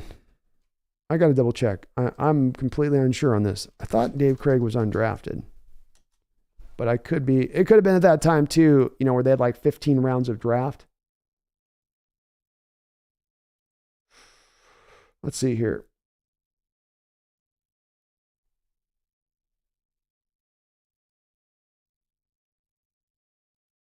Yeah, so no, he was undrafted in 1980, Garth. So actually wasn't in the draft. He was drafted in 1980. He tried out for the team in 1980 and then came on and was on to, just kind of took on. So he's an undrafted kid, was Dave Craig, getting on the squad. I might have guessed that he had come out in that same draft though, Garth, if I had just been asked about it without looking it up. But yeah, you're right. Warner went number 3.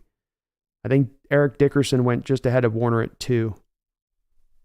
What was it? I think a quarterback at number 1 that year. I think. Warner was a hell of a player. Garth and Megan, thank you for all the donations, you guys. You're awesome. Awesome. Mark Sanchez with a $20 donation. Thank you, Mark. Amazing, man. Thank you so much, you guys. Some awesome support. I really do appreciate it. He says, hey, Brando, I'm late to the party. Would you try to pry away some defensive players from the Saints because of their bad contracts and lack of draft capital? Cam Jordan, Demario Davis, Lattimore, Honey Badger, etc. I'm actually not as high on some of those defensive players, Mark. I think we're talking back maybe a couple of years ago, maybe yes. But when we're at right now with some of those guys, I think Cam Jordan is getting up there in age. I don't know if he'd be really a fit in a 3-4 defense like we'd run to be. I know he sometimes stands up for New Orleans and does some of that outside wide 9 technique like you'd have him do, but I don't know if he's quite as sudden as he once was to be asking him to do that. Still a very productive player, but maybe at his best in more of the 4-3 type of defense.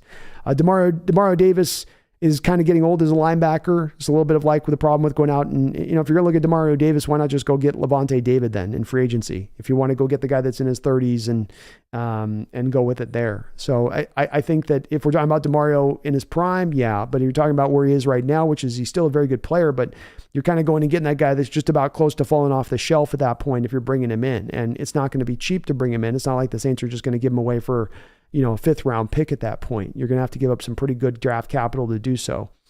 Lattimore, I've never been as high on Lattimore as some are, Mark. I felt like he was kind of at his best initially, and I don't know if he's been as good in recent years as he was initially when he first burst onto the scene a bit. But I guess if the capital was driven down enough, I would. I'm not giving up high prices on any of these guys, though. And Honey Badger, no. I can't do that because even his base salary is going to be too much. I'm bringing Ryan Neal back. I'm going to have Jamal Adams here. I'm going to have Quandre Diggs here. I can't afford to paying a fourth guy at the safety position high money. And where am I going to put him at that point? Who's playing where and what's playing what? I don't know if Marcus Davenport's going to be a free agent, but I found him to be pretty underwhelming this year as well. If you want another name in there that somebody might be thinking of. And then aside from that, they don't really have anybody that jumps out to me. So Mark, thank you for the $20 donation. I wish I could give you a guy that I did like off that team to say, no, how about this guy? Yeah, this guy.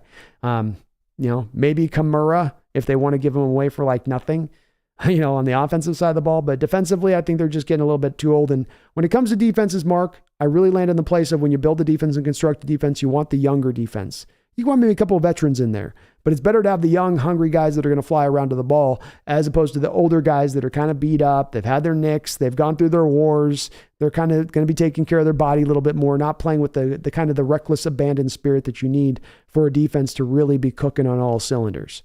So I wouldn't hate any of those guys being brought aboard, but I just think they're going to cost too much in draft capital to bring them in here, especially when considering most of those guys' age. In the case of Honey Badger, Demario Davis, or Cam Jordan, they're all getting kind of up there just a little bit. But Mark, thank you for the $20 donation, man. Hell, you've come in, I believe, with 100, 150s and all that other stuff too in here on the chat before. So thank you for all the support on the channel, man. But yeah, I would be more kicking the tire. Hell, I might be more kicking the tires, Mark, on the offense, man. I might be more saying, hey, why don't you give us Cesar Ruiz, and we'll move him back to center. We'll take him out of that guard that you've been having him play out. We'll just put him at center. Why don't you give him us? Why don't you give him that to us? That'd be more of a guy I would look at. So I'd probably more go offensive side of the ball with the Saints than I would defense. Funny enough, because I wouldn't think that at first blush either. I think you'd try to pilfer a little bit of that defensive talent. Furlack says, get Stroud this year and Marvin Harrison Jr. next year. Hey, sign me up for Marvin Harrison Jr. Furlack. That's a hell of a player. He's going to be a top 3 receiver, I think, in next year's draft. He's going to be a top 3 pick in next year's draft. Sorry. Grant Nordfors, we need to trade down and pick Drew Sanders. Grant, Drew Sanders getting a lot of love here in the chat, man. I love to see it. I'm going to go back. I got a game to go check out of his right now. I've been a little slow to warm up on him, but maybe I need to speed that process up a little bit. What I'm hearing back from some of you on that.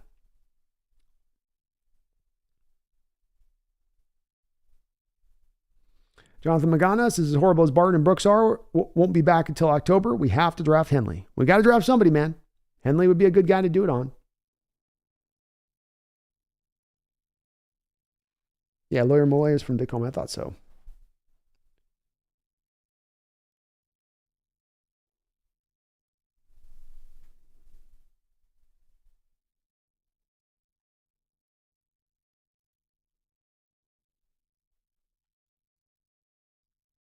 Grant says Drew Sanders can fit in any scheme we put him in. And of course, he will add more pounds because of his huge frame. He does have a big frame, man. He's got more room to add weight, that's for sure. I got to get warmed up on him. Lethal Lance, do you think Raiders would give up 2024 first rounder for 2 spots? Yes, I do. The cost is high at the top of the draft to move up in that way. And really the main thing that has to happen for that team to move up like that then, Lethal, it's got to be a quarterback they're moving up for. That's the key on that kind of deal. It's got to be a QB there. They're not going to do it for a defensive lineman. You're not going to do it for a receiver. You're not going to do it for a pass rusher. It's got to be for specifically a quarterback. And that's what then can drive that cost up at that point. But yes, I do. Weston Byler, please check out Owen Popoe, inside linebacker, strong hands, great tackler, shows instincts and coverage, but is undersized and often has bad eyes. He'll probably be a 5th round guy, but I think he's worth it. I have currently Owen Popoe as a 4th round. I have Weston. I've actually looked up Popoe, so let me give you my notes on him. I have him as a 4th round guy. Really impressed me. He's a bow-legged and rangy middle linebacker at his best in pursuit of the lateral run game, bubble screen, or the like. He's very aggressive, solid tackler. If he gets to the ball carrier, he is taking them down. Multiple years in college with 100 tackles. Takes on blockers with a pop, which he must deliver because he does legit weigh 225 pounds. For the most part, he is able to parry the blockers away, especially when he can see them coming. But if he is caught off guard in the least and not given time to brace for impact, he gets sent flying. instincts are just okay, which is what you were just referencing there. His aggression can get him misdirected, which is what you were just referencing there. He is a good blitzer with 8.5 career sacks, although Auburn did give him a lot of tries to get those sacks. They sent him at a higher rate than you would most normally see out of middle linebackers. I do believe he's going to get eaten alive at the point of attack at the next level if he's asked to take on blockers. It's not like JOK with Cleveland where you're letting him just go run around and cover all the time. But when you're drafting an undersized guy to be great in coverage, part of your defensive tackles, not just a full-time starter. So if you're looking to do that with Owen, maybe kind of find him a role. You could do a little bit of that. He's not the same kind of coverage guy that JOK was, but that's why I kind of put him in more of that 4th, 5th round role of things. Still, I find him to be pretty exciting as a player. I really liked him and what I saw on the tape of him, Weston. I like the fact you brought him up.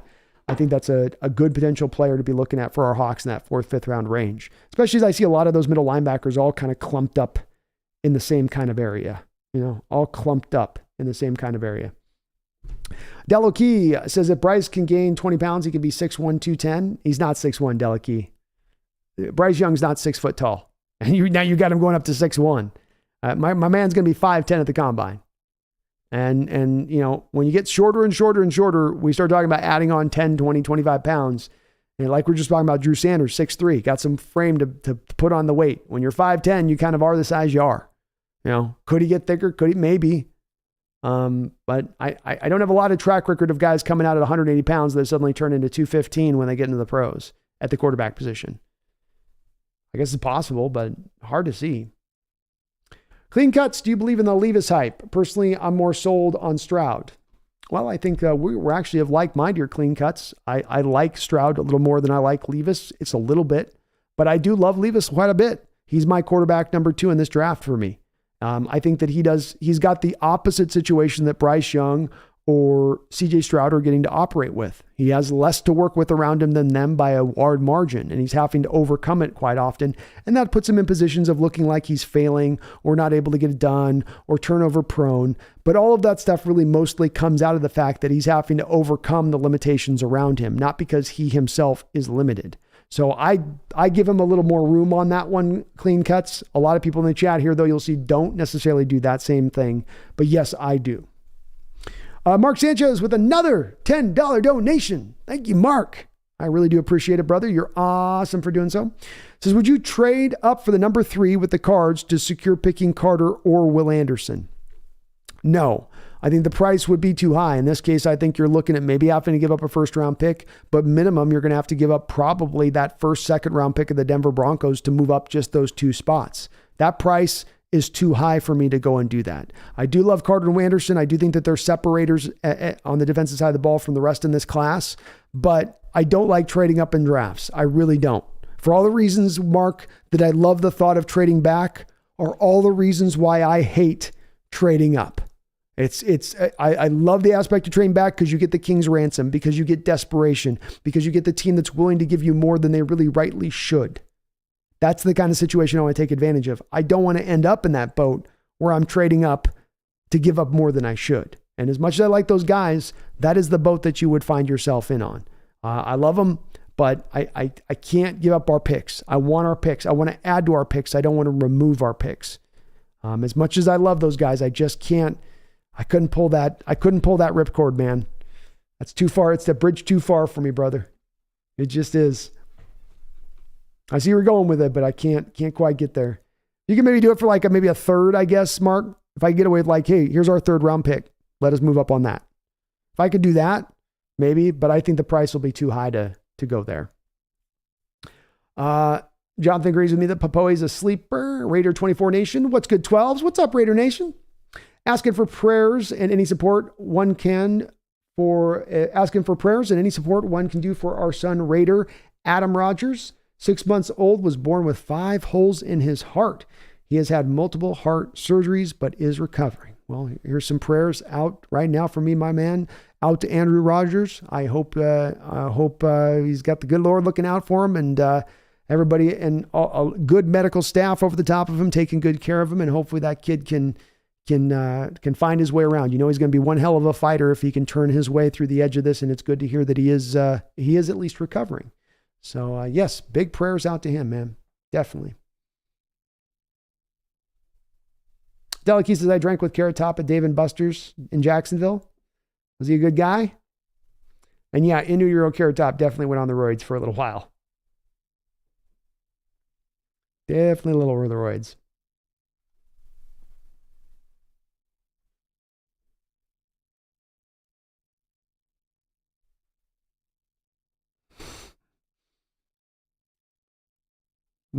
Spaces Carrot Top wants to take the Hawks to Vegas, closer to his work. 2 teams in Vegas. John, trading down 5 picks, trading down past 5 could be dangerous. There's a huge drop off in defensive talent. Just would hate Tyree Wilson or Miles Murphy at 7-10. Just would hate so many questions with these guys. Who does John target here? I don't think that there's a huge drop off in talent at 5. I think from my standpoint, John, it goes like this. It goes Jalen Carter, Will Anderson, and then depending on your position on the quarterbacks, you have 3 quarterbacks that are going to be picked basically in the top 10. That's your tier 1 group. To me, John, once you get past that tier 1, now you're in tier 1.5. And when you're in tier 1.5, we can have favorites. We can say this guy's better than that guy, but they're all kind of right around all in that same territory at that point. They're not true tier 2s like you'd get when you get to 20, but they're also not tier 1s like you'd be getting with Will Anderson or Jalen Carter. If Peep was milk, would it be soured? Not only would it be soured, it would have turned into cottage cheese. No, I'm kidding. I'm joking.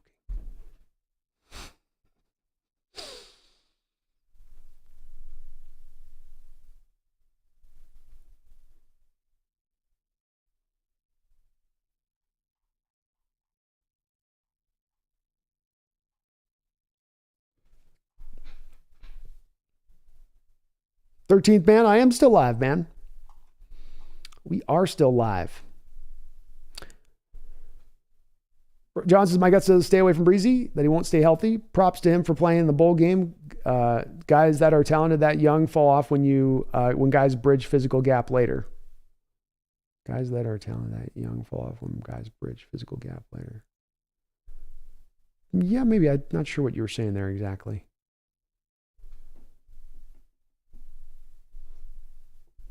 Jonathan Magana, we don't have to just re-sign Mike Jackson. He'll be a restricted guy. He'll be brought back without having to re-sign him.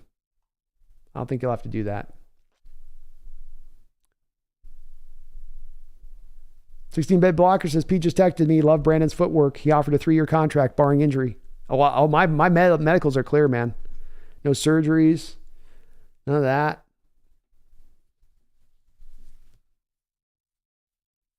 Lethal Lance says, Lucas Van Ness declared late and technically didn't start, but definitely took over when he was on the field and is most likely going to test out crazy. Will probably be a mid-first rounder. Luke Van Ness. You guys got me, give me some great names as you always do here. Boy, there's some good football names in this draft. Van Ness. I've got him written down, Lethal Lance. I will take a look at him.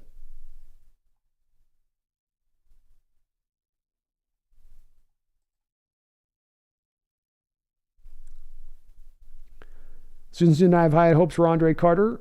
Love is a leverage at edge. Oh, love his leverage at edge. He's a good player. For being as tall as he is, he can get low. Being as big a guy, he can get down there. Gruggs, his thoughts on Daniel Jeremiah's surprising picks. Lucas Van Ness at 8 and Brian Brees at 30. Yeah, the Van Ness one I haven't obviously looked at, so I need to take a look at him as a player. But, I mean, it makes sense if you attack. You want to attack the defensive line, and if you attack in a major way, that could make some sense, I guess. But I don't have enough of an opinion on Van Ness to know where he's at necessarily. All Pro Seahawks, have I watched KJ Henry? Yes, I have watched KJ Henry. KJ Henry out of Clemson, upper level quickness in short areas. It helps him off the blocks, but also when he gets disengaged from a block too. So he's very good about bouncing off a block and getting into a tackle really fast. His needle red lines, and he's right on the ball carrying a flash after he gets off those blocks. He shows good hand usage, especially a rip move to clear himself.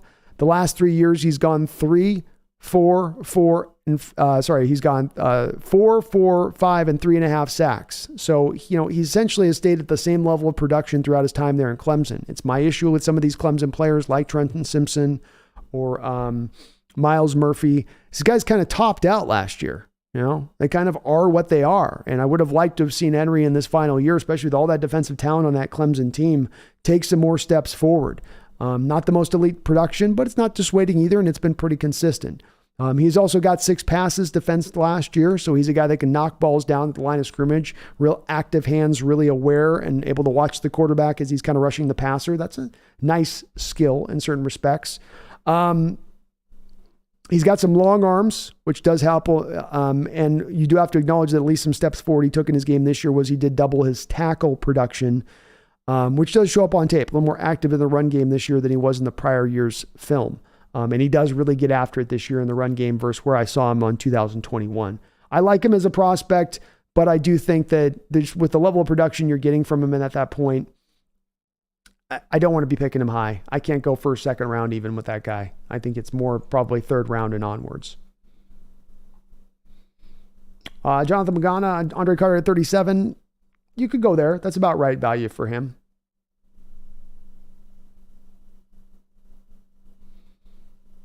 Lance Olugosan Oluwanti, definitely my choice for center. Would do good in our zone blocking scheme and good value around the 4th round. He's on my list, Lethal Lance, to look at. So I've got him on my list to take a glance, see where he's at.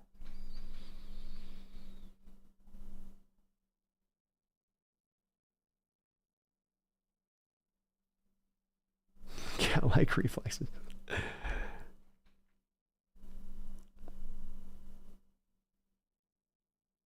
Lions Mania, man. How you doing? It's good to see you in the chat, brother.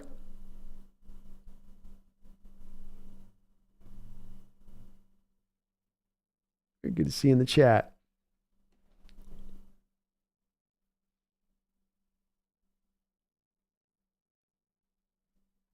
Lions Mania says, I want Tyree Wilson and Devon Witherspoon in the draft. Those would be some good players for you guys, Lions Mania. That'd be some good picks. Both of those guys, I got 2 pretty high first-round grades on both those guys. Witherspoon's a tier 2 guy for me, but those would be great picks, especially when you're picking, like 19 or something with Witherspoon at that point. That'd be about right, brother. They're both good. Devon Witherspoon's a dog at the cornerback position. Just an absolute dog. Tommy says Aaron Donald is an all-time great, maybe the best ever at his position, not a fair comp. Yeah, I can't go there with that on that one. He's too good. He's too good. And being the best ever, it's like, try to make a comparison to like Jerry Rice on a receiver right as he was retiring. You know, it's like, it's kind of tough to do. Lions made Daron Payne, big-time free agent. You brought Daron Payne in. That'd be a huge get for your Lions team, man. We're trying to get him, though, too. We might be competing for him. And Addicted Hawk says, Brandon, okay, Carter is Cortez 2.0. I can live with that. Yeah. Still pretty good. Not bad. Hey, not Aaron Donald, but Cortez is pretty nice, right? Pretty nice. Donald's just a different cat. Lions man, I don't want Brian Breesy. He's injury prone. That's the worry with him, man. Can he get back to what he was in 2021? Can he stay there? Where's that knee at? Delikey, you got the Jags, hometown team. That's an easy team to root for too. Big Country Burrow has that Brady Montana vibe to him. That's why they call him Joe Cool, man. You know, that's exactly what they used to call Mr. Montana. You know, I think it fits. He's unflappable. He really is. Good player. John says, did the Bengals re-sign Hendrickson, Reader, Eli Apple, DJ Reader, PJ Hill, and Law Collins? I know they typically don't spend money, but they definitely hit on these guys. No, they did. They opened up more of the purse strings in this last year, John. So they finally started to kind of, you know, somebody grabbed Mike Brown's wallet when he wasn't looking, you know, and opened it up and dumped off the money on the table. But they have historically absent last year, John, been a team very reticent to spend much any money. They've always been that team they've been the team literally, John, that when the CBA was created, there was a created floor in there from the Players Association where they mandated that there has to be a floor for teams, because you would have teams like the Bengals who not only would never push the salary cap to the top, they'd always be well below it every year so they could earn their profit, get their profit margins going. Volcano Joe Montana wasn't that good? What? Volcano Joe.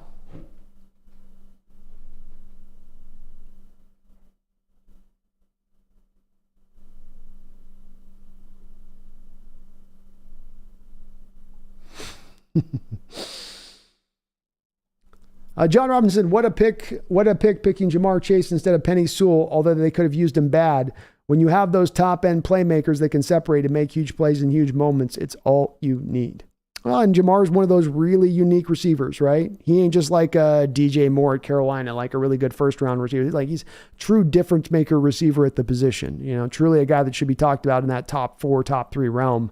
And yeah, it's the ball's on them to have that pick right there. And honestly, John, it's like, look, they went through the eye of the needle on this one a little bit, because really the fact that they didn't take Sewell, the fact they didn't get that line the way it needed to be, it really should have done what it did to many other top end quarterbacks that go into that kind of situation and fail. You get them broken, you get them seeing ghosts, you get them reduced, you get them a lack of development at that point. Instead, and again, I think it speaks to Burrow and what he's done. You have a guy that's actually been able to overcome all that, instead not fall into that same trapping that most quarterbacks would if they were put in that same given situation.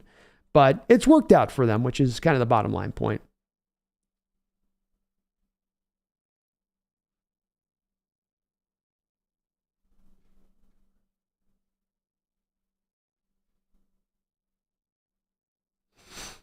Volcano Joe, you're not going to get Megan signed up on Jalen Carter. I've fought that battle. Yeah, I don't think you're going to win that war, my man. I've tried. Seahawks Blue and Green, Bengals are showing you if you hit on a quarterback and running back in the draft like Burrow and Chase, you can turn your franchise around. Yeah, a little bit. Again, though, I think Seahawks Blue and Green, there's a little bit of that. You're going through the eye of the needle here a little bit on this one. Because again, Burrow gets the torn ACL in his first year. Why? Because you had no offensive line in place. And you came back the second year after that, and you had not made any real major moves to get the offensive line any better in place. You finally did now in this last offseason. But it could have really have gone and twisted sideways, and I don't know if that is necessarily a pathway for teams to replicate that kind of success. Is your quarterback going to be able to withstand that punishment? Is your quarterback going to still be able to flourish getting sacked that often, getting hit that often? I don't think many cats are kind of built like Burrow in that way in order to kind of deal with that, or to come back, for instance, off that torn ACL and not even blink, still stand tall in the pocket, not get jumpy. That's a rarity, I think, in certain respects. Trent Cybox, would I rather have Jalen Carter or Will Anderson? Trent Cybox, I'm more of a Jalen Carter guy. I love them both, but I lean a little more to Jalen Carter.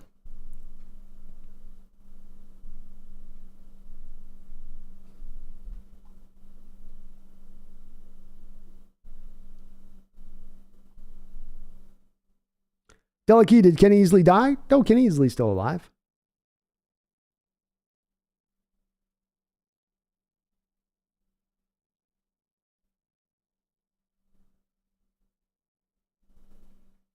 No, Easley didn't die. Lions, maybe you're agreeing with me. Marshawn Lattimore just not the same guy he used to be. Yeah.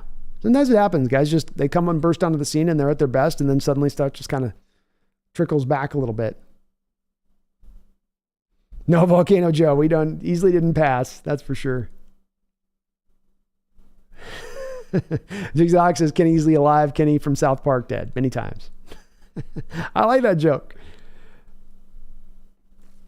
John says, I want a quarterback who has a huge arm and moxie like Stroud and Levis to maximize DK and his go route capabilities. He has the potential to be a 6 to 10, 40 plus yard catches a year, drop in the bucket. I agree. That'd be a good pairing with DK. It would.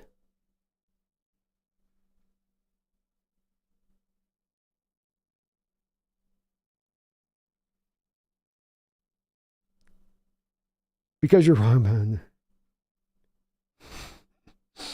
Brando, is there a linebacker or defensive lineman that you'd be willing to trade our 2 first-round picks to go for? And Lions Mania, you're absolutely right. The Saints need to finally do what they should have done probably 4 years ago, which is just buy into a full rebuild. That should be their path at this point. They don't want to do it for some weird, strange reason, but they need to do it.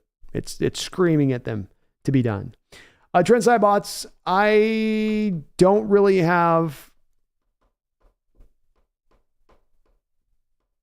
feel like there's going to be a player out there that I would do that for. There's a couple guys that the teams wouldn't be willing to move. Like the Niners wouldn't move us Bosa, but would I move our 2 first-round picks for Nick Bosa? Sure.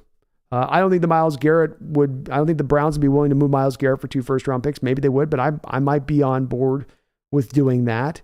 Micah Parsons, if the Dallas Cowboys are like, let's blow it up, we need to rebuild this thing, and oh my God, get Micah Parsons, and but again, like the Nick Bosa thing, they're not going to be willing to do that. But absent kind of those really acclaimed guys that are in their prime and top of the market, there really isn't a lot of guys that I would be willing to make the 2 first-round picks for. Even a guy like Brian Burns, no, that'd be too much, especially for a guy that I got to bring in and then I got to pay him on top of it.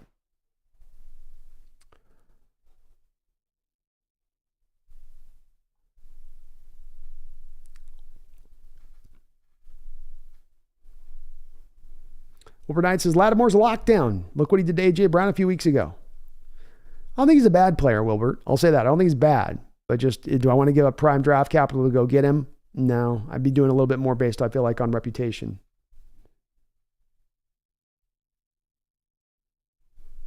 Yeah, Volcano Joe's allowed his opinions. I don't see Volcano Joe not being respectful in what he's saying. So, there'll be some back and forth on this stuff. Disagreement is welcome here.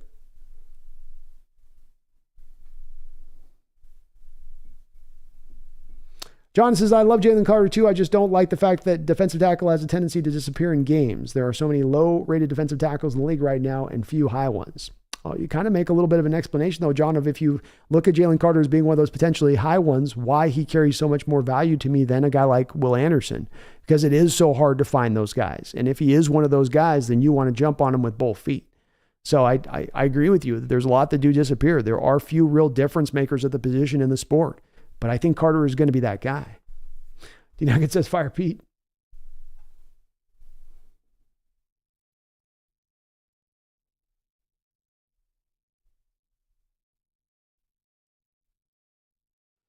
Making the Volcano Joe having a good Dave Cray Zorn debate here. Oh, goodness. Megan Gockroger with a $20 donation. Says, B, I just realized no Cosell today. Oh, we've got to rectify that, don't we? Let me get a little water here. My voice right here. Get the voice prepped up here.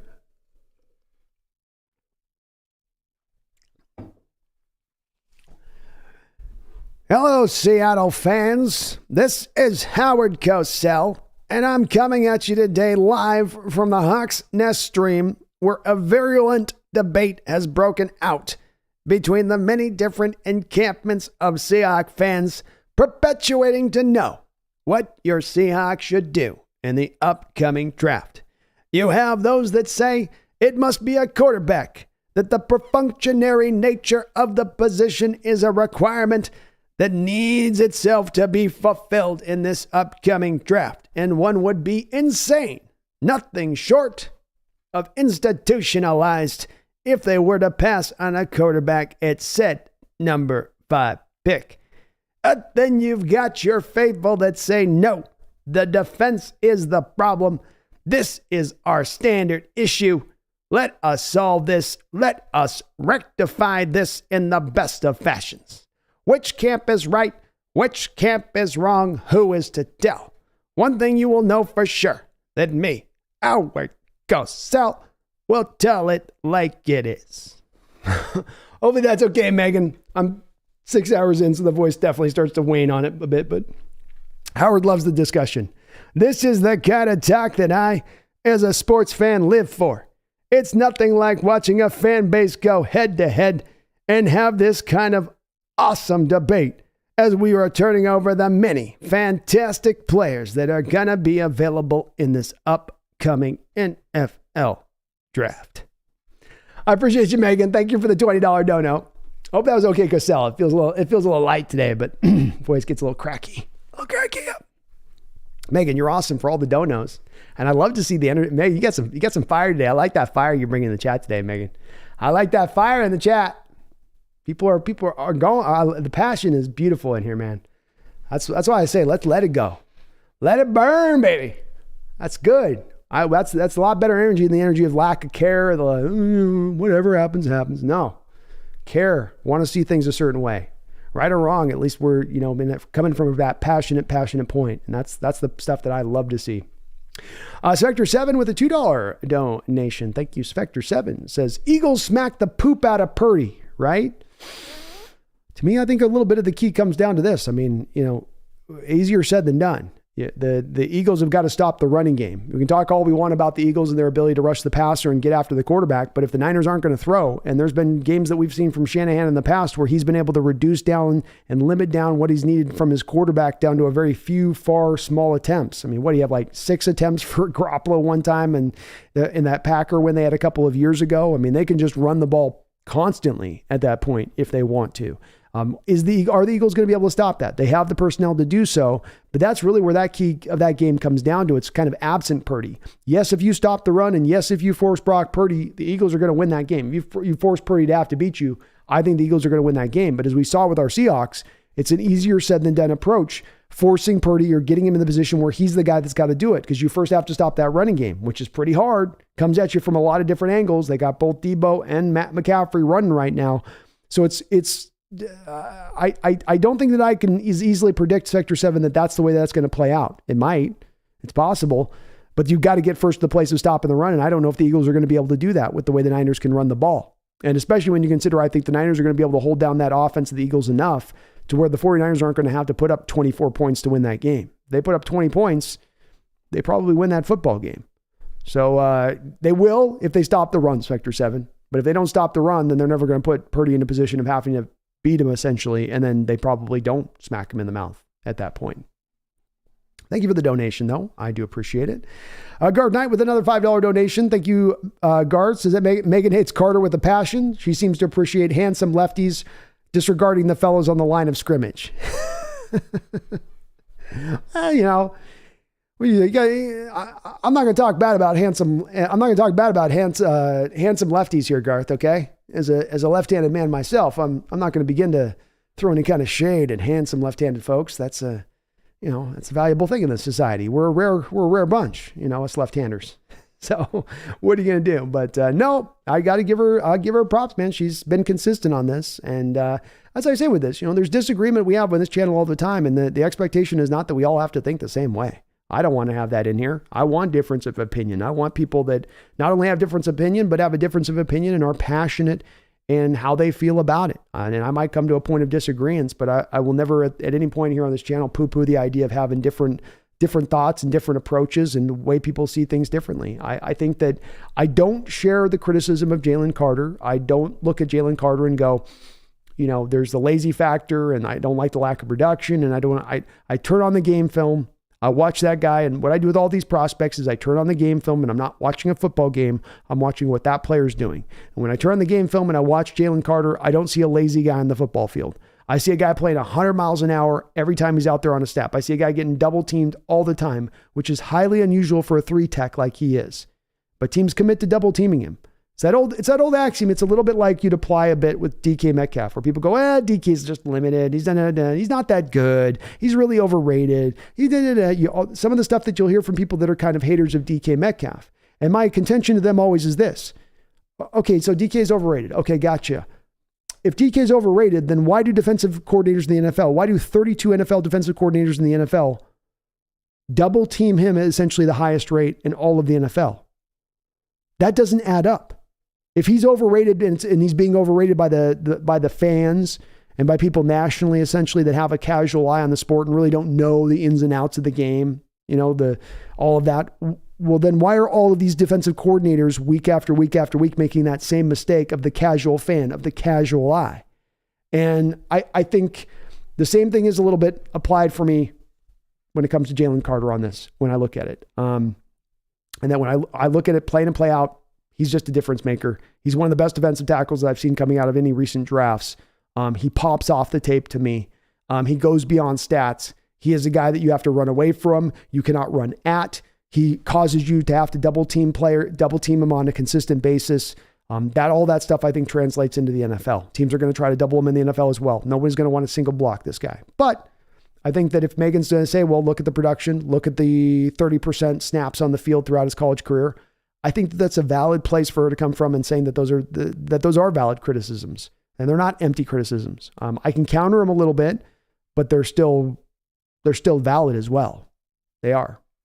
Megan with a $5 donation says, I have learned my lesson and will tamp it down next time, B. I don't think you need to tamp anything down, Megan. As I'm saying, I think I think I love your energy, and I want you to be passionate about what you believe. I want everybody to be passionate about what you believe, because normally when most people get to a point of being passionate about something, it's because they've provided it some thought. And I might disagree with it, or other people might disagree with it. But if you've at least given it some thought, you've come to that place and you've thought a lot about to arrive at that state of things, then do it. Go crazy on that. I do. It's not empty talk on this with me, Megan. I really do want difference of opinion in here. I do like difference of opinion.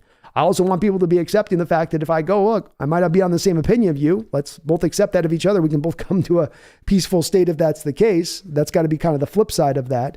But absolutely, I don't expect you to have to think Jalen Carter is the best thing since sliced bread. And if you are in on Will Anderson, I completely valid reason to be in on Will Anderson. And you can make an absolute argument as to him being the better player too. I just happen to have the preference to Carter. But I could as easily be as wrong on this one too, Megan, But don't tap down anything, girl. You're doing fine. Fine. I appreciate all the donations. I appreciate all you guys. You guys are awesome.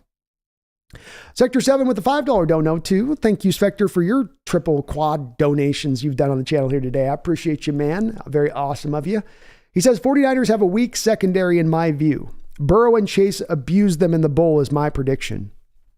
I think that they're a very well-equipped team as the Bengals to take on that San Francisco Niner defense and go at maybe to your point, one of the little weaknesses that they have being that secondary.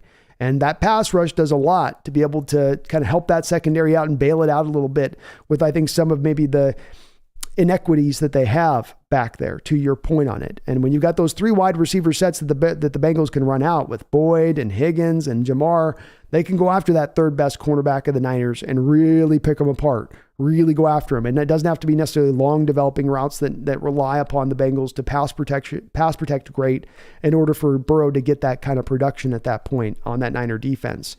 So I could see it go down that way. I think that's a good matchup for especially you're talking about that indifference of the Chiefs coming into it and them having a bit of a hobbled, Burrow trying to work around that pass rush of the 49ers. That doesn't sound great. But yeah, I think Burrow and Chase, Higgins, Boyd, that could be that could give some issues there to that 49er defense. Because I do think that's the place you can attack them, is a little bit into that secondary. Just that front four just has a way of shutting that stuff down to where they turn that off. You don't even get the opportunity to get those long developing routes that then your player will break open because you got the pass rush right there in your face. All right. Thank you, though, Spectre 7, for the donation. And I'm in complete agreement. I'd like the Bengals' chances against the Niners. I don't think it just goes without saying that the Niners are going to take them down if that is the way that plays out. Megan with the $5 donation. Another donation, Megan. Thank you so much for all the donos. My girl, you're awesome. She says, the only way I come and possibly change my mind about Carter is if you change yours about Jim Zorby. Well, it's going to be a tough road for me to cross on that one, Megan. It just is. It's, I can give Zorn a lot of benefit of the doubt and that he had to come to an expansion franchise team and didn't have a lot to work with. And Craig got a little bit more to work with, no doubt about that. But when I come to say that I think Craig's better, it's like I come there from a place of statistically, the level of play, the amount of wins, what he was as a player, just kind of far surpasses a little bit. And it's hard for me to say that. I got my props for Zorn. I'm not trying to put Zorn under a shadow of he was just a poor player that He had to overcome what he had to overcome here at that time, and he did well with what he had to deal with. But I do think Craig is, I think Craig all time probably sits somewhere like, 30th all time in passing yards, probably around 30th all time in passing touchdowns. Zorn is like 180th in those kind of categories in an all-time fashion. So it's hard to put him into the same realm or put Zorn up ahead of Craig and just explain all of that statistical difference between them away by saying, you can't even say, well, they played in supremely different eras. Craig took over for Zorn basically right around sort of the same era. And it wasn't like those Seahawks teams were necessarily stacked around Craig versus not being stacked around Zorn either on the other side of it. But that's a fair trade that we'll have to make. And look, I don't need you to have to come over to my side on Carter. I'm completely happy with you being like, look, Anderson's the shiznit, and I'm rolling with Anderson all day. As I said, I think there's a lot of intelligence behind that approach and saying, no, this is the one I'd like to go with. I like this top end better. I like going for the guy that's got, what has he got? Like 33 sacks over the last 33 years, or 33 over the last 3 years in Alabama. You know, he's got something like some insane 60, 70 pressures or something like that. I mean, I can't deny that level of production, Megan. I can't. I cannot. Thank you for the donation, though. I really do appreciate it. Sector 7 with another $5 dono too, brother. Thank you. Says, got to do it, man. Root for the Bengals Sunday with me. Snow Burrow, Joe Cool. All the dirty players are out of that franchise. Yeah, and look, they only had to go out there and get the dirty players because they couldn't afford the clean ones. You know, that's all that was. It wasn't like they were doing it to go seek out dirty players. It was just because they were kind of cheapskates. And, you know, you got to buy what you can afford, I guess. But you don't have to sell me on this, Vector 7. You don't have to sell me on this. I don't want to see the Kansas City Chiefs back in the Super Bowl. I've seen enough of Mahomes. You know, he's had a couple of chances. I'm good with him having a little bit of he can have a little bit of a respite now. You know, he can sit over there and they can wait a little bit to come back into it. And as I say, I really do root for those NFL franchises, be it, we got Lions Mania in here, be it a Lions fans or the Bengals or the Bills or the Vikings. Long-suffering fan bases are very close and near and dear to my heart. And if you talk about those fan bases having a chance to now raise Lombardi over some blue blood franchise that's already raised it 5-6 times before, I'll go with the team that has never raised it before. So sign me up, man. You don't have to sell me. I'm all in on Bengals getting out there and getting back to the Super Bowl and winning it. I think it'd be a tremendous story. It'd be a miraculous tale. It's not one of those like this was an easy path and approach for them to get there. You have a lot of respect for a franchise, as I was saying earlier, with the financial constraints that they have to operate under, to be able to operate under those financial constraints and get back to get to back-to-back Super Bowls, much less to also then go and get themselves a Super Bowl win, would be very, very impressive. Very impressive from a historical standpoint. So I'm with you, man. I'm with you 100%. Megan with a $2 donation says, then my view on Carter stands. That's fair enough, Megan. It's completely fair enough. And you don't have to move you over to my spot on this one. I get it. As I said too with this, Megan, you know, when it comes to Will Anderson and Carter, it's like when we talk about Megan, you know, who's the better Hall of Famer? You know, it's a little bit like that same kind of argument where you're like, well, we have these two running backs and this guy's a Hall of Famer and that guy's a Hall of Famer, but who's the better one? It gets really hard when you get down to having to parse between two levels of greatness like that a little bit. And when you have two great prospects in Carter and Anderson, when we talk about trying to parse between the two, it's pretty close. It's pretty close. It's hard to get that sticker off, you know? You get your nail up under there and you're clicking at it and you're trying to pull it up and it just doesn't want to pull apart because they're just so closely attached together almost in how they are as players. But I wouldn't expect that from you. I don't need you don't have to come over my Carter love on it. I get it if you're Anderson. You gotta understand, I can't go there with Zorn, man. I can't do it. I'm trying, but I just can't. Megan says, with another $2 donation as well. And she says, as does keeping pick 5. She's going to keep her view on we got to stay at 5 and just pick. Well, that's fair enough. I will say, Megan, I appreciate the donation, but I did say to you, but I was looking for you to counter where the countering points are and why you want to stay at 5 if there is the equivalent of player. And maybe I missed your answer on that one because I did lose a little bit in the chat. But I would like to see where your answer would be on that. Is that if you're getting the equivalent player at 9 to move back, where would be your hesitancy at that point to move back? And if you're sure that the player is so much better at number 5, what gives you kind of that assuredness? What gives you that feeling of, oh, I know this guy's so much better than the guy I get 9? What is it a guy like Miles Murphy has shown you, or Tyree Wilson necessarily shown you? Delikey, who is the Seahawks YouTuber with the British accent? Well, we actually have 2 British Seahawks YouTubers. if you can imagine that, we've actually got 2 British Seahawks YouTubers. So what do we got? Matty F. Brown. And I think he also writes for SI or helps out with SI, I believe. And then you also have,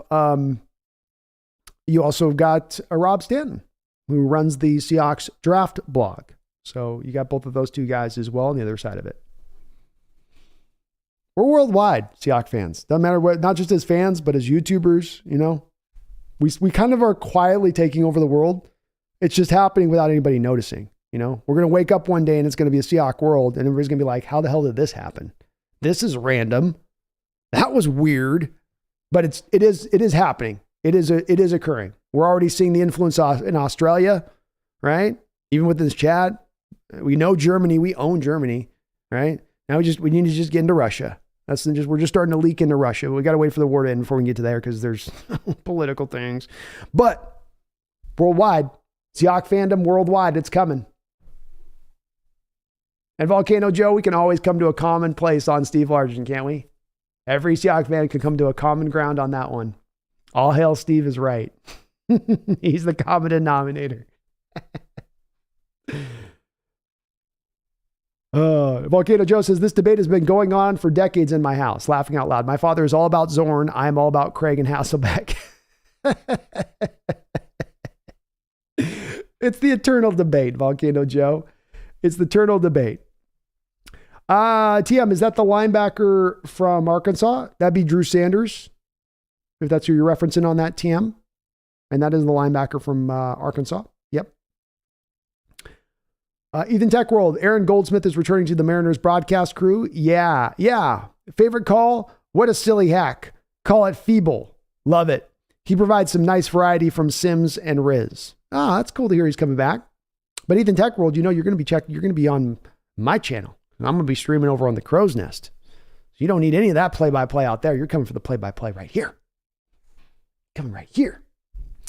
YDY says, I get liking Ringo, but Pete just took a 5th-round cornerback and made him a Pro Bowler. That just reinforces his view on a quarterback process. Cornerback in the first, still think it's 1% likely, not saying they shouldn't. It's a fair point. Fair point. And I think you're right. It doesn't mean it's a likelihood to happen. It's just that if they did make the pick there on that, even with their track record, I could understand it. I guess that's my point on YDY is if they took a cornerback there, I could understand it, being that that's where the value is of it, even to your points, which are completely valid, that in recent history, you've gotten so much value out of going later in the draft with corners. Some of this might be also informed YDY on if they're looking to change some of their coverages up. They spoke more about trying to get Tariq into more man situations. Do they want to get a guy like Ringo that they feel like they can get more comfortable in man situations? Does that impact it a little bit more? Does that then have him look at the quarterback situation and the room a little bit different for the type of talent that they want to bring in than it had in the past? And I don't have an answer necessarily on this, but I think so. Dick Docs, oops, I stand corrected. Drew Sanders is 230 pounds. I thought he was only like 210. I like him with our 37 pick and Trent Sims with our 20. Could make some sense. He looks 215, but he's so tall. Makes him look a little bit thinner, probably. Weston Baylor says, I'm glad Owen's on your radar. Thanks, man. Yeah, I was impressed by him. And it's been hard. I've been hard to impress Weston. I've been a tough man to be impressed with these middle linebackers this year, right? Campbell, Sewell, Drew Sanders, Justin Flo, the other linebacker out there in Oregon. I don't even know if he's coming on this draft. It's kind of a wasteland for me on some of these guys, but he's one that I did like. I am a little interested in Papoe. I don't know. Something draws me to him, I guess, a little bit.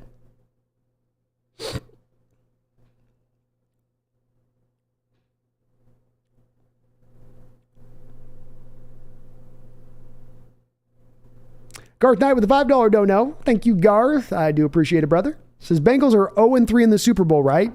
It'd be nice to see them get in on the 4th attempt. Yeah. Okay. So we got them losing to the 49ers twice. God, that's going to be the thing you're going to hear about. The Bengals are going to hear about if the Niners go to the Super Bowl. I just thought about that. Oh my God, they're going to hear about that all week. That even though those games happened like 30 years ago, it's like, well, you guys are playing the Niners again in the Super Bowl. Haven't had a great record with this. So the Niners have beat them twice, and then the Kansas City Chiefs beat them. So yeah, you're right, Garth. They would be 0-3 going to the Super Bowl. And I'd like to see it, man. I'd like to see it. That's a struggling fan base there that has had to deal with a lot of bad football for a lot of years. They've had to deal with an ownership group that wasn't totally committed to building a winner at all costs. They've had to be kind of that second-rand kind of organization in the NFL that we know exists at times. I very much, it's very easy for me to get on board with rooting for the Bengals to get their Super Bowl title this year, especially over the Niners or the Eagles. We got 3 blue blood franchises essentially left and one of the redheaded stepchildren. Let's give it to the redheaded stepchildren. It's actually a nice little metaphor for the red jerseys. Kind of got that one right there a little bit. Didn't even mean to do that one. Garth, though, thank you for all the donations, brother. Appreciate you. Megan with another $5.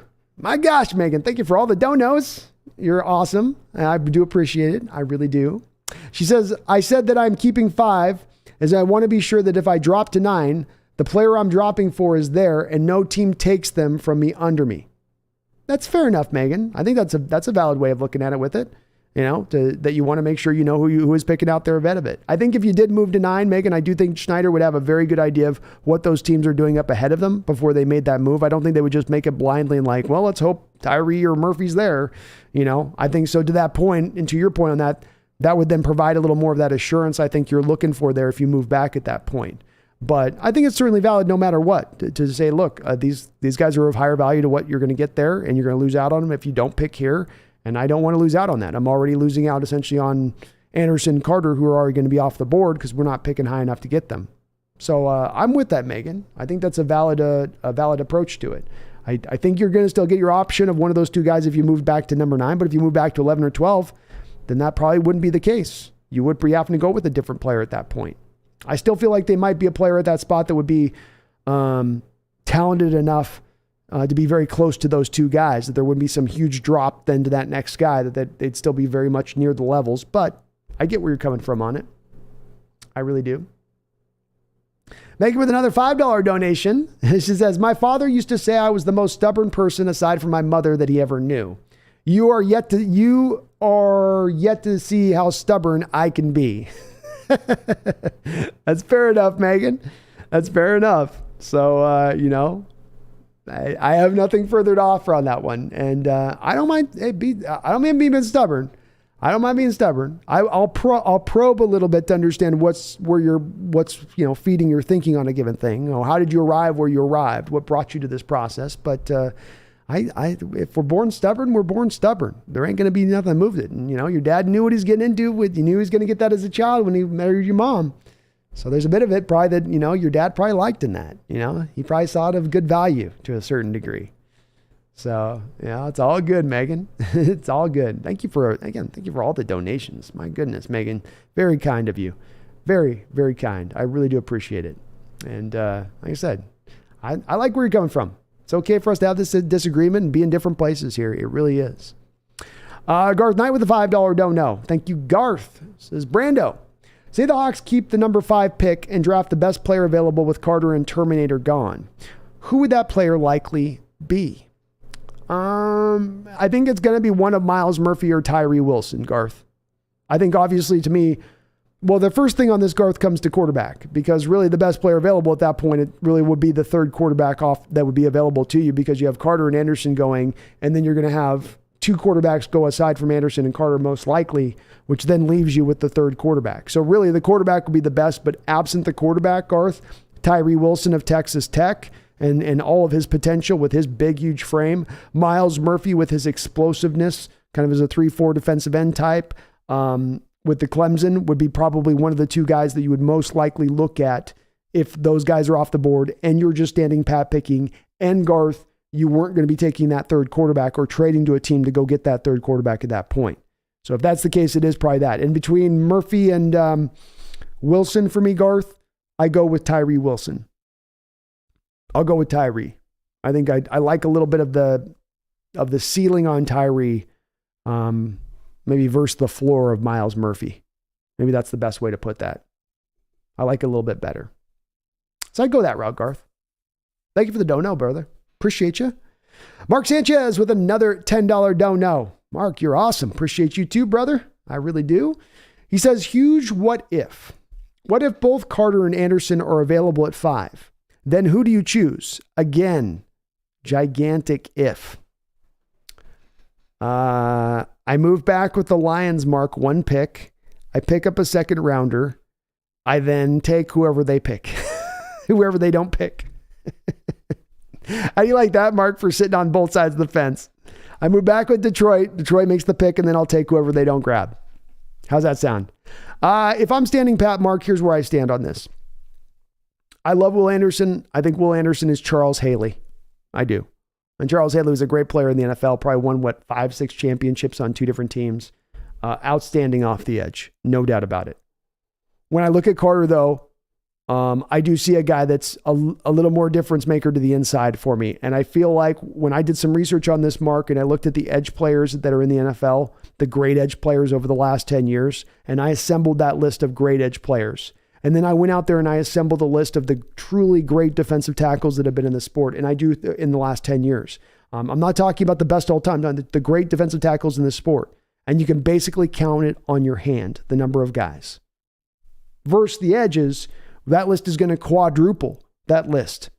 You know, I can at least name probably 20 really great edges over the last 10 years, but I can only really name 5 great defensive tackles. So it's more valuable if I can go find that guy who is going to be that potentially great tackle and who does look like to be that great tackle versus going and getting the edge guy as far as a value standpoint goes. And I think Carter's going to be that guy. And that's why I hold him in higher value at that point than Anderson, because I think is a little bit more of there's a little more of the unicorn factor there with Carter that's not necessarily there with Will Anderson. And also because, Mark, I don't necessarily buy into the Will Anderson as a generational prospect hype that you heard. A lot of people tried to make this comparison, and it was one of the places that I first kind of went sideways a little bit with Will Anderson, where they said, oh, he's Derek Thomas. Oh, he's Von Miller. Von Miller was the second iteration, was the reincarnation of Derek Thomas. And what set those guys aside, the specific skill set they had that separated them from everybody else, is they had a quicker step in football from the edge than anybody else at the time that they played. And then they had one of the best bends and leans that you could ever get at the time that they played in the sport as well. And those combination of those two factors lead you to a lot of sacks. With Will Anderson, I don't think it's first step quickness. It's more like step 2, 3, 4 quickness. And then I don't think he quite has that bend or lean. So if you're making the Von Miller, Derek Thomas comparisons, they're really not apropos. They're kind of a little bit off on that, just a bit, in my opinion of it. So Mark, I go with Carter because I really find him to be just the guy that's really going to be a little bit more impactful for me. Obviously, I do think, too, that defensive tackle just also happens to be a bigger need at this point than edge. We're sitting on Darrell Taylor. We're sitting on Uchenna Nwosu. We got Boye Mafe. Alton Robinson's coming back. We don't know what we're going to get out of, the Tariq Smith kid. They IR'd for a year. I think that there's some other options there for you on the edge there that doesn't necessarily mandate as much as you draw and grab Anderson. But if we're just taking just on pure best player available, I just like Anderson. I just like what he brings to the table. Teams are going to have to account for him in the next level, and boy, is it hard to find great defensive tackles in this sport. We haven't had really one, I don't think, truly since Tez. I know Michael Bennett could do some of that stuff, and Brandon McBain was a solid player for you, but a great defensive tackle, they are few and far between. And we've had, I think, we've had one in our history here, one. That's been it. So I go that way. I go Carter, man. I'm a big Carter guy. But I also am not going to be sad, Mark, if we go Sanchez. And you're right, it's a gigantic if, but I do say it's maybe not as gigantic as you think as well, because I do predict that you're going to see 3 quarterbacks taken in the first 4 rounds, first 4 picks. We know at least 2 are taken. Like we can say, Mark, no doubt about it right now. We can all stand here right now. I think we can all be in full agreement. There will be 2 quarterbacks taken in the top 4 picks. Now all you need is one more quarterback to be taken. That's it, just one more in the top 4 picks before you select. And if that happens, you're getting one of the 2 at that point, Mark. And I think it's a likely scenario to happen because this draft is a little bit better with the quarterbacks. Number one, it's better, way better than last year. Every one of these quarterbacks taken in the first round all would have been taken ahead of every one of the quarterbacks last year, number one. Number 2, you got a lot of quarterback hungry teams. At the top of the draft, the mid part of the draft, the back of the draft, a lot of quarterback hungry teams. And I think that that's going to kind of create more of a scenario where you see a little bit of more of a feeding frenzy like out of Piranha with the quarterback position in this draft as some of these real quarterback hungry teams try to get to Eaton. But Mark, thank you for the $10 donation, man. You are awesome for doing so. All the donations to the channel, I really do appreciate it. Sector 7 with the $2 donation says, holy hell, I miss the Crow's Nest streams so much. Well, they're going to be coming back really soon. And folks, if you are looking to catch some baseball content, as I get into the offseason, I still do stream. I'm going to be trying to shoot for somewhere in the neighborhood of streaming 60 to 80 Mariner games this year over on my Crow's Nest side of things. So if you're not subscribed to the Crow's Nest, my Mariners baseball alt channel, please do get subscribed over there because again, we're going to be cooking really strong on that side of things. I'm going to be doing a lot of baseball content, or a good amount of baseball content. I'll still be doing only really mainly football, but we get in that period after the draft from right about the training camp where it gets a little bit dead. So be picking up a little bit more at that time with the baseball streams, but they're coming, Spectre 7.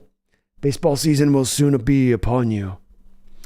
Hangwoo Lee, man, thank you for another donation. All the donations on the chat today, Mr. Lee. I really do appreciate it. I salute you, sir. Very kind of you to do so. He says Jets want to say they have number one draft last year. The Jets want to say that they have the number one draft last year. Thoughts? They don't appreciate we got 2 tackles for the future. More value than Sauce and Wilson. Agreed. Well, let's bring it up. Let me bring it up here.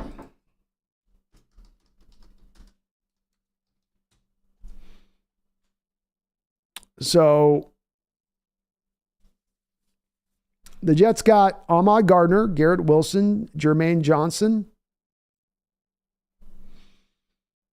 I want to see one thing on this.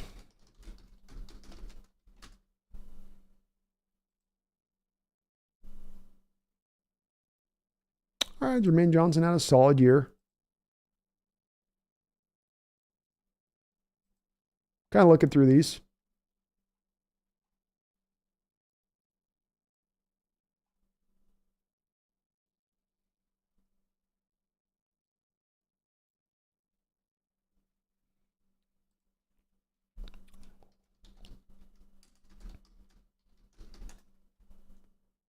Oh, I was just I'm doing a little bit of research here on this one. I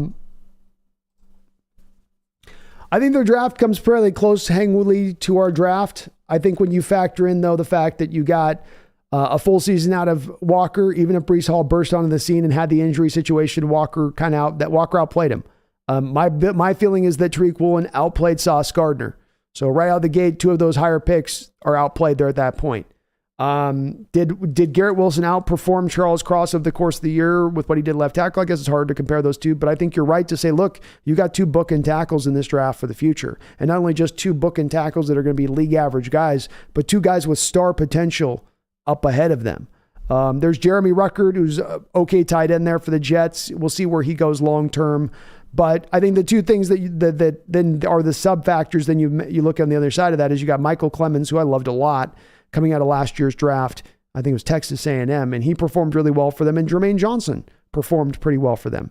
But are those 2 guys enough then to over account for then what you also got from Kobe Bryant, from Boye Mafe? No, I probably don't think so. So I think we do have a slightly better draft, Hangwoo.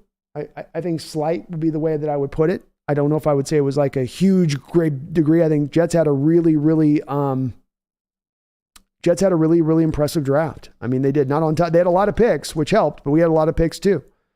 I was looking at Max Mitchell. So Max Mitchell didn't do as much for them. And we did get some play out of Tariq Young too. So we're better, we're better. We're better, but they're right behind us with probably the number 2 class. They've got a good reason to feel really good about what they did with that class. A lot of good players in through there. But I like ours better. You're right to think that. We're better. Megan with a $2 donation. Thank you, Megan. She says, and JS wouldn't know at 5B.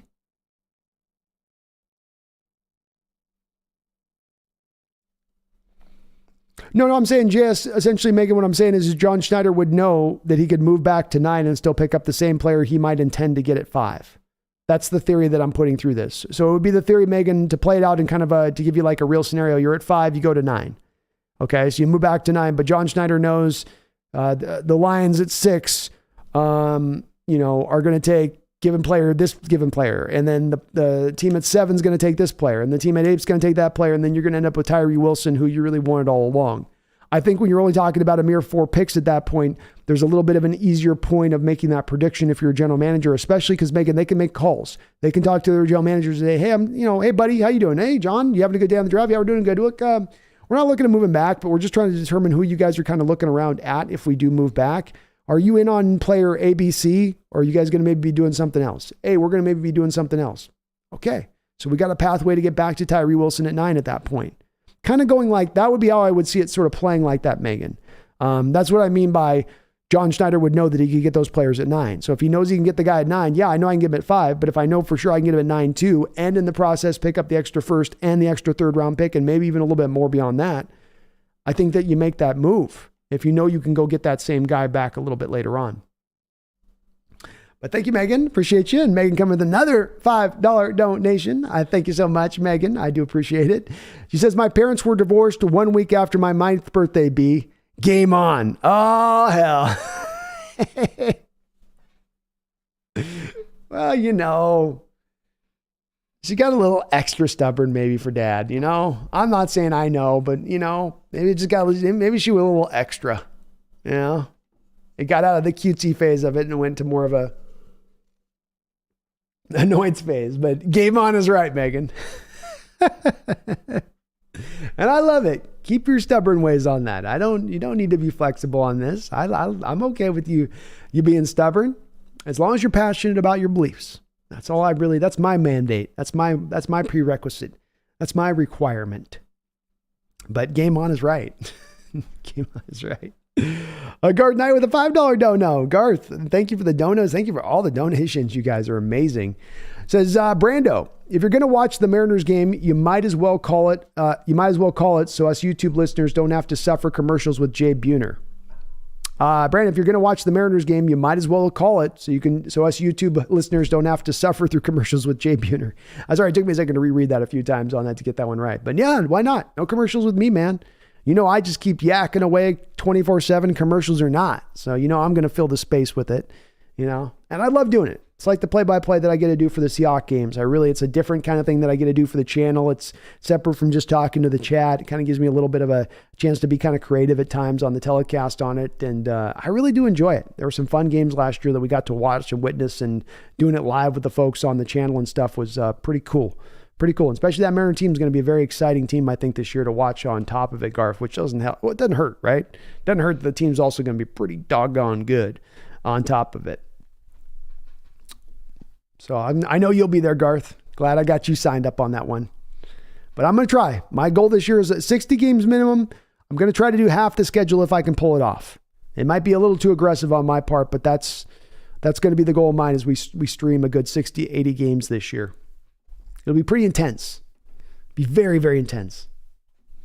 But thank you, Garth. Appreciate you, man. No Jay Buhner commercials for you this year. Megan with a $5 dono. Another one, Megan. Jesus, thank you so much, my girl. You're awesome. Says, what if those teams don't take the players he expects? Well, I think that if you're going to move, and I would trust John Schneider with this, so this goes beyond my personal opinion with this, Megan. I think if John Schneider believes that in him moving back then at that point, he's not certain of who the players are going to be picked ahead, and he's got some worry and concern that he's not going to be able to get the highly talented player that he could get at 5 by moving back, then you are informed to then just take the player at 5 if that's the feeling of Schneider. Like I said, it's not necessarily my feeling, Megan, and that I view this draft the same way, like we've talked about with you on this, the 1.5 tier that I've talked about, that in-between tier from tier 1 to tier 2, the 1.5, it's going to be a list of about 7 guys. I think you're going to be able to get back into that list, and I think all of those 7 players that we could look at around that territory of things are all going to be very close in talent, all very, very, very close. But to your point on this, if he knows, Schneider, that in moving back, I lose out on both Tyree Wilson and Myles Murphy. For instance, you have the Lions behind us at 6, definitely maybe in the neighborhood for a defensive lineman at that point. Maybe they like Myles. Maybe they like Tyree Wilson. Now that's off the board. Now you only need one more of those other 2 teams ahead of you to pick to lose out on it if you're at the Colts pick.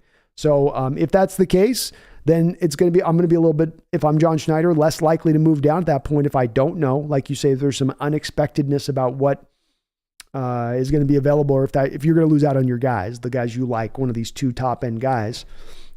But I do think that there's a little bit of a deal that happens with that, Megan, where these guys can talk, especially if you have a good relationships with some of these general managers in the league, and there's nothing to be lost by them telling you, well, we're leaning towards doing this. That's the guy that we're kind of leaning towards. I don't think that they're going to pull the rug out from under you and be like, yeah, we're not going to take Myles Murphy. And then they go and they take Myles Murphy, just to be a dick, kind of, so to speak. I don't think that they kind of go that way with it. So it's a possibility the teams could shock him on that. And it is a little bit maybe of an educated risk that you have to take if you go down the realm of, well, we're trading back. We might get dinged by this. But I will still say on this, Megan, at the end of the day, moving back 4 picks to pick up an extra future first round pick, to pick up a 3rd rounder and maybe an extra 2nd or maybe an extra 4th. That's a lot of draft capital to pull back in here. And if I'm going to get the player like a Tyree Wilson or Myles Murphy at 5, and I'm going to turn down the deal to move back and get that collection of players, That then means that guy in Myles Murphy, Megan, has to be better than the accumulation of those three players that I could have gotten on the other side of it. If he falls far short of my total production I've given those three guys, if he ain't right there with it, well, then you left off a great opportunity at that point that you could have taken advantage of. You left low-hanging fruit unpicked at that point. And we'll see which way it goes. It's a part that's a fluid situation, and it's a process. And, maybe we still got to get through that pre-draft process, the combine, the pro days, the interviews. All that's got to play out here through this and see where it all kind of shakes out. Because that's the other part about this, Megan, is when we're all sure it's Jalen Carter and Anderson. But as I talk about with Trayvon Walker last year, there's guys that suddenly surprise as they go through this draft process and suddenly elevate boards when we never thought they would in November, December, or early January. It does seem to be a bit of the way that this does tend to play out from a national perspective of things. So, yeah, that's a part that definitely could affect you from trade back though, Megan. And that if you thought you're not getting your same guys, that you're going to maybe just say, we'll just stand back, we'll stand pat, and we'll take the guys that we're going to take. And I will say, Megan, I think a part of that, this was impacted last year because it wasn't that the Seahawks weren't on board with potentially trading back or front. John Schneider had multiple occasions that he had calls. And this was in the John Boyle article that was posted by the Seahawks this offseason, which gave you the peek behind the curtain. And in that article, it talks about a couple moments where John Schneider had the opportunity to either trade up from 9 in that draft to go up in the draft or to trade back in the draft. And then they came back and were looking at doing the same thing where they were trying to target Tyler Linderbaum, but he was going to go in the first round and the cost was going to be too great. So just because Schneider does do moves in the past doesn't mean that he has to make a move simply because he's done it before. And last year was an indicator of the fact that they will listen to the deals. They'll have the deals on the table, but they won't take it if it's not sweet enough. The price has got to be sweet, right? The returns have got to be well worth it for you to make that kind of move. Megan with another $5 dono says, I used to know I'd gone too far with my father when he'd yell, "God, you're being like your mother." You never want to hear that as a child. You never want to. My mom would give me that one every once in a while about my dad. I always would like, that one always stung a little bit, Oh, there's the temper of your father. There's that magical temper. I've had a parent tell me that too, Megan. I've had a parent tell me that one too. What are you going to do?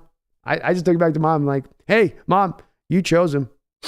You chose to get knocked up by him. All right. Don't get mad at me now. Don't get mad at me now downwind on this one. It's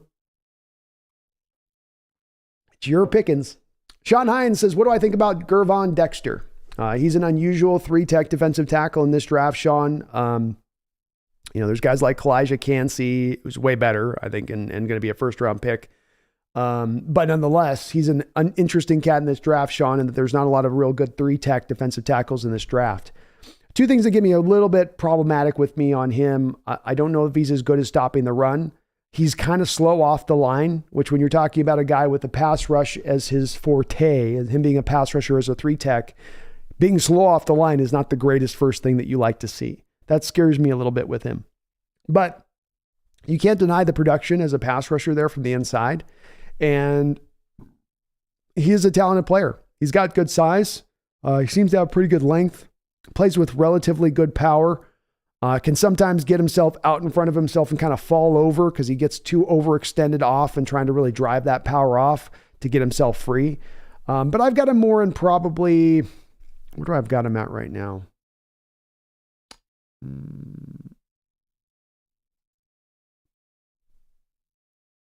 Yeah, I've got him in the 3rd round. He's a 3rd round guy to me, I think. Like him, but there's some worry there too. Hasselbeck's the bald bomber. I never heard of that reference before. That's awesome. Greg says, if we draft Christopher Smith, do you think he can start at nickel for us and give us a good play at that position until we move on from either Adams, Quandre, or both? Maybe. I see him really as more of a pure safety, Greg. He's not like Brian Branch. If you're going to make that kind of move for that kind of guy, Greg, then you go with Brian Branch. I don't know. I think you're going to be guessing a little bit on that slot stuff if you go with Christopher. Volcano Joe, I think that Toto would be an excellent middle linebacker to pick if we could get them in the 4th or 5th round. He does need some speed work, but I think we could work with the 5th rounder on him. Yeah, if you want to go that route with the Volcano, if we pick him there, then yeah, sign me up on that one. Just some people are talking about him 2nd, 3rd roundish.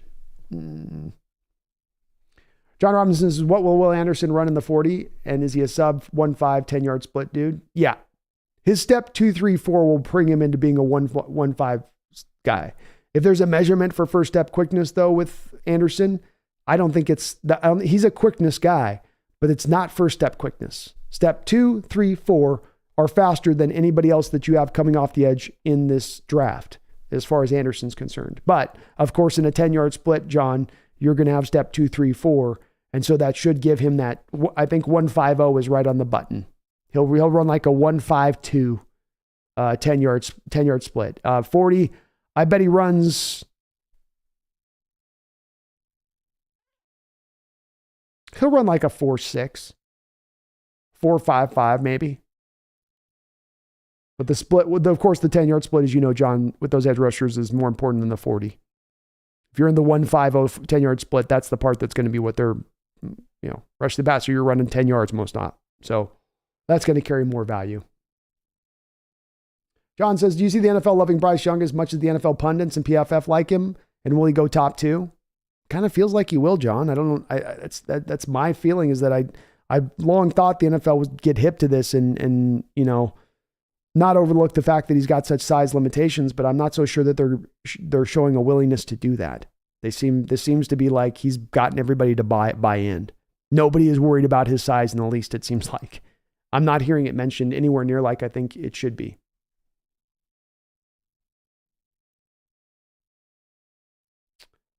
Volcano Joe says, yes, I'm aware that, I don't hate Jim Zorn. We're talking favorite quarterbacks, and I just place him beneath Craig. That's all.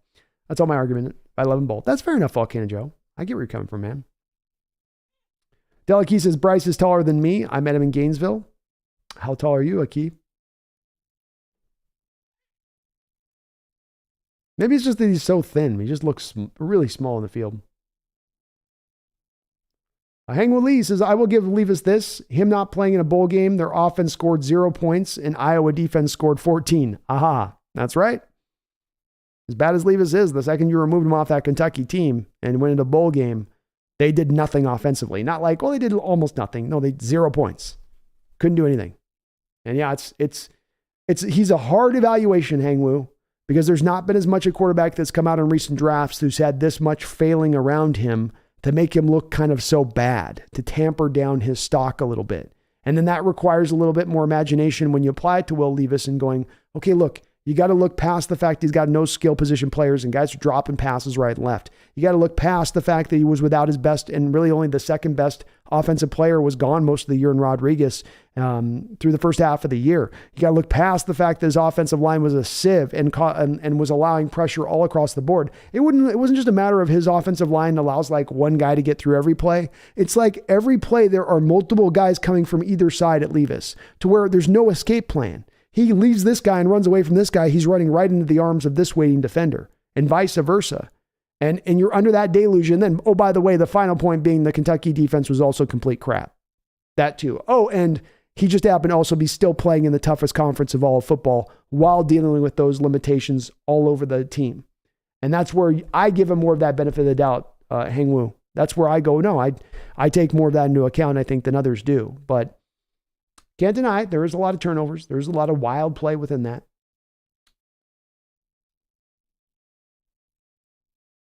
And Volcano Joe, yeah, Andy Heck did have a tough day against DT. I will say this. Andy Heck was a top 12 first-round pick, so it wasn't like he was a guy that, couldn't move. But probably more a run blocker than a pass protector was Andy. I dig the Hawks. I like the idea of Trenton Simpson covering opponents' running backs and tight ends in pass coverage, also blitzing off the edge. He'd be good in all those respects, man. John says, I will throw up if Levis, Stroud, Anderson, and Carter go before our pick and only Bryce Young is left. I would be tempted to draft AR-15, but that is the only scenario I wouldn't mind trading down. I'm going to be with you on that, John. You and I are going to be in a very uncomfortable situation if it's Bryce Young on the board at 5 and our Seahawks are picking. I'm going to start visibly sweating on my draft cast. Visibly. Okay, guys? It's going to be like, it's just going to be droplets coming down over my face just 24/7 at that point. And quite frankly, if I have the choice between Bryce Young and Anthony Richardson, I still might just go Anthony Richardson. I can't sign up on Bryce Young. I can't do it. That's going to be my stubborn spot that I won't go. That's mine. That's my bridge too far.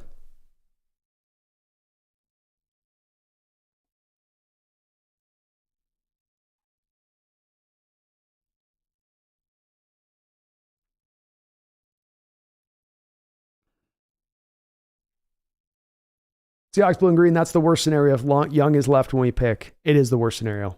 That would be a nightmare. Now I'm starting to freak out. John, why'd you put that in the universe? Take it back, John. Take it back. John says, but to be honest, Bryce Young might be good in our West Coast system, especially with our line solidified. But I'm like you and Brennan. I do not want another short quarterback. I'm done with not using the middle. Yeah. It's just that with me, John. Maybe it's just a little bit of PTSD here for me, but it's just it's not throwing shade at Russell. It's just, look, Russell was great. You had to work and overcome the limitations of his size, and you're going to have to do that with any quarterback that you bring in that has size limitations. And I don't want to start my offense, no matter how talented the guy is that's toting the rock back there. I really don't want to start with how I have to overcome their limitations walking in the door after I just made them a top 5 pick. That would be frustrating as hell. Oh my God, I would not be in favor of that. Mark Sanchez with a $5 donation. A little late acknowledging this, Mark. Sorry about that, brother, but I appreciate the $5 donation nonetheless. Says, how far do you think the Rams will sink next year? Yes, I absolutely hate the Niners, but loathe the Rams and thoroughly liked the season that they had. Well, there's a reason why, Mark. I think you saw Sean McVay having some open flirtations with the thought process of retiring after this year. I saw a post recently on Aaron Donald talking about on his Twitter, like he changed his Twitter to former defensive lineman of the Rams. And there has been some rumors out there that potentially you're going to get Aaron Donald retiring. There's rumors out there that maybe Stafford with that back situation is not going to hold up long term. I think, Mark, if you get Aaron Donald coming back, if you get Stafford coming back, Cooper Kupp then returns in there, right? I do think that they are a team that is difficult to handle at that point. I think that they're still not like they're not in the territory, Mark, that I would put the Cardinals, where it's like that should be an easy 2 wins for us every year moving forward. I'll just call it as. Maybe this is overconfidence on my part, but that's an easy 2 wins. Write it down. You're not going to be able to do that with the Rams quite yet at that point. If Donald's still there, if Stafford's still there, that makes him dangerous. That still makes him a playoff contending team, in my opinion, with McVay there and with what McVay can get from the team. But they're not going to be as strong as they've been in recent years past. That offensive line, I think, still is going to have a lot of problems and issues, and Stafford's going to take a lot of hits, and he's an older quarterback, and he's had a share of injuries now. Definitely could get him knocked out for the year. But I can't pronounce him dead quite yet, Mark. You know, they're definitely hurting. They're definitely going to feel that fact they don't have those first round picks and they don't have that money to spend now. You know, that going all in, you're paying the price now. You've gone through those 2 years of that all in window, not 1 year of all in window, 2 years of all in window time. And there's going to be a price to be paid for that now, and you're going to have to suffer through it. So that pain's coming, Mark, but probably more 2 years down the road. And the second that Donald retires, it's on. Whether Stafford remains or not at that point, Mark, if Aaron Donald's retiring, I'm going to view this Rams team in a lot of a different fashion, because I still do think when Aaron Donald's on the football field, he is a game-wrecking force. Maybe not exactly what he once was, but still pretty damn close. So I wish I could pronounce him dead, but I can't quite do it yet, Mark. Close. Not quite. Megan with a $5 dono. Thank you, Megan. I appreciate it. She says, I was raised by my father and younger brother. Yeah, the Cards fan. So wore it with pride. Well, yeah. Hell yeah. Right. Again, like, hey, he picked mom, you know. There's something you saw in that. There's something you may have liked in that stubbornness, maybe twisted around at some point. But Pops was pulled to it back in the day. He found it charming when they were younger. Yeah. She didn't change. We know she didn't change, Megan. Thank you for the donation, though. Appreciate it. And yeah, your brother's probably not feeling too good about that Cardinals team right now. Garth Knight with a $5 donation. Thank you, Garth, for all the donos. You're awesome. Says Brando, the orange cat on your left is fat and magical. She's both equal parts, man. Equal parts chubby, equal parts magical. I wonder if the orange cat prefers Dave Craig. Well, let's ask her. Let's see here. We'll go. Okay. You like Jim Zorn? Jim Zorn? I got no answer on Jim Zorn. Let's try Dave Craig. Dave Craig? Is he better? You heard her. I asked no Zorn. Megan, I asked on Zorn. She did not answer. I asked on Craig. She said, yeah. Yeah. See? Hear that? But not on Zorn, huh? You're a no on Zorn? Listen, she's silent on Zorn. I've said Zorn a couple times, Megan. No answer. She's cackling back on Craig every time. I think the cat's speaking on this one, man. I think the power of the cat on this was overruling all of us on this one, really.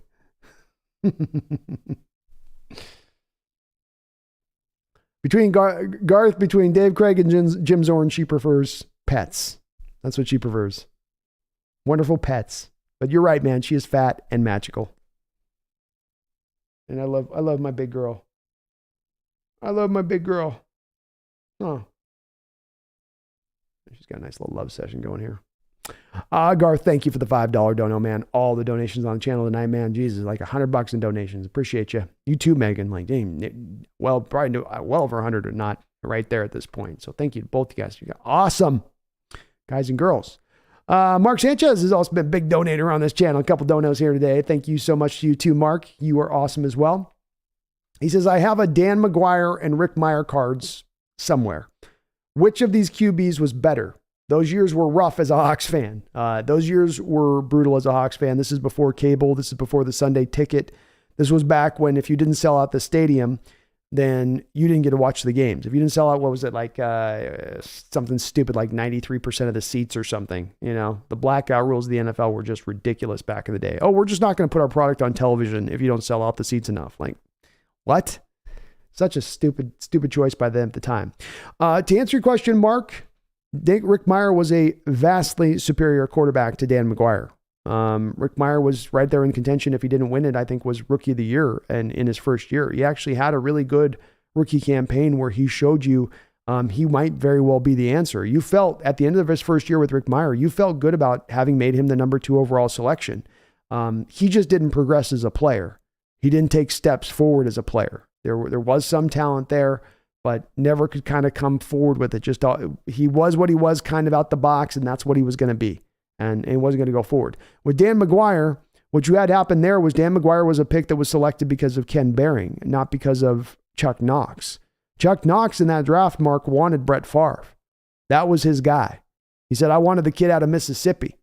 But what happened was the Behring overruled him on that. Behring had a love affair with Dan McGuire. I have a pet theory on this one, Mark, that Behring really wanted to be a baseball owner at the time.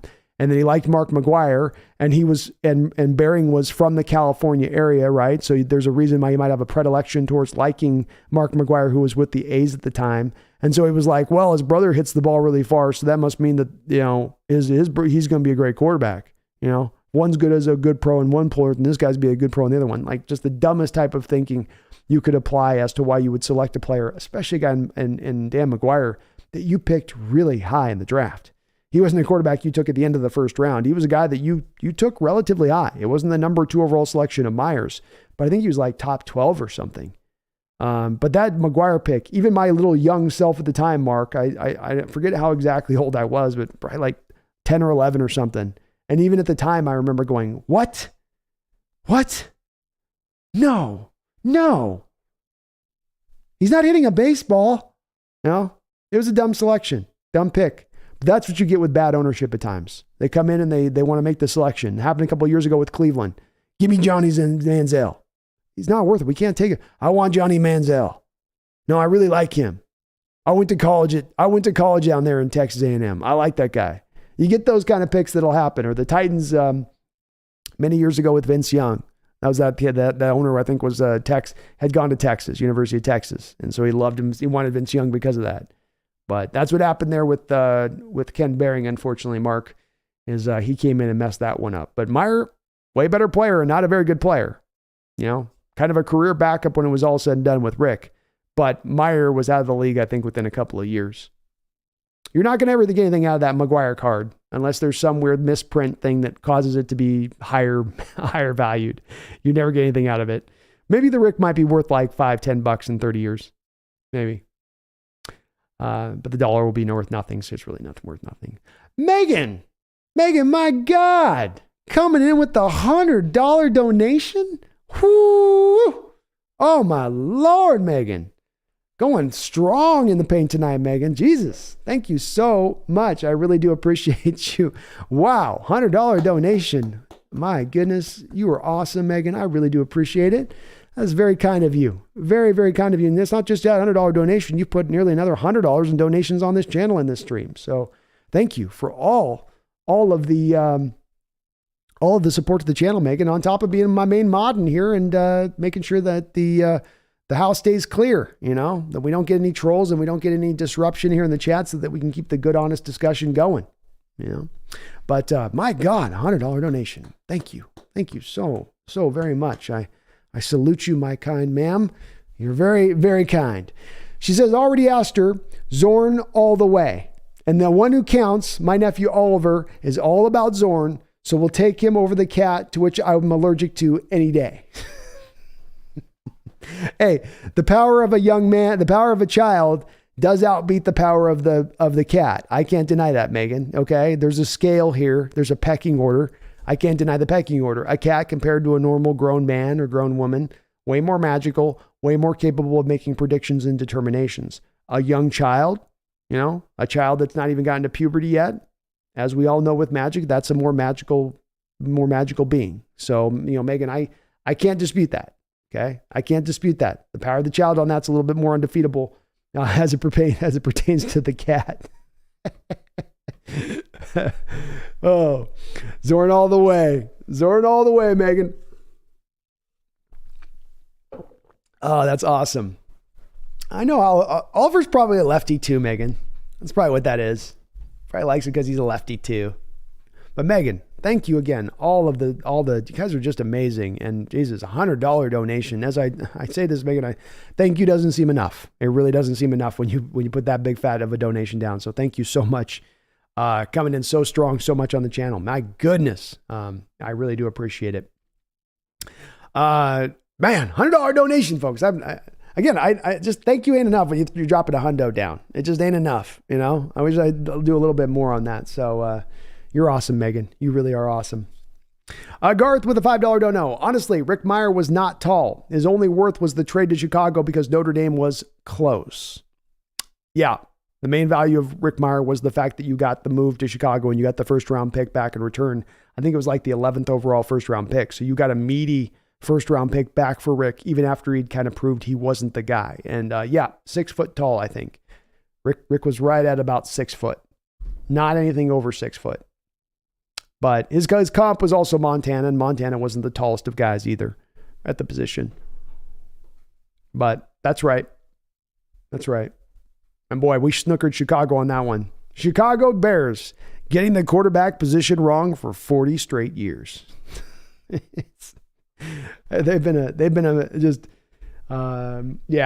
Chicago's it's a wasteland for quarterbacks, I'll tell you. That trade's insane that we pulled that off too, because Rick was really in his bag by that point. Garth with another $5 donation says, props to Megan. In respect to that, put a Zorn 1983 card on the board. I might have to just go buy myself a Zorn card at this point with that donation. So I need Megan, I need an eBay link here. It's got to be somewhere out there. There's got to be a Jim Zorn card somewhere I can go get. Let's look this up here. Jim Zorn card.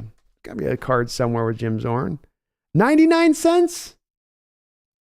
Oh, I'm buying myself a Megan. With your $100, I'm going to get myself a 99-cent Jim Zorn rookie card. But we'll put it up there. We'll put it up there. That'd be a good one to put in the backdrop. There's some tight ones. There's this one here with him he's looking all suave in his jacket, his oversized jacket, starter jacket on the sideline there. Maybe I'll put that one in there, Garth. But yeah, props to Megan. Already you do, Megan, so much good work in here as far as the hard work that has to be done between the porn bots. And I know we get a lot of people in here as we had today. A couple people in here got really emotional on it, as does happen. We got to kind of sift through a little bit on that.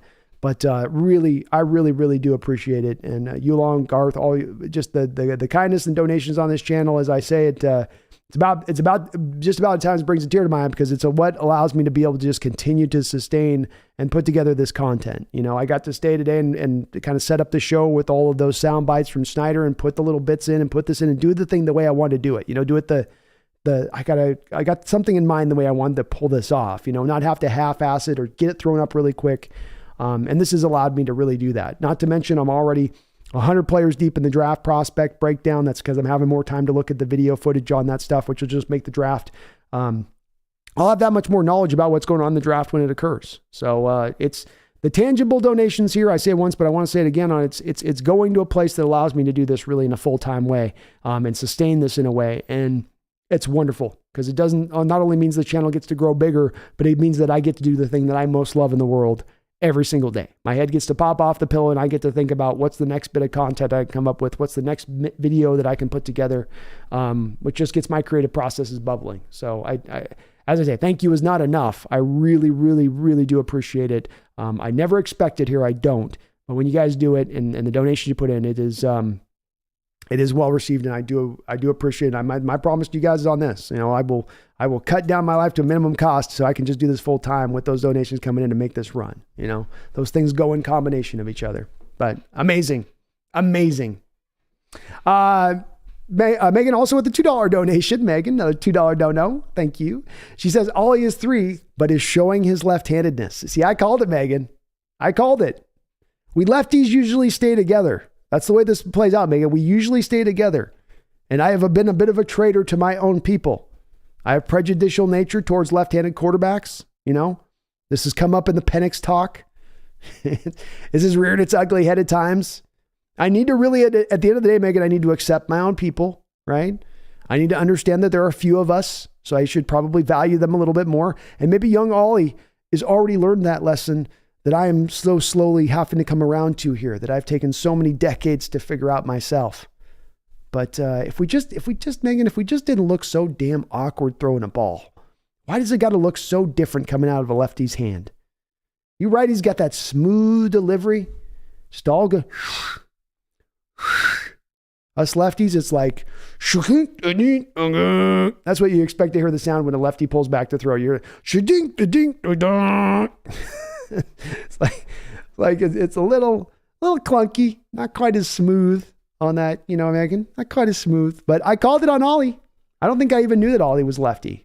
You might have told me that at some point, but I think lefties inherently know. There's only so few of us I sense a left-hander in the wind. He is far, but he's here. Thank you, Megan. Appreciate you. Megan, another $5 donation. It says, I'll be able to drool over the chest of steel then, B, so I may get distracted. Yeah, I know, Megan will be like, Megan, she's in the chat, but we're not getting any mod doing. It's just like, it's that card. It's that wonderful card. If you Google it, Megan, just Google the Jimmy Zorn card. You'll know what I'm talking about. They got him all, you know, they got him on the sideline with the big starter blue jacket, right? And he's got this, he's doing this kind of look. Yes, I am here to save the day. I shall save your city. I am the one. Yes, I am also left-handed. A little bit of that. The chest of steel's real on that one, though, Megan. It's a real one. Megan with another $5 donation. Megan, another donation. Says, you don't have to buy the card, B. Just admit Zorn is the best quarterback and we'll call it even. I think I got to buy the card instead. This debate's going to go on for years, Megan. This is going to be one of those long-standing debates that's just never going to get quite solved one way or another on that one. So, you know, I'd like to say I could, but I can't bring it around to that place of it, you know. It's going to have to be a Zorn card behind me instead. That's me taking baby steps in that direction. Think of it like that, Megan. And sure, it'll be in conjunction with Craig sitting right beside him, but it's just baby steps, you know? It's just baby steps to getting you around to eventually to getting to that point where you bring me aboard on Zorn, where I stop denigrating my own left-handed people. You know, I start to learn to love my own people. Oh, thank you, Megan. I appreciate you. Mark Sanchez, another $100 donation. We got the $100 donations going here. My God, let's go. Let's go. Thank you, Mark, for the $100 donation, man. You've come hard like that in the past too. I mean, my folks donating the channel, it's never ending support from all of you guys. And it's just multiple donations from you. I mean, absolutely amazing. Amazing. I'm kind of just like, I can't even, not the right words come out, you know, as I'm pretty usually articulate. But when I see $100 donation, $50 donations, multiple donations where it's five, then you just put them all in. I don't know what to say other than just that. Thank you so much from the bottom of my heart. It's very, very kind of you, Mark. I really do appreciate it. I mean, we're in a crazy inflation period. Nobody's got any money and you guys donate to this channel and you've done so since day one. The second that this channel got monetized. Donation. Unbelievable amount of support on this channel. Thank you, Mark. Oh, good Lord. I appreciate you, brother. He says, I match your hundo for Brando. Matching the hundo for Brando. I like the sound of that, Mark. That is very phonetic. He says, now Brando, with your Zoran card, you need to put up a Chris Warren card. My first Hawks jersey. Got it for Christmas and wore it for 9 straight days. Ooh. Well, thank you for that. Thank you again. $100 donation, man. I really do appreciate it. You are amazing on that. And I think you guys, with the donations, you're also getting kind of some solid ideas, because I've been thinking about the way that I could kind of fill this in the back and what should be kind of the next things that we could put up. You know, what if we had a little bit of a wall, like right here on my right, and we had this as kind of like the cards, and we get just a nice mix of like football cards that we have placed right here from all different eras. That might be kind of cool, you know? But I, with your $100, if I do that, Mark, I will absolutely get a Chris Warren with our Jimmy Zorn, Chris Warren. We'll get a Dave Craig in there.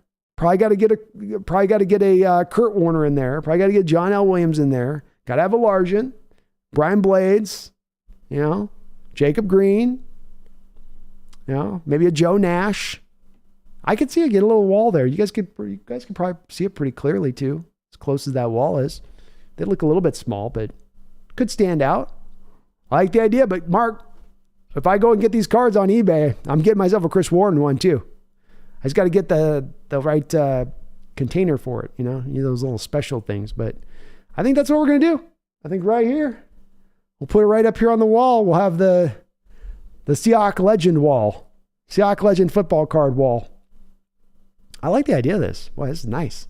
But then, Mark, you've done a $100 donation before. You've done so many donations to the channel. Thank you for all of your support here to the channel. I know you say you're not the real Mark Sanchez on it, but man, thank you so much for all you do on this channel, man. It's you, Megan, Garth, many others that have donated the channel. Just your help. You've allowed me to be able to do this in a way that I thought I was going to be looking at like 4 or 5 years down the process of being able to put this much time into the channel, you know? So amazing on all accounts for you folks with all the donos. Just absolutely sensational. But I promise you, you have my word, Mark. If we're going to get a Zorn up, if we're going to get a Craig up, then there absolutely will be a Chris Warren up. An underrated back in Seahawks history. There is no doubt about it. He had to really carry the water for the offense at a time when the offense didn't have a lot of other guys on it. You know, Joey Galloway came in, Meyer for that 1 year. There wasn't really much else there. He was kind of it. He had to be your everything. And he was truly a thoroughbred for you for a couple of years. And an interesting guy that they drafted, because a guy that was lighting the world on fire at a smaller school at the time. And they had to do a lot of kind of projecting with him that he was going to be able to do the same once you got him up against top-notch competition. But you know, really, really big guy that if he got up to speed, you didn't want to get in his way. And he could outrun you even with the size that he was. Really fun player was Chris Warren. But Mark, thank you for the $100 donation. My God, you're awesome. All of you are awesome. Everybody's wonderful. I love everyone. Megan with another $2 donation. Megan says, B, Zorn to be center middle so I can see him. I'll bet. I won't fight you there. We'll get them right, Megan. We'll get them right. We'll get them right here. Okay. Put them right in there on the center on the Zorny one. And then we'll get the others right across. We'll just kind of have like a line of 5. 5, 5, 5, 5, 5, 5. I think that looked kind of cool. I got some other extra lights in there. I could kind of light them up down the side, line it up to the shot a little bit, like put it right on the edge of the shot. I think that look all right. It's a great idea, Megan. Bet. We'll get that. We'll get Zorn up. We'll get him center stacked. Though again, I don't know. I might be distracting you on this one. If I've got you drilling, I need you on mod duties. I can't have you drilling. Megan with another $5 donation says, "Okay, B. In that case, I will be happy if you admit the silver-headed coaching god did well this year." Oh, I will absolutely admit that. No doubt about it, Megan.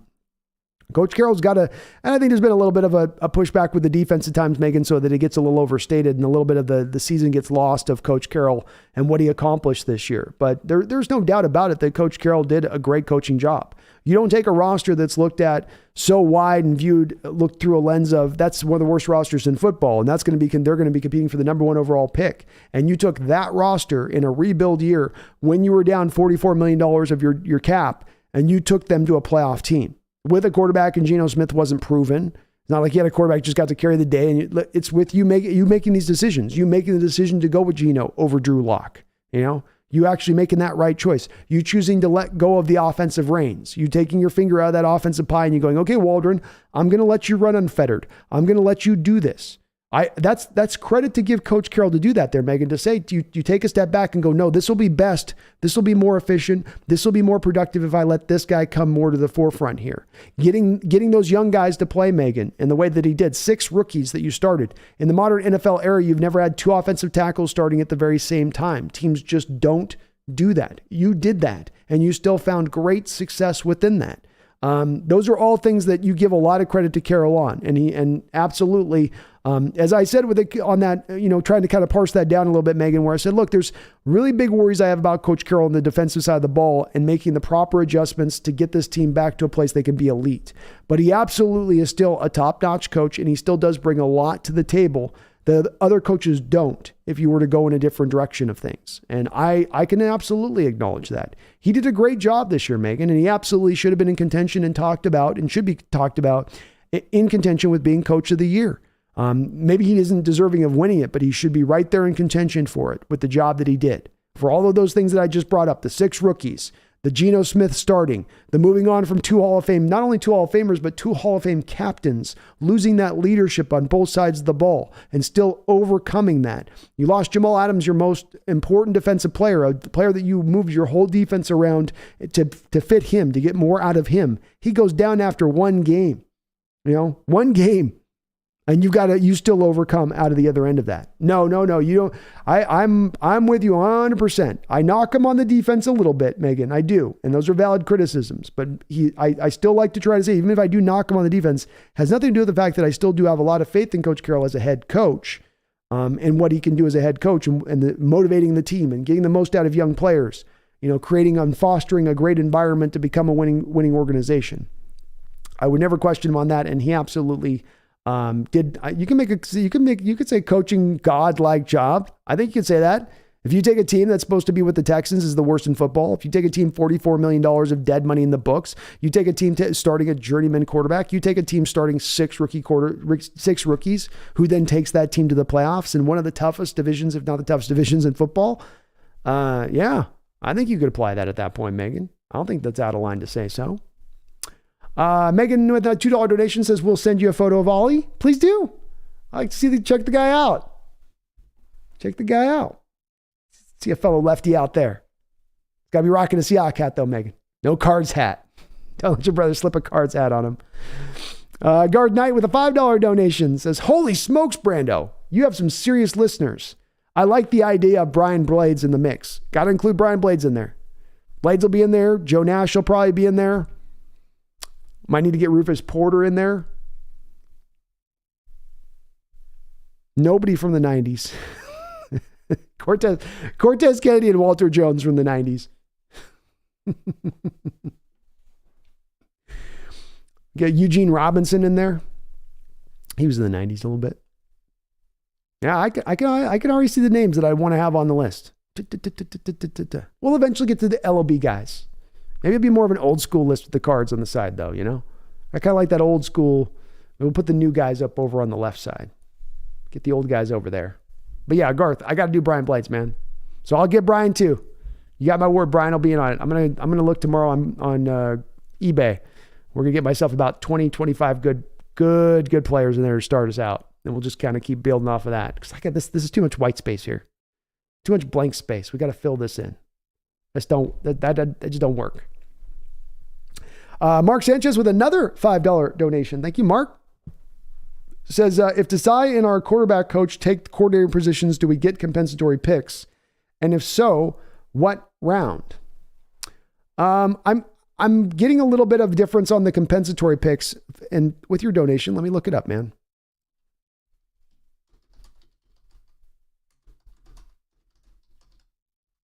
Compensatory picks. So I had been thinking for a while on this that when we get the third round pick, teams can receive compensatory picks if a minor coach or executive is hired to the same or better role by a different club. Okay. So you can get, this is where people were wrong when they were telling me the other day, because I was being told that no, it's only if they're being hired to be head coaches. So here's the rule as it says on this as I'm looking it up right now, Mark. Teams can receive compensatory picks if a minority coach or executive is hired to be the same or better role by a different club as a result of the league's effort to increase diversity in hiring in coaches and front office executives. So the answer to your question is this. You're going to receive back I think it's the third round pick. Is it 2 third round picks for one?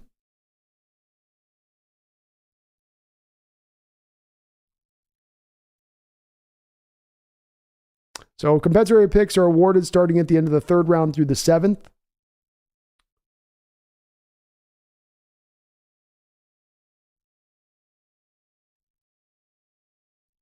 In 2021, 36 compensatory picks were awarded. So I think you get a third rounder if Desai leaves, as I understand it, Mark. And yeah, Garth, I've got some serious listeners. You know, we're 12:45 in the morning and we've got 141 people in the chat. You know, we got serious listeners here. I'm 7 hours and 25 minutes in and I got 141 people in here. You know, that's crazy. It's awesome crazy, but I don't think many people can pull that, you know, and we got some people here that are dedicated in the way they watch, and I love it. I love it. People ask me why I go so long. Like, if people want to listen, I'm going to go long. I love doing this. I'll keep doing it. So yeah, Mark, if you have Desai, I don't know, was our quarterback coach a minority? If he's a minority hire, I guess Cannell is, maybe he's Hispanic, I guess. But yes, you would receive for both of them, because in the case of it, if it's an equivalent job, according to what that just said, which is the exact verbiage is this: if a minority coach or executive is hired to be the same or better.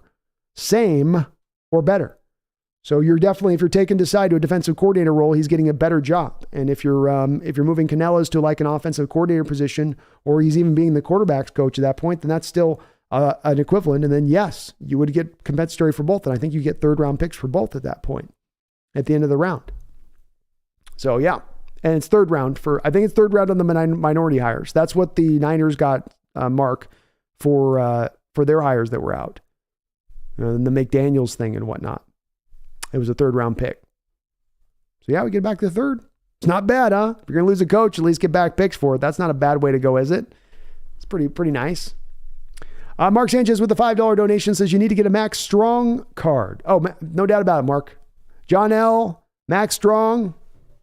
I mean, really the question is, does Leonard Weaver deserve to be up there? That's the real question. Not matter. I mean, it's a no-brainer. It's a no-brainer, Mark, that you got the Max Strong and the John L. The question is, does Weaver get on there? The question is, does Michael Robb get on there? Probably not. They probably just missed the cut, those two. Probably not enough sustainability. We want a certain level that you got to clear to be up on that wall. But Max Strong, yeah, absolutely.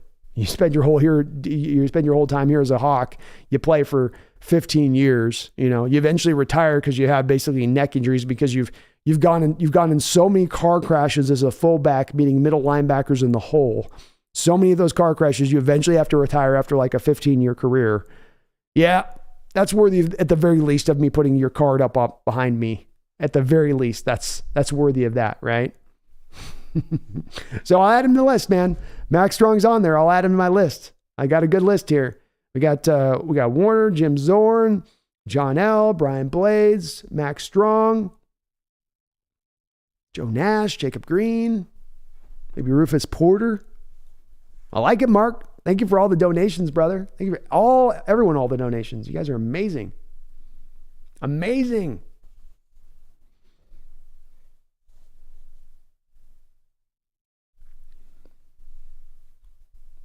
Hangwoo Lee says, man cover is when the cornerback is right in front of the receiver.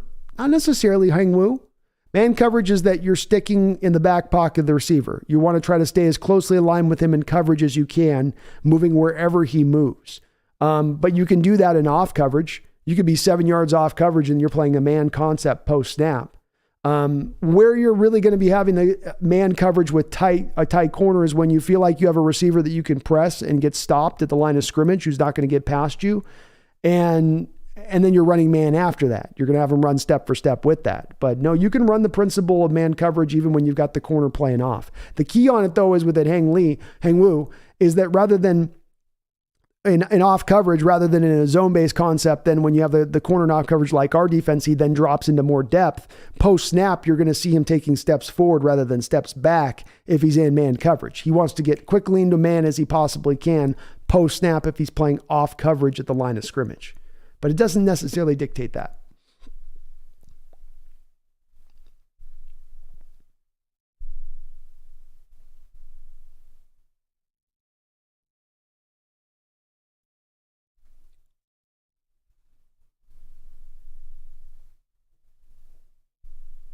And I think it's a little bit of the tough thing with Tariq Woolen. I see the comments above on that a little bit with Tariq Woolen, with Trent Cybots. And Woolen did technically play a little bit of man coverage, but it's not your typical man coverage, I think, is like Hangwoo is talking about. Where when you play man coverage, you're a man. You're in the hip pocket, you're following the play around. What Seattle plays more is the cover 3 match man. And what I mean by that is that your initial register is to play cover 3. And then you slide out of cover 3 if you see the player leave your zone, if you're responding off what the player is doing. Your initial instinct is to protect deep, but if you see him run an in-cutting route, a drag across the field, something like that, then you're to break off your cover 3 responsibility and then turn that into a man-based concept. It's not really a pure man-based concept, though, because still initially you're taking that, you're still backtracking off the line of scrimmage a lot at the start. You're playing mainly to that cover 3 first, and then sliding back. It's very tough to do so, actually. And it doesn't make it quite as effective a man-based concept at that point. Because you end up kind of trying to do two things at once a little bit. And well, I agree. Diggs is fine. Adams there will help. Hangwoo Lee, Sauce is man coverage mainly? Yeah. He is.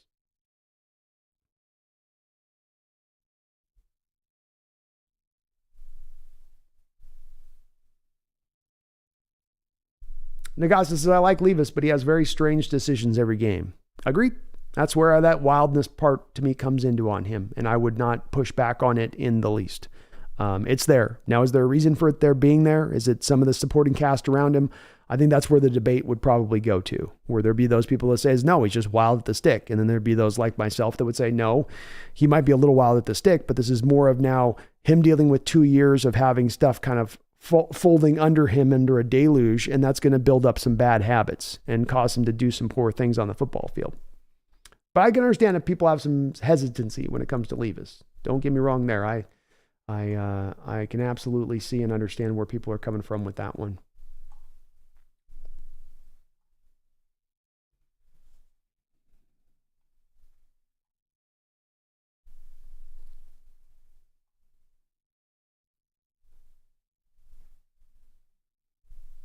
Misplaced 12. All right. Which is the least insane mock draft simulator? I keep getting Clown World drafts. I kind of been seeing Clown World drafts when I did. Somebody else was saying in my comment section that there's something that you can do. I didn't see, I asked him a couple questions and I went live before I got to see, but he did mention a little bit in the comment section. There's something that maybe on one of these, like the PFF simulator, there may be a way you can kind of set some rules to make it get a little bit more realistic. But I've had the same problem you've had misplaced 12s where they're kind of funky. Like it's like somebody created the simulator like 9 months ago and then nobody's really updated it.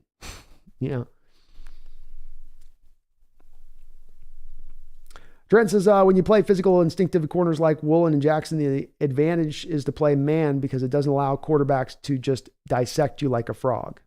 Yep. It's true. You're making the quarterback have to read it, not just read it pre-snap and to be able to trust his pre-snap reads and go with where he wants to go. It is a little more challenging on him. Myth Turtle, who do you think are the best options for Seattle's picks with the late first rounder and the 2 seconds? Hard to say at this point, Myth Turtle, to be honest with you. I mean, I'm just kind of getting into my scouting point. So I've looked at 100 of these guys, but to be able to answer your question in a way that's anywhere near kind of an accurate standpoint of things, I probably need to look at like 200 of these guys to get there. Especially when you talk about the second round range right now. I've got my guys up in the first and then I got guys in the third. And right now my second round range in both from the offensive standpoint and defensive standpoint is a little bit empty for me right now. So I think when it comes to the second first round pick at 20, I mean, there's so many different options you could go with that there's not really a clear cut option there at that. If you want to look at a clear cut option with the first, second round pick, going out of center, taking John Schmitz, the best center off the board at that point could be a very smart way to go with that. Uncertain though on that second round pick, maybe a Saiki Ika, defensive tackle out of Baylor. Who else? Maybe a Mike Morris, edge out of Michigan would be a guy you look at.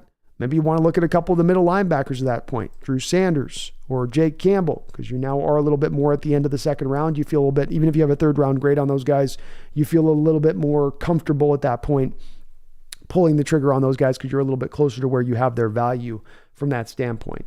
But I'll have a better answer for you on that Myth Turtle once I get a little bit more like a month down the line. Get me up to about 150, 175, 200, and I'll be able to really give you some accurate assessments of what's going on. Addict Vox, Brandon, if Young is left at number 5, won't Vegas and Atlanta pay even more if we trade down? They both want quarterbacks, I think. I would hope they would. I hope they would. Some of this comes from my uncertainty on not knowing where exactly the NFL consensus is on Bryce Young.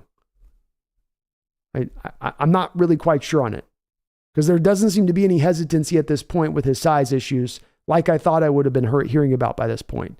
It seems to be just kind of excused or go without saying that's not going to ding him in the least, which I do find a bit odd.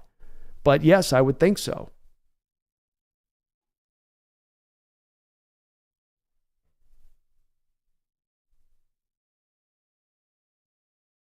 Hang with Lee, I think Atlanta does like Ritter, but I don't think that they're necessarily sold on Ritter either. Ritter was supposed to be, when he came out of this quarterback, the most pro-ready quarterback of this entire draft. Yet it took him 3/4 of the season and Mariota having a knee injury, essentially, for him to finally overtake the starting job. He's shown some flashes, but I don't think he's shown enough there for them to feel like it's absolutely locked down certain that he's their guy, that he should be the one that they hitch themselves to. So, he's a guy that I think is in the mix there, but I certainly think that wouldn't stop them from going back to the well and taking another quarterback. Hangwoo says Cards picking wide receiver first. I'm calling it. Hangwoo, you're getting full credit if they pick it. I will remember it. I promise you, man. Full credit. Delicate, we should draft our own Brock Purdy. Some surprise quarterback winner for your starter. So you go get Max Duggan then. Delicate. That's the equivalent to this year. That's Max Duggan at TCU.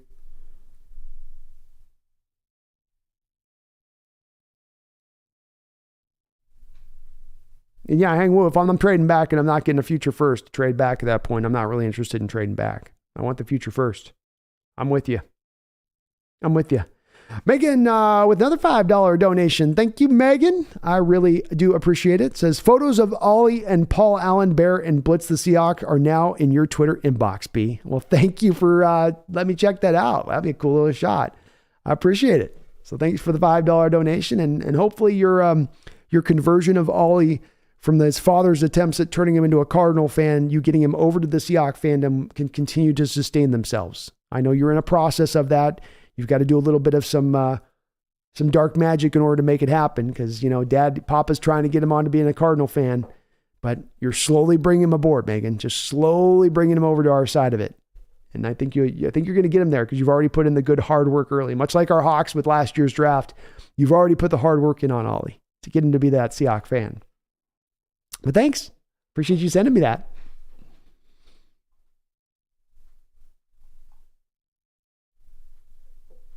King Bomber says, the only way we end up with Carter Anderson is if a team like the Panthers Raiders trade up to number 1. Agreed. But I also think that there's even somewhat of a likelihood of that being the way that this plays out.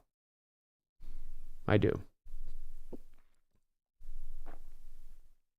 And it could be, though, too, King Bomber. Cardinals could trade back. Team could want to come up to the Cardinals and get a quarterback, too. It's possible to go that way as well. Megan says, my dad was my hero, even more than Jim Zorn. Wow, I said it so you know what he meant to me. I do indeed, Megan. I do indeed. Dad sounds like a good man. Sounds like a good man.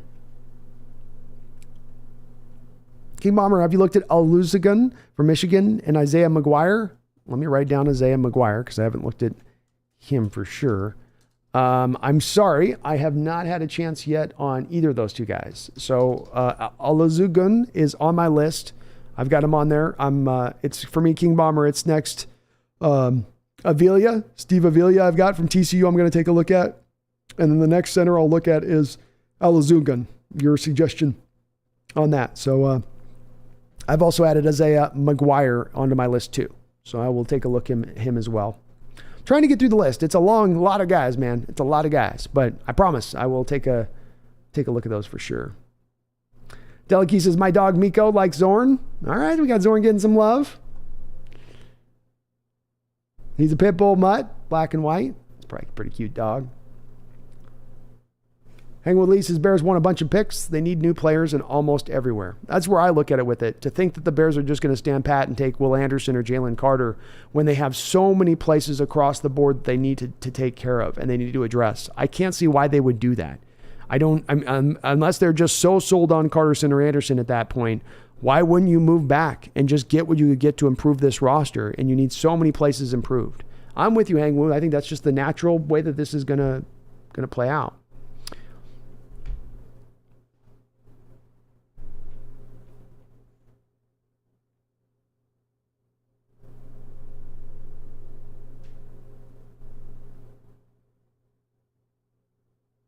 King Bomber says, crazy, it's been almost a year since I first watched your channel. Time flies by fast, man, when you're having fun. Addicted to ox, but Pumpkin can eat way more salmon snacks than a child or a grown man, laughing out loud. Oh, that's for sure. She's a bottomless pit. Her sister finishes up. If her sister doesn't get through all that salmon, she's right on top of it. Like, I'll have the rest of what you're not. I've got room in this big belly. And when you look at that face, it's like, how do you not give her a treat? She looks up at you like that Puss in Boots eyes. Tink, tink, tink, tink, tink, like little blinks, right? Like, okay, here's another salmon treat. Okay, just take it. And then the vet scolds me. Your cat's very chubby. I know. Look at that face. You say no to that face, you have to say no to it. It needs to be healthy. It's going to have diabetes. Okay, I get it. She wants salmon, okay? She's very persuasive in her requests. Grug says, do you think we'll go back to a 4-3 if Desai does indeed leave for a DC job? If we're not going to bring in Ed Donatel, yeah, probably. But I do believe Coach Carroll and Ed Donatel do have a recent past history together where they do have familiarity there. So that could be a bit of a backup to that if they want to go that realm instead. But yeah, there's a big chance that you just go back to a 4-3, if not that. Delikey says Rick Meyer for Joey Galloway. That's right. Right. Rick Meyer did Rick Meyer become Joey Galloway? I thought Joey and Rick were playing at the same time for a while. Am I off on that? Or was that what that trade became? I'm remembering that different.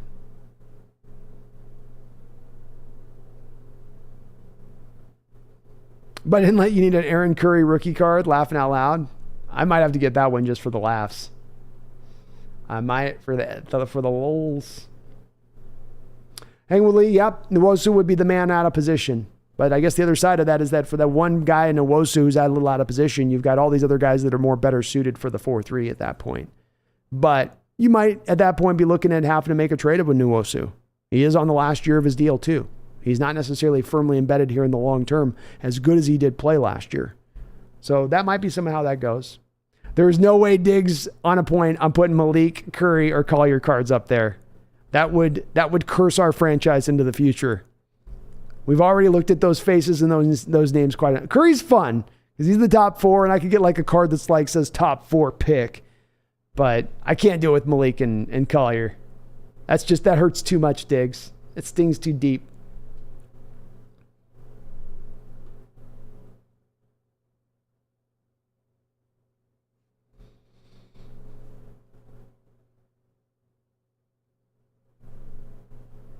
Yeah, hang with Lee. Left-handed quarterbacks, you got to change your offense a little bit.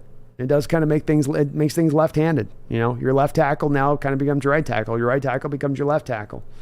It makes it a little bit harder. That's why there's been so few left-handed quarterbacks too, I think, on top of it. We're a little weird. That's also it. We think differently. You know, we're on that right hemisphere of the brain more often than not. But, yeah, you got to change some things if you're going to go lefty. 1023 says, remember Trey Flowers? Laughing out loud. I do, man. Carved himself out in this little niche out there with Cincinnati. Megan says, my mother and her brothers are lefties, and my brother used to be a lefty and was changed over. Oh, yeah. Back in the old days, they used to think it was the devil. It happened to my dad, too. He was a lefty, and he'd go to school, and he kept getting whacked on the hand and being forced to write right-handed by the teacher, and then he told his mom about it, and she put a stop to that. But, yeah, my left-handed people were once hunted.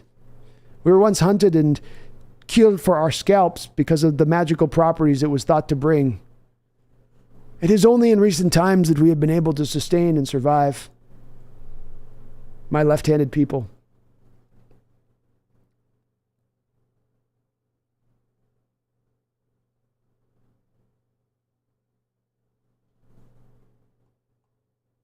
Mark, did the autocorrect get you? I meant Zorn, damn autocorrect.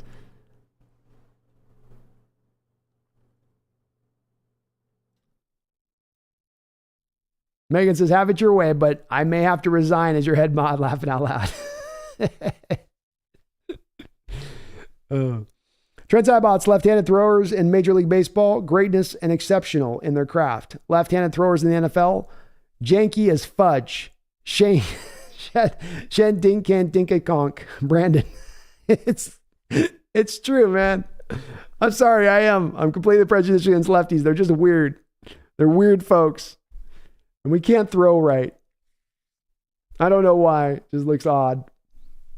Hang Woolley, coaching's not a problem. We need to get a winning season with a horrible front seven. Need talent there. I think you need talent there. I think schematically you could use some help there as well, Hang Lee. I think that soft zone coverage at times gets you picked apart. But talent's going to help. There is no doubt about that. The talent brings you a long, long ways. Mark Sanchez, Joey Gallo is my second jersey. It's a good jersey, man. That was a good jersey. Boy, he was a hell of a player to start things off. He had a great career, too. D-Nugget, wow, $100 donos. Multiple $100 donos on the channel, man. Unbelievable support. Unbelievable. Just amazing.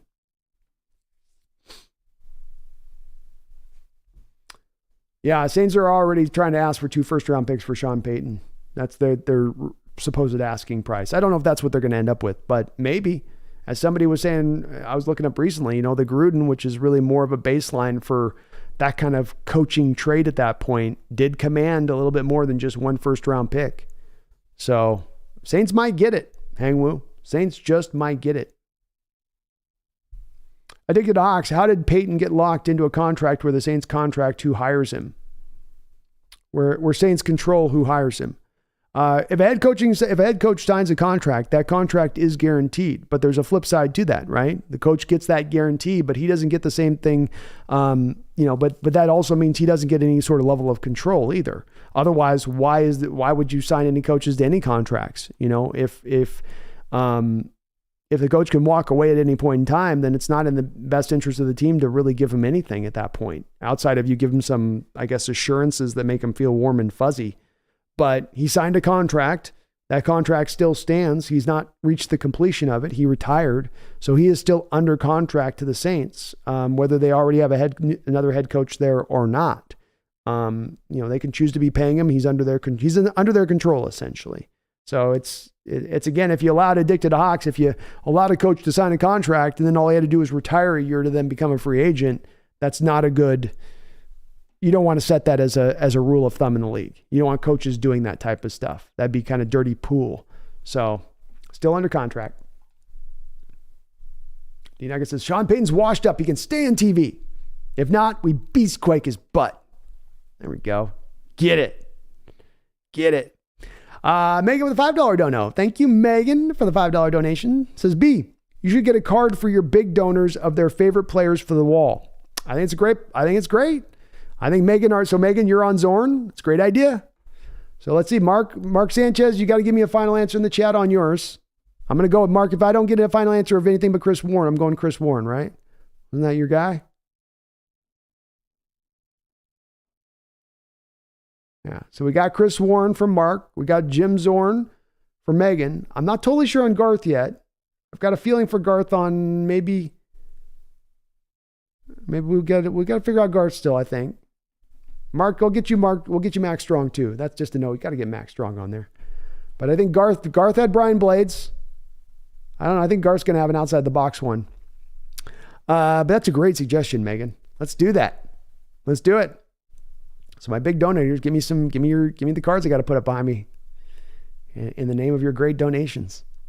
Guard Knight with a $5 donation says Aaron Curry was can't miss. He was a physical monster. I'm still baffled as to how he couldn't have an average career. Well, the thing that you don't have to see as much on at the college level, and the thing that is going to get truly tested at the pro level is instincts and where you're going and reading the play right. And sometimes in college, things can be pretty simplified in what's happening. Quarterbacks are going to be one read or the ball is out or they're going to scramble. You have plays that are going to go to a certain side and that's where those plays are going to go and you can read it quick and you can get there. And then at the NFL, it's a lot of misdirection. It's a lot of eye candy going this way and then we're going to go back that way.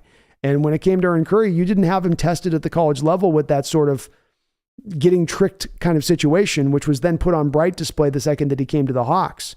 This is the same thing, Garth Knight, that to me kind of upends Jordan Brooks in his effectiveness. Jordan Brooks, from a physical makeup standpoint, speed standpoint, quickness standpoint, hitter, ability to tackle, in a lot of ways, he should be a better player than he is. But the absence of that natural instinct to the game and knowing what's, just having just a feel for things is a big part of what you need to have as a player to become a great player. Even when you are as much a physical beast as Aaron Curry was, and he was an absolute physical, as you say, he was a physical monster is the right way to put it. Absolutely just physical freakish. But just the instincts weren't there. And he was a big guy to be moving around in space at times. I kind of wonder with Aaron if he had just been a pass rush only guy, that you brought him in, you made him a defensive end, you're getting after the passer, that's what you're going to do. I do wonder if maybe his career would have gone a little bit further than it did, because there were moments you put him in as a pass rusher.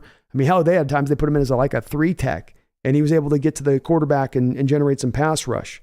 So I do wonder if maybe if you just kind of made him only one thing rather than making him like a Micah Parsons kind of guy. Nope, you're just going to be a defensive end. You're going to be an edge guy. You're going to fly off that edge and try to make it happen. You're going to get better with your technique from that standpoint. I think you might have gotten a little bit more out of him. Might have gotten just a little bit more out of him. I think he ever would have been a great player, but no, that one was a little bit of a surprising one. He was, you're right, absolutely looked at as a can't miss prospect. No doubt about it. No doubt. Home run all day. Write it down. Megan with a $5 donation. Thank you, Megan. I really do appreciate it. Says, I'm a righty, but spin my dual-bladed Seahawks lightsaber lefty, or did until I destroyed my shoulder.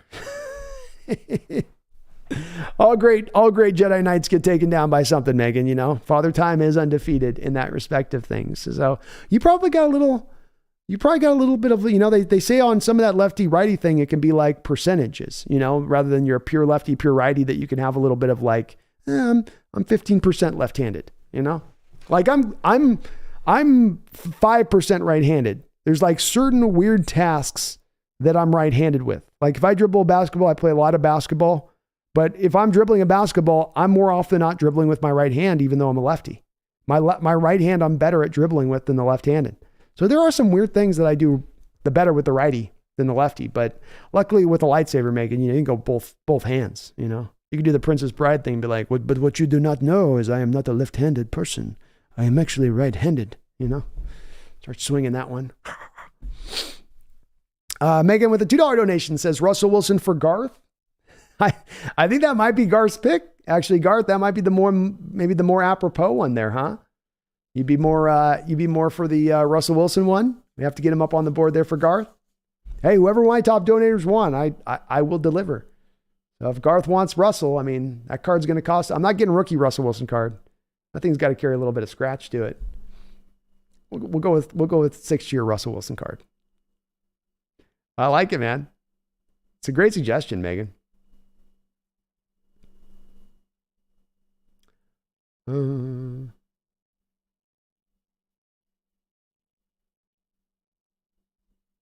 Addicted to Hawks. So Cardinals coach stuck with staying out of future coaching positions. You can go back to the college level. Hold on though. Yeah, no. So when you get fired as a coach, that's different. If you get fired as a coach addicted to Hawks, like Kingsbury's fired, he can go anywhere he wants to go. They owe the contract at that point. They owe Kingsbury the money. And I think that they don't if he gets a new job. I think it's like if he decides to go, if he gets hired as another head coach somewhere, then at the pro level, if he's hired at the college level, I think he still gets paid. But if he's at the pro level, I think he gets hired as a coach, then they're out from under the contract. But if he just doesn't get a job and just kind of chills out, he gets paid through the totality of the coaching contract. 10-23, Cardinals need to trade down. Yeah, I think both with the Bears and the Cardinals, both those two teams up ahead of us, 10-23. It makes way more sense than it doesn't for them to trade down. Neither of those two franchises are just simply one great impact player away. They need multiple players. And you don't get that done by, not taking advantage of moving back in a draft where there will be quarterback hungry teams who want to move up. Trent Sybots, I don't know if Russell's making the Hall of Fame now. Unless he can rewrite the script next season, he has no reason to be in the Hall of Fame. I do think that it's very hard for a player to play himself out of a Hall of Fame who's being looked at by a national perspective as a Hall of Fame guy. But if there's one player that has pushed that to see if that can be made to happen, Russell Wilson has done it. Yeah, I agree with you. I think Russell comes back next year and he continues to struggle. I think he will have played himself out of Hall of Fame contention. Say nothing of the fact that he may not get another starting opportunity anywhere else if it goes down like that. Well said, Trent. Well said. Mark Sanchez, Ricky Waters. Got to get Ricky running Waters. Got to get Ricky Waters in there. Space says, hey, Hawks Nest, do you have any set days that you stream? I'm trying to get there to that a little bit, Space. It's been a little bit random lately, I got to admit. Sundays are going to be definitely a stream day as we go forward. So I will absolutely be streaming on Sunday. If it's not 1 o'clock, it'll be 5 o'clock. I can't say for sure. Sometimes my schedule's got to be in a real little bit. And I'm going to get another stream done during the week. So there'll always be 2 going on every week. I'd like to even shoot for at times like 3. So this week's Space, we'll get one on Sunday, Monday. I'm going to probably come back on Thursday and do my next stream. So some of it's dependent on Space. If I've got something that comes up I want to talk about, or there's another thing that's kind of coming down the track that I want to discuss. Me and Brandon Nelson on the B&B show are setting up a schedule that we're going to have coming that's going to start taking effect here in early February. And then we'll have our shows going back on to being normalized on that standpoint of it. So I'll try to maybe get more of a schedule up and kind of look ahead at what's going down. But some of it is a little bit random because I got to work around on other scheduled things and can kind of go live when I can go live. But definitely Sunday, ideally Wednesday, and trying to maybe find one other day I can kind of go live on top of it. I wouldn't mind doing the 3 time a week thing this off season, especially as I'm able to do more of these streams if I can do it full time, which thanks to folks like, Megan Garth, Mark Sanchez, and all the rest that are donating here are kind of putting me in that position to be able to do that. So I'll try to work on that Space. That's one of the things I'd like to want to do and get into place. And I've just not been able to kind of lock it down, but I will work on kind of getting something posted for you on that. Keep an eye on the community post too. I'll probably put it up in there. Hang with Lee says, I hope Dan Quinn goes to the Broncos and makes $50 million, gets fired first year, and comes back as our defensive coordinator. There we go, man. There we go. Mark, you got pork chop, Beaumont? There we go, pork chop. of the best all-time nicknames for a Seahawk. That's a good one. He played her a good, 5-6 years? Trent Zybox, get a Hammerhead Hamlin card. That's a good one. I got to get the card with the one with him hitting Stallworth and Stallworth's face doing this. Like somebody got the moment of impact. If you guys Google Donta Stallworth, Kenny Hamlin hit, just Google that right now and look for the still of it. You can see like Hamlin has hit him so hard. Stallworth's face is doing this. Like his face is moving in a way humans' faces shouldn't move because he's being hit so hard by Hamlin. It's pretty amazing, but it's an awesome picture. If you guys look it up, it's hilarious.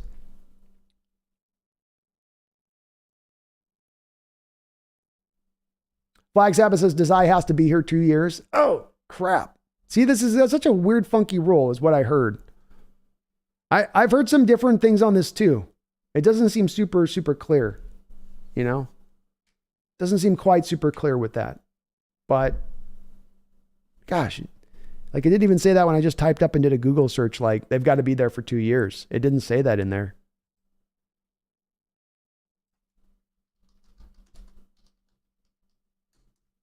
Minority compensatory picks.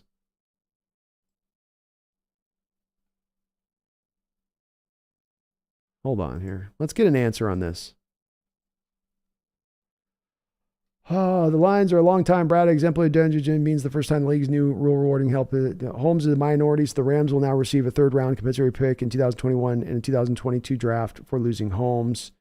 Whereas the member if multiple teams lose minority coaches, our executives, multiple third round picks will be awarded. They'll be awarded in the same order that the teams choose in the draft.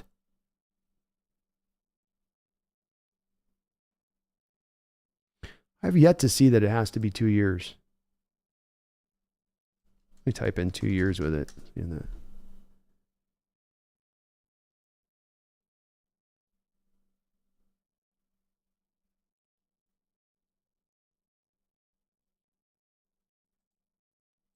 I don't see any 2 years thing on it, man.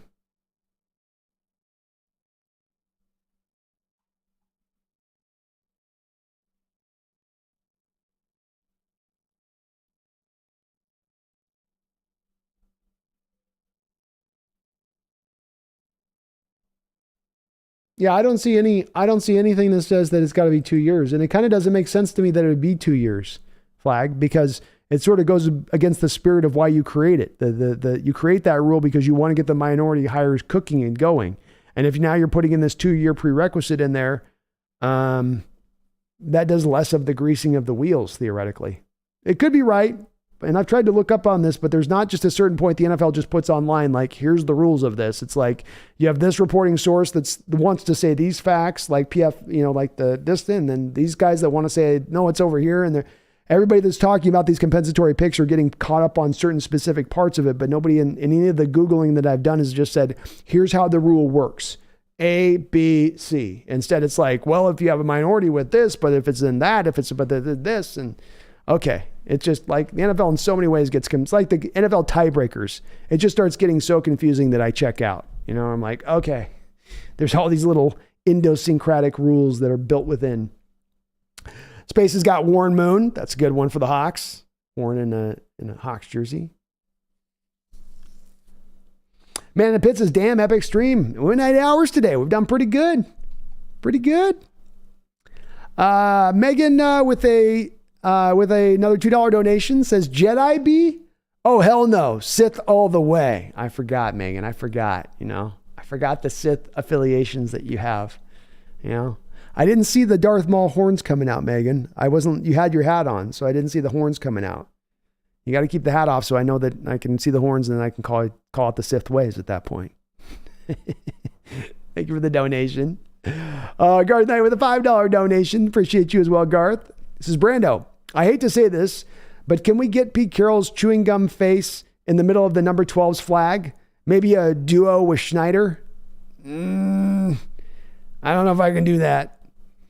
It might be hard for me. Not in the middle of the flag. Not in the sacred flag, Garth. The sacred flag, aside from the program from 1985, needs to remain untouched. can't put it there. But maybe at some point I'm going to have to give some Schneider Carroll love up on this board. We'll put him up over there. We'll put him right over here, Garth. We'll put a little Schneider Carroll thing right up in that corner up there. Right up about over there on the edge of the screen. Right up there. How's that sound, man? We got to get them some love somehow, though. They don't have cards, though, so I don't know. It'd be weird and awkward to just put their pictures up, wouldn't it?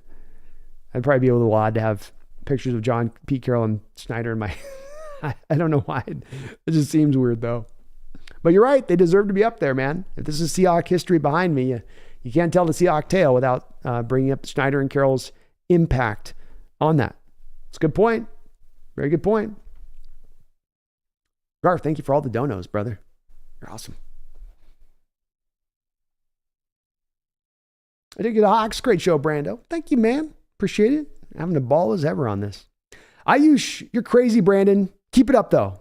Hey, man, I love what I do. When you love what you do, it's not hard to do it. My eyes blink and 8 hours go by. You guys can't imagine it. Is there anything in your life you guys ever done where it's not necessarily, it's something that's fun or whatever, but you just literally start to do an action. You start the action, you go up and you do it, and you go blink, and then you look over and 8 hours have gone by. It's weird. It's strange. I wish I had a explanation for it, but I just don't. Mark Sanchez, another good card. Christian Fourier, underrated tight end. Good tight end. Went on to still have a pretty solid career. I think he won a Super Bowl eventually with the New England Patriots, in fact. But really good player. Really good player. Played with Chad Brown back there at Colorado on that stacked Colorado team. And he was a good tight end for us. Wasn't here for a long time, but that'd be a good one for it to get a card. I like it. Bobby Savage Hill says, I know it's 12:45, but it feels like 10:45 for me. Studies have been extending my day hours. I'm just glad B in the chat has been going this long. Well, thank you, Bobby. Appreciate it. And yeah, it doesn't quite feel like 12:40. It's 1:30 for me. It doesn't feel like it for me, though. That's for sure. Daniel says, I don't think the same or better is true in the same article. He posts a link for the above article I linked. In the article, it says head coach or general manager positions. I don't think it's same or better is true. In the same article I linked. See, this is tough because they, hold on. The one thing is that I'm going off of when I said that, so when I quoted that part of it, that's off of the NFL.com site, Daniel. So that's, if you type in NFL compensatory picks, and for minority hires, the NFL.com site's the one that comes up. So when I reference that, teams can also receive compensatory picks if a minority coach or executive is hired to the same or better role by a different club as a result of the league's effort to increase diversity in hiring coaches and front office executives. So that's straight from the horse's mouth here. I'm on NFL.com. So maybe they're wrong on this. As I said, it speaks a little bit to this on Daniel of and they're not been very clear on what the hell this rule really is comprised of. But it does seem to say there on this that it is the same or equivalent. And that's from NFL.com. Addicted to Hawks says, speaking of Mike Robb, wish Shane Waldron would use Nick Bellore as a legit fullback sometimes. Well, we got Tariq Young doing it now, Addicted to Hawks. So at least you got Tariq in there.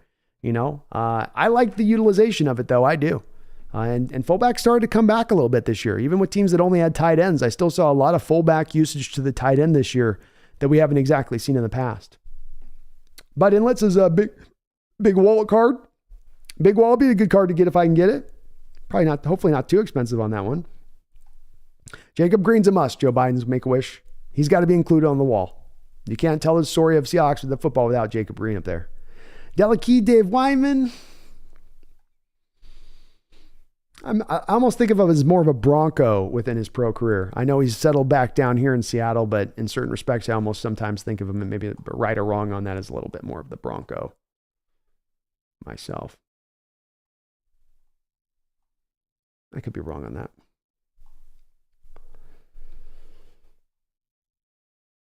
King Bomber, last time Seattle played cover 0, 1987. You weren't playing cover 0 with Holmgren. Long time. Mark Sanchez, Sean Springs. That'd be another good card. Got to do it. Dig Hawks love to see Tariq bulk up his arms and chest in the offseason. Sherman was a great tackler. And Sherman added onto his frame with time. I could see us doing the same kind of thing there. Hongwu Lee, Sean Alexander card. Got to put Sean on there, man. Got to do it. No doubt.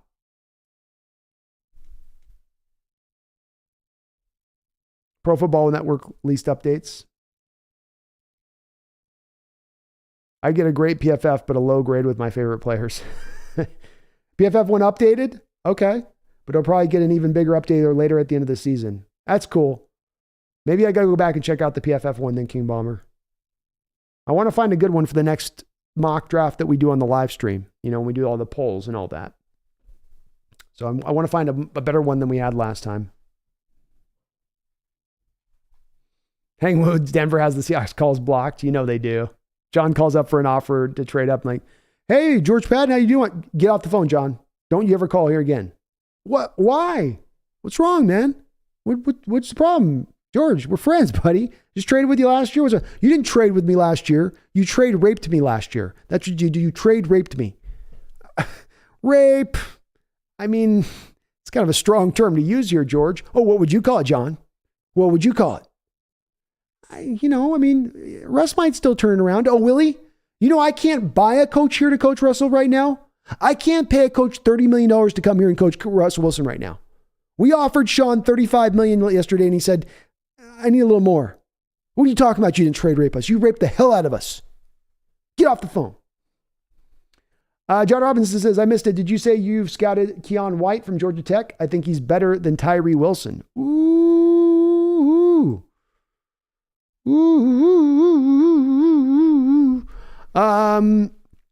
Yeah, people have made the Miles Murphy comparison of being Stephon Tuitt.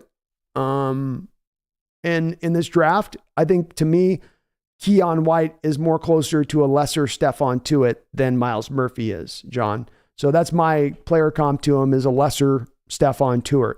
I think his patented move is his long arm bull rush. Huge defensive end, equally a plus defender in both the run and the pass, strong at the point of attack and can overwhelm tackles with his strength. He also brings a measure of overall quickness, 20% pressure rate in his final year last year, which is absolutely fantastic. So a very high pressure rate, which you love to see. Often goes between a single arm and double arm bull rush, as he may go to.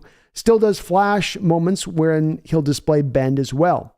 He's got a good feel for using his spin move, not unlike Dwight spin move, not like Dwight using to spin around. Oh, okay. So he also has a good feel for a spin move, but not like Dwight Freeney used to use his spin move to spin around the man, but rather he tries to spin the lineman off of him when he's already engaged. So it's kind of the unusual thing I saw in him, John, was that, Dwight spins off and Dwight's spinning to get into space.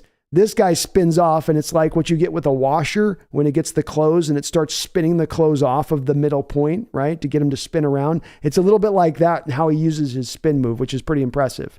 And it does work. He catches linemen surprised with it. His motor does kind of come and go for me. He gets thrown around a little bit too often for a man his size. He has unbelievable position versatility. He can play 3-tech, 4-3 end, 3-4 end, and probably even a little bit of outside linebacker if you want to do it. I think Johnny gets stuck on blocks a little bit too much for my comfort. But if it's a play where he chooses to rev up his motor, he'll fight through it. I do see John a little bit more of a third round grade on him at this point. He's a guy though that could go up higher on the board for me, John. Really, the key with him is that he's been playing more defensive end. And I think that college program really, when they look about maybe how they could have done a little bit better by him, was maybe making him a full-time 3-tech. Just let him be a defensive tackle full-time and not have him on the outside, because I think there's going to be some teams, John, that look at him on the outside and go, I don't think he's got enough juice on the outside to get it done, or he's only going to be more of an inside 3-4 defensive end or a 3-tech, that's really his right position to be at. He's a guy that very well could start to rise a little bit on my board, John, as I do a little bit more of in-depth research on him. I do think he's a high third round pick minimum, but if he was to get into the second round, I could completely understand it. And I think it would be a team, John, that looks at him and says, this is a guy that's going to be a pure 3-tech for us. This is a guy that can be a real problem from the inside. And now we're going to put him where he's best, in a best position to succeed. He was good for Georgia on the outside, but he's at his best maybe on that inside at 3-tech. White Bird, Get the best defensive line talent and value for both first-round picks. No trading down unless a team offers an incredible deal with lots of draft capital. Sounds good to me, Whitebird. That signed me up on that. D-line is the way to go, man. It is the way to go. Bobby Savage Hill, thank you for becoming a member of the channel. I really do appreciate it. You're awesome for doing so. Welcome aboard the Hawks Nest. Megan with another $5 donation. Thank you, Megan. Sorry, a little slow in acknowledging. Says, I must love you guys. I sat in front of the laptop at midday. It is now 8:45 p.m. and I have yet to have dinner. And me too, Megan. You know me too. I haven't eaten either. So you know that stomach's growling on my end too. And you know you love us here, Megan. You know we love you too. So it's an equal love that goes back and forth. You know, when neither can quit the other in that respect of things. So I love to hear that, Megan. I'm glad you've hung on with me for so late, so long today. And thank you for all the donations. I really appreciate it. But, you know, when it's going good, you got to stay with it. You know, can't go away when the going's good here. Megan with $2 donation says, is the wall now the Hawks Mount Rushmore B? I kind of think it is now as we talk about this, Megan. I think it's got a Mount Rushmore of the Hawks kind of nature to it, I think, a little bit here. But I do like your idea as well as the talk donators being able to pick, you know. Pick who you want from your standpoint, me to grab out there and get on eBay. And football cards are relatively inexpensive, so I can go and grab some guys, you know. But I like the idea of that, Megan. And I've been trying to think about a good idea here for this white side of this wall, this big white pillar thing that's staring you guys in the face throughout the stream. So I think that would be the way to do this. And it's nice and close up enough to where you guys could really see some of the faces and the names on the board with it on that. I think it's a great idea. I do. Yeah, we'd call it the Mount Rushmore. The Hawks Mount Rushmore. Only there'd be more than 4 faces, of course. 1023, I want Deron Payne too. But you're right, Commanders might not let him go. They might. It's hard to let a good defender like that just walk out the door. But they also have to make a determination on what they want to do with Sweat and with Allen, their other defensive tackle there. Hangwood Lee says Bryce Young, after measuring his height and arm and hand size, will drop. I could see it, Hangwood. I've been waiting for it to happen here, and it hasn't happened. You know, it's waiting for that shoe to drop that's not dropping, and you're like, that thing's just going to stay suspended in midair on its own. Like, where's the string? Is there any string here? Where is the string on this Bryce Young? How is this thing still staying up in the air? So I'm surprised it's kind of taken this long on that, to be honest with you. But yeah, I think it's going to go that route eventually. Trent says floor ceiling on the M's wins this next season. And have you enjoyed the Kraken make actual NHL history this last season? When it comes to hockey, Trent, I'm a guy that's I've tried multiple times to get into hockey. I really have. I just can't quite get there with it. I just can't quite get there. I have a hard time with sports that are a little bit of that just shh, shh, shh, shh, shh, shh. You know, this back and forth and nothing's really happening, or you got to understand the idiosyncrasies of the sport to really appreciate the lack of action that's not a lack of action, that's actually high action. I have a hard time with it. I do. I'm just not I can't get on board with NHL. I'm too late in the process, I think. You know, if I'd been born with the Kraken as my team here in Seattle, I might be feeling differently about them, but eventually maybe I'll get on board with them. There's some people that want me to create a Kraken channel, and I go, look, I don't know hockey. How am I going to create a channel on a sport that I know nothing about? And be like, well, this guy did pretty good last night. He seems like he can stick the puck thingy into the place really good. You know. Floor ceiling on the M's wins this season. I think the ceiling on the Mariners winning games this year, I would put as a ceiling, I'll put 104 wins as their ceiling. I think they can be every bit as good as any ball club out there in Major League Baseball. They can make a strong argument for having the strongest rotation in baseball. They can make a strong argument for having one of the best bullpens in all of baseball. They can make a strong argument for having one of the best defenses in all of football, or all baseball. I'm saying football, but I mean baseball. That's right out the gate before you even get to the offense. And I certainly expect Julio to be taking huge leaps forward. I expect the catcher who played a lot of the year with like a fractured finger through much of the last 2 months of the season and still ended up putting nearly 30 home runs in the books. I expect him to take steps forward.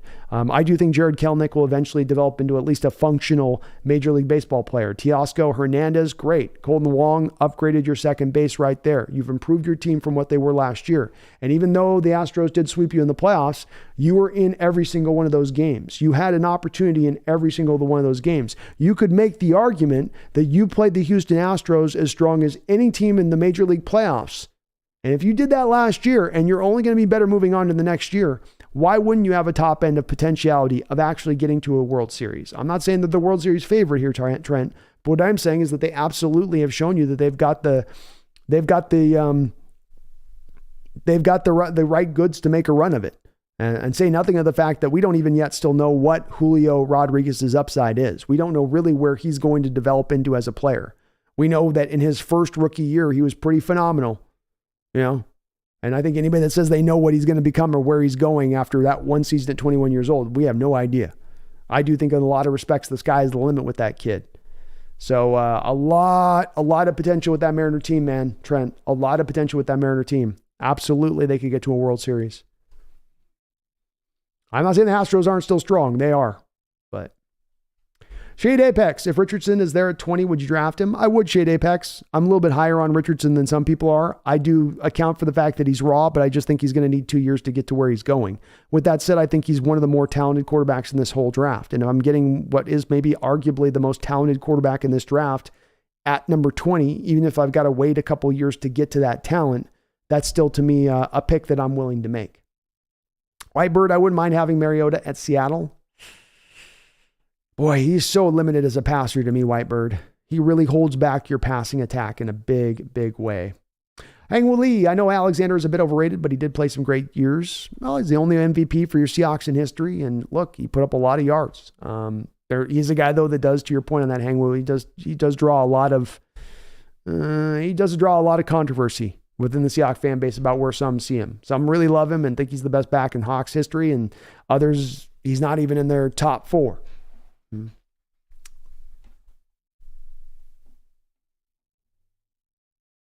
King Bomber says, plus Keely Ringo's a mid-second rounder on PFF now. Interesting. They're dinging him a little bit on that final year he had at college. There's some rough moments there in that final year of college that weren't as clean as maybe the prior year. He didn't take that step forward that people were looking for maybe. But I still love him. I think he's a great tackler. I think he's going to be just fine at the end of the day. And Hangwoo Lee, yep, Richardson is a project. If you do draft him, you got to wait 2 years. You do. And yeah, Harrison Jr. got to Ringo on a couple of catches in that Ohio State game. But Harrison's a good receiver. He's going to give a lot of cornerbacks who are playing on Sundays problems at the college level. Bobby, trading down to around 10 could easily net us a future first and more. It could be a steal to take Wilson, Murphy, and maybe even Breezy. Next year, take Williams. Sitting at 5 is a nice problem to have. Ooh, boy, is it ever. Options, Bobby. You can go any different way you want to go. There are so many bloody options. So, yeah, you absolutely could get a haul. You could stand pat. But you have flexibility, which is the best part. You're not stuck to just one way. You're not pushed into a corner, and this is all that you can do. Variety of different ways. Megan says, Ollie always says, hi, Blitz, when I wear any of my jerseys or cap. Drives his father nuts. I bet it does. And you probably have a big old smile on your face when he does. Guard Knight with a $5 dono. Thank you, Guard. It says Brando. You're going to need to triage all these Seahawks sports cars competing for wall space. I'm sorry, and Megan put this on you. No, I like it, man. I got plenty of space. We can fit. This could fit easily. That space right there, it may not look very big, but that space right there could easily fit like 40 cards. And then we get this Hawks team down to a 40, if I'm going all players before the year 2000, especially for the most part on that list, that you get 40 up. I think we can make it work, Garth. I think it could look pretty cool. I like it. It's a good idea. And it again beats the blank space, right? It's better than just this asylum-like look that is existing here currently. Appreciate you though, Garth, for the donation, man. Megan with a $5 dono. Thank you, Garth. Thank you, Megan. Sorry, let me get my names right. You don't like Jay-Z. You don't like Jay-Z and hockey? Remind me how we're friends. Jay-Z. Oh, Jim Zorn. I like Jim Zorn. It ain't a matter of not liking Jim Zorn, Megan. It's just a matter of liking Craig a little more. It's never a matter of hating on Zorn. Not at all. Not at all. I like me Jimmy Zorn too. No doubt about it. I didn't know you were a hockey fan, Megan. I didn't know you were into the hockey there. Not a lot of Australian. I mean, does Australia even have a hockey team? Probably do. I guess they probably do. Especially I just think of it being so hot there. I'm like, nobody's actually getting on the ice out there. Maybe you would to cool down a little bit. But I've tried, Megan. I've tried hard with hockey. I've given it the good, honest American try. And I'm the same way with soccer. Just just gets really repetitive and starts boring me. I just start to kind of eyes glaze over and a bit like that. But maybe I got to find a way. Because the Kraken are doing awesome. Certainly would be a good time to run a channel on that with how well they're playing. I know they're kicking butt and taking names, Megan. No doubt about that. But I like Jim Zorn. I'm not anti-Jim Zorn. Not at all. I'm just big pro Craig. That's all. That little guy with his little tiny arms and tiny hands. How can you root for him? Bobby Savage Hill with a $5 donation. And Megan, thank you for all your $100 donations and the multiple donations on top of that tonight. Thank you so much. You are very nice and kind. Bobby with a $5 dono says, B, what's the number for Geno? 20 to 25 million a year seems like a sweet spot. Schneider mentioned a drop dead number on ESPN 710. I think 30 million, you let him walk. Bobby, your assessment of this is exactly where I'm at with it. A dream scenario would be to get him at 20. It's probably highly unlikely. But if you're talking about landing him at 25, that seems realistic. To me, that has been the number for a very long time as I looked at it, Bobby, 20 to 27, which is your middle of the road territory. The team's not getting the super friendly deal, but the player's also not getting every last little bit of money that they could be pulling from the situation as well. I'm looking for the middle of the road deal, not where we just come away with a complete discount, middle of the road. 25 million a year to me, Bobby, is middle of the road. I would push up to 27, but that is the high of heights that I go. As you said, I think 30 million, you let him walk. Yes. 30 million, I let him walk. Yes. If I'm willing to go to 27 and he says, no, it's got to be 30, that $3 million difference, I would let him walk because in the first place, I don't want to go to 27. I want to only go to 25. The point for me on this with this Geno contract is to find the true middle ground spot. Where is that blue collar contract? That place that's far below the 50 million, 55 million on average per year the top end guys are getting, but certainly is going to be higher than, let's say, some of your backup quarterbacks are netting, or even what Geno made this last year as a starter at $7 million. I think that is where, that's where you find that sort of that nice money spot, Bobby. So you're right on it there. Your numbers are right on it with that. And you're right. I think Schneider has a drop dead point that he's going to go. And I don't think that was empty talk on his part. I think that's him really saying, no, I got a spot I go and I'm not going any further. As opposed to saying, we got to bring back Geno by any means necessary. We're going to have to try to find a way. He's just a key point to what we do. We can't lose him. He's got to stay here. We've got to make these numbers work one way or another, which, you wouldn't expect a general manager to say that, but he also didn't say it either.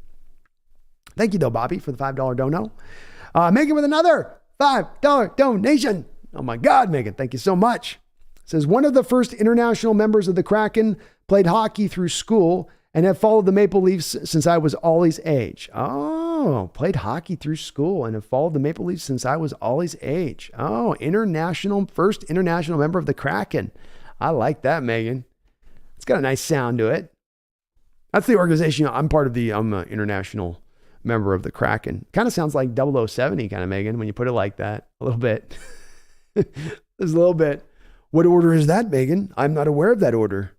Is that the Rosary of the Breeds? What is that? But Maple Leafs. All right, you go back on it. You go back. I did not know. I did not know hockey was that big down in Australia. I had no idea. I would have been more in that cricket kind of way thing in it, I would have been way more into that. That's what's got to be down there over something like that. But I guess it makes sense. Thank you though, Megan, for the $5 dono. International member of the Kraken. Toronto Maple Leafs. That's your long-suffering fan then of them, aren't you? Hasn't the Maple Leafs? It's been a long time since they've won the title, hasn't it? It feels like it's maybe been a hot minute for them. I think.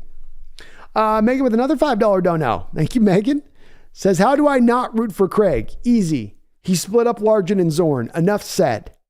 Well, it was technically Knox. If you really want to parse it there, Megan, if your hatred needs to go to Chuck. Dave was just a try-hard, plucky kid that they called Mudbone. He didn't know any better, right? He was a babe in the woods. He's just out here in the Pacific Northwest from the Midwest. He's a Wisconsin boy, He's eating cheese and drinking beer, and then he's brought out in the Pacific Northwest, and suddenly Chuck's like, "You're a gamer, I'm going to start you." And Dave's like, "But Jimmy Zorn, what about Jimmy and Steve?" Said, "I don't want to hear about Steve and Jimmy Zorn. It's you and Steve now. You got that, Dave? It's you and Steve now." And Dave's like, "Well, I'm not going to get another chance, right, Megan?" And he's like, he didn't want to split him up, but he's like, "I'm not getting another shot." All right. But it's really Knox at that point. Your anger's got to be fueled towards him. Craig just happened to be there, He was the guy in the room that just happened to get caught by the stray magical bullet a little bit there. But that was Knox. That was Knox, all right? Because Knox was the new coach. Knox is the new coach on the block who's gonna upset the order of things, do it his way. Thank you though, Megan, for the $5 donation. I'm bringing you one of the two things that's going to happen over these years, Megan. Is I'm going to bring you either over to Craig, or you're going to bring me over to Zorn, one way or another. I don't know if one of us is going to live on the end of it, but we'll come to a conclusion one way or another. Garth Knight with a $5 dono. Thank you, Garth. It says, Brando, the orange cat should decide which cards beyond the obvious should occupy the wall. Maybe I'll do a video on her picking. We'll put 2 different cards out, and she's got to pick the card that goes on the wall. Like I'll put a treat on each card, and whichever card that she goes to, whichever treat she goes to, will be the one that goes on the wall. That could be fun. I was meaning to do that this year, Garth, with having her do picking the games. Like she would pick the games, and she'd select which one was right. I'm kind of fascinated by this. I don't know if you guys have seen this. There's this video that came out of this guy that's gone kind of viral, where he used his Oculus Rift sensors, and he set it up on his goldfish in the goldfish bowl. And then what he did is he had the goldfish pick between 2 stocks, and he let his goldfish essentially make the stock decisions for him. And it's a hilarious video because the goldfish is making the choices and actually making him money. Like the fish ends up making him actual cash. And at the same time of running that algorithm, he runs an algorithm on the Reddit Wall Street Bet site where he tries to parse out all that information and have them make stock choices as well. And so then the video, he's got the goldfish going up against the Wall Street Bets guys and seeing who will win in the trading. And let's just say the goldfish ends up winning out. It's pretty hilarious. But I think that a little bit with like Garth, with Pumpkin picking the winners of games and stuff to see if she could have some sort of like that octopus that was out there for years in soccer that could always pick the World Cup winners. Like maybe the animals have some strange connection to knowing the future or something, right? Some inaudible, indescribable connection there, I guess. Whitebird says, how much do you think it would cost to get J.J. Watt out of retirement? My man had his heart stopped this last year. He had to have his heart re-tricked into being restarted in the right place. He suffered a lot of injuries. He's played a lot of football. It's probably going to cost you $10 million a year if you want to bring him out of retirement, Whitebird. Sounds about right. Chris Madsen, should we draft Michael Penix in 2024 to replace Geno? It's possible. There are some changes that you got to make if you're going to bring a left-handed quarterback in to be your quarterback of the future. But if Penix comes out there and has another season like he just played this past year, he's certainly going to elevate himself into first-round discussion. And that certainly puts him on the Hawks' radar potentially. He needs another year, I think, to kind of prove himself in this realm of things. But it's possible. It's possible. Hang Willie Watt has a year left, technically. Does he? I thought he was out after this. I thought he was a free agent after this year. But he did retire, so it is kind of irrelevant a little bit. Shade Epex, did the Seahawks take Trenton Simpson at 20? I think it's a real possibility, Shade. He's a difference maker from the middle linebacker position than other linebackers in this draft, I think. So I believe he would be a very real possibility there. I think there's a lot of options you have. I think Ox has agreed. More salmon snacks for Pumpkin. Yeah, you want more salmon snacks? Start looking around because I said salmon snacks. It's getting with the salmon snacks, it's starting to definitely get into that, what is that guy that did the Pavlov? It's getting very Pavlonian with the salmon snacks of the cat. She looks at me like, salmon? Salmon? Yes. We'll get you some salmon. Hang with Lee. If the Bears want 3 first rounds, it has to go to Washington or something. Maybe Carolina. If they want 3 first round. Yeah, I would agree. Kind of depends on which team's picking, how many pick spots they're going up. Jack, NFL comp for Zay Flowers. You're not going to like this, Zach. You're not going to like it, but it's my comp. Dwayne Eskridge, but a better route runner and not quite as dynamic with the ball in his hands, but very dynamic with the ball in his hands. So Dwayne Eskridge, I think he's an inch, a little bit, maybe a little taller than Eskridge. But I think, Jack, that Flowers is going to play on the inside at the NFL level. It'll be a good slot. He will. Slots have a lot more value than they used to have, but I don't think he's going to be big enough to play on the outside. King Bomber, but hopefully a team like the Panthers or Raiders fall in love with Stroud or Young. That's what I'm hoping.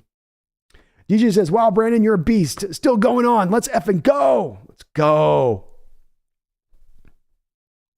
Jack, I see a little Brandon Cooks in Flowers. I saw that too, Jack. I like that you pulled that out. I was seeing that last night. I was hesitant to go to it because Brandon Cooks to me is more of a pure guy that could play on the outside.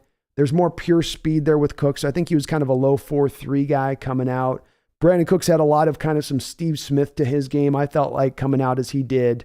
Flowers isn't quite that place, and he's more allotted to the inside, but I can completely see where you're coming from on the body styles and the way they move, and seeing kind of a Brandon Cooks kind of body style to him. I can see where you put that comp at 100%. I saw the same thing the other night. I do put it more as Eskridge is the comp with where I see him and a better Eskridge, but there is it's for good and bad with Eskridge. He can do some of the stuff with the ball in his hands and be very dynamic and the fly sweeps and the bubble screens. But then, as somebody else said earlier on the stream, 11% drop rate for Flowers. And that's your issue there, as it was with Eskridge. Where are the hands? But the route running is so much further along than it was for Eskridge as well. Much more of a natural route runner out there. But unless his Flowers has some AB in him, pretty good comps. A little bit on that, maybe. A little bit. Grug says, oh, God, not Donatel, please, for the love of God. I'm just making he's really good friends with Carroll. Carroll loses Desai. He loses Desai, and I think he would have even potentially wanted Donatel over Desai last year, but Donatel wasn't going to come here when it wasn't going to be a defensive coordinator job for him. Could go down that way. King Bomber, Murphy or Wilson? I'm still split. Don't know who I like yet. I got a slight preference towards Wilson, though King Bomber, these guys are very close down the line. But I think Wilson's potential physical upside is a little bit higher. I think there's maybe a higher floor to Murphy, but if I'm picking number 5 King Bomber, I want to go for the higher ceiling guy, not the higher floor guy. And that leads me more to Wilson. But you're right to be a little bit split. DJ says D. Eskridge at rookie card. Are there even one of those? Combine Niners will have their fair share in that decision for me.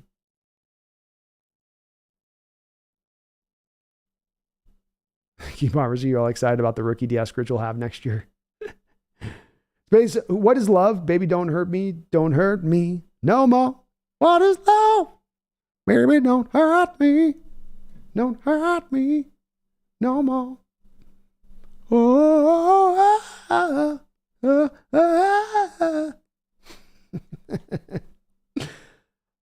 Jax is also a lefty. We are indeed a special breed. We are, Jack. We are. We're an odd folk, man. As I say, it's because we live on the right side of our hemisphere of our brain. All you righties, you're on the left side of your hemisphere. You're all operating from a whole different area. Misplaced says, get D. Eskridge and Creed Humphrey cards. What I got to get misplaced is one of those, remember those old rookie cards where they put multiple rookies on one card? So I got to get like dynamic rookies, and it'll be like one of Creed Humphrey, one of Eskridge on the same card if I can find it.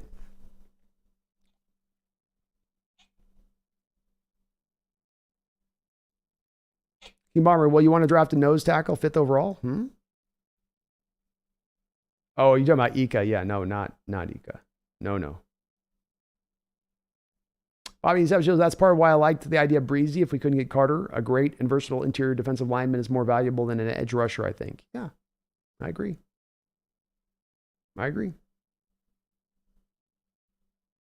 Breezy ain't the worst way to go as a fallback plan.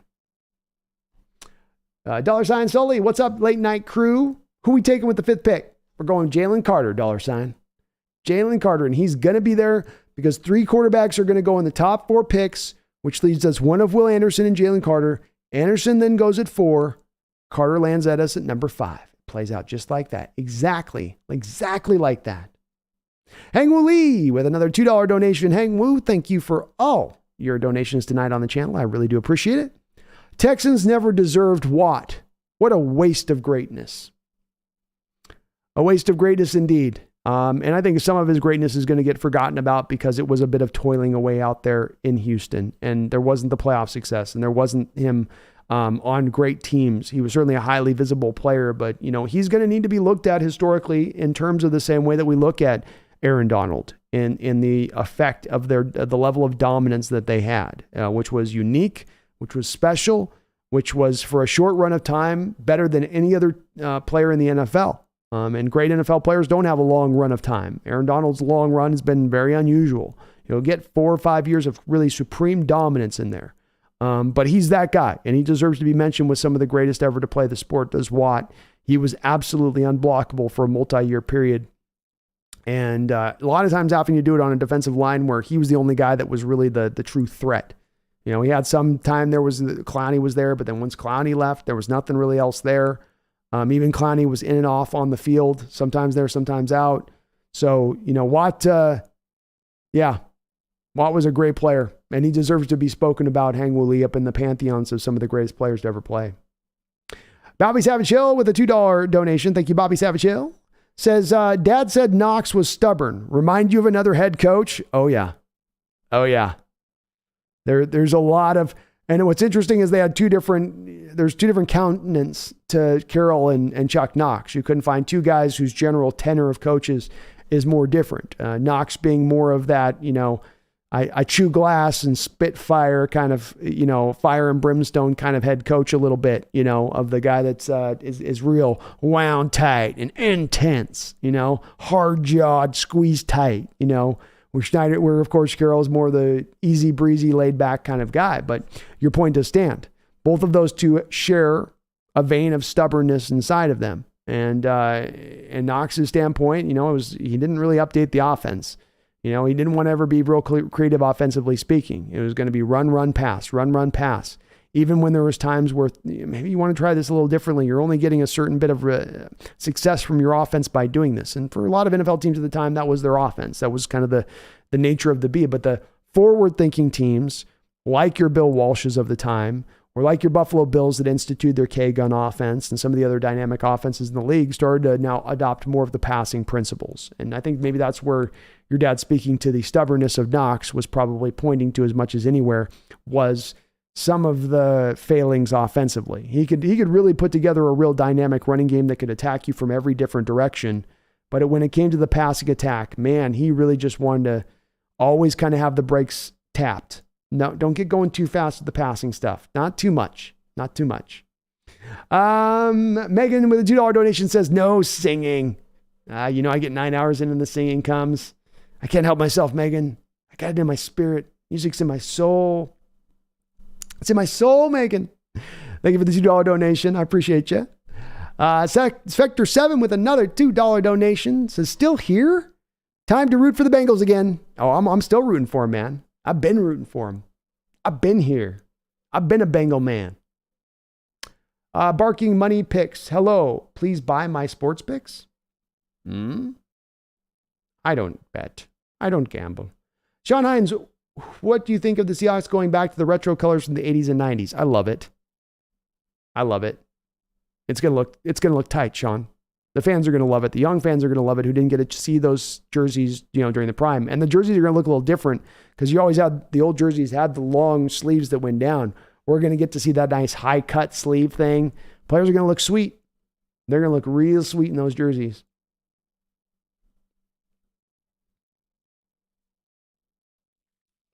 And Jack, we'll see with the Saints not getting 2 first rounders. as Hang Woo Lee points out below on this, Jack, there is a baseline for a coach like Gruden going from the Raiders under contract to going to Tampa Bay. And it wasn't 1 first-round pick. It was 2 first-round picks. And not only that, I think it was 2 first-round picks and like a second-round pick. And I believe that they had to give the Raiders like $7 million in addition to it. So it was a mighty sum that they had to give up to go out there and get that. And we don't see a lot of these coaching kind of trades occur in national football. There's not a lot of baselines out there for these kind of deals. So while I think to your point, Jack, your point would probably be, Jack, that, like Gruden was traded the same year that he had just been a head coach with the Raiders, where Peyton has been out of the sport for a year. So is Peyton, in him being out of the sport for a year, enough to depress his value down to where he's not going to draw what Gruden got in return? But remember when Gruden went to the Tampa Bay Buccaneers, he wasn't a Super Bowl winning head coach. He'd gotten to the Super Bowl, wasn't a Super Bowl winning head coach. And that's at least something that Sean Payton can bring to play, where at least he's on an equivalent level as far as his star and where it's at to where Gruden was at the time. And if it is, then he would have a decent chance at maybe drawing those 2 first-round picks, Jack. It may be a little unlikely, but it certainly is possible. Whenever there's a baseline for something, it certainly makes it possible to have happen again.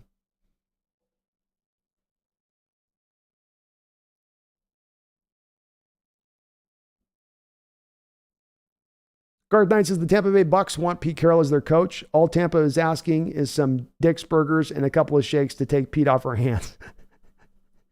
Is it a well-cooked Dick's Burger?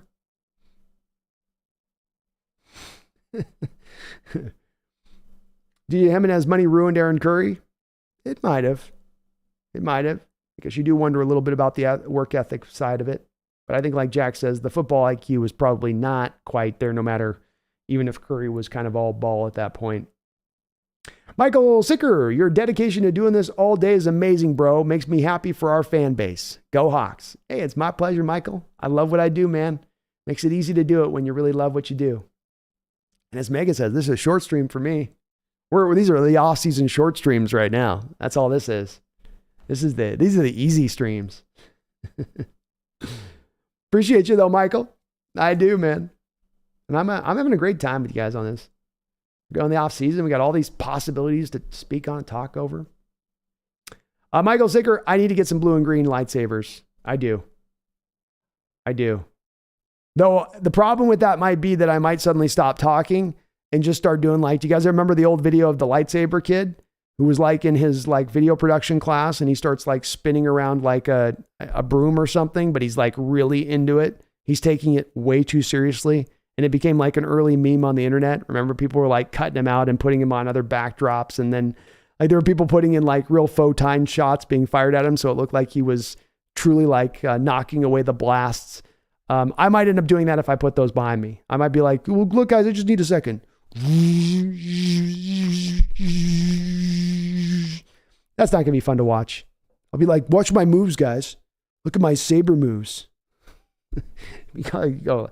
Okay, Brandon, back to the Hawk talk. I'm a kid at the end of the day. I can absolutely get distracted by lightsabers. That certainly is a possibility.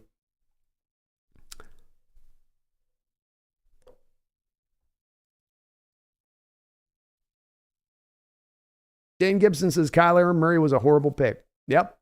It's the Russell Wilson effect, Dane. Russell Wilson has caused a lot of quarterbacks, multiple quarterbacks from Oklahoma alone, multiple undersized quarterbacks from Oklahoma that are the number 1 overall picks in the draft were taken as high as they were taken because of the Russell Wilson effect.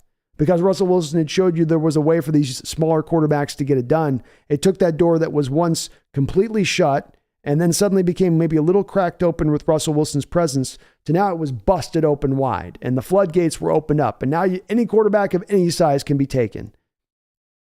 No, not really.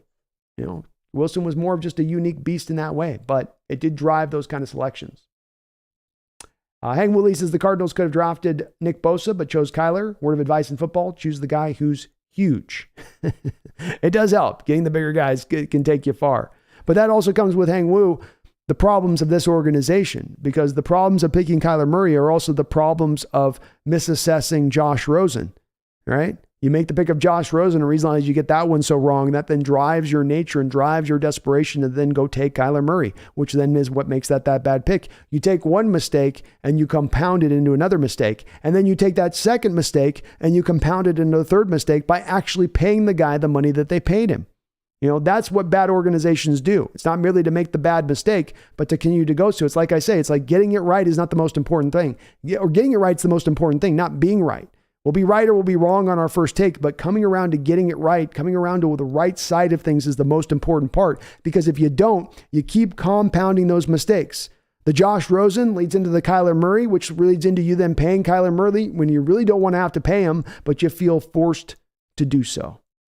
So I agree with you on that one. That one just went bad in a variety of different fashions and continues to do so. Megan with a $5 donation. I appreciate you, Megan. Says, I used to train 6 to 12 hours a day with my sabers before my shoulder. Oh, that's awesome, Megan. You got some moves, I bet, with those then, huh? Yeah, you give me a lightsaber, I turn back into a 5-year-old. It's like, there's certain toys you hand me, I will become a big kid again. Even as a grown ass man, even as a grown ass man, Megan. And lightsabers just will always do it for me. Especially these lightsabers I got now. I didn't have that when I was a kid. We didn't have these sabers you guys got now where like they look pretty realistic and they make the noise and all that. We didn't get any of that. We had to just like take a stick and make the noises with it and crack sticks together with buddies. That's how you did it back in my day, Rub some dirt on it. I love lightsabers. Bobby Savage Hill with the $2. Megan, thank you for the $5 dono as well. Appreciate you. 6 to 12 hours a day. Man, 11 hours in, those arms must have been hurting. Had these jacked arms out here at 12 hours. Bobby Savage Hill with the $2 dono. Thank you, Bobby Savage Hill. Appreciate you. Thank you for becoming a member again in the channel too. Says, I'm not a dark Sith or a light Jedi. I'm just a gray. Oh, he plays it in the middle. He's a middleman out there, huh? Is it like that video game that was that Jedi video game back in the day where you could choose the path of the Jedi you wanted to be, if you want to be light or you want to be dark? And you could kind of you could kind of hedge your bet in the game where you could make some choices that were dark Sith choices, but then come back to the light, just drop your toe into the dark Jedi ways and then eventually come back to the light, so that when you finish the story that you're not turning yourself into a Sith, you eventually become the hero Jedi savior, essentially, when it was all said and done. But I remember my buddy was playing that and he's like, he pushed that Sith choices as far as he could. I think you even had like a bar of like your light Jedi-ness that it showed you like how far into the part you were as a light Jedi, and he'd pull that bar down all the way he could, toe that line down, because the benefits of being a Sith were great in that video game. Yeah. Megan with the $2 donation says, learning Duel of the Fates from episode 1 as Maul. Ooh, that's a lot of moves.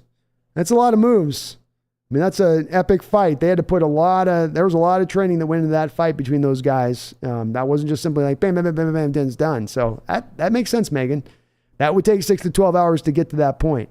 That they probably had I bet that they worked on that for 3-4 months before they got to that fight. Not like every day, but I bet there was a lot of coming back to working that technique on that fight. No doubt about it. Duel of Fates. It's another great soundtrack from episode 1. I go back and watch that. I know for some people they look at that, Megan, they go, well, it's choreographed. It's like dancing, but I think it still holds up pretty good. Those fights do. I like that they kind of took them in a different direction from the old school Jedi fights of Luke and Vader, which were just like, ding, ding, ding, ding, there's a little more of that fast Jedi's in their prime kind of thing going on. Bobby Savage Hill with another $2 donation. Thank you, Bobby. Says, KOTOR, Jolie was my guy. One of the best RPGs ever. It was a classic game. And you got to love a game that gives you a little bit of flexibility. Like you're not on a pathway, it fixed you on a path and this is where you got to go.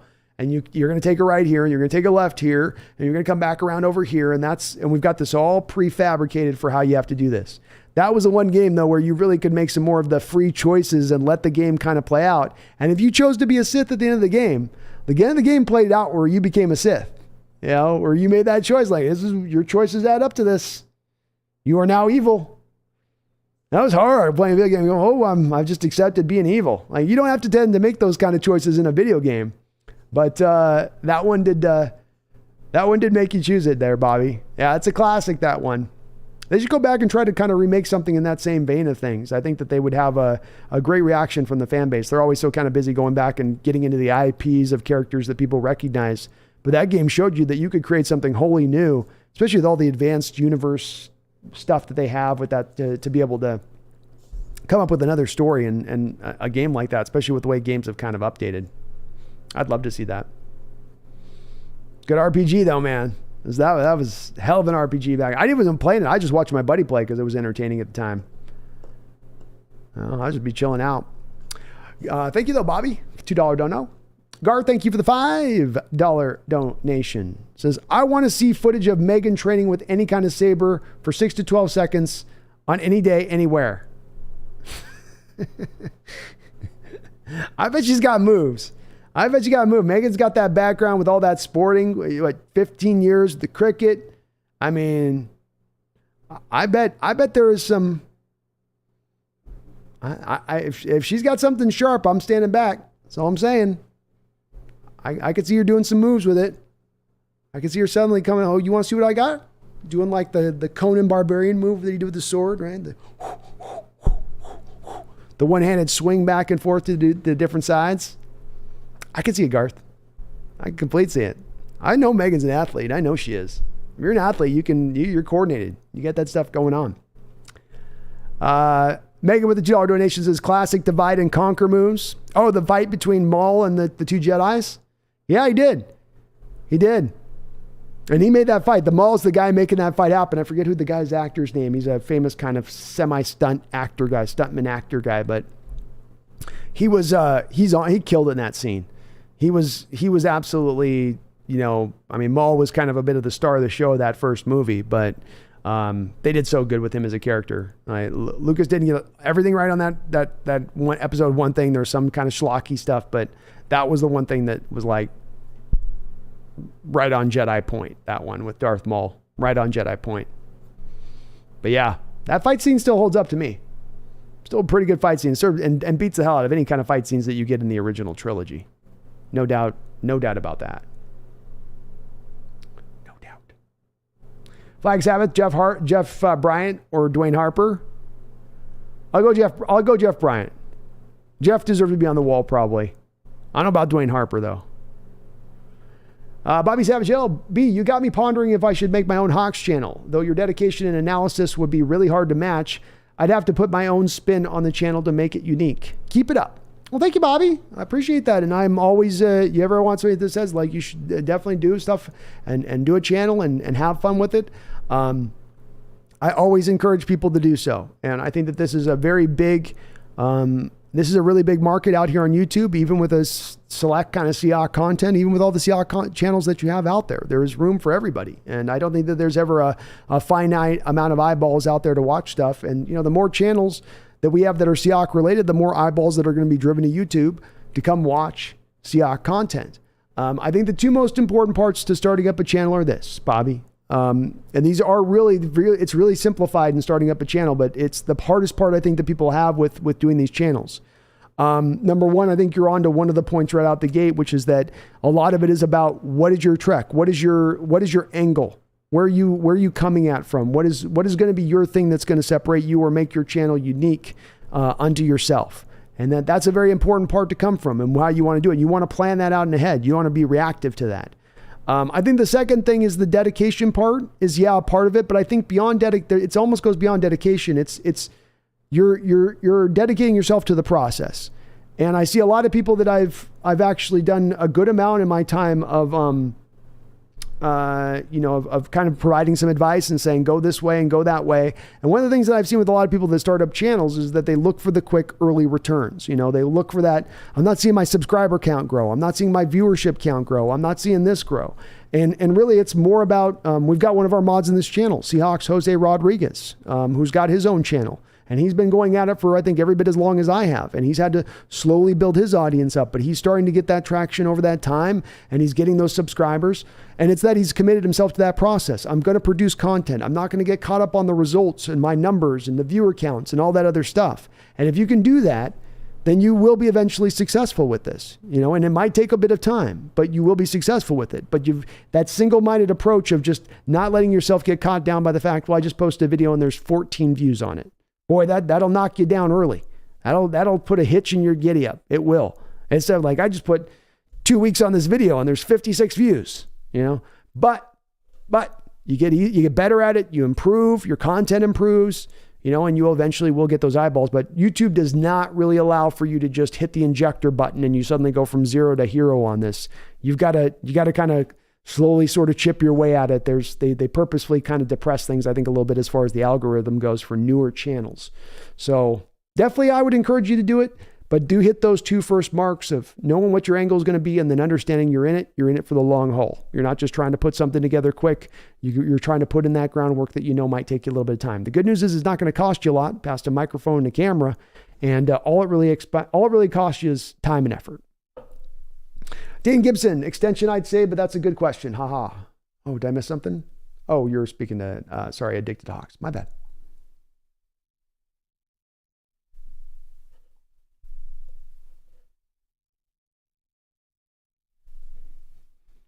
Didn't the Cardinals extend Kyler too? Which is worse, the pick or the extension? The extension is worse. You can make a pick on a player and have his rookie time period and come to learn that he wasn't the right guy, but that you thought he was, and that's understandable. You don't know what you're getting out of college with the guy, so completely makes sense. You knew what you had in Kyler.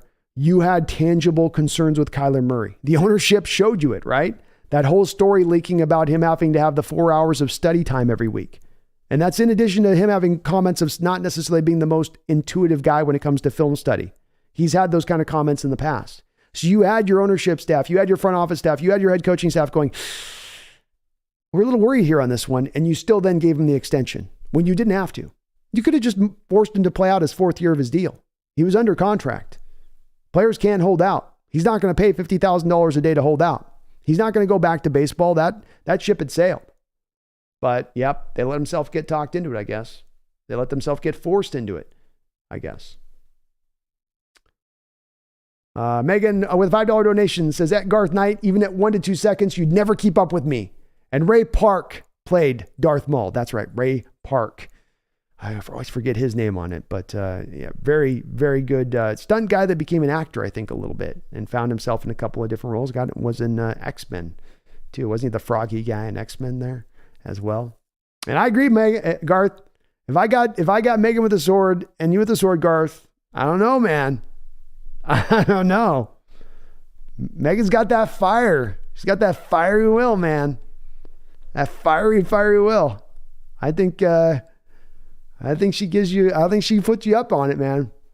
I think she might do that move where she like spins the sword out of your hand or the lightsaber out of your hand, that move they do where they like, they flip it out with just a flip it right out of the hand like it's all easy.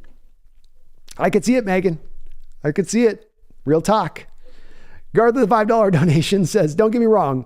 I don't want ever to meet Megan, but if I did, I'm sure I could defend the dogs who accompany me.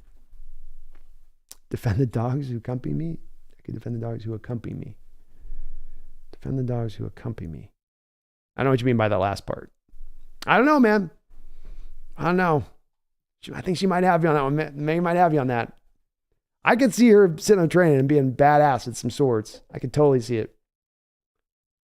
Totally could see it. Thank you for the donations, you two. You're awesome. I appreciate you both.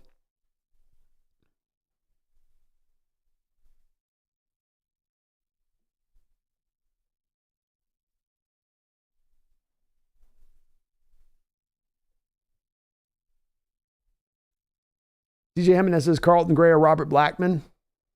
I'll go Robert Blackman. I think Gray was a second rounder that never quite lived up to the talent that he teased. The talent that he teased.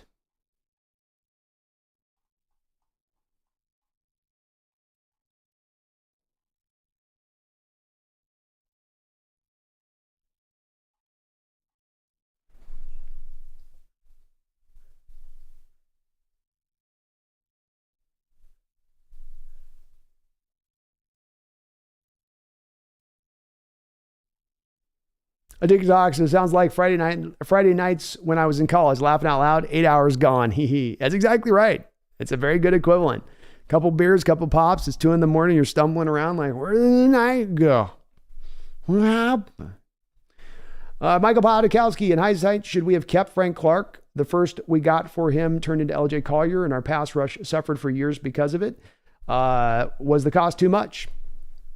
No. The cost was not too much. That was a smart trade at the time and smart trade in retrospect. You traded Frank Clark to the Kansas City Chiefs, and Frank Clark has not been a great player for the Kansas City Chiefs over his 3 years there and with the amount of money that they spent on him. Because remember with this, Michael, it's not merely keeping Frank Clark. You're keeping Frank Clark and you're also paying him at what, $23.5 million per year was what he made. If I'm not mistaken, it was over $20 million a year.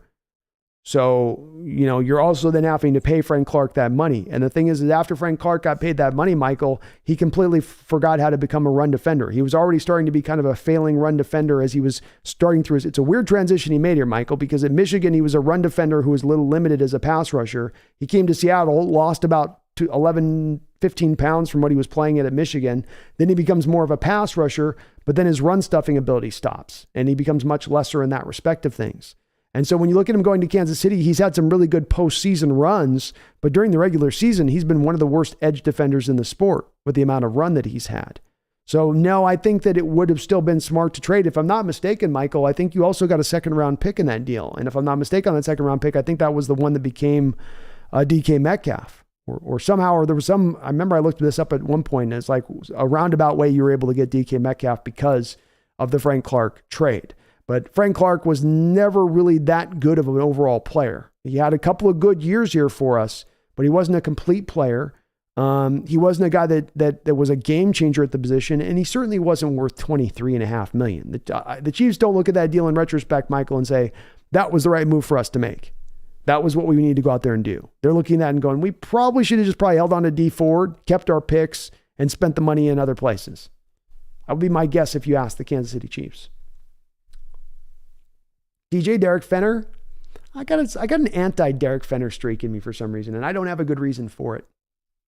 German Francisco Gonzalez Bendecourt. I like CJ Stroud. Geno is not a franchise B. Maybe not. I think I would say German Francisco. I don't know that the type of team you're constructing is as in need of what we would call the proverbial traditional franchise quarterback. If you talk about a franchise quarterback to be German, you're talking about a guy that's going to carry the day, that's going to be a superhero for you on the field, that's going to tilt the field, who in himself can elevate the level of talent around him. And if we're talking about Geno not being that, sure, he's not that. But is that the necessity for the type of team that you're building into the future? And my argument back to you would be that that's not the type of team you're trying to build. There are German teams out there that are going to try to build their teams through the quarterback position, and that he needs to be that guy with his cape flapping in the wind, shooting out the laser beams out of his eyes, able to blow people out of line. He just blows and they blow right out of the way. Like, there are teams that construct themselves in that way to make that the requirement for the quarterback position. The Bengals need AJ Burrow to be that guy. The Bills need Josh Allen to be that guy. We're not necessarily going to need Geno Smith to be that guy, German. That's not the method and approach that we're taking to the position. I love CJ Stroud.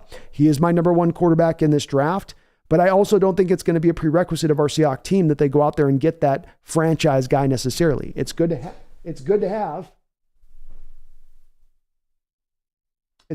Cat's getting a little dicey here late in the night. It's good to have, but it's not a requirement.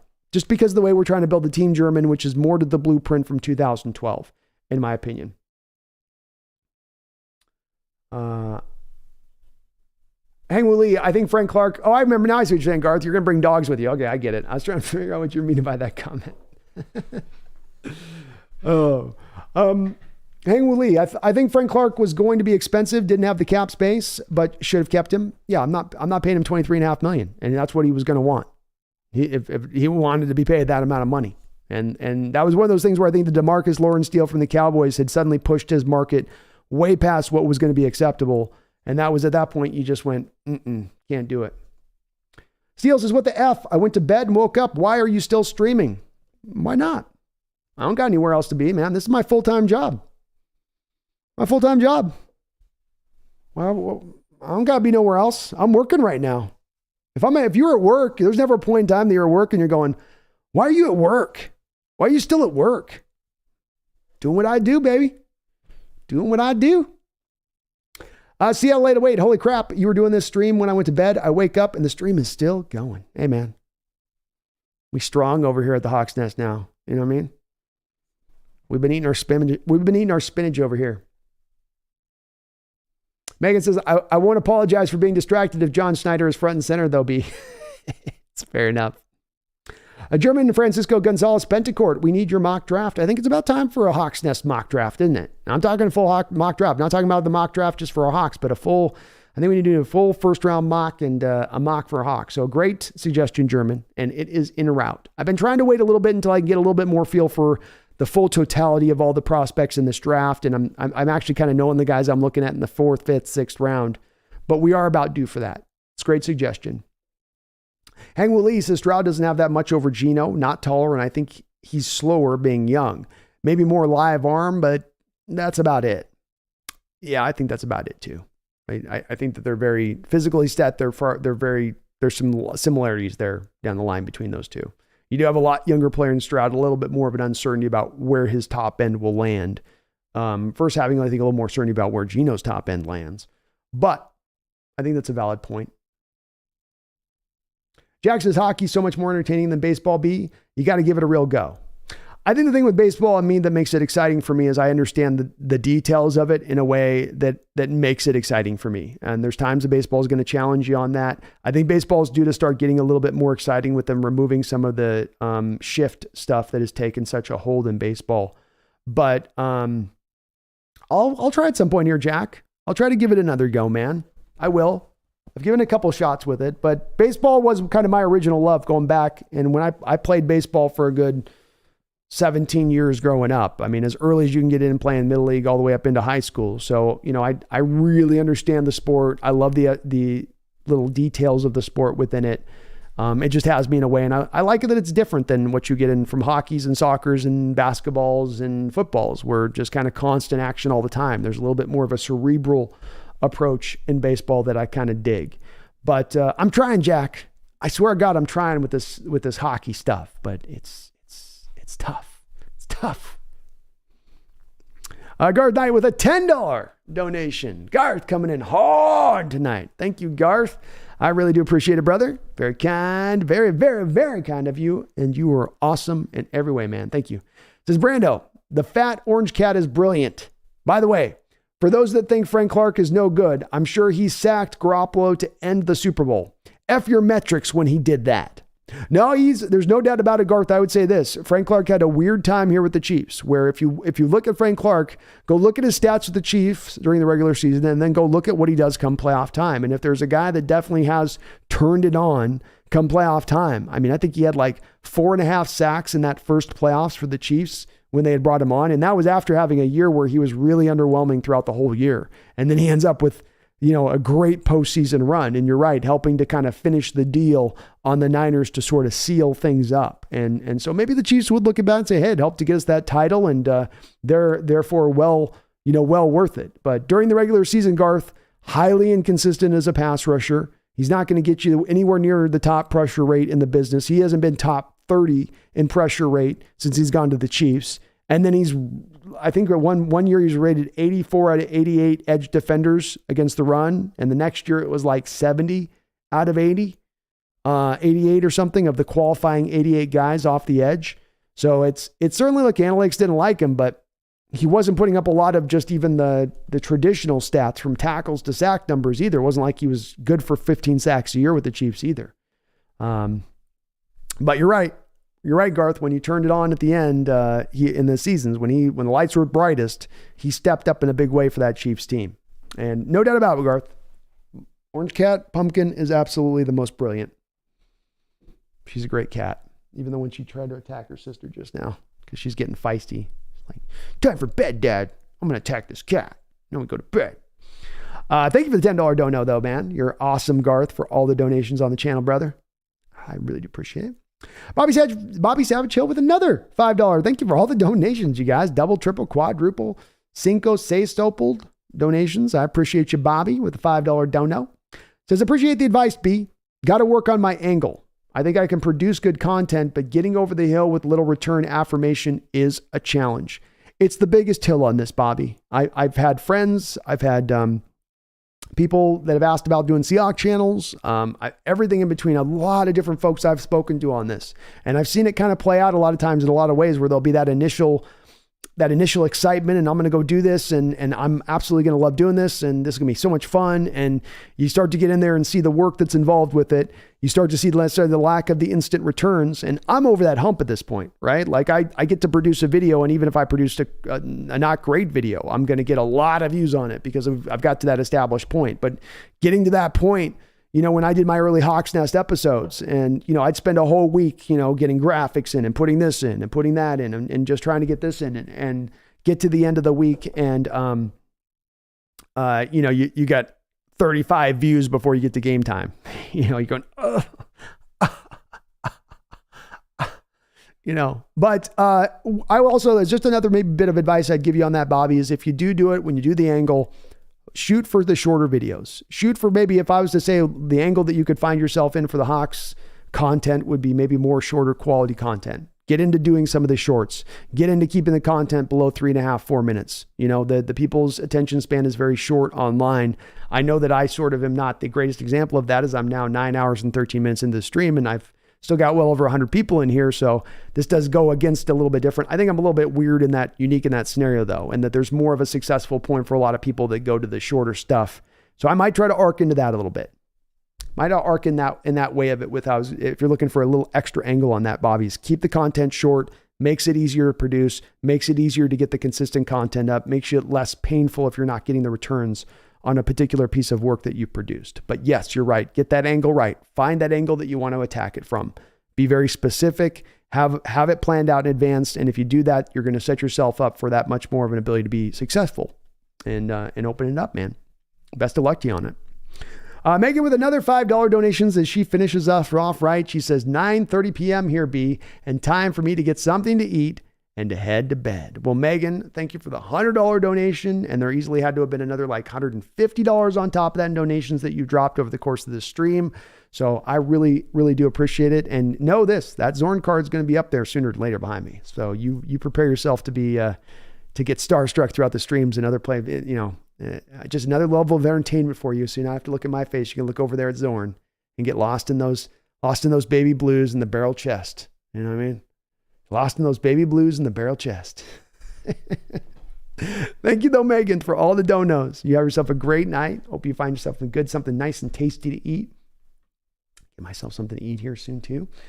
It says Jack Hockey is much. Oh, sorry. I read that one. Chase Carey says, didn't expect to be streaming when I woke up for work. Good way to start my morning. Laughing out loud. Hell yeah. I like the thought of that. I like the thought of people like listening to me, enjoying the content for an hour or two, going to bed, getting back up after a full night's rest. Wait, hold on. You've been talking that whole time? Did you take a break? Did you do like 20 minutes? No. Seattle 808. I love MMA too. Hockey fights are fun though. Old school fisticuffs. Oh, hockey fights are great. I do like hockey fights. I do like that. I'm kind of a fan of MMA too. I like me MMA. Seattle 808. Everyone's still thinking Carter falls to us. I think there's a good possibility, man. I do. I think it's hard to predict at this point too.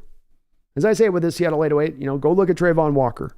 Trayvon Walker, January 24th of 2022 was not being looked at as a top 10 pick. He was a borderline top 15 pick at that time, who then became, through the process and the evaluation process, became the number 1 overall pick. So there could be a player that plays it out like that too.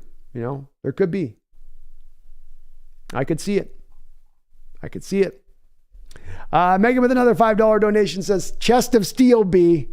Vegan mac and cheese, here I come. Have a good night, y'all. Hey, Megan, thank you again. Another donation. Thank you so much, Megan. All the donations.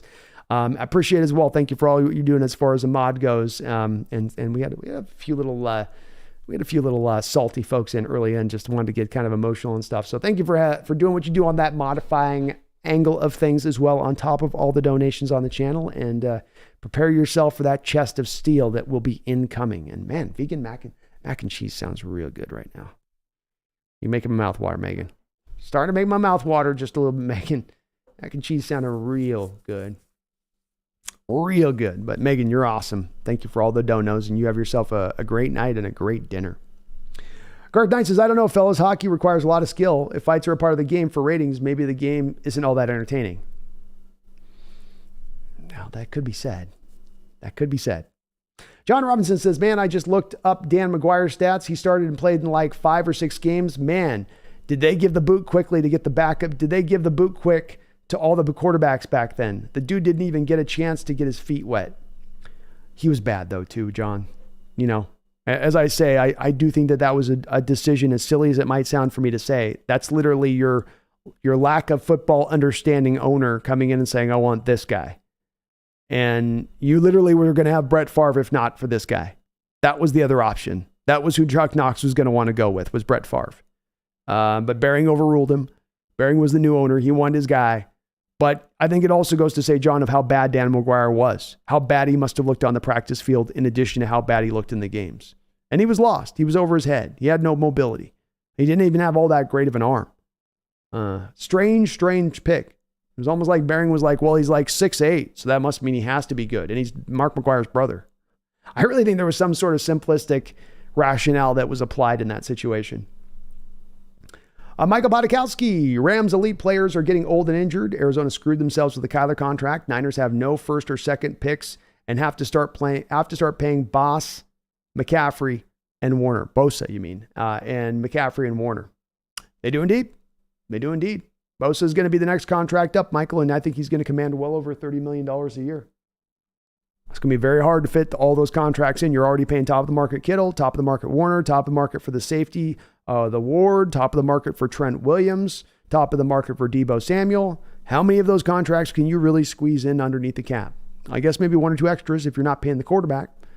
But boy, it's going to get tight. And you're right, Michael. We got a golden chance to take this division. The stage is set for us here into the future. Baze, Soren is the OG, man. He is the original gangster.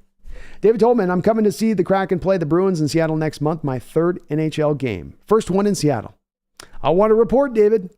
I want to report from inside that stadium what you thought, man, on the chat. I hear hockey matches are very interesting. I did the Thunderbirds back in the day. I did a couple Thunderbirds games, and it's definitely a lively crowd in those places. But I've heard that NHL crowds are something else. Seattle 808, do you not like tennis either? No, I don't like tennis either. I'm not a tennis.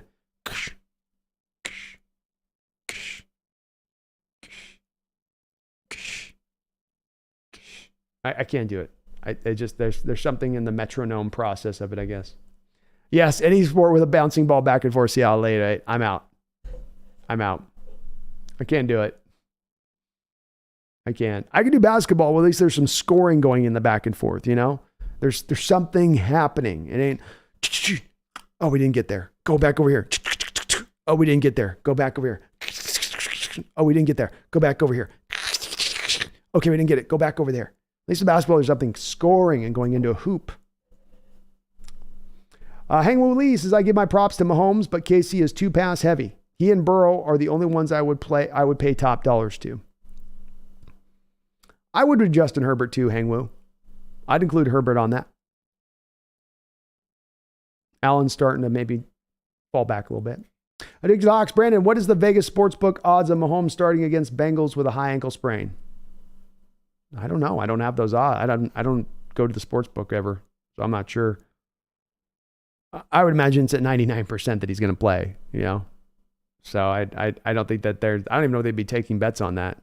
There's no way that Mahomes isn't playing in that football game. There's just no way. Vegas would not be taking that seriously, that he wouldn't be playing. I can't believe that'd be the case. He's starting. Hagwell Lee says, but he can't move. He'll have to play in the pocket. He will. He will be inhibited. We saw Russell Wilson, a similar kind of player, and you know, like Mahomes, he wants to, you know, let it rip, right? Let the big dog hunt. But we did get to see him with a high ankle sprain, I think back in 17 or so, 18 maybe it was. And it certainly reduced his capacity as a player. These are two guys that like to rely on playing off script as well as liking to kind of get the ball deep down the field. Two things that are reliant on your mobility and extending plays. It's going to hurt It's going to hurt Burrow, and it's why I would think that Cincinnati is the favorite to win that football game.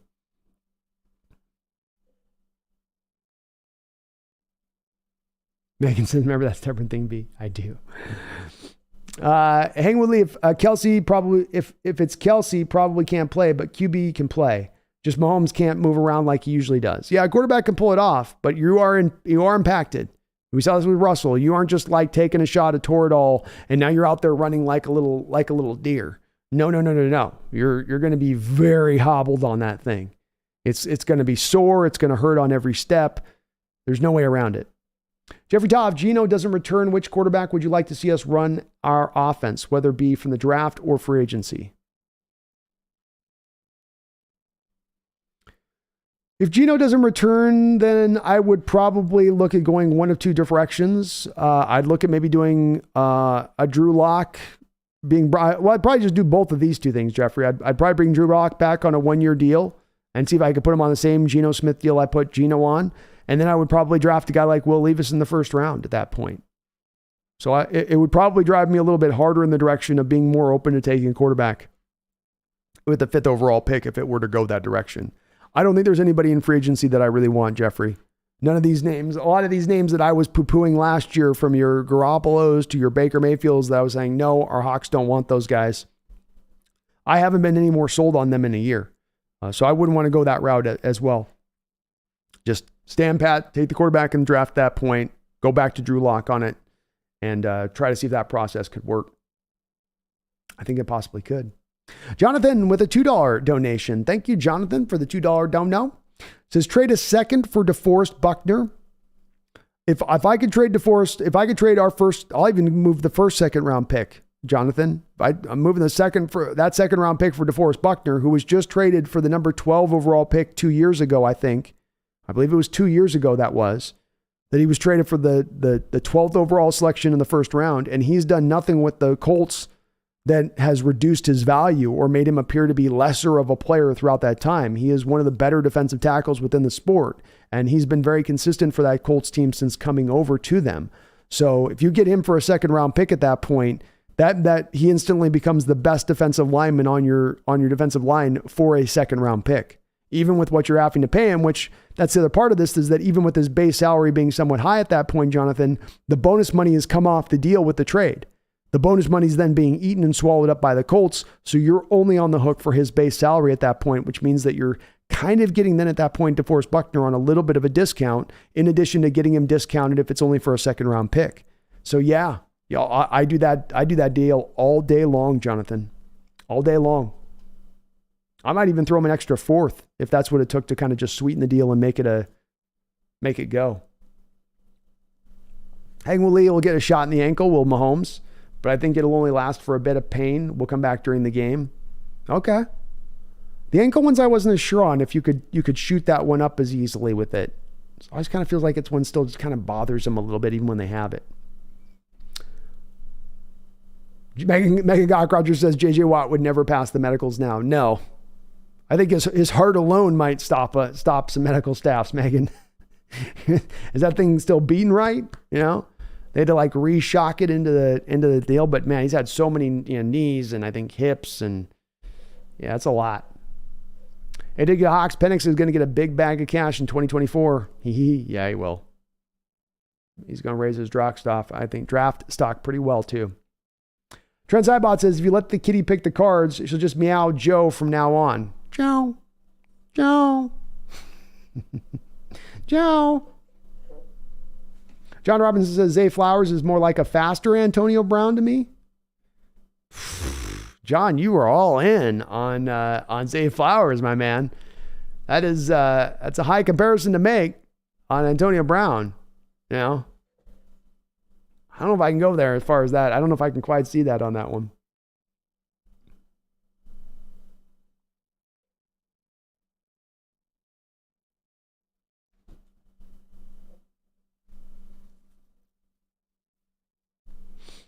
John says, I don't think Eskridge moves at all like Zay Flowers. He has no wiggle that I've seen in the NFL. Eskridge seems to have only that straight line speed. Yeah, maybe a little bit on it. to a degree. I mean, it's a basic comparison, but boy, I'm going to say this. I think he's a whole lot closer to Eskridge than he is Antonio Brown, John. I do think that. I like the player a lot, but I mean, Antonio Brown, you're talking about one of the best receivers of the last 15 years, and we're making a comparison in Flowers that I've yet to see anybody even put him in the territory of even being really past a second round pick at this point. But I think that there are comparisons there between them. Maybe he has a little more ability to go lateral with some quickness on that, John. And certainly, like I said, I think he is a better route runner than Eskridge, a better, more natural route runner than Eskridge. And he's got more production than Eskridge does. But the drop rates that are there with them, the slight build with guys also being sort of yak guys, I think that there is some comparisons there between those guys. Hard for me to see Antonio Brown, man. That's a tough one on that. I mean, a little bit, I guess. It's a little bit like that Brandon Cooks relation to Flowers as well. There's a little bit of that there. There's a little bit of those there, but I don't know if that's the exact apropos comparison to make necessarily. But I can see you're in on him, man. John says, don't you see Mike McCarthy, Mike Zimmer, and Coach Carroll of the same type of coaches? No. I see Mike McCarthy highly overrated, who got to somewhat ride the coattails of an Aaron Rodgers through his prime, number one. Mike Zimmer, I see a guy that should have been just simply a defensive coordinator only, John. That's what he was. He's one of those typical guys that he's a great coordinator, should never be a head coach. Mike Zimmer should have only been a coordinator. And then Coach Carroll, no. Coach Carroll's got way more success than either of those two coaches combined. So McCarthy got to one Super Bowl. Zimmer never got to a Super Bowl as a head coach. Zimmer never got to a Super Bowl as a defensive coordinator. So I can't kind of see that. Carroll's won multiple national titles at USC. He's gotten to multiple Super Bowls with the Hawks. I can't necessarily see it that way now. I think the Hawks, did we draft Eskridge instead of Creed Humphrey? I know we passed on Humphrey. Yes. Humphrey was taking a couple picks after we took Eskridge. And yes, we did. And it still burns my hide. Burns my hide. German Francisco says Carter is a bust. We'll see, German. I've looked at a lot of film of Carter. I've watched nearly every one of the games he's played over the last 2 years, and I see something a lot different than that. But, there's some people out there that definitely aren't big on Carter, even in this chat, man.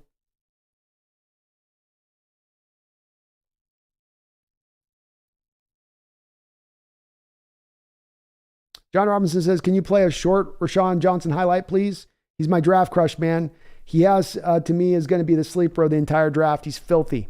I would if I could, John, but it's the YouTube gets real dodgy on that in the long streams. I can get away with it on real short videos, and even then I've got to zoom in close and play around with the video in order to get away with it a little bit.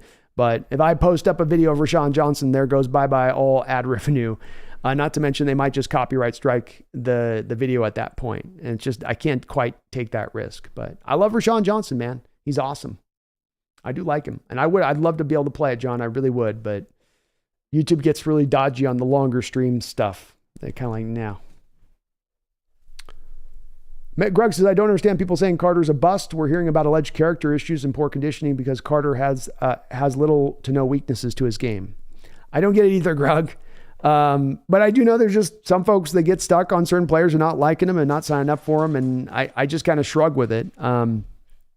I think it's easy to use and throw around terms like bust or overrated, or it's harder to go, well, why is he a bust? And you go, okay, well, he's a bust because, just poor conditioning, or is it because lack of technical refinement? Is it that he's not fast enough or quick enough or strong enough?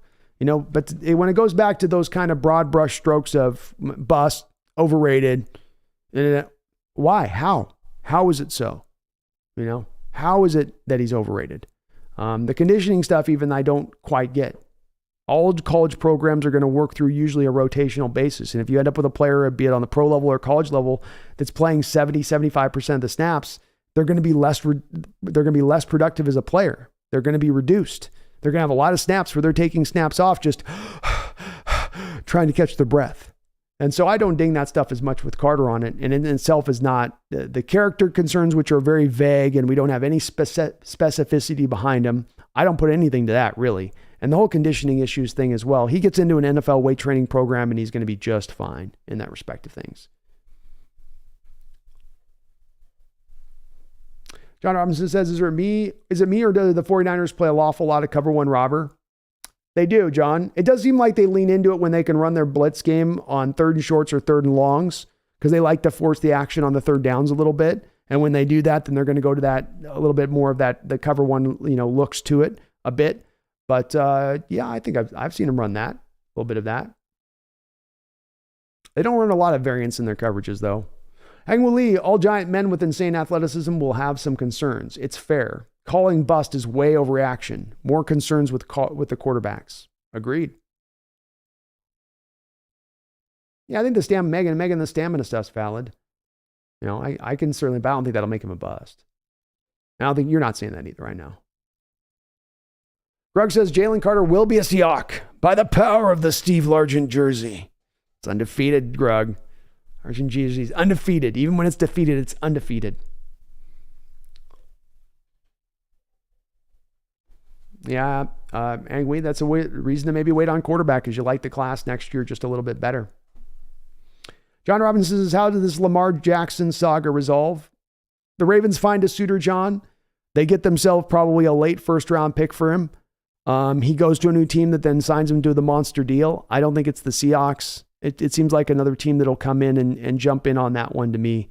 I don't have a great team to give you as far as the one that stands out to me, that being the true deal. Like the New York Jets, I guess. That's the one maybe to me that would make some sense. Jets look at their quarterback situation. They go, we don't like Wilson. We don't have a pathway to the quarterback in free agency. Let's make the trade there for Lamar. Let's grab him. With that defense that we have built up there now, he'll be enough to make the offense go. In this division, we can take this division with Lamar at quarterback. I'll make that guess, John. Bold prediction, New York Jets. Big bold prediction.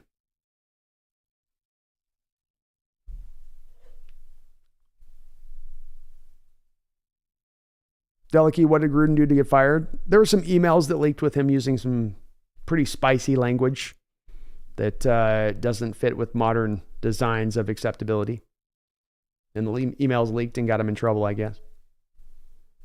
I didn't get too deep into it. I didn't care all that much, to be honest with you. Delicky said, I draft Kyler for my Call of Duty. Wouldn't we all? Team member of FaZe, man. Hangwoo Lee, I would draft Kyler to not watch football film. I draft Kyler Murray to be a baseball player.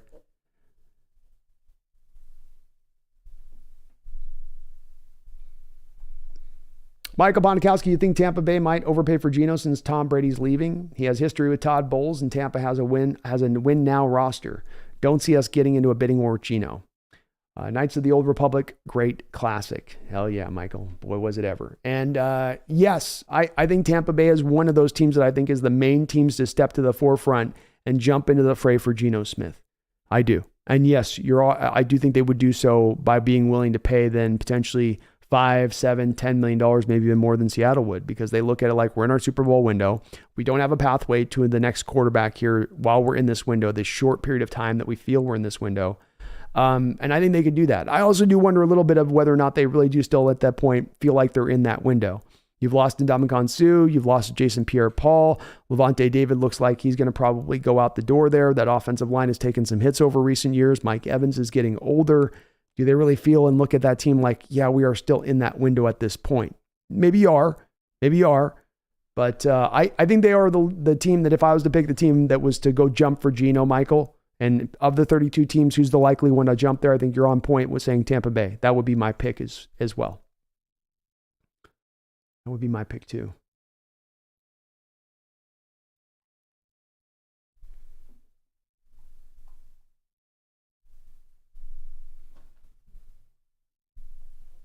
John Robinson says, have you watched Tui Tuipulotu? If you have, what do you think he could be? Do you think he could be versatile like Keon White?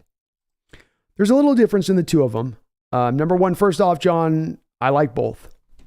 So Tuipulotu is a fun player. I'm trying to get my notes up here for him. So really impressive player on Tuli. If he ends up, John, going into the first round, it wouldn't blow me away. I do have him as more of a second round guy, but I thought he really did jump out in what he showed. He relies on working between quickness and power, which is always nice, John. He's not one to the other. I feel like he can kind of use to both really well.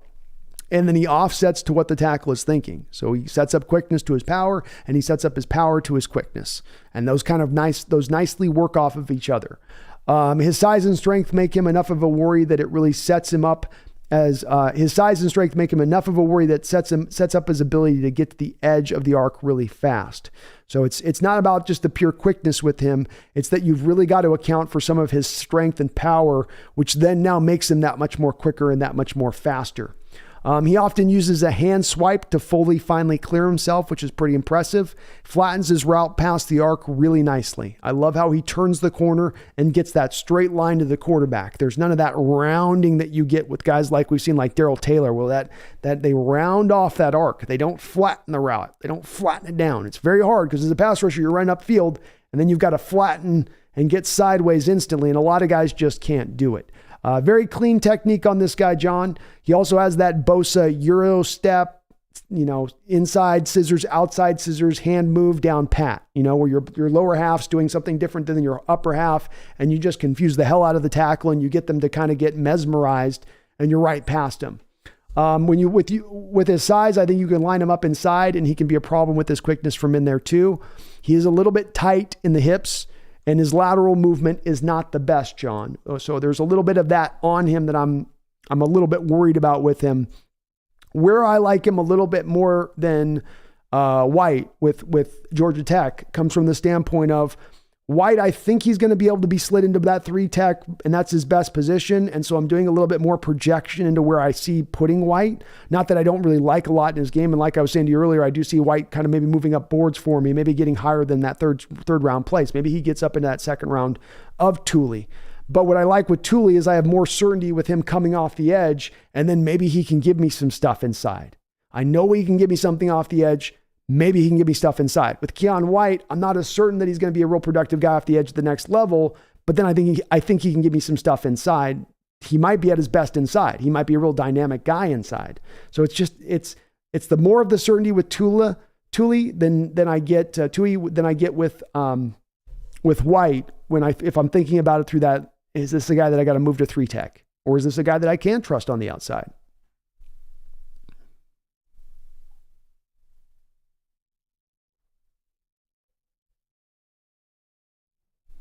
Thanks to the Hawks Energizer Bunny of your YouTube streams. That's right. That's right. Trent's Eyeballs, I'm calling it for tonight. Have a great night, Brando. Love your stream. Thank you, Trent. Have yourself a great night, man. Sleep well. Jordan Kraft, still going. We'll probably wrap this up here fairly soon. Flag, what do you think about the chances? What do you think the chances are of trading one of our first 4 picks for an established player? I think it's more likely probably to come from the second round picks than it is the first round picks, Flag. That's a general feeling I have. I don't have a good reason for it. Just a general feeling. But I think it's a possibility. Especially, Flag. I think what draws it to happen is that you have a little bit of money to spend here with this free agent class, but it's a very thin free agent class. You don't feel good about it. You don't feel like there's a lot of guys that are really prime for you to go out there and spend that money on.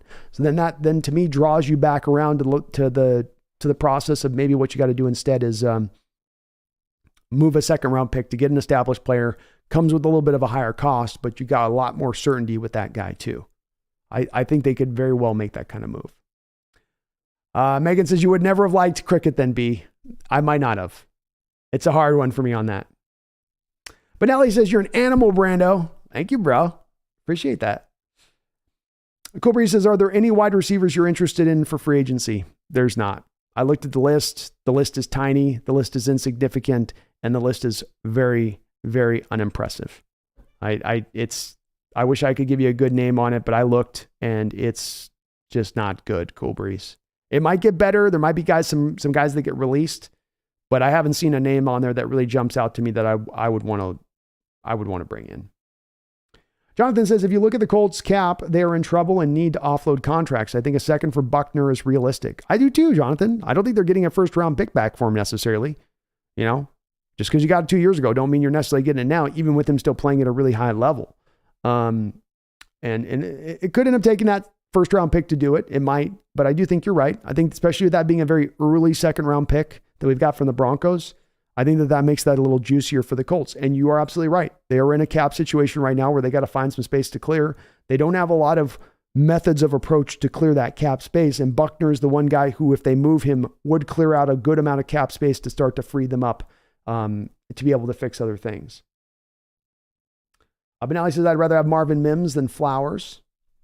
He's on my list right now, Benelli, to look up Marvin Mims. So, and John Robinson, I do like Flowers with it. I gotta watch a little more of his tape on it. And I gotta find this Antonio Brown comp on there. Maybe I just need a few more games. Nathan Combs. Next year will be the fire Pete Carroll year. It could be, Nathan. If he comes out and has a bad year, if his defense continues to fail again this year, then that very well could be the case. I think a little bit of it will be irrelevant to a degree because of the fact that the team's going to sell at that point, and whoever the new owner is going to likely want to hire a new coach. That's the way that tends to play out. Michael Ponikowski, a player I'd like to see us trade for is Vita Vea. If he's available with our 120 pick, do it. I'd like more of a second round pick with Vita Vea. I love Vita Vea a lot, but that pick 20, I think I'm about due to have to pay Vita Vea big time money on top of it. I don't like taking the first round pick, flipping the first round pick, going for a player, and then having to pay that player. We did this with Jamal Adams. We did this with Percy Harvin. We did this with Jimmy Graham. It's not brought us a lot of success that we have to then go spend the money on the player after making the trade for him. If I can bring a player like Buckner in that has a couple years left on his deal, or even move the money around a little bit with him, then that's one thing. But a guy like Vita, I'm going to have to sign him to a monster new deal. He's going to want to be paid right around probably that 15 to 20 million per year. I don't know if I'd want to do that. John Catalano says, bro, it's so late. How do you stream for 9 hours? That's impressive. I don't know, man. I don't know. It just comes naturally to me for some reason. I wish I had a great explanation for it. It ain't work ethic, I'll tell you that. I love doing this too much for it to be work ethic. This would have to be way more grindy for this to be work ethic. I'd have to be way more like, oh, I got to stream. Oh, let me force myself through to do this. Then at that point, it's work. And then, okay, but when it's easy like this, it's easy. It's easy.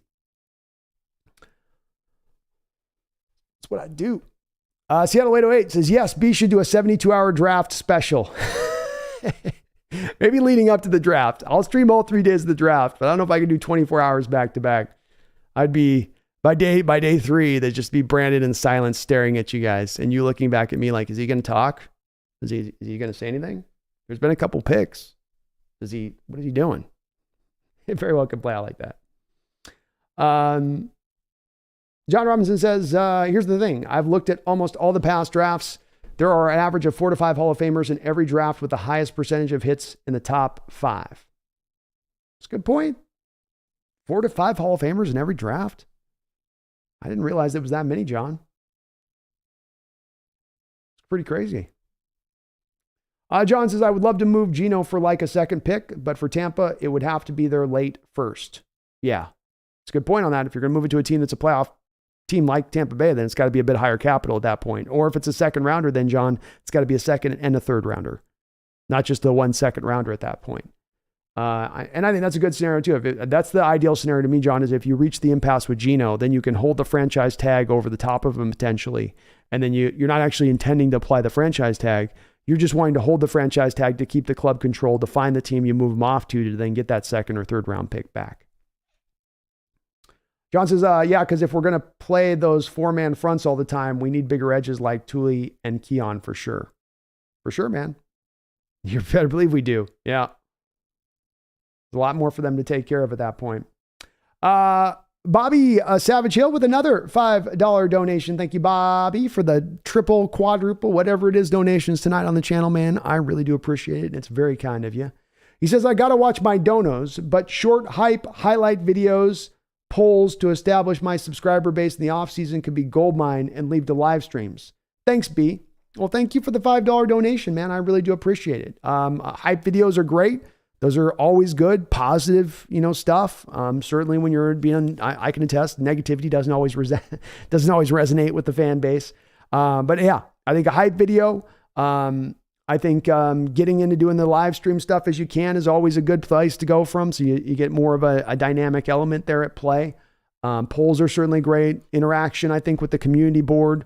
Really, the places to go is the consistent content for you. Consistent content. Keep the content short. Find your angle, whatever that angle may be, and then just stay on it. Just keep hammering that nail. Even if you're not getting the nail into the board any depth, keep hammering the nail. It'll eventually drive in there. And it may be that one swing you're not expecting that drives the nail in there. So that would be my advice, man. And anytime, ask anyway on it. If you've ever got any questions on it. As I do say with YouTube, the thing I like about YouTube is that this is one of the last real true entrepreneurial-like pursuits that you can go out there and pursue out there in America, where to do a small business, it's very hard. A lot of overhead. You got to come with a lot of costs out of pocket. It's very rare that you have something like this where it's get a microphone, get a camera, get yourself a computer, you're ready to roll. Then it's only about what you're willing to put in. How much time are you willing to drive into the channel to make it what you want it to be? And there are rare things in this life that you get to just kind of apply in that way. As far as trying to find pursuits and whatnot, it always tends to be, you got to put up so much more on the front end to make it go. But best of luck to you, Bobby. And remember, stay committed to it, man. If you start it, stay committed. If you can't stay, don't start it if you're not going to stay committed, but just stay on it. Stay with it. Just keep it going, Lowrider Chev 64. How close of a talent is Tyree to Will Anderson? I think that they're far apart. I mean, there's like one thing that stands out. I was watching the tape the other night on Tyree Wilson, Lowrider Chev, and he's left unblocked. And as you guys watched the Will Anderson tape from like a week ago, you saw there's all these cuts up of Will Anderson at times from the offensive formation going unblocked. And whenever he went unblocked, he was absolutely making the offenses pay. Didn't matter if the play was being run backside, he was going to go make that play. There's times where Tyree Wilson's unblocked and he'll just suddenly like stumble out of being unblocked and completely run past the play. And so there's a lot more polish in Will Anderson's game. There is some physical potential that can maybe be somewhat equivalent to Will Anderson in that respect of things, but Will Anderson's so much further along and there's so much more of maybe their ceilings are somewhat similar, but Will Anderson's so much closer to getting to that ceiling and Tyree Wilson is really far away from it. And you don't know if Tyree's ever really going to get there. Will Anderson's going to get there, I think. So very, very, very, very big difference, in my opinion, in talent between those two guys. Michael says, Brando, what do you think caused so many ills for our defense this year? New scheme with players not understanding assignments. Our run defense was atrocious, but I saw some promise with our defensive backs. It's a deep answer on this one, Michael. Number one, first and foremost, you changed to a 3-4 scheme without really changing out the personnel. Quentin Jefferson, Poona Ford, Al Woods, Brian Monet are all both best suited to be in a 4-3 defense, not a 3-4 defense. At the same point in time, you had two middle linebackers you were going to start in Cody Barton and Jordan Brooks, who are best suited as 4-3 off-ball linebackers, not 3-4 off-ball middle inside linebackers. And so again, now you have two other players that are playing now out of position. So the fact that your front seven wasn't working with so many players out of position, say nothing of adopting a new scheme at that point, that the gap and a half technique that you were having the guys run through at that point, which was new from what was more of your two gapping ways of the past, that led to a lot of the failures, Michael. That did lead to a lot of the failures.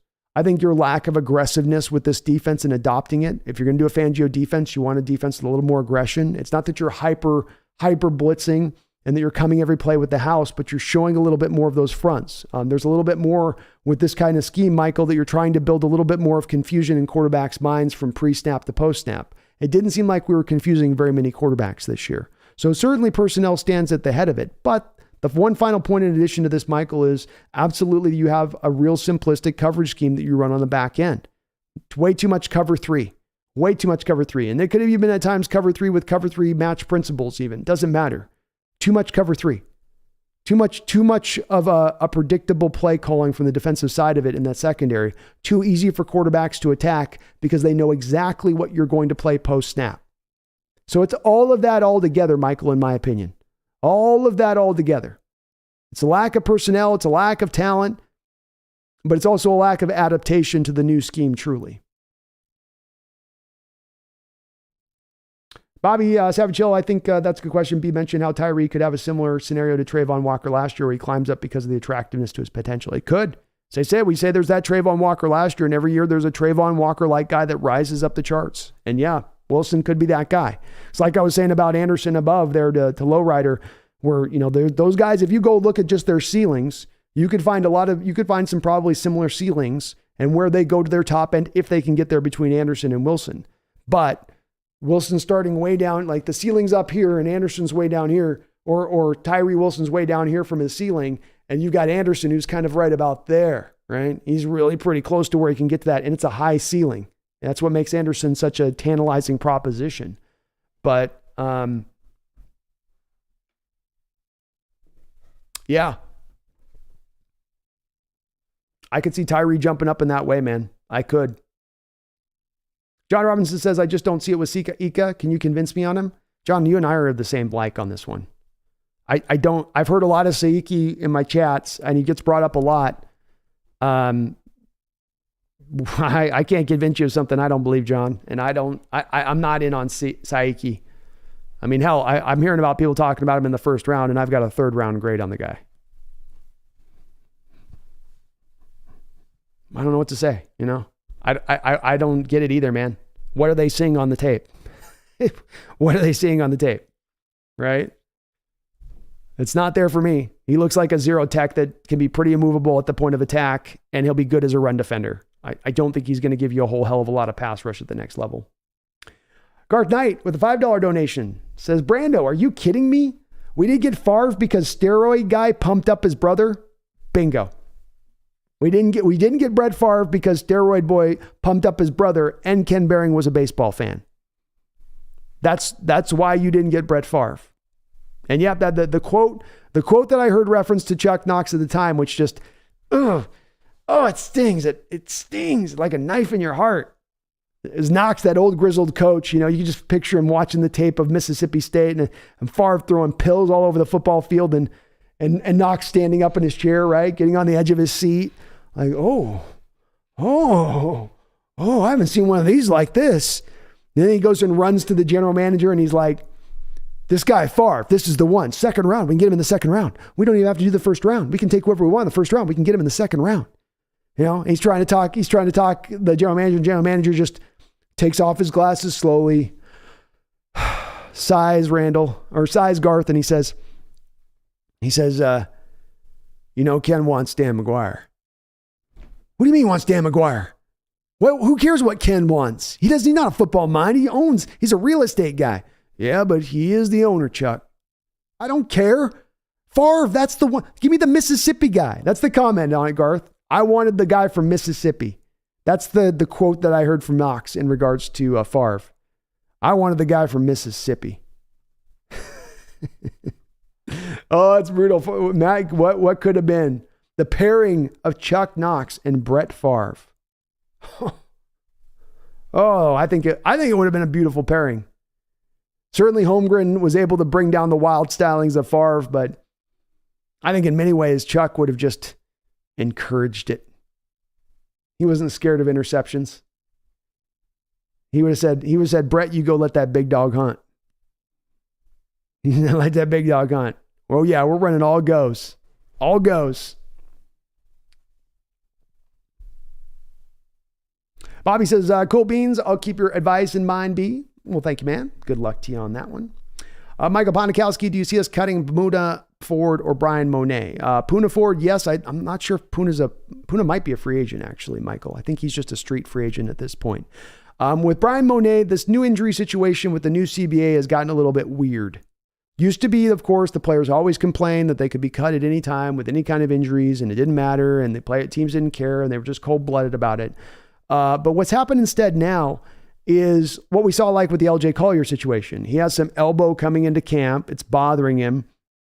And what I was hearing at that time is if the Hawks released him, they were going to have to come up with some injury settlement, which would have then negated some of the savings that you would have had by cutting LJ Collier. So there seems to be something in the new CBA, Michael, that does provide some kind of injury protections to these guys if they are to be released when they are injured. And of course, right now, Monet's got the torn ACL, so he would fall under that category. I think that that's going to prevent him, Michael, from being able to be cut at this point.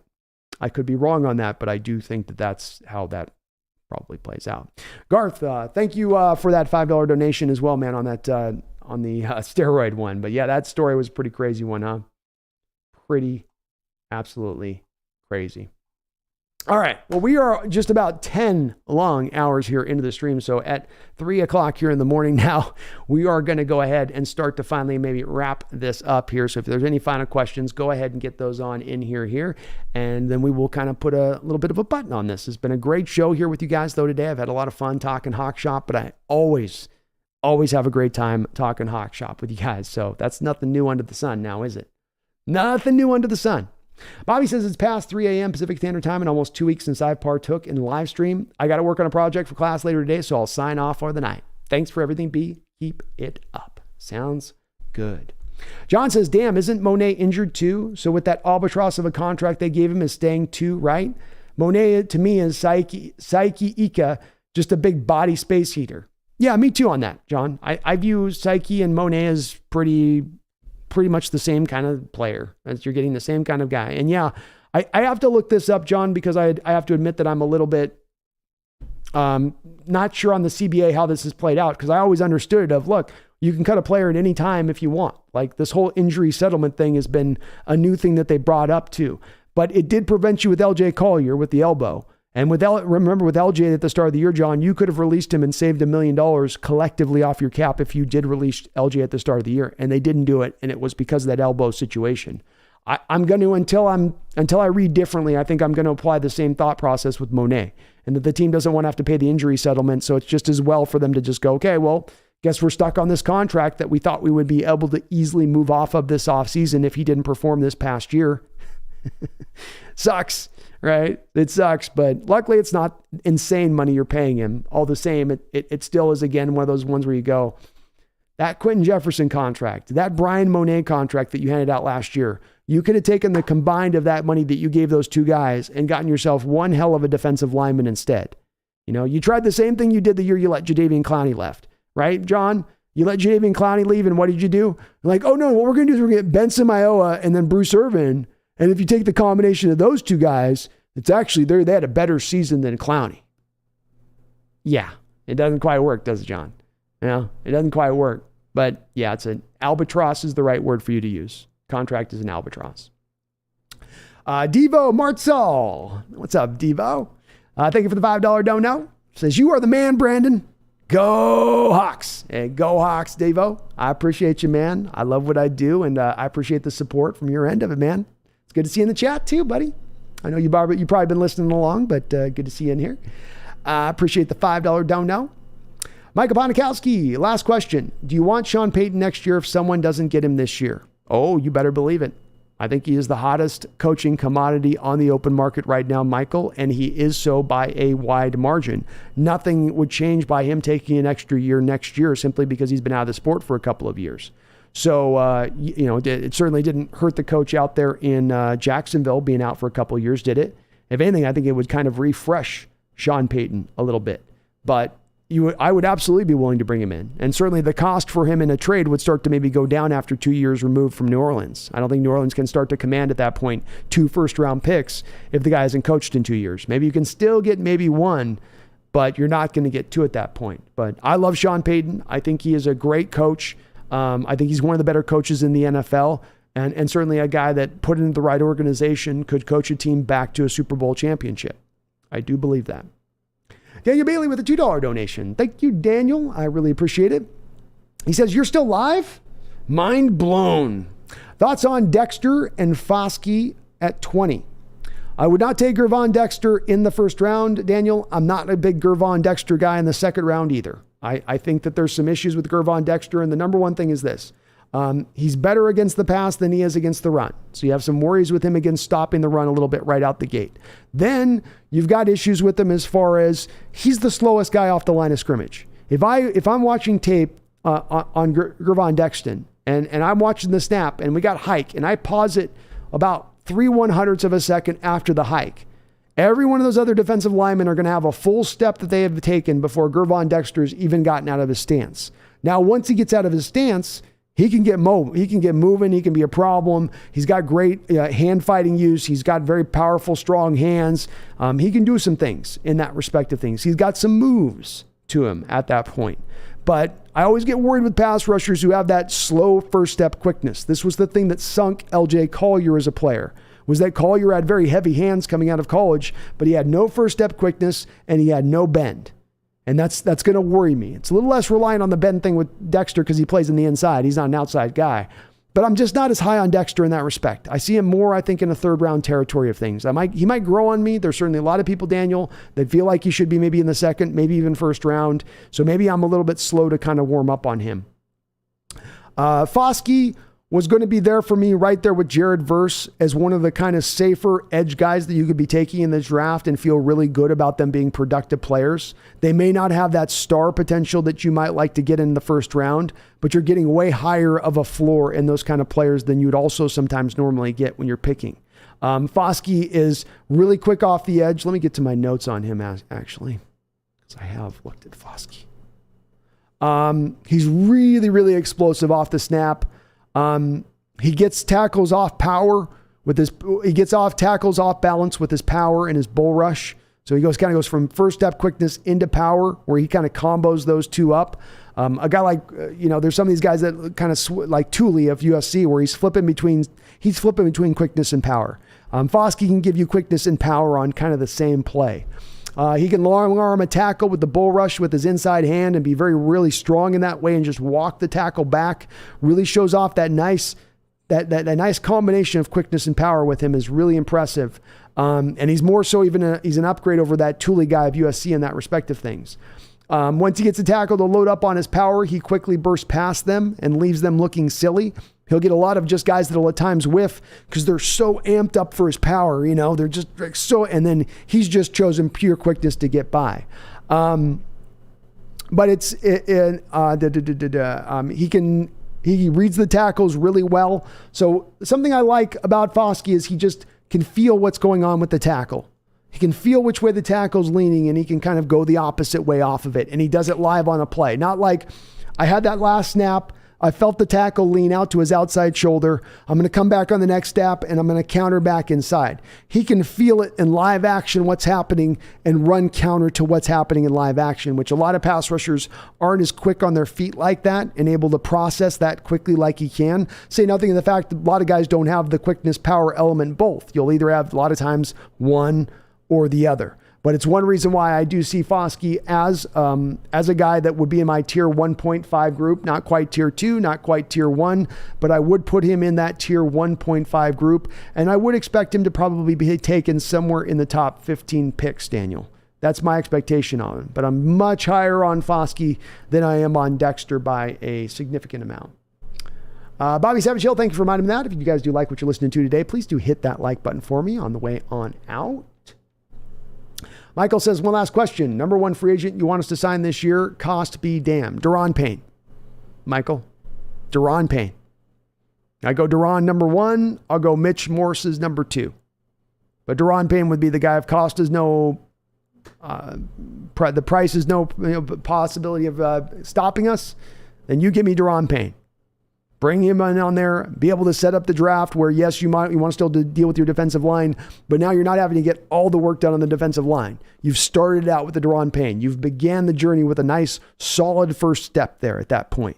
We got to get a couple guys in here, but that would start to set the stage and that would free up the draft that much more at that point for you to truly pick BPA, best player available, as opposed to where you might get drawn if you can't get a Daron Payne, if you can't get good defensive tackles in free agency. Now you start to get more fixed into the stance of, with that first pick, we got to get a defensive tackle. It just almost doesn't matter who it is. We just got to get the best one on the board at that point. And that's where you get into some troubleville as far as my standpoint goes on picking in the wrong way when it comes to drafts. Flag Sabbath, why the hell did we pay Monet? I don't know, man. I don't know. I don't have a good answer for you on that one. I don't. The coaches saw something on the practice field. He had never shown anything on the football field that had earned that payday that he got. It must have been that he must have looked like Ndamukong Suh on the practice field, I guess. He was Aaron Donald, I guess, on the practice field. But he's been highly injured, highly unproductive.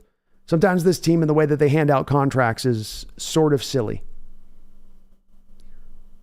John says, I saw a video of Brian Monet doing the Samoan dance thing, and Pete Carroll has his face like, oh my God, he's awesome. I swear they give those contracts to guys they like. Luke Wilson, who are hype contracts. Now, that would at least be an explanation for it that makes sense. It doesn't make sense for why you paid him before. He was doing nothing from a productivity standpoint to earn that payday.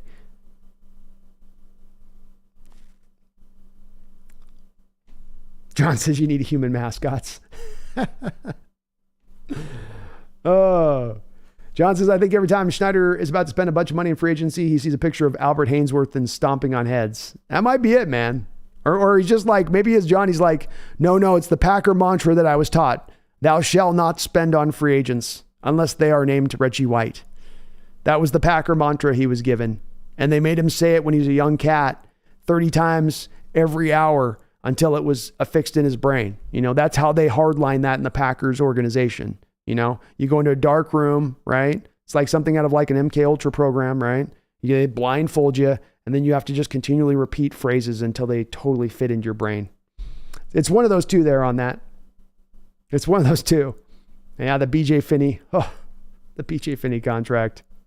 I got that one right too. I nailed that one. I said that on the day that they signed it. I was like, he's not starting. It was like, why would they sign into a contract? Like, he's not starting. Not happening. Coach Carroll's not going to have a run blocking center and a pass blocking center, and he's going to sit the run blocking center. At least the old Carroll never would do that. All right. We have gotten ourselves into 10 hours and 7 minutes here. I think this is a good time to start to put a wrap on it. Daniel Bailey, Devo Martzall, thank you for finishing up with those donations. You are very kind for doing it. Garth Knight, thank you for your multitude of donations throughout the channel today, man. I really appreciate all you've done here and your support, all you've done throughout this channel's history here with this. So again, a lot of the people donating this channel, a lot of these names, the same people that have been donating here for a very long time, and a lot of support that you guys have applied to this channel. I really want to say, as I know I maybe repeat myself and maybe it gets a little bit cringy for some of you guys to have to hear it, but I am really thankful and I really do appreciate it. And you're allowing me to really pursue and chase my dreams in a way that is very unique, and not many people get to do what I get to do. And I do recognize that I'm in a really special privileged spot to be in, and that's never lost on me here with this channel. So thank you guys, all of you, for all of the supports that you guys provided. Thank you for the chat, staying so on point and keeping things respectful, and not letting things get, even when we get disagreement, not letting it go fly off the wheels. Everybody able to stay and understand, like, we're all gonna have our different perspectives here, and that we have to understand too, as I think you guys do. I don't have to tell you this, but it's for new folks that come in. It's that, we want different perspectives, we want different views. That's the pathway to this channel becoming its most greatest point, is when we could think about all the potentialities and all of the different ways this can go. We will be at our smartest if we are considering all of the possibilities rather than just looking through the narrow echo chamber like path. So thank you to all of you, your support. Prince T1, good stuff. Brandon, still streaming at 4 in the morning, still streaming, man. We're about ready to have a good day. Flagstaff, we're about ready to put a button on this one though. Flagstaff says, thanks for the great work, B. Hope everyone had a great day. Be safe. John, you have yourself a great one. Appreciate the discussion as ever. And John, look, I will watch some more Zay Flowers film. I'm going to dive into more Flowers film and try to figure out what I was maybe missing. Megan says, but I am not changing my mind on trading back from picks 5, and Jim Zorn is being the best, says Megan. That is a fair way to finish this off, Megan. I think that's the perfect way to finish this off. So appreciate that. And you're right, John. We consider the possibilities, but you're right. We do eventually come to a consensus. And I think we come to that consensus because we try to, as much as we can, we try to intelligently come to that process, through that process, rather than coming at it from bias or I really want this to be this way. We go, what's the best approach? And I think people are universally on this channel overall trying to operate from that same standpoint. That's what makes you guys as faithful and passionate fans as you are. Just enjoying to watch the game. You're trying to understand the game. And I think that's what we all in this channel, all of us have that in common in this place. We all really do. And I really do appreciate it.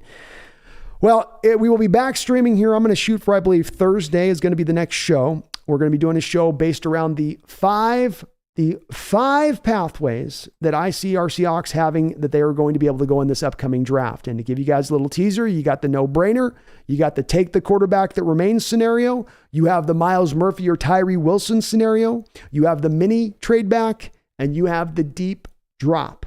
So we will be going into all of those 5 scenarios into the next live stream show we do here on Thursday. But I do think that your Seahawks are going to go one of those 5 pathways in this draft when it all plays out, when it all boils down. Well, appreciate you guys though. Thank you so much. We will be back on Thursday. And, in this next couple of preceding days until we're back on live, I hope you guys don't forget. I hope you guys are still remembering. I know the Niners are about to maybe go to the Super Bowl. I know we're going to maybe have to watch an NFC team go back to the Super Bowl and win it for 2 straight years. I can't even say that. I had a little vomit went up into my throat saying that. I don't want to have to say that again. It's got to be not a reality. Eagles, do God's good work this week, please. Take the Niner team out. I don't want to have to hear from Niner fans all offseason. Please don't make me have to. I don't want to, having a great day in the draft, Niner fans go, yeah, but you didn't win the Super Bowl. It's a great draft, but you didn't win the Super Bowl this year, did you? Get away. Shut up. Go away. So who cares if the Niners doing good? We're on our rise. We're heading to that Super Bowl window. Like I said, they're already in their window. Their window's already starting to shut down. They better get it this year, and if they don't get it this year, that window gets a little bit more closed shut. Ours hasn't even opened up yet. So stay excited. Stay enthused for this team. Be hopeful. Look towards next year to see if we can maybe fire forward on this and get to that point of ascent. But either way, I don't want any of you to ever forget.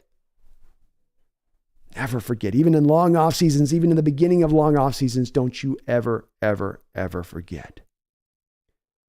Go Hawks.